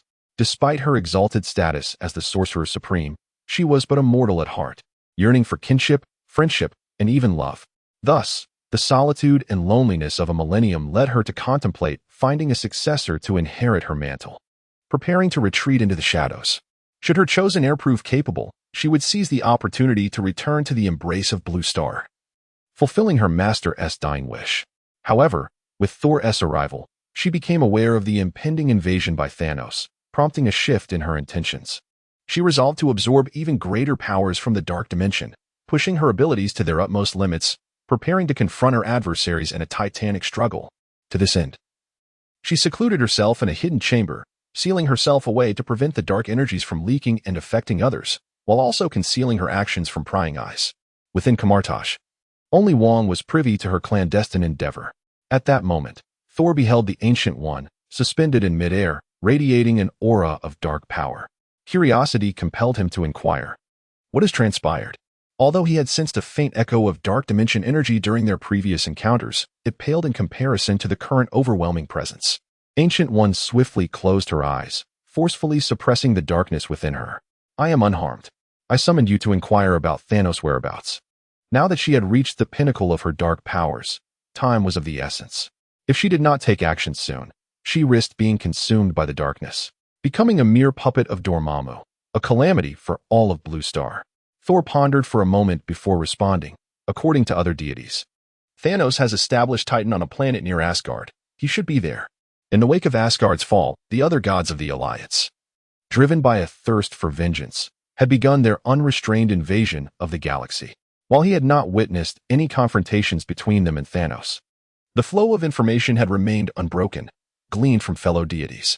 Suppressing her burgeoning desire for destruction, Ancient One asked in a somber tone, "Can you take me there?" Thor nodded, countering, "Shall we go now?" Ancient One opened her eyes, and the dark energy within her surged restlessly. Instantly, her eyes transformed into a profound abyss. Observing this, Thor tightened his grip on the Stormbreaker, his concern palpable as he inquired, "Are you all right?" The Ancient One remained silent, and after a considerable pause, she gradually absorbed the dark essence within her, her eyes returning to their normal state. "I am fine. Now, let us activate the Bifrost and proceed," she commanded, her voice weary yet resolute. Thor, sensing the fatigue in her demeanor, felt an inexplicable sorrow welling up within him. However, he quickly shook off the feeling and replied, "It is possible, but there is no way to manifest it here." Upon hearing this, the Ancient One extended her hands and, without the aid of a suspended artifact, spun around gracefully. In an instant, a dark portal materialized before her. On the other side of the portal lay a snow-capped mountain range. As Thor and the Ancient One stepped through, a fierce blizzard assailed them. Nevertheless, given their formidable powers, they were able to disregard such natural calamities entirely. With a weary expression, the Ancient One declared, "Let us set forth." Thor nodded in agreement, raising his axe high. Amidst a tempest of lightning, the two vanished in an instant. Meanwhile, on the planet Titan, it was the day of the Supreme Court's trial of the Guardians of the Galaxy. A throng of onlookers gathered in the courtroom, curiously observing the 5 defendants. "Are they the ones who opposed Thanos?" one alien remarked. "Indeed. It is surprising that even Thanos' daughter fell prey to their enemies' temptations. The wickedness of these extraterrestrial men is astonishing. They cohabitate with Miss Gamora without the sanctity of marriage, devoid of any notion of chastity. Indeed, the unfortunate Gamora has been led astray. In my opinion, these alien men deserve condemnation for their lack of integrity. Yet, Miss Gamora remains innocent." As the crowd's chatter echoed below, Thanos sat impassively in the upper tier of the courtroom. He understood that the public should only grasp what he wished them to know. Any further insight could foster unwarranted thoughts, disrupting societal harmony. At that moment, Thanos' expression subtly shifted. He sensed the arrival of 2 formidable powers on this planet, one emanating darkness, the other divine strength. Who could these beings be? Their might must be at least at the level of a celestial father. In the next instant, he vanished from his seat. Simultaneously, on a peak of Titan, the wind howled incessantly, whipping through the snowstorm. Had it not been for the violet moon illuminating the sky, the Ancient One might have doubted her very location. After a moment, she sensed the immense destructive force in the distance. Turning to Thor, she met his gaze with unwavering determination, gravely stating, "My time is limited, and I am uncertain of my success." As she spoke, A glimmer of sorrow flickered in her eyes, and she continued. But please inform Doctor Strange that the Time Stone cannot be wholly trusted. We are merely pawns in this game. Thor, bewildered by her words, was about to inquire further when that voice, which instilled both fear and hatred within him, resonated through the air. Thor, you dare return? Have you brought allies? A figure of Thanos materialized in the sky. When he had annihilated Asgard, he had been unable to locate Thor, realizing that the latter had escaped via the Bifrost. Little did he expect Thor to possess the audacity to confront him with a companion, clad in tyrant armor and wielding the tyrant blade. With the Infinity Gauntlet adorning his left hand, Thanos felt no trepidation even when faced with two godlike adversaries. The sight of Thanos instantly rekindled within Thor the memories of his parents' demise in the destruction of Dwarven homeworld. The fury within him became uncontrollable. Thanos, you shall perish, he bellowed, gripping the Stormbreaker tightly as lightning coursed through his body, charging towards his foe. Chapter 71. Doctor Strange observed as Thor, adorned in crackling lightning, soared into the fray. Instantly, the cataclysmic energy within Thanos began to surge. Deep violet energy enveloped him like tendrils as he brandished the tyrant's blade. With a thunderous clash, the Stormbreaker and the tyrant's cleaver collided, sending snow cascading down the mountainside and scattering the clouds above, revealing the stars high in the heavens. It was evident that Thanos held the upper hand, subduing Thor effortlessly. No matter how valiantly Thor struggled, he could not budge the blade, instead being forced lower under Thanos' might. In a moment of desperation, Thor let out a roar of fury and defiance. Yet, no amount of rage could bridge the chasm of their power disparity, and he remained firmly under Thanos' control. At that moment, a surge of dark energy enveloped the Ancient One, who charged forth like a vengeful deity. Despite having absorbed the powers of the dark dimension, she still preferred the art of close combat. The dark energy coalesced into a massive blade fan and slashed toward Thanos. With a swift motion, Thanos forced Thor aside and wielded the tyrant's cleaver to counter the Ancient One's attack. The resulting shockwave reverberated with a resounding boom, shattering the overwhelming dark force and causing the entire mountain to tremble, as if the very crust of the earth would quake. Realizing that continued combat would spell doom for Titan, Thanos proclaimed, "Let us battle in the depths of outer space." Without a second glance, he ascended into the cosmos. The Ancient One, without a moment's hesitation, followed suit. For her, the imperative was clear: eliminate Thanos to avert the crisis facing Earth. The fate of Titan was of little concern to her. However, Thor hesitated. For him, vengeance necessitated causing his adversary profound suffering and regret. The destruction of Titan could render his revenge all the more satisfying. Yet, seeing Thanos' unwavering determination and sensing the Ancient One's unease, he ultimately resolved to pursue them. Before long, the trio found themselves in the vast expanse of outer space, where Thanos could unleash his full might. The combined forces of the ruler and the cataclysmic energy manifested instantaneously, creating an immense pressure that seemed to warp light and space around him, forming minute fissures. Additionally, he clenched his left hand, and from the Infinity Gauntlet, a surge of purple energy erupted, amplifying his power. Without the need to consult a status panel, Thanos was acutely aware that his attributes had reached a projected cosmic level, and as he savored the surge of strength coursing through him, he felt confident in his ability to obliterate a smaller star. Meanwhile, the Ancient One and Thor's expression shifted dramatically, their bodies trembling with trepidation. How could Thanos possess such overwhelming strength? However, Thor soon steeled himself with resolute determination. Today, it would be either his demise or Thanos' downfall. Father, Mother, grant me your protection. Recalling the tender affection of his parents during his childhood, the camaraderie of the three warriors of the Celestial Palace, and the myriad emotions of the goddesses, he felt an intense power igniting within him, augmenting both his strength and divine might. At that moment, his entire being radiated with a ghostly blue lightning, while the crimson cloak billowed without wind, and even the very depths of his eyes crackled with electricity. Descend into hell and repent. With a thunderous roar, Thor raised his Stormbreaker and charged forth. Thanos, witnessing this, revealed a rare expression of gravity. Had this individual truly unlocked some hidden potential? His strength had seemingly surged from the mid-tier of the Celestial Father to the late stages, even reaching a peak level. It was hard to believe that even Odin, in his prime, had not achieved such an elevation. In an instant, their weapons collided once more. The clash of apocalyptic power and divine thunder unleashed a colossal energy wave that reverberated for hundreds of kilometers, shaking satellites and ports into disarray, some rendered utterly inoperative. Yet, in the next heartbeat, the Power Stone in Thanos' left hand surged once more, propelling Thor backward with tremendous force. Blood, golden like the sun, erupted from Thor's mouth. Sensing the peril, the somewhat rational Ancient One dashed towards Thanos to thwart his relentless pursuit. However, she quickly remembered her identity as a sorceress. Her hands began to weave intricate patterns as dark energy surged within her. In the blink of an eye, a massive black dragon head emerged from her back. Its size comparable to a house, scales and fur vividly detailed, its obsidian eyes brimming with life. Yet it lacked a body, possessing a long neck that connected seamlessly to the Ancient One. Almost immediately, a second, third, and up to the ninth dragon head materialized, each glaring menacingly at Thanos. In the next moment, they opened their cavernous maws and unleashed a torrent of black flames, the temperature reaching an astounding 50,000 degrees. Thanos, realizing the danger, swiftly spun his Titan's blade to shield himself from the onslaught of dark fire. Seeing that she had momentarily restrained Thanos, the Ancient One turned to Thor and urged, "You must leave at once. I fear I may lose control and inadvertently harm you." By this time, Thor had regained his footing. Yet the destructive force within him was excruciating, rendering him unable to wield even 50% of his power. After hearing the Ancient One's words, he cast one last reluctant glance at Thanos before activating the Bifrost and departing. Meanwhile, on Titan, the trial had continued in Thanos' absence. But an unprecedented tremor forced a temporary halt.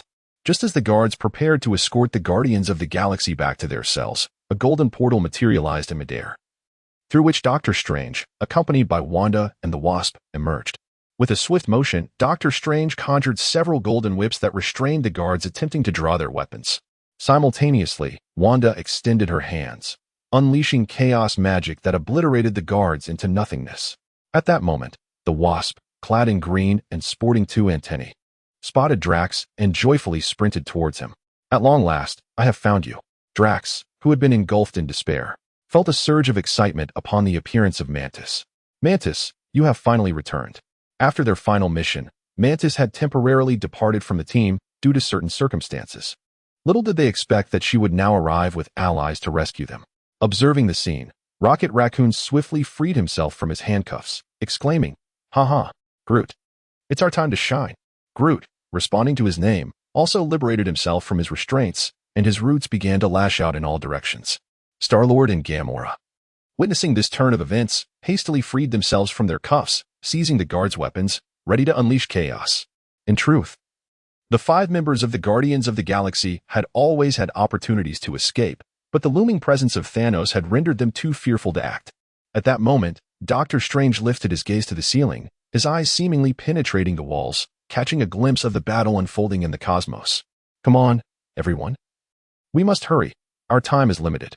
He had not intended to come to Titan to save strangers, but Mantis was adamant about rescuing her comrades.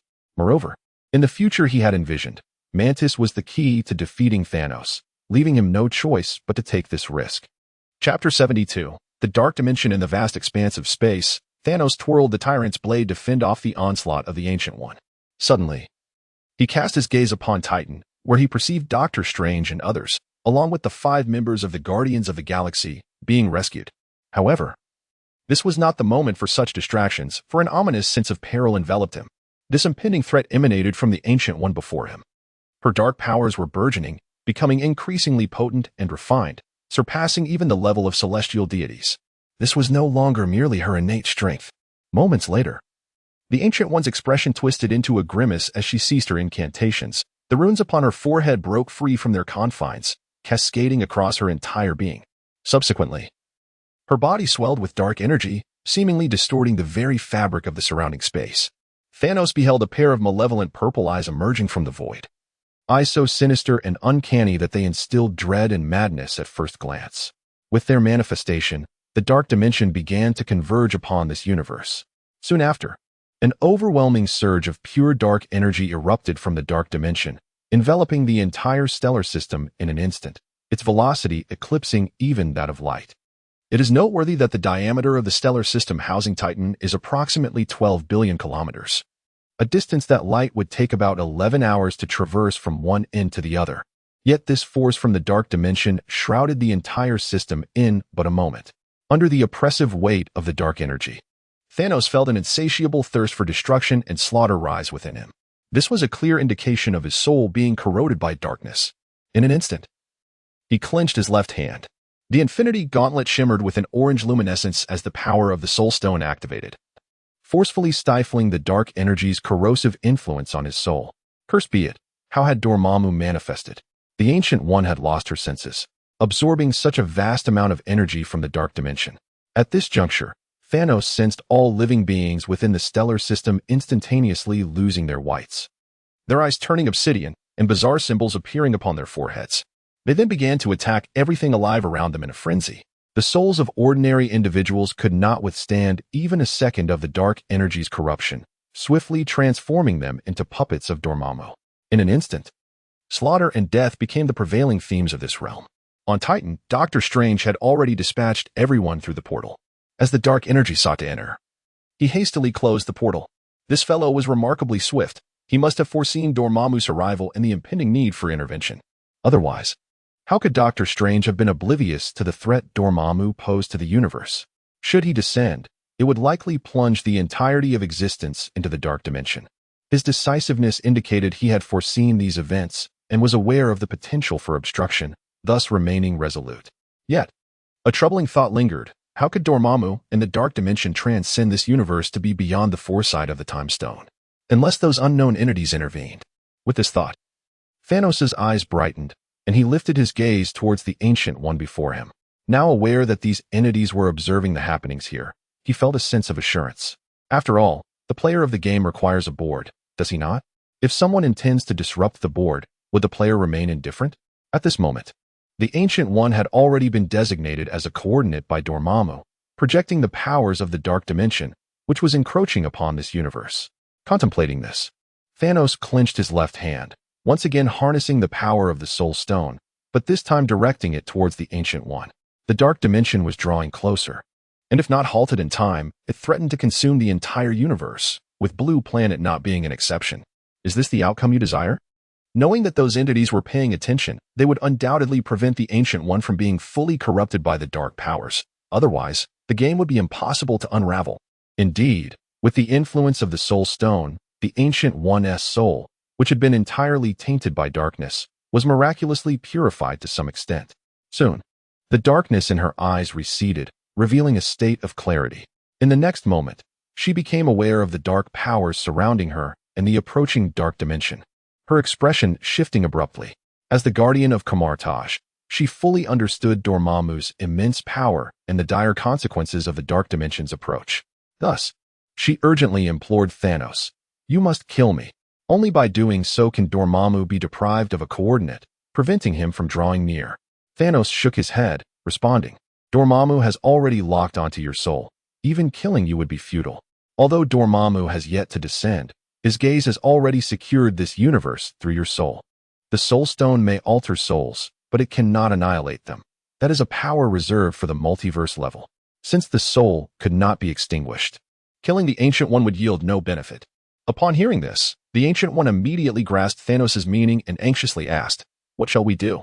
Thanos smiled faintly, raising his left hand as he stated, "I possess the Soul Stone. While it cannot obliterate a soul, it can indeed transform it. If you cooperate with me to purify the darkness within your soul, we can break Dormammu's lock." Transforming the soul, how that transformation would unfold was not for him to decide. It seemed that one of the players would soon lose a piece. Seeing Thanos' resolute demeanor, the Ancient One nodded without hesitation, declaring, "Let us begin." For her, the safety of the entire universe clearly outweighed her personal concerns. As for whether Thanos might manipulate her soul, such thoughts were now secondary. Observing her decisiveness, Thanos nodded approvingly and activated the power of the Soul Stone within the Infinity Gauntlet. A purple light began to shimmer. The Power Stone, besides augmenting the user's strength and energy, could also empower the other Infinity Stones. Subsequently, the orange glow of the Soul Stone within the gauntlet burst forth brilliantly. In the next moment, a profound and enigmatic force began to wash over the soul of the Ancient One, halting the eerie runes that had been expanding upon her form. Initially, she instinctively resisted this power, sensing that some of her memories seemed to be shifting, while certain beliefs and thoughts gradually twisted. However, contemplating the life of the entire universe, she chose to relinquish her resistance and even willingly embrace this transformation. With the Ancient One's acceptance, the strange runes upon her body began to fade, and her corrupted soul underwent a purification process. This scene incited a fury within the projection of Dormammu. "How dare you?" he roared, his voice causing the entire star system to tremble. Yet, Dormammu could only bellow. He had no intention of intervening. Although he possessed the ability to escape the Dark Dimension and descend upon this universe to vanquish Thanos, the Marvel Universe was an exceedingly perilous realm. The moment he dared to leave the Dark Dimension, it was likely that some entities would swiftly teach him the meaning of being a deity. After all, throughout the ages, he had devoured numerous realities, leaving him the subject of many beings' attentions. The dimensional deity was immensely powerful within his own realm, capable even of contending with multiversal entities. Furthermore, as long as his dimension persisted, he would remain immortal. However, once he ventured beyond his own dimension, devoid of his power enhancement, the multiversal beings could easily overpower him, perhaps even bring about his demise. This was knowledge Thanos had gleaned long ago from the Collector. Though this ancient being had lived for 3 billion years and possessed modest strength, he held a wealth of secrets. Thus, Thanos paid little heed to Dormammu's threats and instead hastened the purification of the dark forces entwined within the Ancient One's soul. Chapter 73. The system intervenes as the enigmatic runes adorning the form of the Ancient One gradually faded. Her soul began to undergo a process of purification. Dormammu's fixation started to waver, inciting a sense of urgency within him. He exerted immense effort to draw the Dark Dimension closer to this universe. If he could arrive before the lock was severed, it would matter not if the Ancient One's soul was entirely cleansed. As time elapsed, the peculiar runes on the Ancient One diminished, and her corrupted soul showed signs of recovery. However, a grin emerged upon Dormammu's pixelated visage, for he sensed that this universe was within his grasp. With a little more effort, he could enable the Dark Dimension to engulf it entirely, thereby augmenting its power.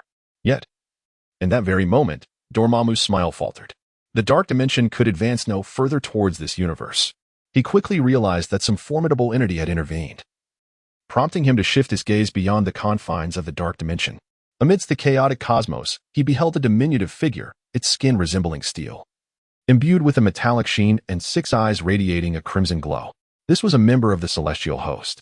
While the celestial stature could hardly be deemed small, standing at over 100,000 kilometers tall, it appeared almost negligible in comparison to the vast expanse of the Dark Dimension.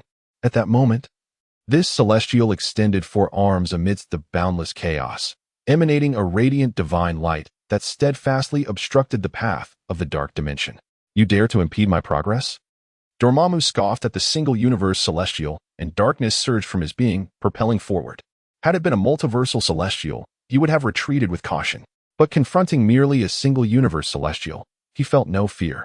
In the next instant, the Dark Dimension burst forth like a ruptured vessel, unleashing a torrent of abyssal energy towards the celestial. Should it be struck, the divine being would not merely suffer, but would be irrevocably harmed. Yet, in a surreal twist, the celestial abruptly vanished, as if it had never existed. Dormammu understood that a more powerful presence was at play. Yet, he dared not voice his frustrations but instead continued to sense the Ancient One's corrupted soul. Alas, he could no longer perceive it. Clearly, a mightier entity had accelerated the purification of her soul, causing him to lose the coordinates of that previous universe. "No, cursed wretch." After a furious roar, Dormammu promptly sealed the rift of the Dark Dimension, adhering to a principle of resource conservation as he sought to reclaim the energy he had just expelled. It was worth noting that the energy released had been equivalent to that of thousands of stars. However, at that moment, he lost control over that energy, rendering reclamation impossible. "Damnable celestial, and those who conspire against me." Dormammu's expression darkened, for he was acutely aware that he had suffered a significant setback. In the realm of the tangible universe, Thanos had initially sensed the Dark Dimension drawing ever closer. Yet, a fragment of the Ancient One's soul remained unpurified. Suddenly, a mysterious force emerged, instantly cleansing the Ancient One's soul while severing the connection to the Dark Dimension. This revelation confirmed to Thanos that his suspicions were indeed accurate. Some entities behind the Ancient One had intervened. However, his own attempts to manipulate the Ancient One's soul were abruptly halted. This individual truly left no room for others. He wondered about the current state of the Ancient One. Just as he was about to inquire, darkness enveloped the surroundings. An immensely powerful and exquisitely pure dark energy surged towards his stellar system. How curious! Had the connection to the Dark Dimension not been severed, From whence did this energy originate? If Dormammu were present, he would understand that this was the attack he had just unleashed. Now redirected to assault Thanos after the link was cut. Confronted with this unprecedented peril, Thanos swiftly pieced together the unfolding situation. A clever maneuver indeed. That entity had utilized his own hand to thwart Dormammu's descent, seeking to eliminate him as a pawn in the process. Was it perhaps the one who played chess with the god of death, the Celestials, or one of the other 5 primordial deities? Yet, he recognized that this was not the time for contemplation. In the face of the impending crisis, he promptly declared, "System, if you do not act now, I shall perish, and your fate will be no better." As for the god of death, he held no expectations. Their previous agreement had been crystal clear. He would acquire a portion of the other's power in exchange for harvesting souls. The god of death had explicitly stated that he would not intervene on his behalf. Thus, he was left with no choice but to rely on the system. The potential consequences of revealing the system were no longer a concern. Time was of the essence. As the dark energy penetrated space and approached Thanos, the system's voice finally resonated. "Ding! Host has acquired the power of 10 million stars." Hearing this, a faint smile graced Thanos' lips. Indeed, he had been correct. The system could not forsake him. In an instant, a colossal surge of energy began to brew within him, causing his aura to escalate dramatically. However, at that moment, the dark energy from another realm swiftly engulfed him and the entire stellar system. A thunderous roar erupted as Titan and its moon, along with all matter in the stellar system, including the star itself, were assimilated and obliterated by the dark energy. Yet, amidst this darkness, a brilliant white light pierced through the void, enveloping the entire stellar system. Thanos stood like an enormous light bulb in the cosmos, while the Ancient One bowed his head, quietly standing beside him. Subsequently, this immense stellar energy shattered the surrounding dark forces, causing them to vanish. Ultimately, the radiance once again dispelled the darkness, restoring tranquility to the universe. However, at that moment, the power of 10 million stars within Thanos also dissipated. As he observed the tremendous power of countless stars succumbing to a cooling state, a satisfied nod escaped him. The force he had just wielded undoubtedly reached a multiversal caliber. This system, ordinarily so miserly, had finally relinquished something of value. Although it was merely the power of millions of stars that required over 8 years to cool, it would serve as an excellent trump card in the future. To be candid, had the system chosen not to intervene moments ago, he would have been left to curl up and protect himself. The dark energy, though formidable, was far too dispersed and lacked control, rendering it incapable of truly extinguishing him, who possessed the power gem. However, it was likely that the Ancient One would meet her demise in the process. No, that entity would probably whisk the Ancient One away. Moments later, he cast his gaze downward towards the Titan star, now half eroded, and the distant stars that had already extinguished, shaking his head faintly. Thankfully, the Black Order, Nebula, Hela, and Lao Fei were already en route to Blue Star. Otherwise, the losses would have been substantial. The one behind the Ancient One truly had a meticulous plan. However, they surely had not accounted for his hidden card. Moreover, with this thought, he turned to the Ancient One, who had her head bowed. "How are you feeling now?" Chapter 74. Gathering of heroes with his head bowed, Ancient One seemed reluctant to meet Thanos' gaze, coldly remarking, "My lord, I feel exceedingly unwell.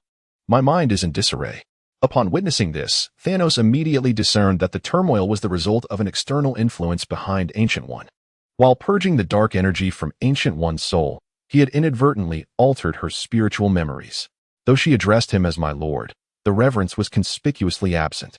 After a moment of contemplation, he inquired, "Share your experiences with me." Altering one's soul memory is a meticulous endeavor. It is not merely a matter of compelling another to acknowledge one's authority.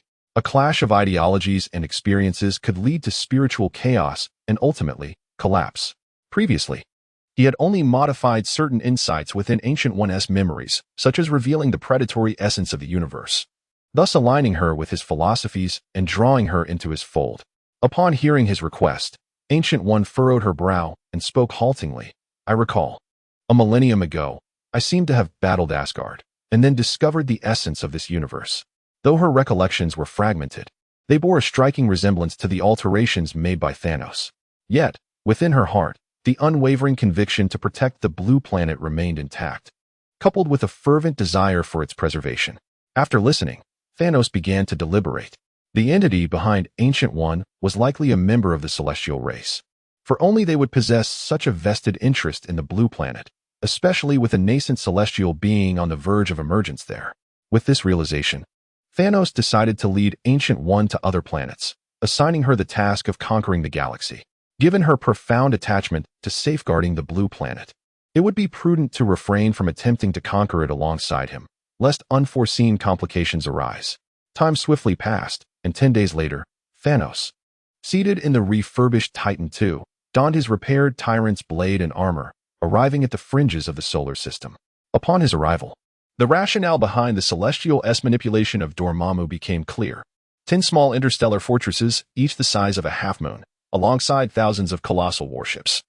Tens of thousands of medium-sized vessels and millions of small craft were amassed. Including additional supply and resource ships, the total exceeded 100,000. Over 1 million warships were poised to assault a blue planet that was not even a Type 1 civilization.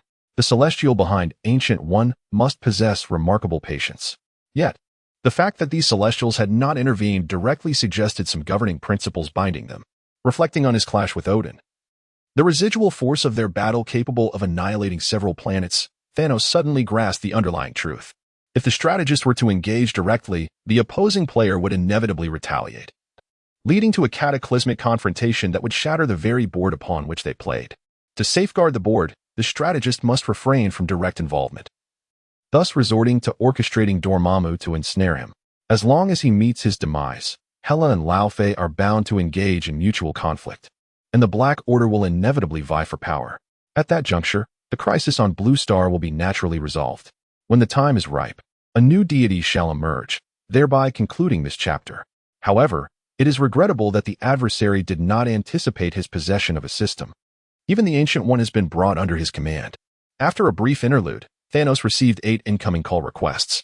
Upon connecting, the figures of the Black Order, Nebula, Hela, and Lao Fei swiftly appeared. The Black Order and Nebula remained respectfully kneeling on one knee, while Hela and Lao Fei merely bowed in greeting. Thanos, opting for brevity, waved his hand to signal them to commence their assault. Having been calculated by the deity once, he wished to avoid prolonged uncertainty and thus reduce the overall attack duration. Under Thanos' command, 10 interstellar fortresses first traversed the Kuiper belt of the solar system, entering the stellar system, followed closely by 1 million cosmic warships. Meanwhile, within the upper echelons of humanity on Blue Star, the Harper telescope soon detected this situation. Consequently, an urgent coalition was formed, preparing to make a final stand with the collective might of the planet. In the United States, the sun was sinking on the horizon. People were liberated from their daily toil, returning home from work, having dinner, and savoring a rare moment of leisure. The streets gradually grew quiet. However, within the headquarters of SHIELD in New York, an unusual bustle prevailed. The Illuminati, Brotherhood, X-Men, Knights of the Round Table, Spear Agency, Wakanda, Kamartaj, Atlantis, the Guardians of the Galaxy, and even the Nova Corps had dispatched representatives, numbering in the hundreds. It could be said that all recognizable factions on Blue Star, including those not of the planet, had converged upon the headquarters of SHIELD, primarily due to the presence of the Tesseract. At that moment, Dr. Strange suddenly opened his eyes and solemnly remarked, "Thanos is coming." Upon hearing this, the assembled heroes immediately stirred with anticipation. Finally, the moment had arrived. Let me deliver a resounding defeat to the adversary. Truth be told, I have never encountered so many superheroes united against a single villain.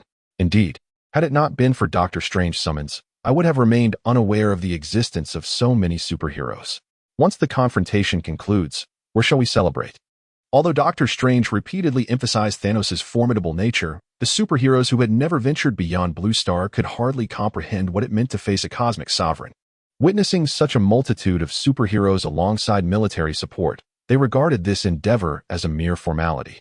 It is not entirely their fault. After all, most of these superheroes were once ordinary individuals, and upon gaining powers, they became overconfident, particularly the mutants.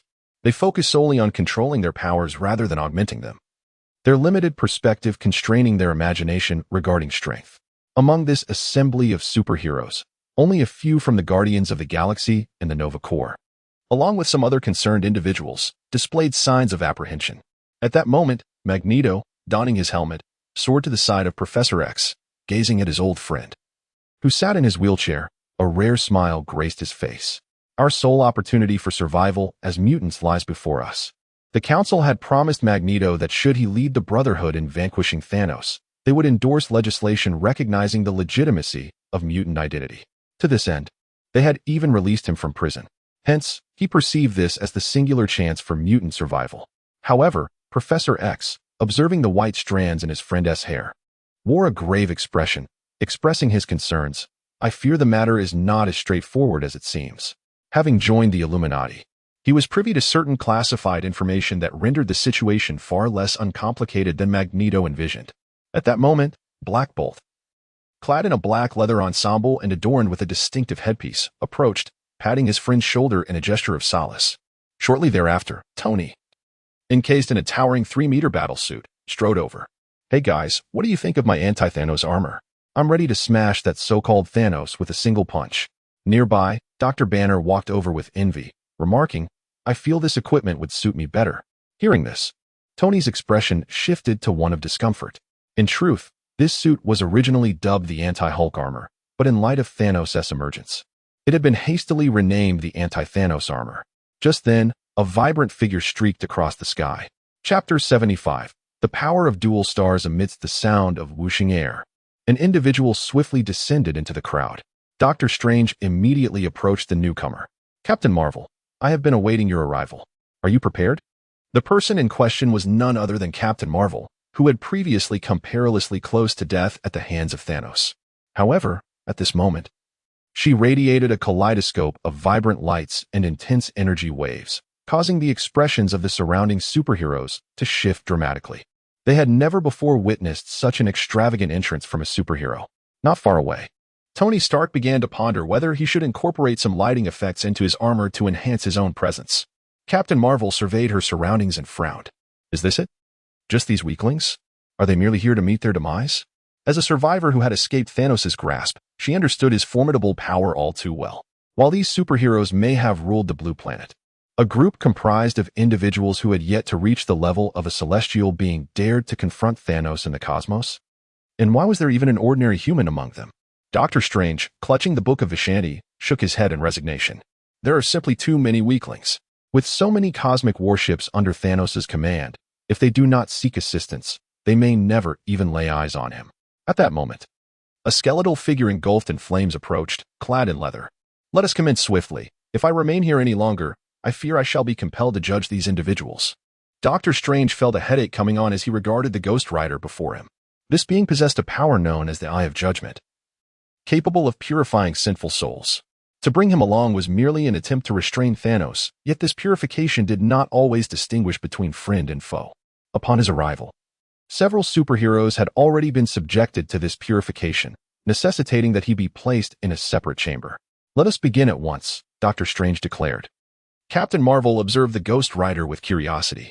Throughout the years, she had never encountered such a magical creature. The Ghost Rider, noticing someone locking eyes with him, immediately turned his gaze. The passive ability, the Eye of Judgment, activated instantaneously.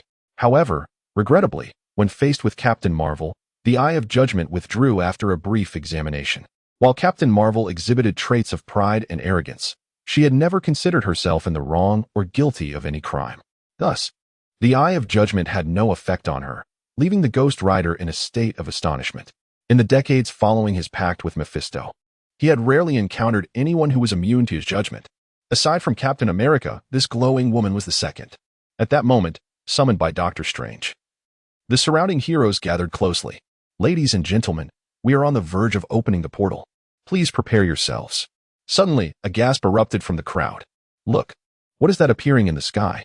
Wow, what is that? It is simply stunning. Is this the Aurora Borealis? How breathtaking. The sky is adorned with beams of light, reminiscent of shooting stars, radiating in a multitude of colors that captivate the senses.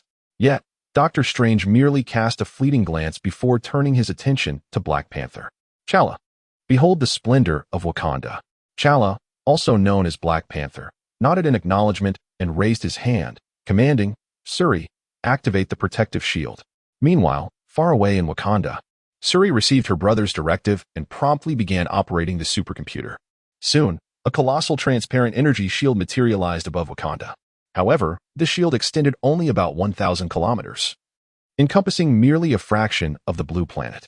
Following Doctor Strange's command, the sorcerers of Kamartaj swiftly commenced their incantations.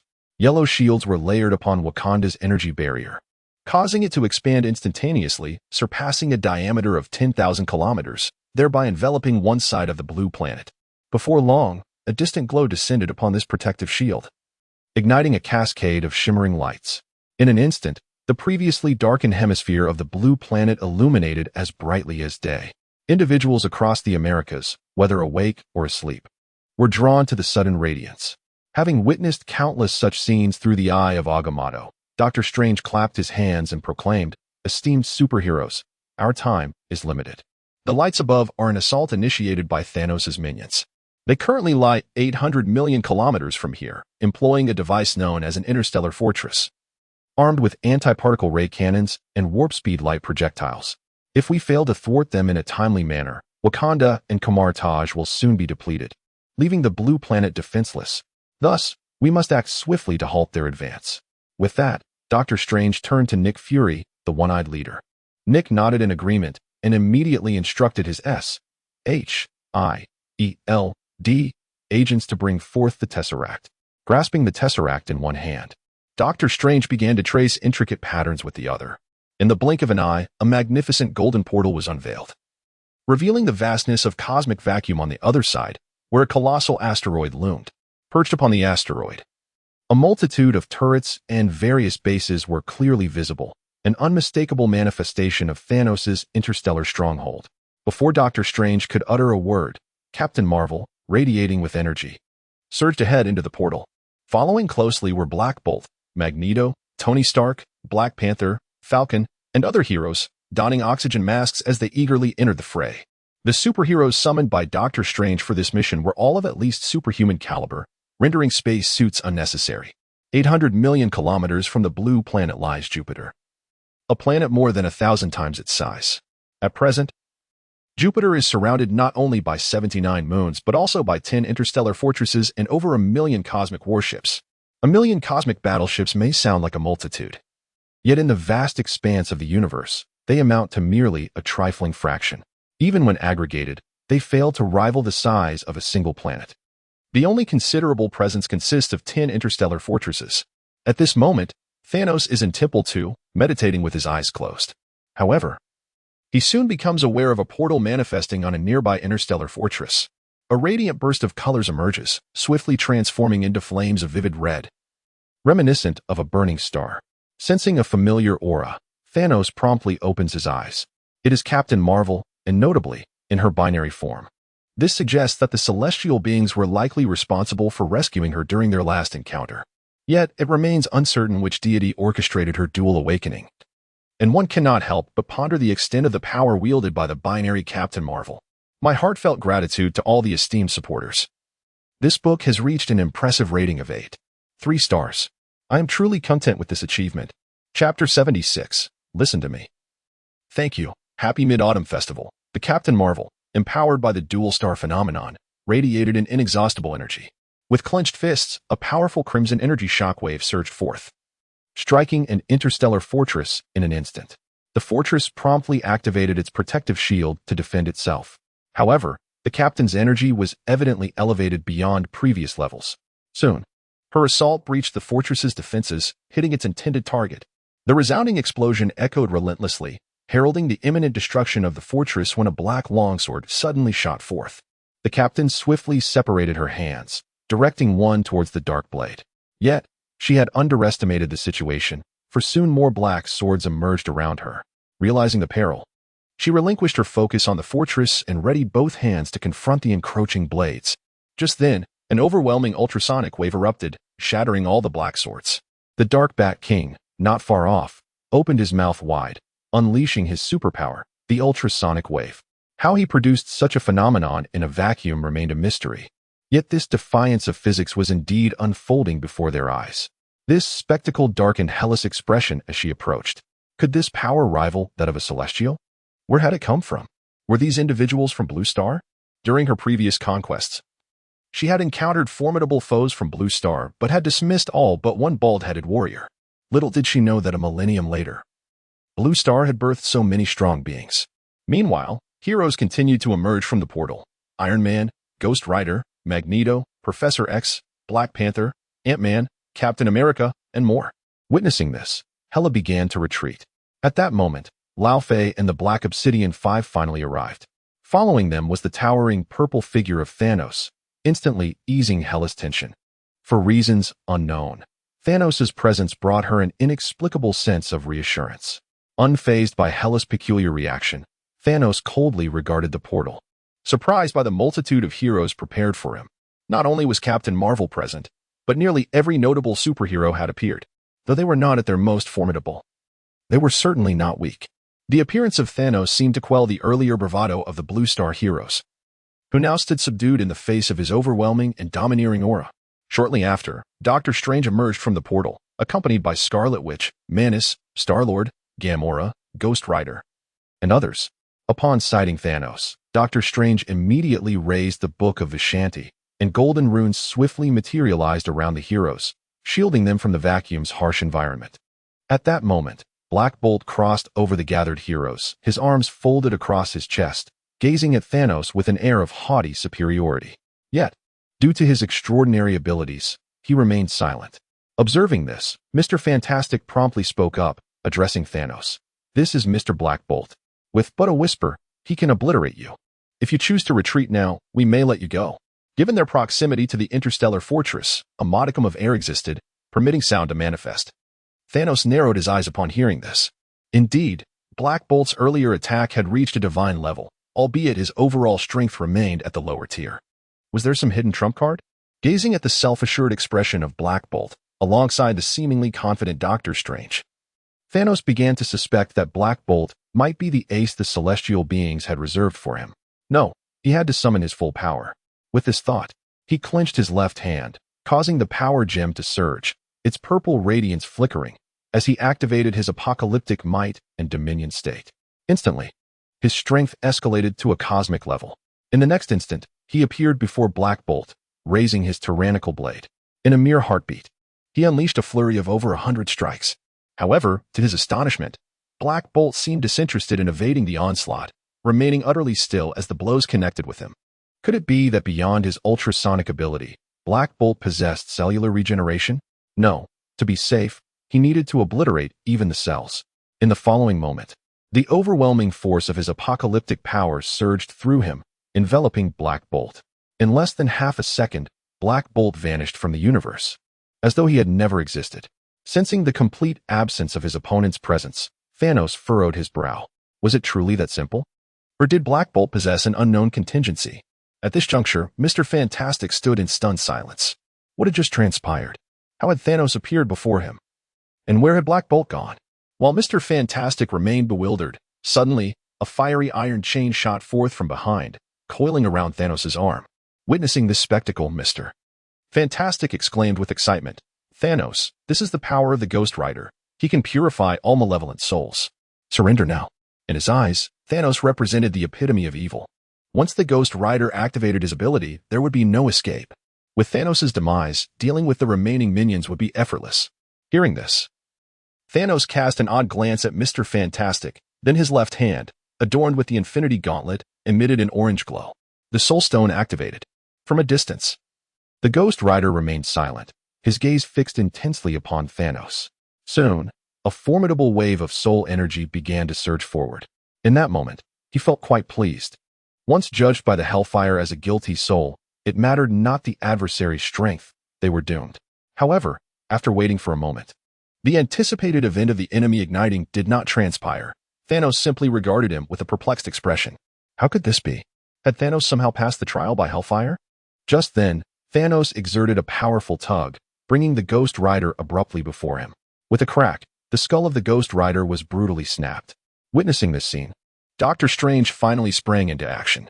"You deserve to die 1,000 deaths," he exclaimed, clenching his fists and reaching out. Yes, he was reaching. For his superpower allowed his entire body to become rubber-like, enabling his arms to stretch endlessly. Observing Doctor Strange's advance, Thanos swiftly dodged and soared to confront him. Then, he raised his blade to strike down. Yet, midway through the swing, a thought struck him. and he altered his attack from a slash to a shove, sending his opponent flying.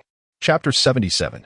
Because of you. Happy Mid-Autumn Festival. A chessboard cannot be played by a single individual. Yet throughout the encounter, Thanos perceived only the celestial being making relentless moves, orchestrating everything, while he had never witnessed the hand of the goddess of death. Had she truly forsaken him? That seemed implausible. If she had genuinely abandoned him, why had she sought him out previously, bestowing upon him energy? Was it too much energy she desired to discard? Thus, the only plausible explanation lay in the intricate schemes of the goddess of death, which he had yet to uncover.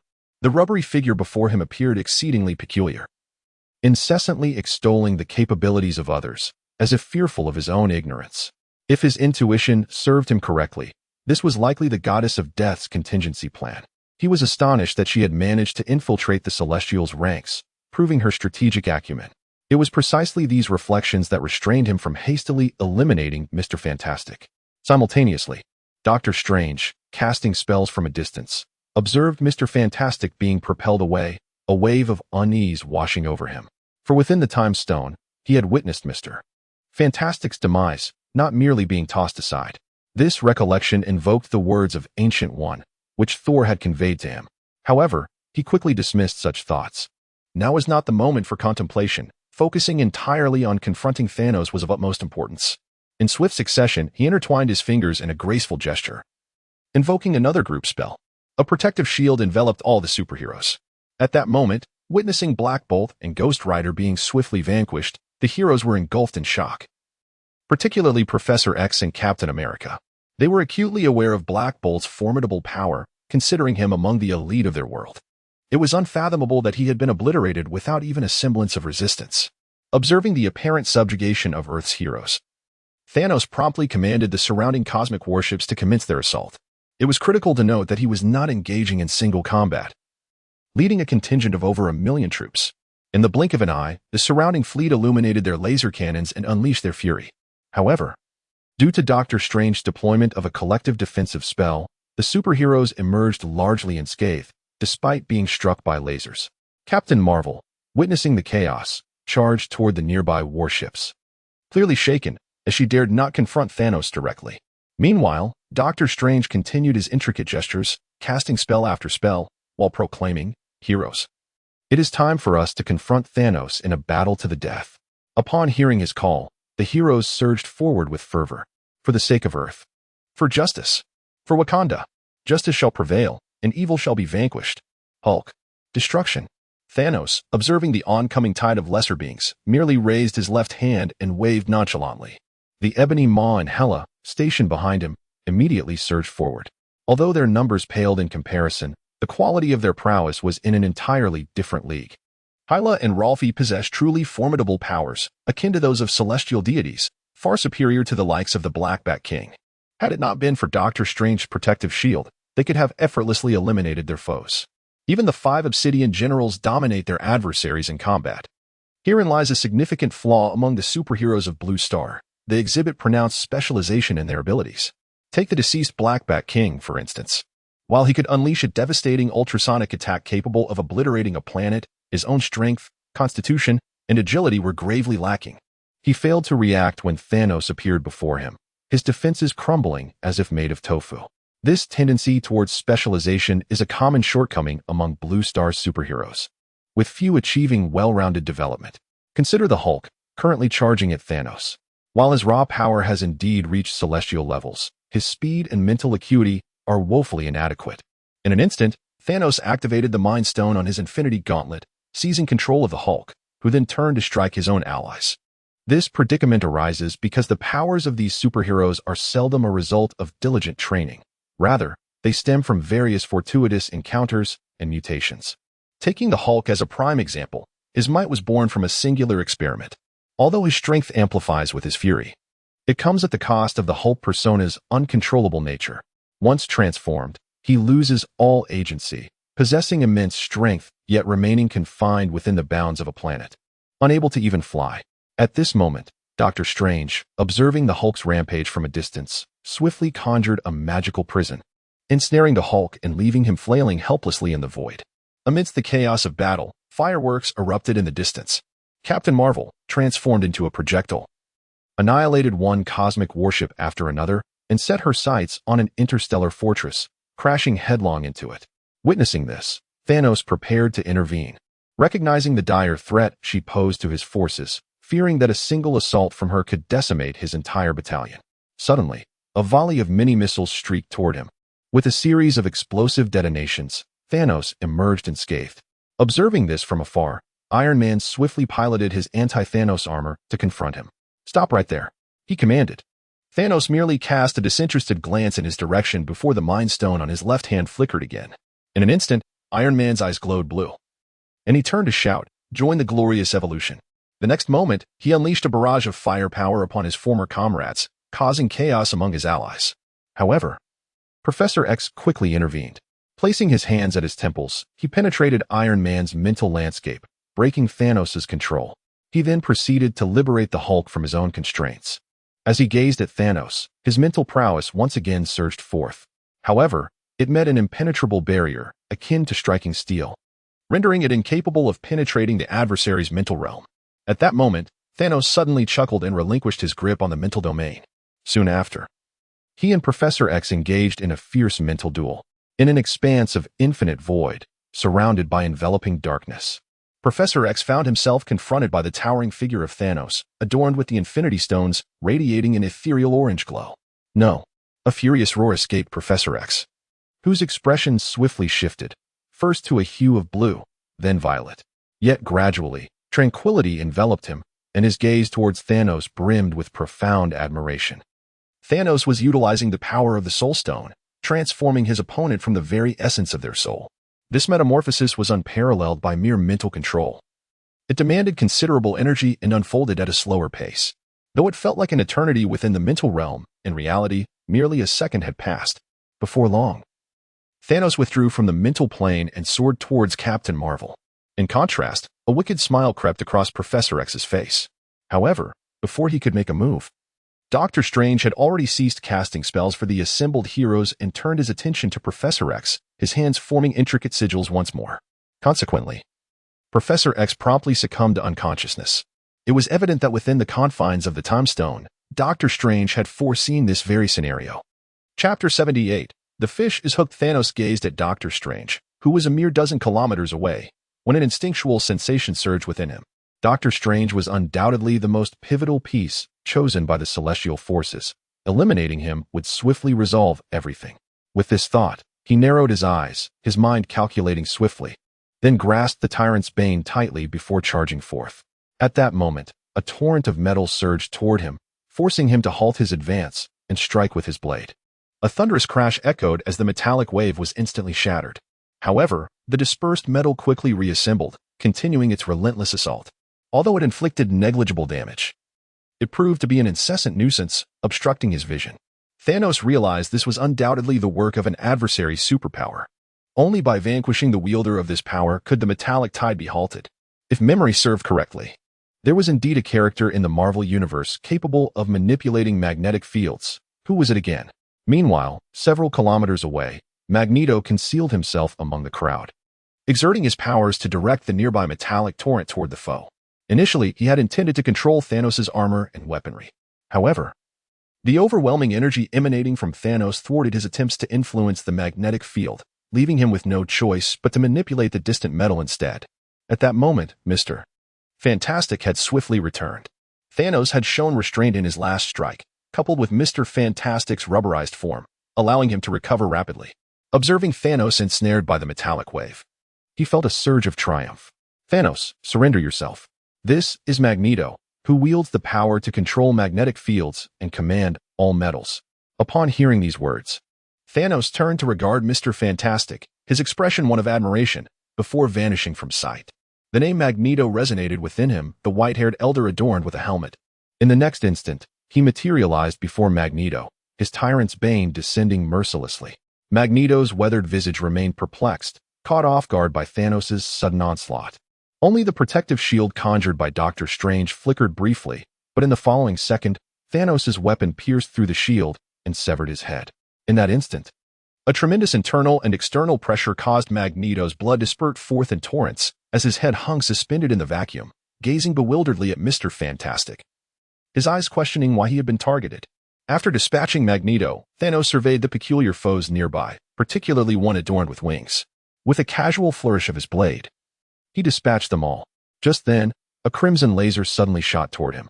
However, upon striking his form, it inflicted no harm, merely imparting a warm sensation.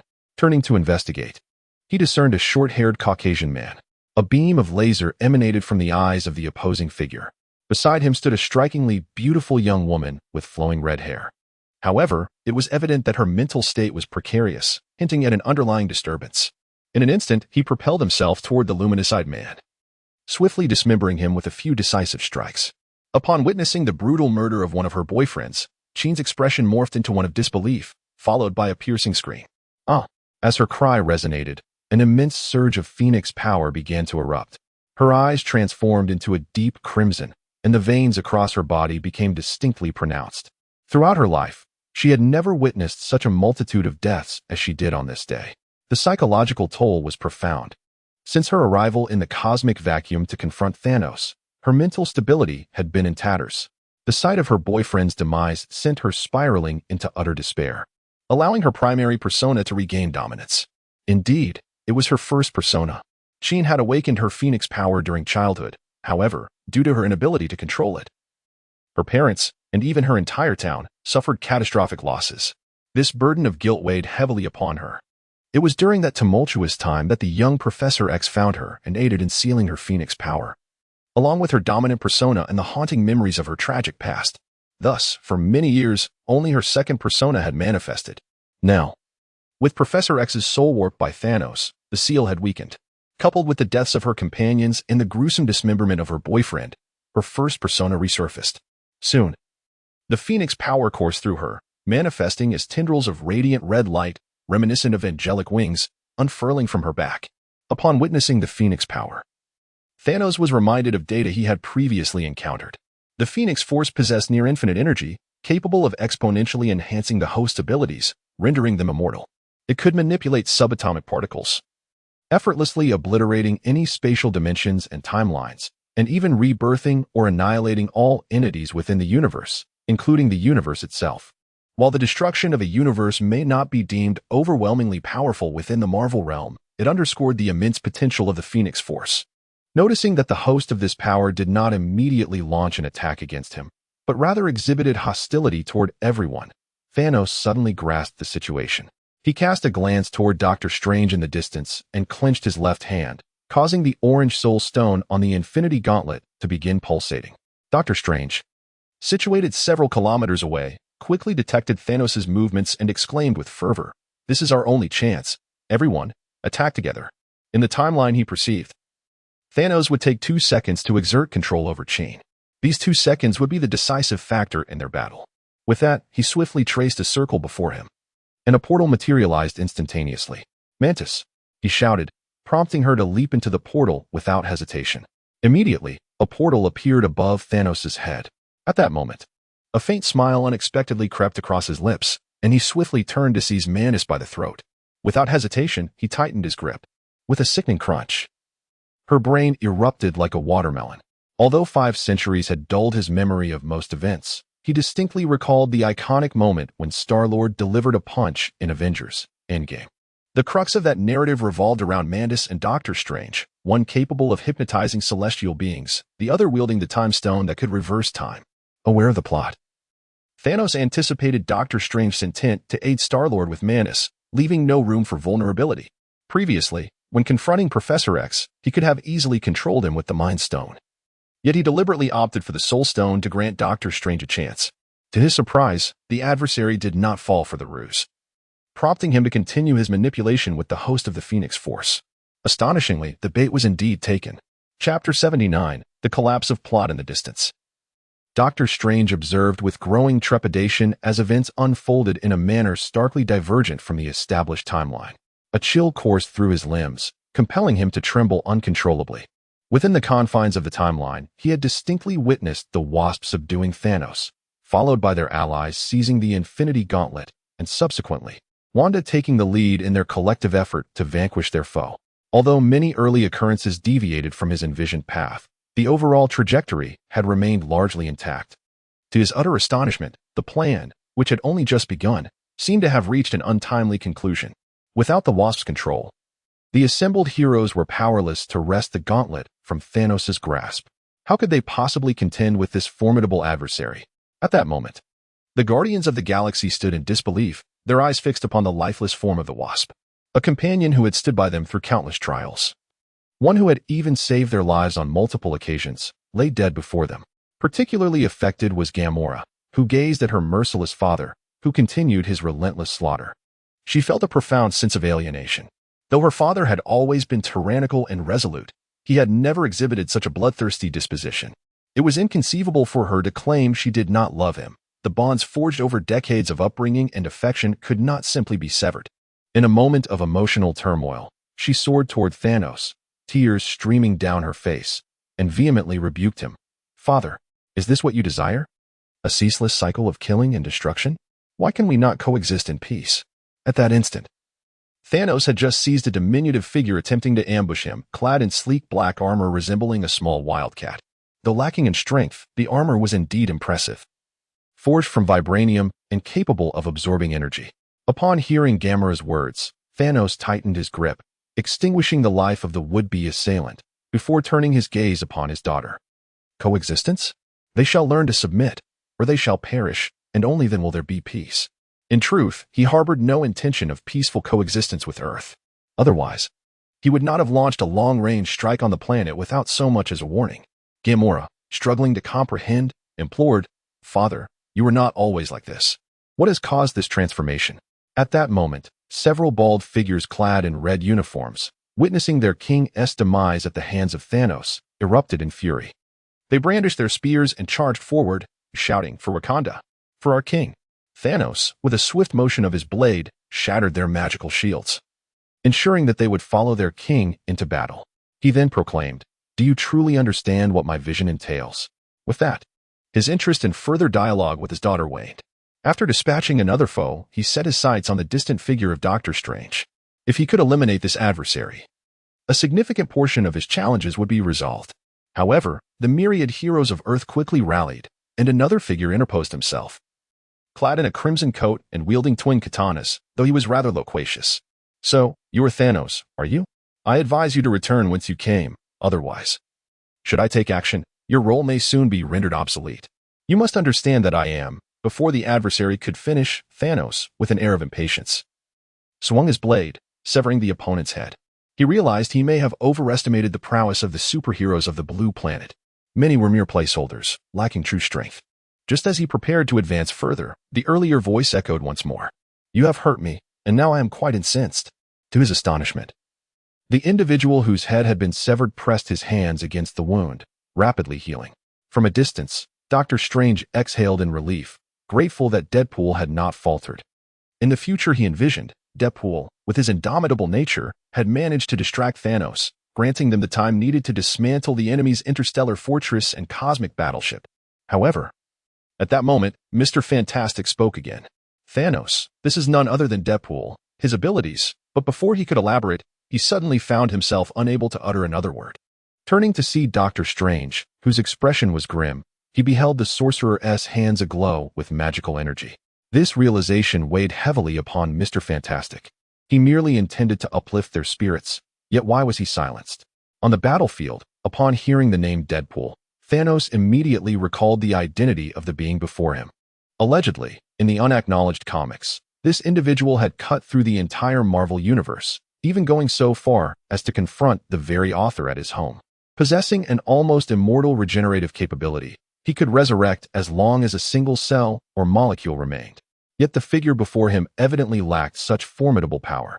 Additionally, there was a rumor regarding his rivalry for the affection of the goddess of death. However, he was no longer a mere sycophant in her court, rendering that matter moot. Now that he recognized the opponent, the task became straightforward. The full force of annihilation surged within him, enveloping his tyrannical blade, and he struck forth. Bolstered by this cataclysmic energy, Deadpool was swiftly reduced to mere fragments, annihilated at the cellular level. Indeed, he could no longer utter a sound. Consequently, he soared towards Doctor Strange, resolute in his intent. This time, he would not hold back. Having realized that the chess master could not intervene, he felt liberated from restraint.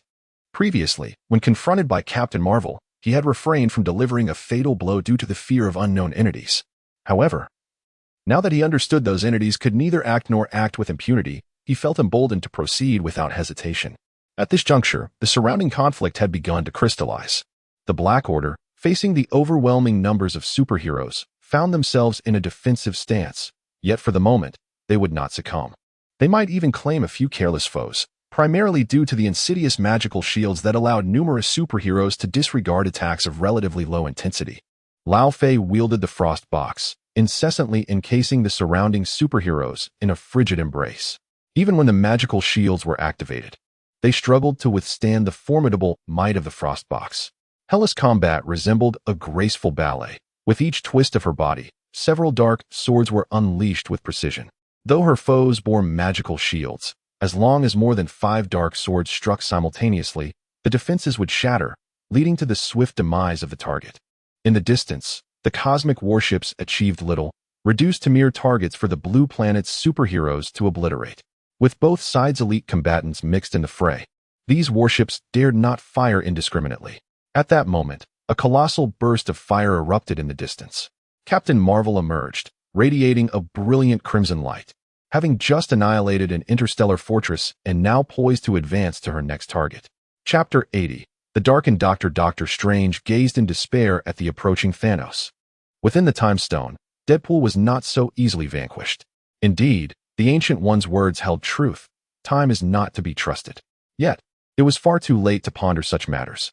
Should Thanos remain unopposed, the universe would inevitably face annihilation. Only one final opportunity remained. With this thought, he turned to Wanda, who clutched the Darkhold. A fleeting resolve flickered in his eyes. Across countless timelines, he had glimpsed another possible path to victory, one that involved seizing the Darkhold, plunging into darkness, and facing eternal damnation. He foresaw that by harnessing the immense power of the Darkhold to vanquish Thanos, he would ultimately become a second Thanos, bent on world destruction. Thus, upon acquiring the Darkhold, he had decisively entrusted it to Wanda, refraining from even the slightest touch, fearful of the temptation it might present. However, now he found himself compelled to wield the Darkhold.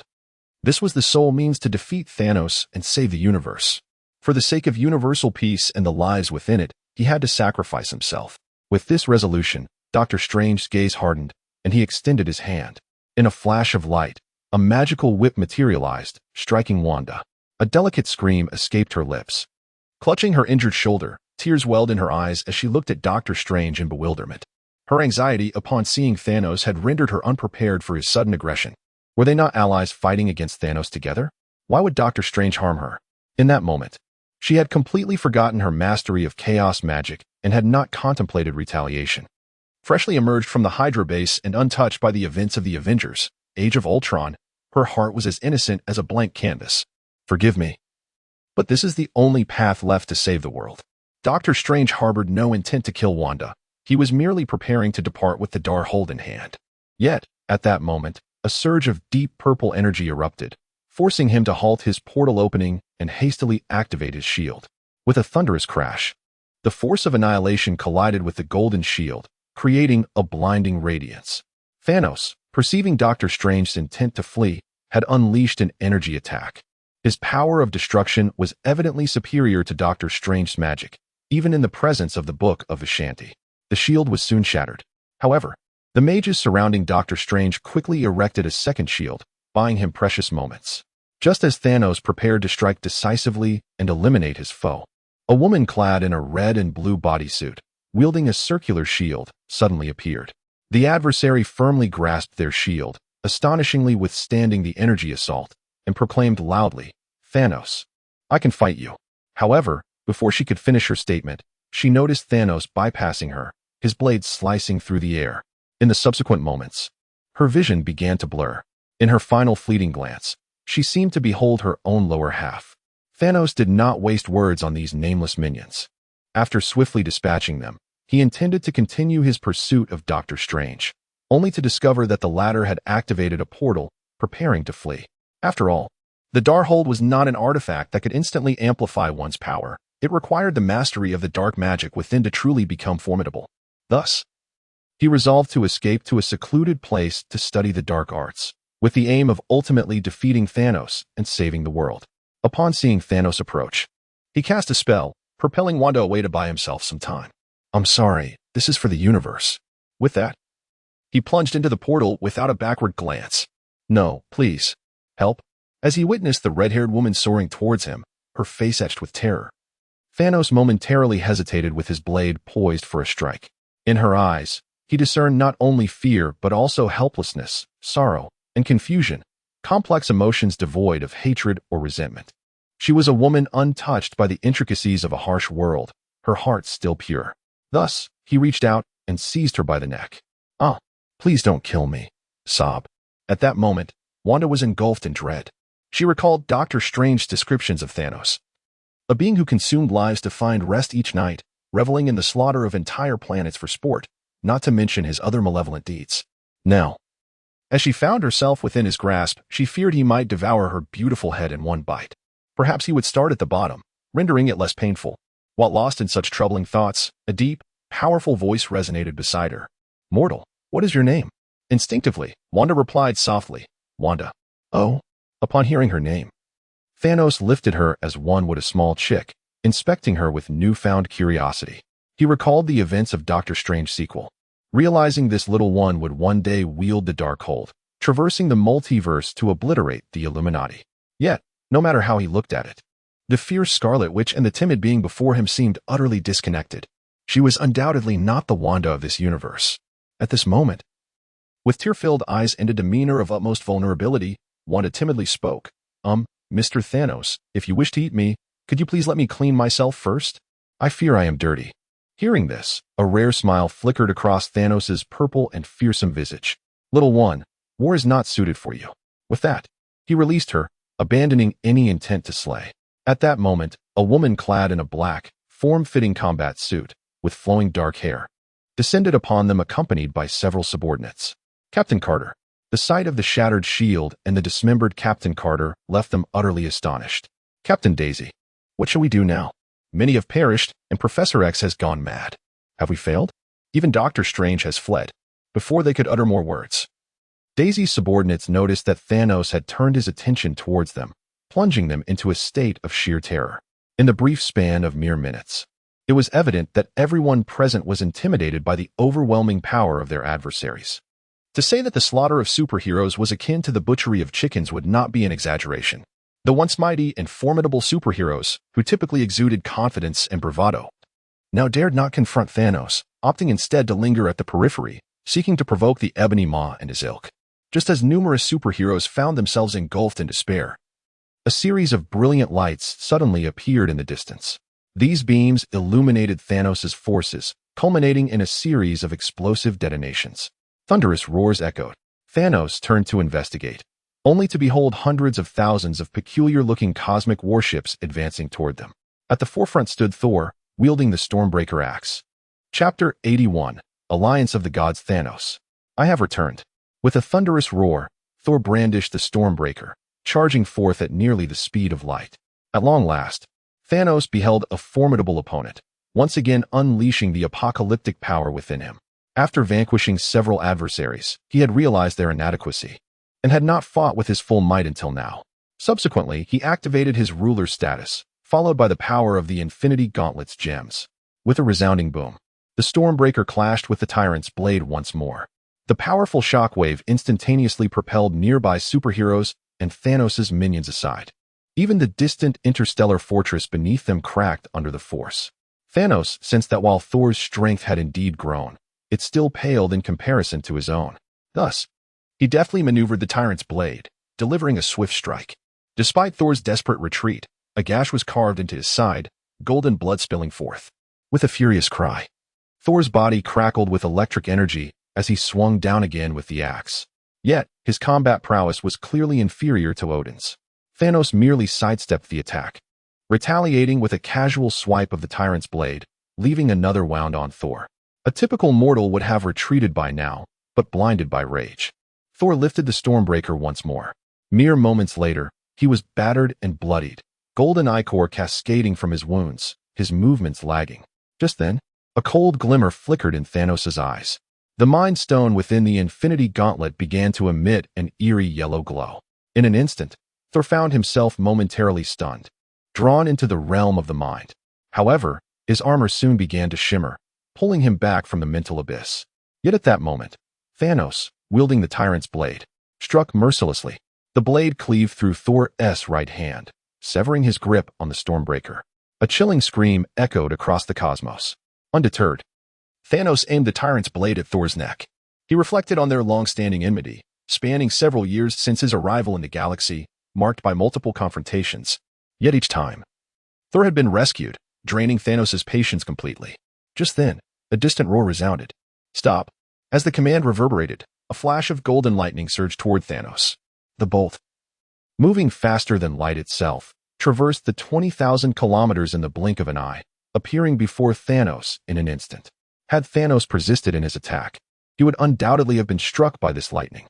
Ordinarily, Thanos would have ceased his assault to defend against the impending threat. However, a fleeting glint of ferocity flashed in Thanos' eyes as the full force of his apocalyptic power surged forth, and he continued his relentless assault. A sickening sound echoed as Thor's anguished scream abruptly ceased, the disparity in pressure causing golden blood to spurt from his severed head, propelling it a considerable distance away. In the next instant, Thanos found himself under attack from his adversary. A bolt of lightning pierced through his body, accompanied by a cacophony of crackling sounds. Were it a mere ordinary lightning strike, it would scarcely have been sufficient to tickle him. Yet this particular surge elicited a sensation of numbness and soreness throughout his entire being. Surprisingly, it felt rather pleasant, indeed far more potent than a typical lightning bolt. It must be remembered that Thanos' greatest asset was not merely his strength for combat prowess, but rather his constitution, a resilience rivaling that of a star. At that moment, a voice filled with exasperation echoed from afar. "Are you seeking death?" Soon, an increasing number of lightning bolts materialized, striking towards Thanos one after another. However, he chose not to evade or dodge these assaults, allowing them to rain upon him. After a short while, he contentedly squinted his eyes, as if the tautness of his muscles, perpetually strained from rigorous training, had finally begun to ease, banishing the fatigue that had enveloped him. No, he mused. He could not simply kill this individual. He must capture him to receive such invigorating jolts on a daily basis. Turning to behold the source of the onslaught, he discerned a middle-aged Caucasian man with shoulder-length brown curls, clad in resplendent, form-fitting armor and sporting a notable paunch, adorned with a flowing white skirt. He wielded a weapon that resembled a bolt of lightning. This appeared to be Zeus, the king of the pantheon. Thanos was certainly aware of this deity. For his original domain, the Dragon Star system, belonged to the Alliance of Gods. It was no wonder that Thor had not been seen in their skirmish. He had evidently sought reinforcements from the pantheon. At this juncture, Zeus, witnessing his attack striking Thanos, felt a surge of elation. Thanos, if you lay down your weapons and surrender, relinquishing all your territory, I shall spare your life." His artifact, known as Thunder, possessed the dual properties of guaranteed accuracy and paralysis. Any foe struck by it, regardless of their ability to endure the damage, would find themselves immobilized by its numbing effect. Utilizing this trait, he had ensnared countless adversaries, securing numerous victories. Upon hearing Zeus's proclamation, Thanos merely shook his head in resignation. In the next moment, he traversed over 10,000 kilometers, appearing before Zeus. This sudden appearance halted Zeus's movements, as he had assumed Thanos was rendered immobile by the thunder, never anticipating he could still approach so swiftly. Yet, as a king of the gods, Zeus possessed ample combat experience. He swiftly utilized the teleportation capability of Thunder to vanish from sight. When he reappeared, he found himself within his fleet, now 10,000 kilometers away. However, in the next instant, he was left dumbfounded, for Thanos remained before him, and his surrounding forces had vanished entirely. This was impossible. It is essential to recognize that he wields an artifact endowed with the ability of teleportation. On what grounds could the adversary match his swiftness? Zeus scarcely had a moment to react before he beheld the opponent raising the fearsome greatsword, only to bring it crashing down. In the next instant, he felt his consciousness fade away. However, in a fleeting moment, the golden armor adorning him flickered, instantly restoring his awareness. Upon regaining consciousness, Zeus swiftly examined his form. Relieved to find he had not been cleaved in two. Realizing he was still alive, he let out a sigh of relief. Yet, at that moment, he noticed that Thanos had already appeared before him, the yellow glow of the Infinity Gauntlet pulsating ominously. This triggered a recollection in Zeus. It was the Mind Stone, possessing the power to manipulate and create illusions. So that was the nature of the earlier phantasm? With no time to ponder further, Thanos, brandishing the tyrant's blade, soared towards him once more, delivering another devastating strike. In short order, the brilliance of the armor flickered again, and Zeus found his consciousness restored yet again. Nevertheless, this time he felt an overwhelming fatigue enveloping his mind, and the golden radiance of his armor had dimmed significantly. At that moment, Thanos reappeared at his side, weapon poised to strike once more. Chapter 82. In the name of love, the Alliance of Gods, as one of the 10 greatest coalitions in the universe, undoubtedly possesses remarkable qualities. They are endowed with unparalleled divine technology and civilization. For instance, the Annihilation Cannon of Asgard and the Rainbow Bridge exemplify such divine technological advancements.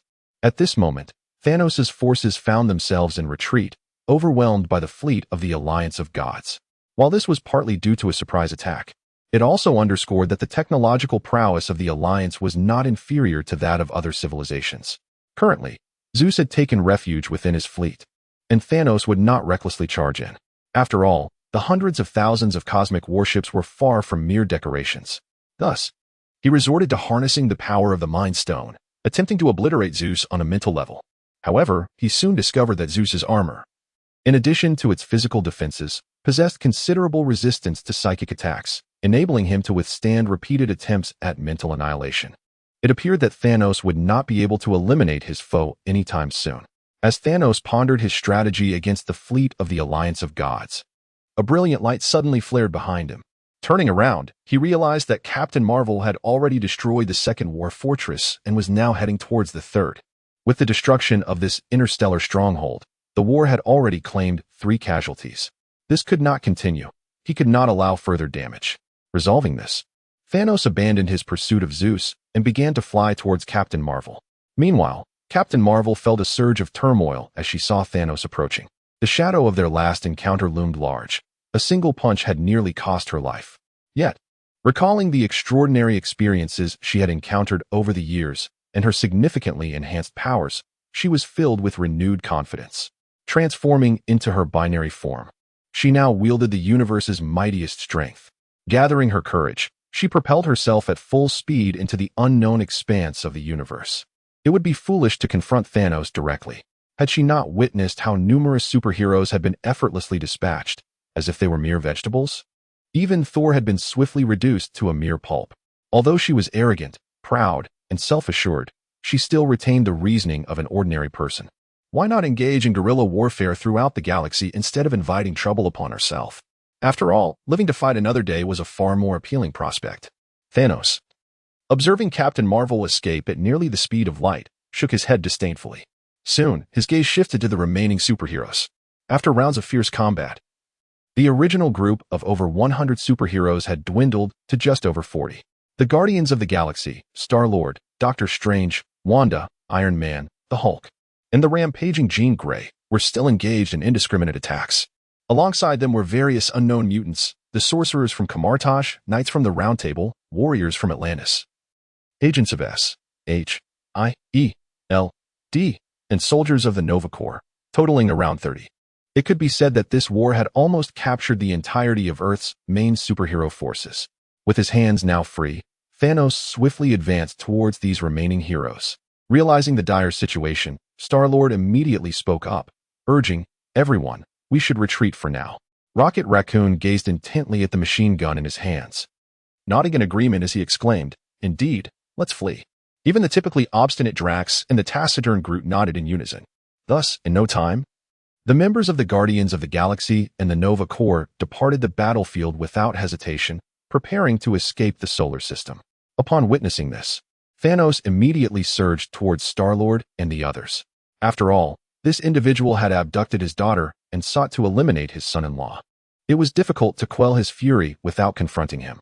However, at that moment, Gamora stepped in front of him, arms outstretched, her face etched with desperation as she implored, "Father, please, cease this madness.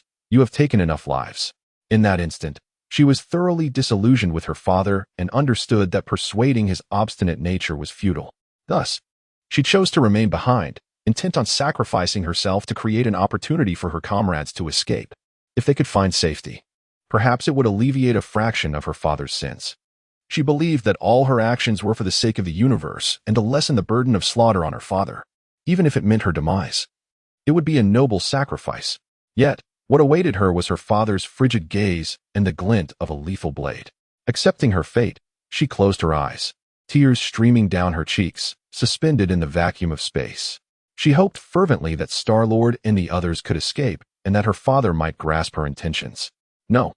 At that moment, a heart-wrenching cry echoed from behind Star-Lord's anguished voice. Yet, in the vastness of space, his words felt almost ethereal. Though the nearby war fortress provided a semblance of atmosphere, it failed to convey sound effectively. Upon hearing Star-Lord's voice, Gamora trembled. Surely, he was suffering immensely. But if she did not stay behind, none would survive. Thanos regarded his daughter, his heart as cold as eternal ice, yet tinged with a trace of paternal affection. He had shown her all the mercy he could muster. He understood that Gamora had been influenced by the puppeteer, altering her thoughts and beliefs. He had even attempted to use the Soul Stone to restore her to her former self, but the puppeteer's power surpassed that of the Soul Stone, leading to his failure. Gamora, I hope that in death, you may return to your true self and escape this control. In the next instant, a chilling light flashed. Gamora's form began to disintegrate into dust, vanishing within the cosmos. In her final moments, she finally displayed a look of liberation. Thanos, unable to bear the sight, averted his gaze from his daughter and turned his attention to the retreating Star-Lord, striking once more with his blade. The next moment, a deep purple force of annihilation transformed into a cutting edge and shot forth. After executing his strike, Thanos disregarded the outcome of the battle and called out loudly, "Obsidian 5, heed my command." The Obsidian 5, upon hearing his words, swiftly assembled before him, kneeling in the void. "We await your orders, my lord." Thanos pivoted his blade, pointing towards the distant army of the Alliance of Gods, declaring, "You shall lead the troops to repel the Alliance of Gods." The 5 champions of Obsidian nodded resolutely, declaring their unwavering commitment to fulfill their mission. Thanos, satisfied, nodded in return before soaring toward the blue planet without a backward glance. The Time Stone, resting in Doctor Strange's possession, was unlikely to be acquired soon. However, the Space Stone could not escape him. The Infinity Stones were the primary objective of his assault on the blue planet. Characters such as Star-Lord and Captain Marvel were merely obstacles to his ambitions. Now that the opposition had chosen to flee, his immediate focus was on locating the Space Stone rather than pursuing them, lest he lose sight of his true purpose. Just as he was about to depart, he suddenly beheld the rampaging heir of the Phoenix Force, whose explosive power was escalating to a threatening level, endangering even his fleet. He raised his left hand once more, the yellow light flickering. With the aid of the Mind Stone, the adversary soon succumbed to unconsciousness. This was the Achilles heel of the superheroes of the blue planet. Their sudden surge in power often resulted in an inability to match other attributes, creating significant vulnerabilities. Although the heir of the Phoenix Force possessed considerable mental strength, her consciousness was in disarray, rendering her unable to control herself or her immense power. Thus, he effortlessly subdued her. In the next moment, he grasped her at the waist, intending to take her to the blue planet. The reason for sparing her life was his desire to explore a method of harnessing the Phoenix Force for his own training. Chapter 83.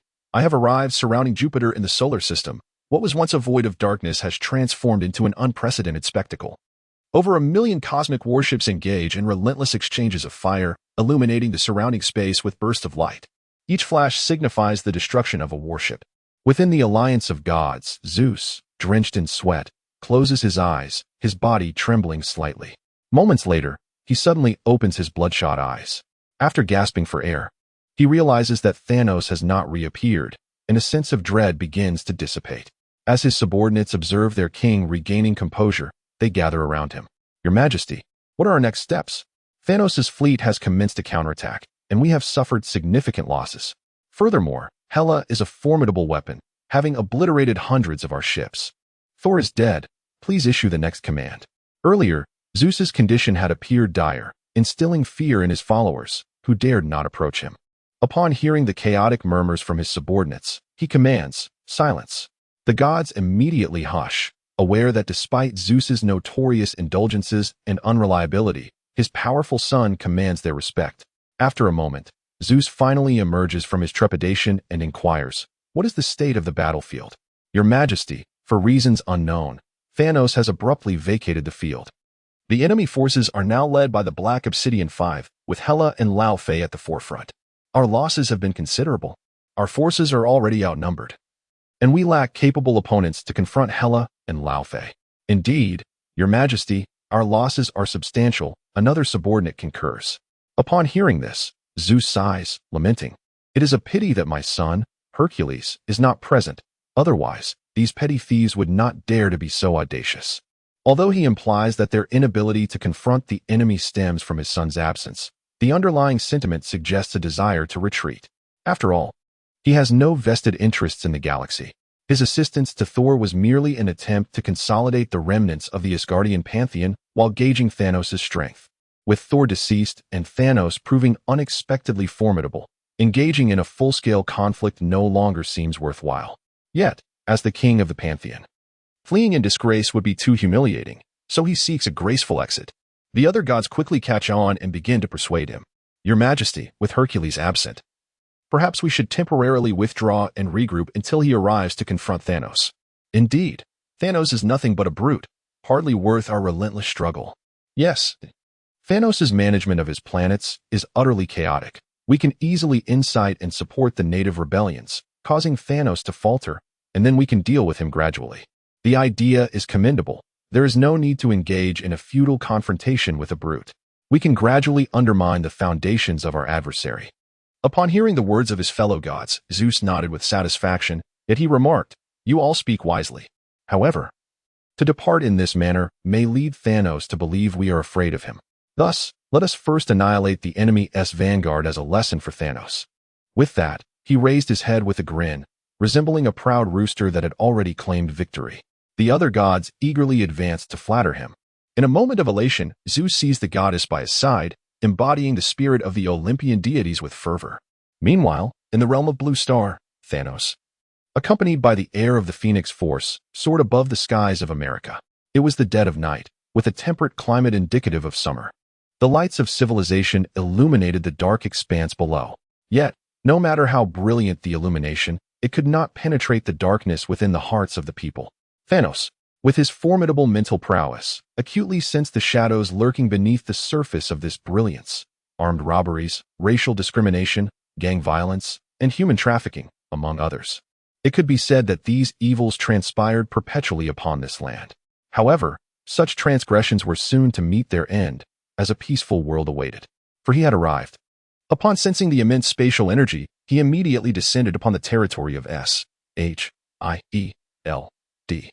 where he beheld the cosmic cube in a state of lockdown. This indicated that Doctor Strange had not returned to Blue Star. Otherwise, he would have taken the Space Stone with him. This realization left Thanos somewhat perturbed, for Doctor Strange's Time Stone allowed glimpses into the future, making capture nearly impossible unless the opponent willingly revealed themselves.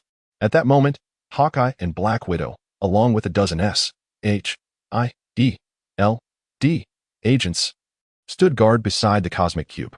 Lacking the strength to survive briefly in space, they remained at their post, awaiting Doctor Strange's signal to open a portal and welcome the returning heroes. However, it was evident they would not be waiting long. As Thanos' towering purple figure slowly descended, Hawkeye was the first to sense something amiss. "Who are you?" "This is Destined territory. Outsiders are prohibited." With that, he swiftly drew his bowstring, aiming at the intruder.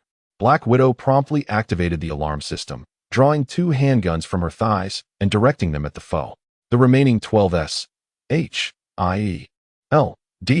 agents raised their machine guns, disengaging the safety. Thanos remained silent, extending his left hand, and a yellow light flickered gently. In the next instant, the eyes of the 12 agents glimmered with blue light, and their weapons turned toward Hawkeye and Black Widow. The sound of gunfire erupted in a relentless barrage. Hawkeye and Black Widow were clearly unprepared for the enemy's decisive action, which came without warning. Soon, they were riddled with bullets, lifeless and beyond saving. At the level of power wielded by Thanos, there was evidently no intention for any form of communication with beings so feeble that they could be crushed with a mere finger. Without even pausing for a moment, He swiftly soared to the front of the Tesseract. In that instant, the controlled S-H-I-E-L-D soldiers knelt on one knee. Suddenly, a shoulder-mounted missile was launched towards Thanos. With a resounding boom, a cloud of dust erupted into the air. The assailant was none other than Nick Fury, the one-eyed director of S-H-I-E-L-D, with dark skin and a bald head. After discarding the shoulder-mounted missile launcher, he quickly drew a machine gun from within his coat. However, before he could pull the trigger, the controlled S-H-I-E-L-D soldiers immediately turned their weapons upon him. The sound of gunfire erupted, followed by a deafening response. More S-H-I-E-L-D soldiers emerged, opening fire on the 12 teammates who had been subdued. After dispatching their comrades, they cast solemn glances towards the site of the explosion. Moments later, as the dust began to settle, a purple figure gradually materialized. Nick Fury, witnessing his adversary unscathed, narrowed his remaining eye. With a swift gesture, he commanded his soldiers to resume their assault on the enemy. The sound of gunfire resumed, echoing through the air. Chapter 84. I beheld the weapons wielded by the agents of S-H-I-E-L-D, classic American assault rifles, the M4 carbine. The M4 carbine, with a caliber of 5.56 millimeters, accommodates 30 rounds and boasts an effective range of 600 meters. I mention this because the soldiers employing these weapons were acutely aware of their formidable power. Even the most ordinary of superheroes would struggle to withstand such a barrage of bullets. Yet, the towering figure before me, cloaked in purple, disregarded their bullets entirely, nonchalantly grasping the Tesseract in his palm and crushing it with a single hand. This scene stirred a profound unease within Nick. Although he had never encountered Thanos, the name had recently surfaced with alarming frequency. Whether it was Doctor Strange, Captain Marvel, or the Guardians of the Galaxy, anyone who had laid eyes upon Thanos depicted him as a veritable demon of the mortal realm, irredeemably wicked. They also spoke of his unparalleled strength and indomitable force. A cosmic overlord. His purple skin, towering physique, and chin reminiscent of a coconut were unmistakable. This being before me was undoubtedly Thanos. With the realization of his identity, Nick's trepidation deepened. The arrival of Thanos here signified dire consequences for the superheroes who had ventured forth. The outcomes were all too predictable, either annihilation or a desperate retreat. Whichever scenario unfolded was unacceptable to him, as it signified a complete and utter defeat for Earth. Contemplating this, a myriad of thoughts and calculations flickered in Nick's mind. As the director of S-H-I-E-L-D, even in the bleakest of circumstances, he would not relinquish the pursuit of hope. At that moment, Thanos released the woman from his right hand and placed the glowing blue space stone onto his infinity gauntlet. Instantly, a surge of immense and pure spatial energy coursed through him, manifesting into slender blue energy tendrils, each the size of a pinky finger, that danced around his form. With a thunderous roar, he gradually acclimated to the power of the Infinity Stone. Observing the 4 stones embedded in his gauntlet, Thanos nodded in satisfaction. Soon, only 2 remained. Meanwhile, the S-H-I-E-L-D agents had ceased their fire, their expressions frozen in astonishment as they gazed at the immense purple figure not far from them. They were stunned by the energy that had just been unleashed, their hearts heavy with fear and despair, trembling uncontrollably. Had they not undergone rigorous training, they might have collapsed to the ground. How could such a formidable being exist in this world? Even the gods would pale in comparison. At that moment, Thanos seized the inheritor of the Phoenix Force and surveyed the surrounding humans with a mere flick of his wrist. Instantly, the power of obliteration surged forth, engulfing everything in its path. No, with a cry of defiance, Nick and all that surrounded him were reduced to ashes. He had meticulously planned to feign submission to the enemy, biding his time to strike back or to overthrow the extraterrestrial dominion. Yet, he had never anticipated that the enemy would forego any dialogue and simply extinguish him, regardless of the calculations swirling in his mind. All dissipated in the face of absolute power. After dealing with the minor adversaries surrounding him, Thanos raised his left hand, a blue light flickering. In the next moment, a circle of black vortices appeared behind him, drawing him in. When his vision cleared, he found himself aboard the Sanctuary 2. He had always been one to eradicate threats entirely, unless, of course, an unknown entity intervened. Gazing at the space stone embedded in his infinity gauntlet, he realized its remarkable utility. As long as he was aware of a location in the cosmos, he could teleport there instantaneously, disregarding the vastness of space and saving precious time on travel. The reason he had not continued his search for the reality stone on Earth, instead opting to support his forces in space, was that locating the reality stone required the advanced technology of his subordinates. After all, the reality stone resided in an alternate dimension on Earth, and unless he mastered the spatial abilities granted by the space stone, he would be utterly incapable of finding it. At that moment, the intelligence system, with its deep blue voice, spoke. "Master, all surviving prisoners have been secured. How shall we proceed with their disposal?" Prisoners? Thanos quickly comprehended. These must be the superheroes who had attempted to thwart him. He inquired about the surviving individuals. As his words echoed, a projection materialized, revealing 5 captured superheroes. Initially, there had been over 40 heroes alive, but following Doctor Strange's departure, the spells he had cast lost their efficacy. This led to the suffocation of all those of lesser power in the vacuum of space. For instance, the mentally formidable Professor X succumbed quickly without the protective magic, following his old friend into oblivion. This illustrated just how hollow the might of these superheroes from Earth truly was. The remaining 5 were Mr. Fantastic, Iron Man, Wanda, the Hulk, and a flaming skull, the Ghost Rider. Although Thanos had severed Ghost Rider's head, his formidable vitality had kept him from death. As long as a suitable body could be found to reattach the head, he could be resurrected almost immediately.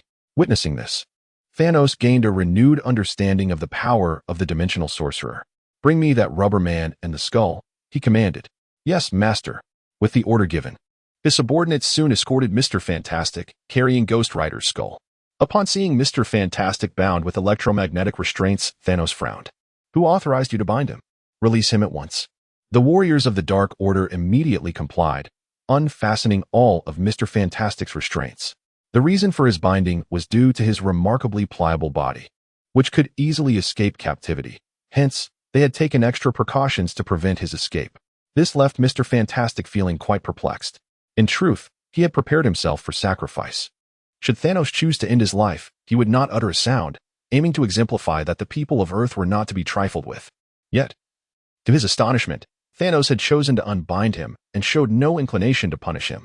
At that moment, Thanos resumed speaking. "Rubber Man, what is your name?"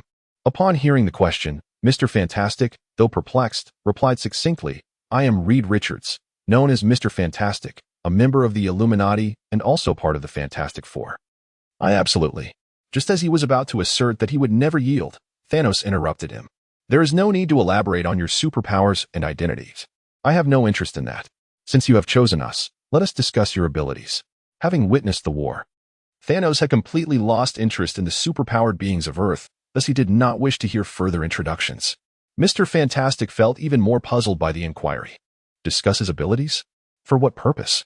Did extraterrestrials inquire about their enemies' talents before executing them, only to inscribe upon their tombstones, "So-and-so, who perished in such and such year, possessed the following talents"? Such peculiarities of these aliens were truly baffling. After some contemplation, he decided to respond straightforwardly. "I am exceptionally intelligent, regarded as one of the 4 smartest individuals on Earth." Upon finishing his statement, he felt a slight flush of embarrassment. He had initially considered mentioning his expertise as a physicist and a specialist in corporate sabotage, but upon reflection, he realized that his knowledge of physics would likely seem trivial to beings capable of interstellar travel. Furthermore, admitting to having poached a friend's girlfriend and subsequently usurping his friend's company seemed rather dishonorable. Thus, he could only claim to be among the smartest individuals on Earth, hoping that when his enemies erected a gravestone for him, they would inscribe some commendable words. That way, his demise would carry some significance. 7 points. Oh, how moving. To all the esteemed readers, you are truly wonderful. I love you all. I promise to increase more updates, as many as possible, to repay your affection. Chapter 85. I did my best. Second update. Upon hearing the remark that he was one of the 4 most intelligent individuals, Thanos' eyes brightened with intrigue. While his subordinates were undeniably powerful, their intellectual acumen was, shall we say, open to debate. Among the Obsidian 5, General Corvus Glaive and Proxima Midnight boasted the highest intellect, yet they still fell short of his expectations. They were not foolish per se. Each harbored their own agendas, but their grasp of the grand scheme was lacking. If this Mr. Strange truly possessed such brilliance, he could serve admirably as a strategist. With this thought in mind, Thanos promptly commanded, Deep Blue, activate the battle simulation projection of our confrontation with the Alliance of Gods. His return was solely to address the war with the Alliance, not to experiment with the capabilities of the Space Stone. In the next instant, a three-dimensional representation of the solar system materialized in the command room. As the model expanded, it became evident that Thanos and the forces of the Alliance of Gods occupied opposite ends of Jupiter. Both sides were engaged in a relentless struggle for advantageous positions and resources surrounding the gas giant. Though the warships were equipped with substantial energy reserves, the intensity of the conflict inevitably strained their supplies. For instance, a frigate, after enduring hundreds of assaults while its shields were active, was nearly depleted of energy. Consequently, it was forced to retreat behind one of Jupiter's moons to recuperate, or to venture to the satellites to siphon water resources for rapid energy replenishment. The other vessels faced similar challenges, requiring time to restore their energy after relentless offensive maneuvers. Thus, Jupiter's 79 moons became the focal points of contention. Initially, the Alliance had successfully ambushed Thanos' forces, securing a strategic advantage by leveraging Jupiter's cover. However, upon realizing their misstep, and under the leadership of the Obsidian Five, the tides of battle shifted as both sides began to exchange blows with ferocity, resulting in a stalemate. Yet, this also underscored the limitations of the Obsidian Five. Despite having superior numbers and advanced combat capabilities, they remained evenly matched with their adversaries. Thanos glanced at Mr. Strange and inquired, "What do you believe should be our strategy moving forward in this conflict?" Mr. Strange, taken aback by the question, found himself momentarily speechless. Did Thanos genuinely seek his guidance on how to proceed? Was it possible that he had mistaken his silence for capitulation, prompting him to solicit advice? No, he would rather perish than offer Thanos counsel on vanquishing their foes. After all, the enemy of one's enemy is a friend. He could never betray his allies. Most critically, he had little comprehension of cosmic warfare. Gazing at the projection left him utterly perplexed. He prided himself on his intellect, yet that was confined to his research and some clandestine tactics. As for interstellar warfare, he had never even witnessed it, let alone understood it. However, just as the words of refusal danced on the tip of his tongue, he hesitated. While he might lack knowledge of cosmic conflict, Thanos remained oblivious to his ignorance. If he were to offer even a modicum of advice that could lead to Thanos' defeat, it could very well save Earth. Upon contemplating this, Mr. Wonder immediately commenced his perambulation around the virtual battlefield. After a brief interval, he pointed to a specific point of contention between the two forces and articulated, "I believe a retreat should be executed here to lure the enemy into a trap." Little did he comprehend the true meaning of retreat or the proactive strategy of enticing the adversary. After observing the battlefield for a moment, he discerned that both factions were engaged in a struggle for satellite control, and that the location he indicated was on the verge of being seized by Thanos' forces. Thus, he aimed to prompt Thanos' subordinates to relinquish their claim to the territory. Thanos, upon hearing this, began to scrutinize the situation more closely. After a time, he quickly recognized the underlying complexities concerning the satellite. Although the Alliance of Gods fleet appeared to be retreating under pressure from his forces, several satellites were nearing the vicinity. Should enemy troops be concealed behind these satellites, a reckless attack could very well lead to an ambush and subsequent annihilation. With this realization, he cast a profound gaze at Mr. Wonder, astonished by the latter's capabilities. Indeed, he was deserving of the title of the most astute individual on Blue Star. Deep Blue, order the forces in that area to withdraw. Yes, my lord. Meanwhile, aboard Zeus's flagship, the godly ruler was also observing the war's holographic projection. His subordinates, captivated by the spectacle, erupted in excitement. The king of gods truly possesses foresight. A mere feint has ensnared the enemy, they proclaimed. Now, as the two satellites draw near, our strategically positioned fleet will undoubtedly encircle the adversary, securing a decisive victory for our 30,000-strong armada. While Thanos' prowess is commendable, it pales in comparison to our king's strategic acumen. Amidst the flattery, Zeus's visage radiated with confidence, as if the destruction of the enemy was imminent. Should he successfully obliterate this contingent, the initial plan of merely inflicting damage upon Thanos before retreating might require reevaluation. After all, could Thanos truly contend with hundreds of thousands of warships? As the satellites gradually approached, the concealed troops were poised to advance. Suddenly, without any forewarning. Thanos' fleet began to retreat.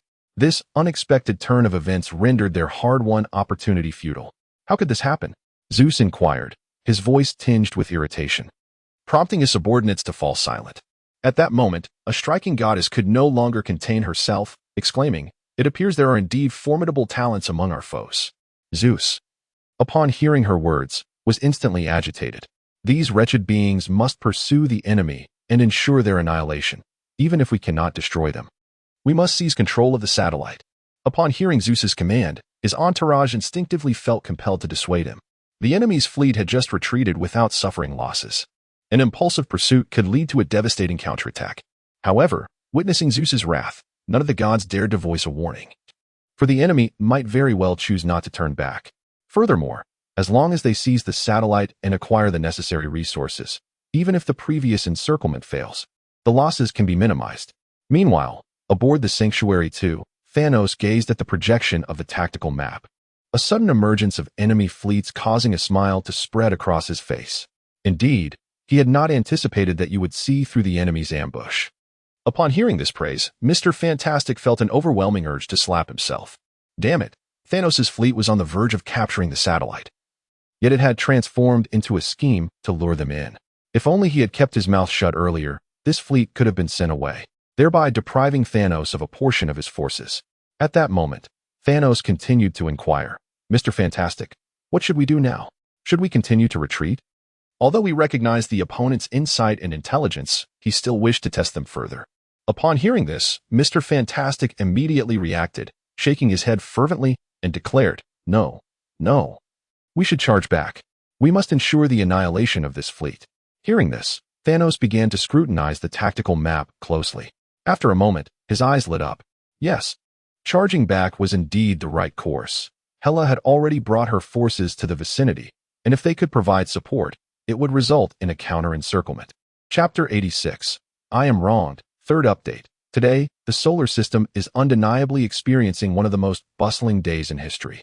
Over 1 million cosmic warships have encircled Jupiter, igniting a fierce battle for satellite resources. Near Jupiter's largest moon, Ganymede, the most intense space combat is unfolding. This moon, approximately 1/3 the diameter of Earth, harbors vast reserves of water, an invaluable resource for these warships.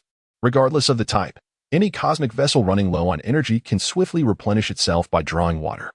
At this moment, more than 50,000 warships of the Pantheon Alliance have occupied a significant portion of this moon's surface, relentlessly launching attacks against their adversaries. Shortly thereafter, both sides began to withdraw from Ganymede. Just then, the 30,000 pursued warships abruptly turned back. A new fleet emerged nearby, led by Hela, who soared through the skies with her sword.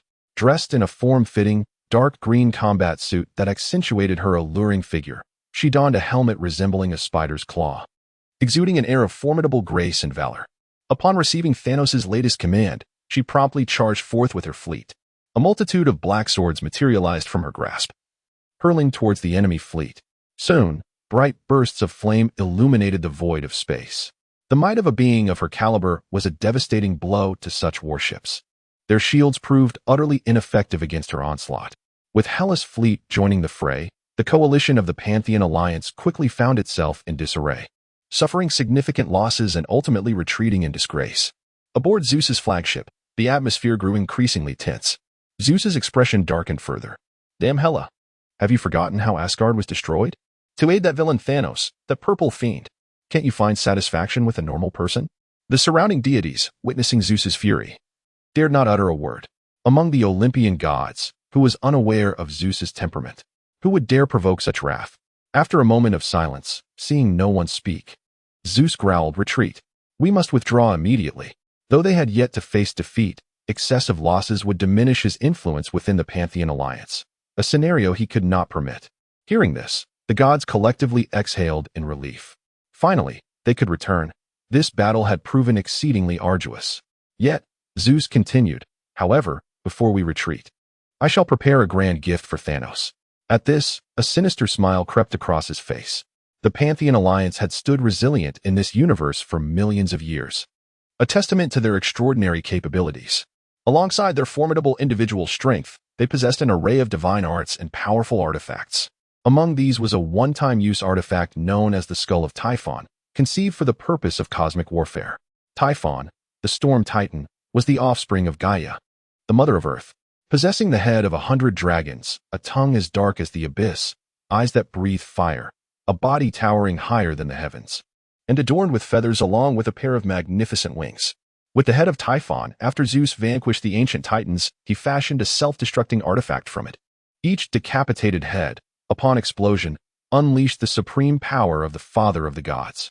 This time, in support of Thor, he brought with him 10 heads of Typhon, preparing to bestow a surprise upon Thanos.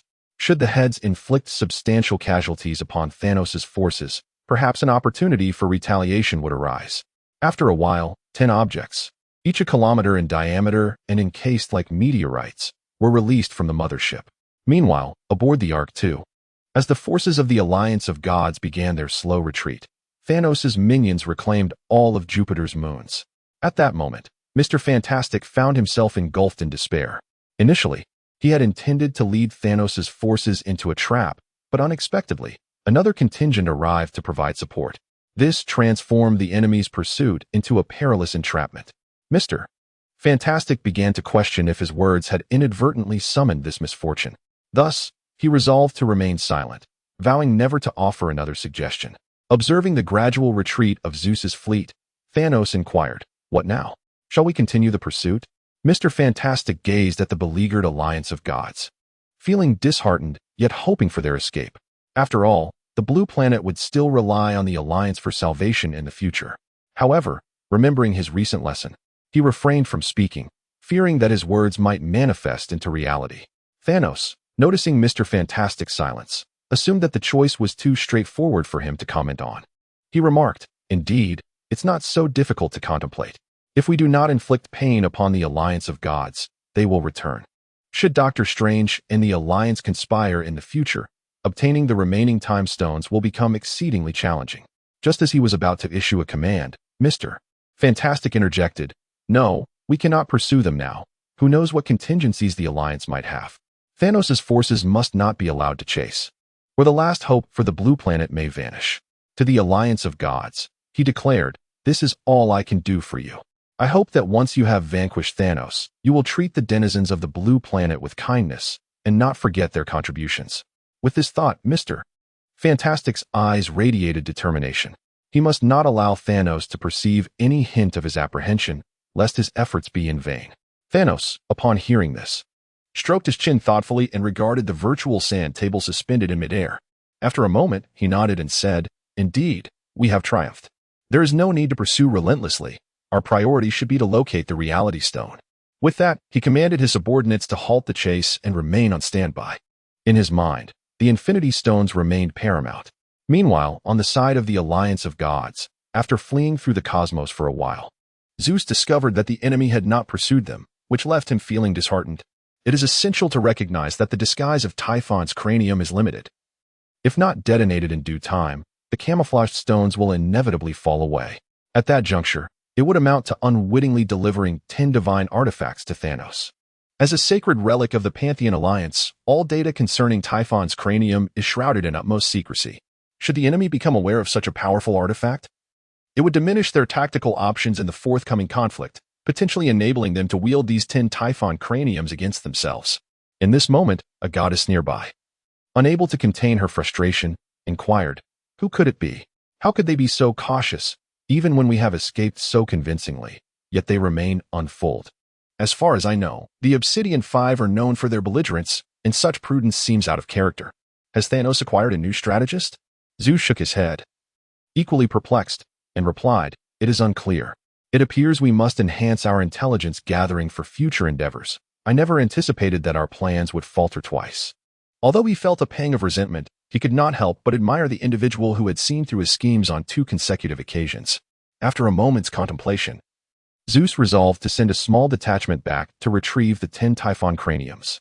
These artifacts are invaluable and should not be discarded in vain. Though the reason for Thanos' newfound caution remains a mystery, it stands to reason that they would not be hindered by sending a small force back, given the circumstances.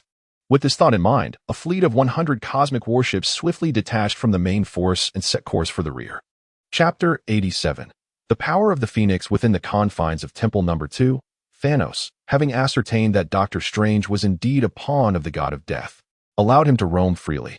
In truth, Thanos was acutely aware that Strange harbored ulterior motives and did not genuinely intend to surrender.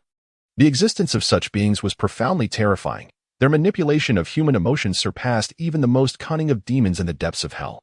The brilliance of the strategist lies in the ability to mask their influence, allowing the pieces on the board to believe that their thoughts are their own, while subtly amplifying or diminishing their emotions to fulfill their own ends. Take Gamora, for instance. Though her heart was inherently kind, it was not so benevolent as to entertain the notion of patricide. Yet, the strategist orchestrated certain experiences and romances, gradually magnifying her innate goodness until the thought of killing her father emerged almost organically. It was for this reason that Thanos felt compelled to take decisive action.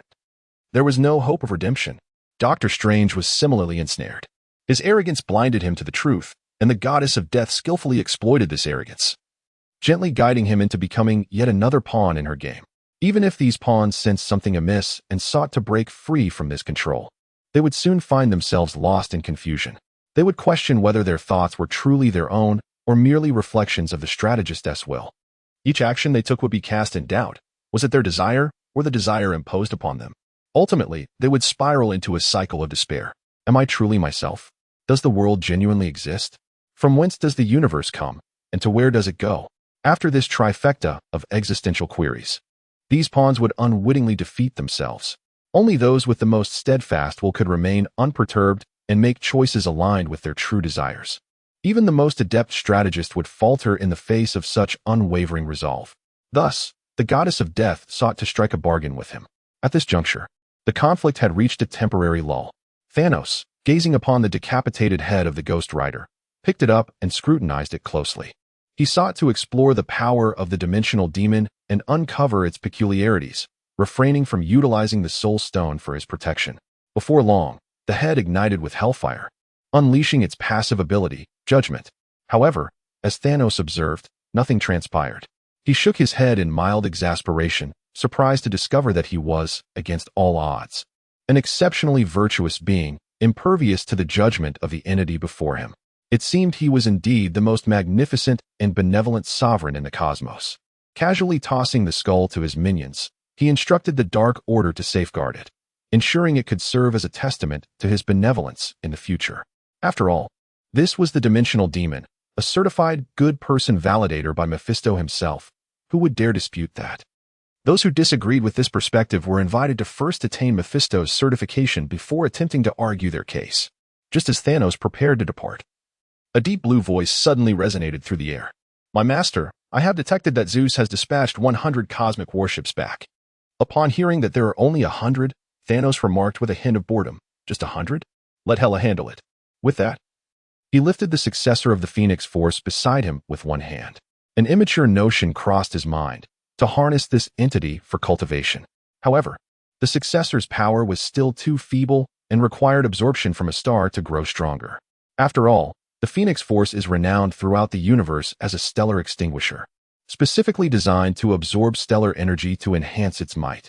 As long as there are stars for her to absorb, her strength would increase rapidly, allowing him to test his idea in due course. He envisioned letting the dark star Proxima Centauri rule over Blue Star. With a flicker of blue light from the Infinity Gauntlet, he vanished from his location, reappearing at an altitude of 1,000 kilometers from the Sun. The Sun is a relatively young star, approximately 4.5 billion years old, with a diameter of about 139 million kilometers and a surface temperature around 500 degrees Celsius, possessing a gravity approximately 27 times that of Earth. Upon arriving near the Sun, the successor of the Phoenix Force quickly opened her eyes in a daze. Almost immediately, her passive ability activated, beginning to absorb the Sun's energy. Streams of solar fire erupted from the Sun's surface, only to be consumed by her. Observing her swift adaptation to the solar flames, Thanos promptly flew closer to the Sun. Long ago, he had contemplated absorbing stellar energy. The skill star absorption provided by the system did not specify in detail. Besides absorbing planetary energy, could it also absorb that of stars? After all, they are both celestial bodies, yet it was not explicitly stated that stars could not be absorbed. However, he was uncertain if his body could withstand such a feat, and would not recklessly use himself as a test subject. Hence, he had never acted upon this thought. Now, with the appearance of the successor of the Phoenix Force, using her as a means of experimentation seemed like the most favorable outcome. Soon, the aura of the Phoenix Force successor began to rise steadily, quickly reaching the level of a demigod, yet she did not cease there, continuing to ascend. After several minutes, she attained the presence of a celestial being. Witnessing this, Thanos felt a twinge of envy within him. These ancient power successors could be considered chosen ones. They required no arduous training, no unwavering will, nor any serendipitous encounters. When the time came, their power would proliferate endlessly, surpassing the efforts of others who toiled for centuries. However, despite his envy, he harbored no desire to become like them. Over the past 500 years in the Marvel Universe, he had come to understand one crucial truth. There are no free lunches in this world.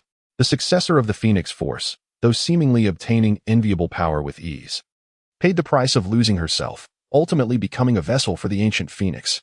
This was something that a strategist like him could not tolerate.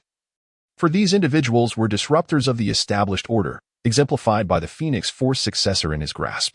A successor of the multiverses might have been sealed away by a mere mortal, one who barely possesses the strength of a celestial father. If one were to assert that there exists no enigmatic force intervening behind the scenes, I would find it utterly implausible. After the passage of over an hour, the aura of the Phoenix Power's heir ascended to a mid-tier celestial father level.